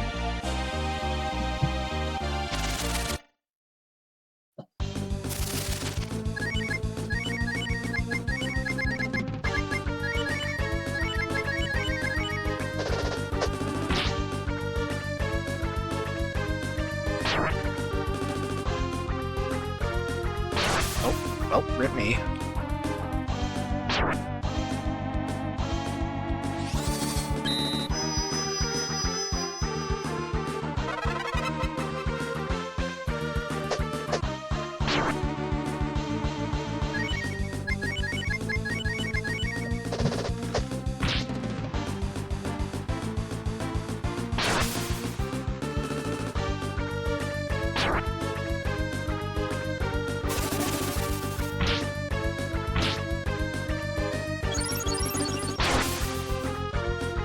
Hit me in the face. Go for the face. Come on, hit me. Thank you.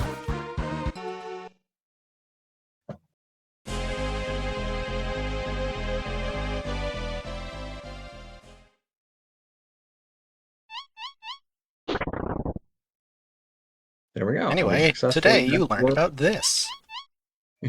We death warped back to the bottom, and now we'll get the secret treasure.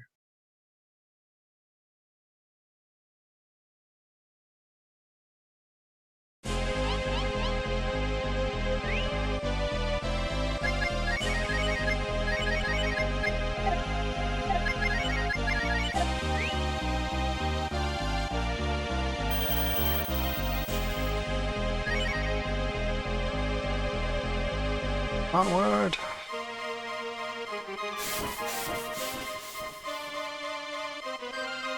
The life bracelet makes you 100% immune to the death spell. The death spell does what it says on the tin. important. It kills you. Kills you dead.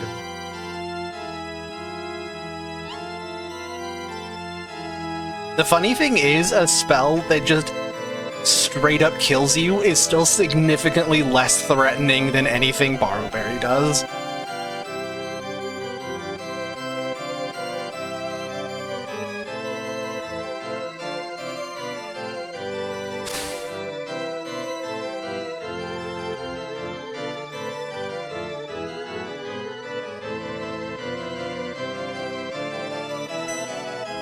Now, we have been ragging on the translation this entire time and talking about the fan retranslation, and I think this is the one scene where the original crappy, weird translation is actually better.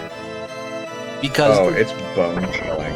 The whole point of Evan is that, like, he is a higher being. You are not meant to comprehend him. The fact that he speaks almost like an android is something that just does not care for your existence one way or the other, is so much better than just a generic villain speech. This is the one shining moment where all of Breath of Fire 2's oddities come together in the perfect climax.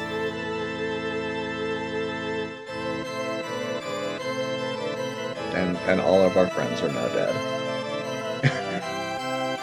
Yeah, by the way, small problem. Yeah.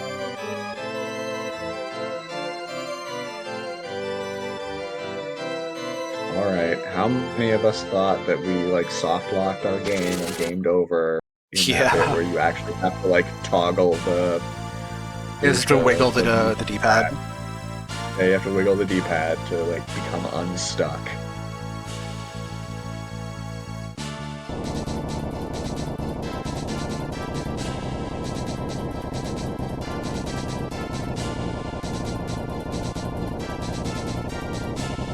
This is both a suitably epic conclusion to the story, but it also feels so totally earned.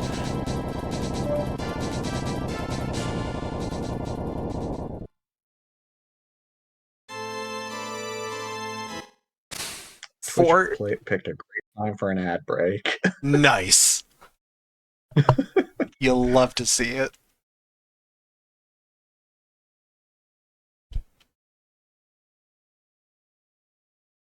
Brewski, whether the party members are alive or dead does not have any effect on that cutscene.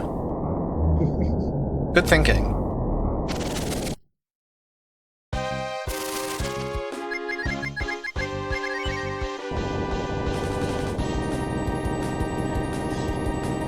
Hey there, demon. It's me, your boy. Yeah.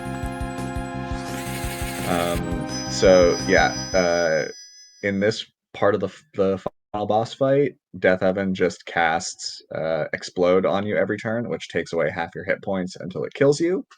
Nothing you do is of any effect to him. All you have to do is cast the Anthony spell.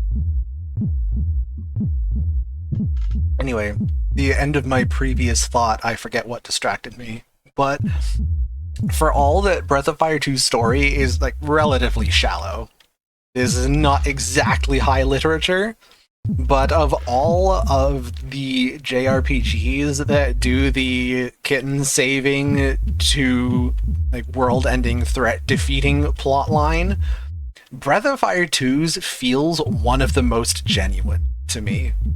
Like, there is a clear progression from the kitten saving to the world saving, and, like, it feels real. Yeah.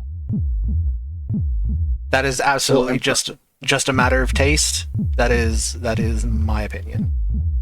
I think a big part of it too, like for me, when I compare it to other things in my head of like something like Final Fantasy IV, even Final Fantasy VI, Earthbound, like any of the other kind of Chrono Trigger, all the other SNES RPGs of this era. This one does a really good job of setting up the big existential threat really early. Like, you first encounter Baruberry when you are a kid at the very beginning of the game, and you know he puts the little thought in the back of your head of like this bigger thing going on, and you spend that beginning of the game like in gate and get the idea that like the dragon guarding the doorway is in some way important and all that, and they set all that stuff up in the first minutes of the game. and then it all comes full circle for this moment, as opposed to something like, say, Final Fantasy IV, where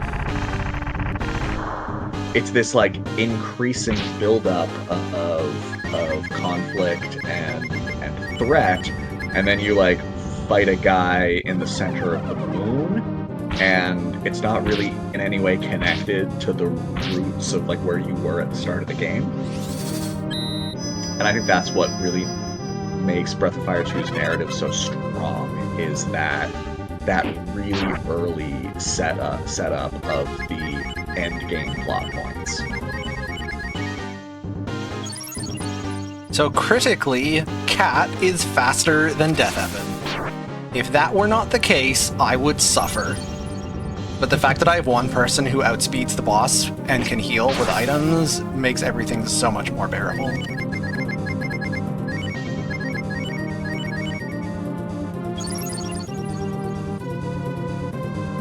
Softnum, you'll get no argument from me. This game is gorgeous.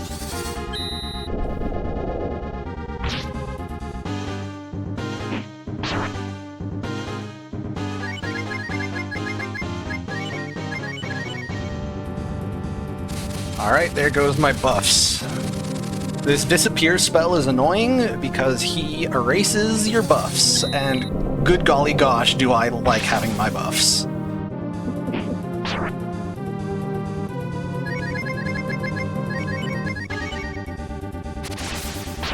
Yeah, you can see not having my defense buff is very hurtful. Oh, also, I know that PAX didn't discuss this, because I'm pretty sure PAX doesn't know about this. And I was occupied during the Blueberry fight, but the particularly observant among you may have noticed that I double buffed my defense. The biscuit item applies a defense up buff to the entire party, but nevertheless I also applied the defense up buff manually to Ryu, and I will do it again here the first time I need to use a biscuit. That is because the multi-target defense up buff and the single target defense up buff are two different buffs, and you can stack them. And that doesn't sound like a huge deal, but holy moly, it makes Baruberry so much safer that you can layer two defense buffs on Ryu. Without that, he is very able to kill you. Alright. Rip Snack, rip Monk. We are now down to just the protagonists. Not Monk. The power couple here to save the world. Look, really, these two are the most important characters. They're the main characters. We don't need anyone else. And Kat has put on her juke shoes. So our game plan really is just tickle him to death with Ryu. This is by far the most efficient way of doing damage to him. Yeah, if we wanted to, if we needed, like, we're using dragons, we'd have to be... Wait, none of that, none of that. Thank you. With the wise balls, and healing up from that, and it's a whole thing, so... Juke shoes! She went to dodge school.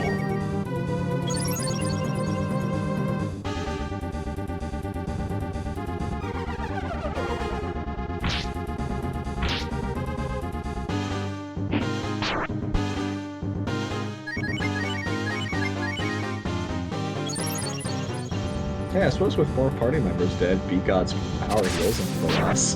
The main reason to do it this way is, A, the other people just don't contribute that much, and the animations for them take so long that it's not really worth it. Yeah, it's not a time save. But also, we have a very restricted number of multi-target healing items. So ideally, we want to, as much as possible, heal using... Oh, that's not good? That was exactly lethal damage. Okay, this is why we have the emergency Moondrop. Yeah, no, that was not even close. Had it the whole time. This is haven't why we seen that one before. That's the emergency moon drop. We have it for exactly this reason.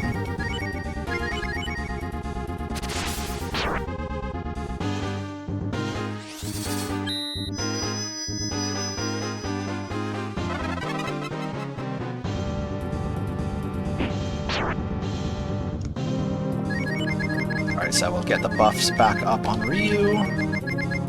We have 4 biscuits left, that should be good.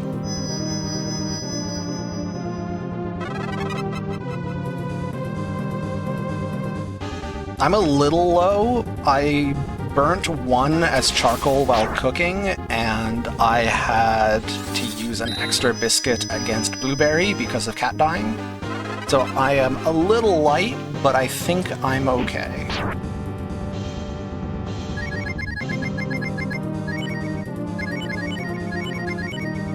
However, I am going to actually make an effort to keep Blue alive because I can throw out her fireballs for just a little extra smidge of DPS.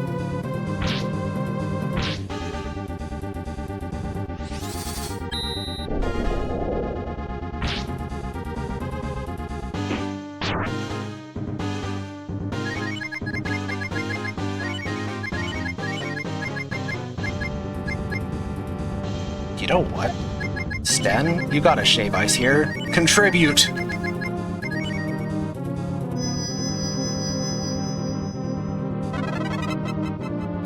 Also coming up on time quite soon, as long as I don't choke. That's the boner laser. Okay, this time don't one-shot Cat, please. Sten is fine. Oh my goodness. 1 HP is all you need, right? Yeah. Perfect. Calculated.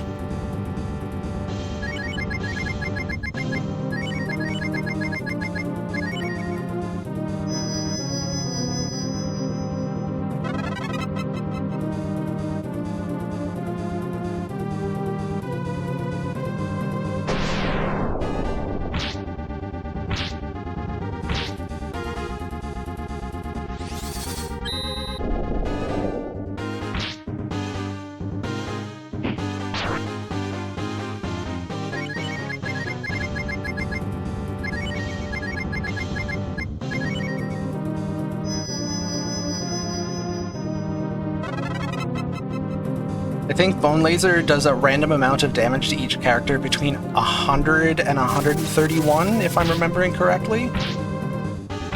So the 129 on HP on Cat is almost fine, but also just a little bit terrifying. Okay.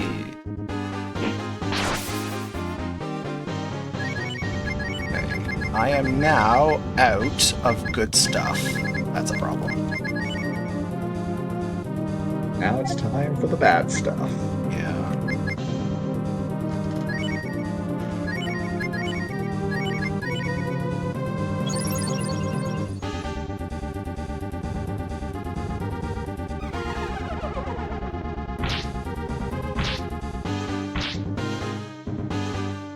Now we are going into prediction strats, trying to preempt him killing certain people with the life PLs.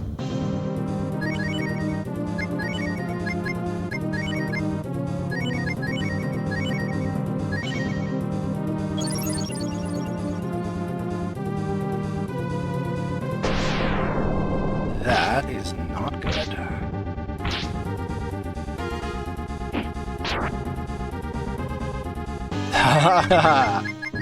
Well, oh, I'm alive for one more turn. That's the life bracelet coming in real clutch.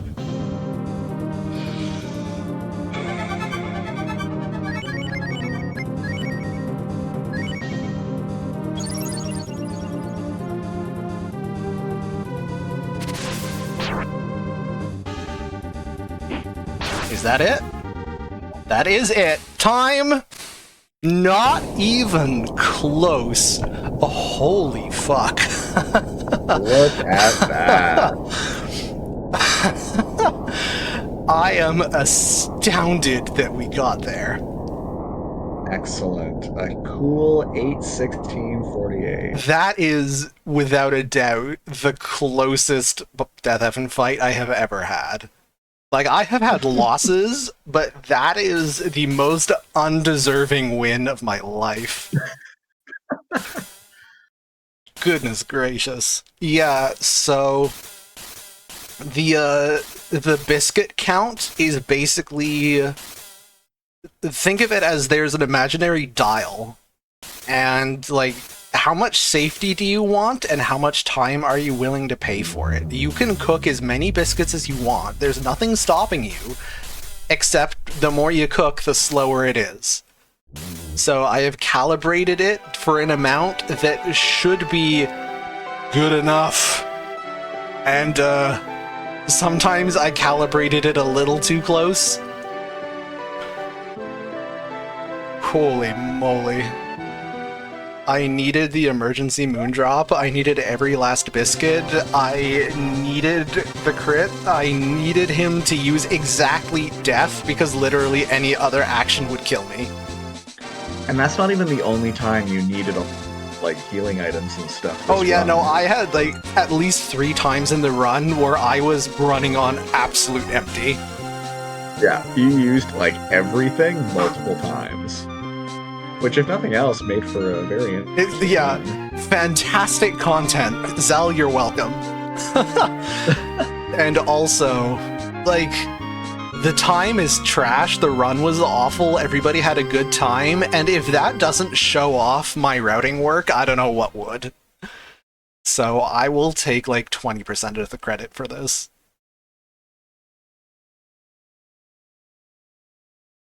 And yes, whoever had the comment with attack boyfriend and healer girlfriend, exactly. That is exactly what it was. Running this game is always such an experience. Thank you so much, everybody who stuck around to watch. Who's up next? Pax, check the schedule. Who am I welcoming to the broadcast?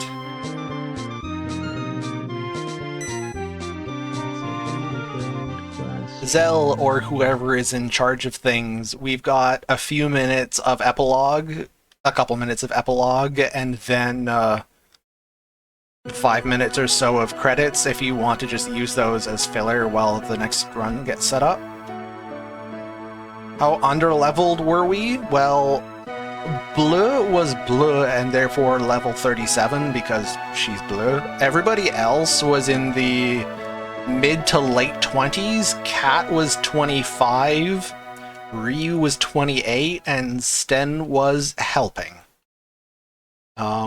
Whereas if you play this casually, you're usually in the high 40s when you finish the game. Yeah, casually is mid to high 40s. You are tremendously underleveled in the speedrun, which is why both those final bosses looked so butt-clenching. Because you are not intended to play the game this way. Next up is Plants vs. Zombies. Oh, that is cool. I will enjoy watching Plants vs. Zombies from my bed, cuddled up with my blanket and my pillows and my stuffed tiger and my definitely not getting anything else useful done today. And then immediately falling asleep. Oh, absolutely.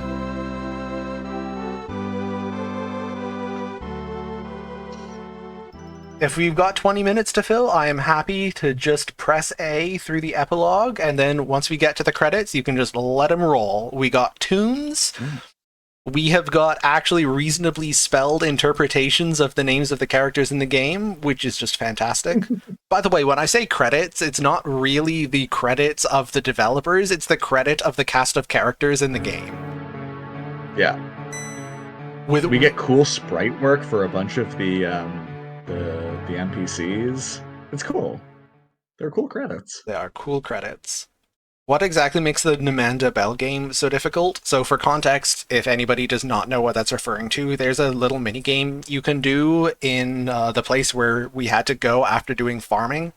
We farmed, and then we went and made a donation to the Earth Spirit or whatever for a good harvest. And in that cave, you can play a little mini game where it's like a little rhythm game. You have to tap buttons to play a set of bells in time with the pattern. And the thing is, there is no indication of anything. You're just told what the pattern is, and then each of the button presses is something like a 6-frame window with no indicators of any kind, and like, it's not on a regular beat. Like, you have to get the rhythm exactly right with no indicators and almost no forgiveness for being a little bit off.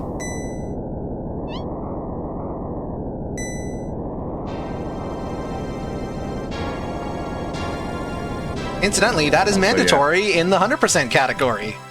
Hey, when are you gonna run that? Probably never. But I did invent the rule set, and I have routed half of it. There we go. I feel like we can take a minute to talk about the distinction between endings here. Yeah. So this is the good ending. All the speedrun categories use this ending, the good ending. If you don't get the flying town, you get what's called the neutral ending, in which Ryu realizes that one day the demon's going to come back, and someone needs to protect the door, and he turns himself into a dragon and like takes his mom's place as the guardian of that doorway. In the good ending, you have your dad is alive, and you have the flying town, and just before Ryu goes to turn himself into a dragon, your dad, like an absolute Chad, crashes the flying town on top of the doorway, sealing it closed. And everyone gets to live happily ever after. How long would Hundo be? Okay, so Hundo is a category in 2 acts.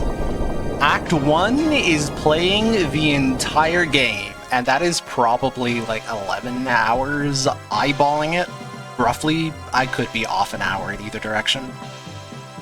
The other act, Act 2, is acquiring 1 copy of every piece of equipment in the game, which for the most part is not interesting. What it actually is a sneaky coded way of saying get 1 of each of the rare 1 in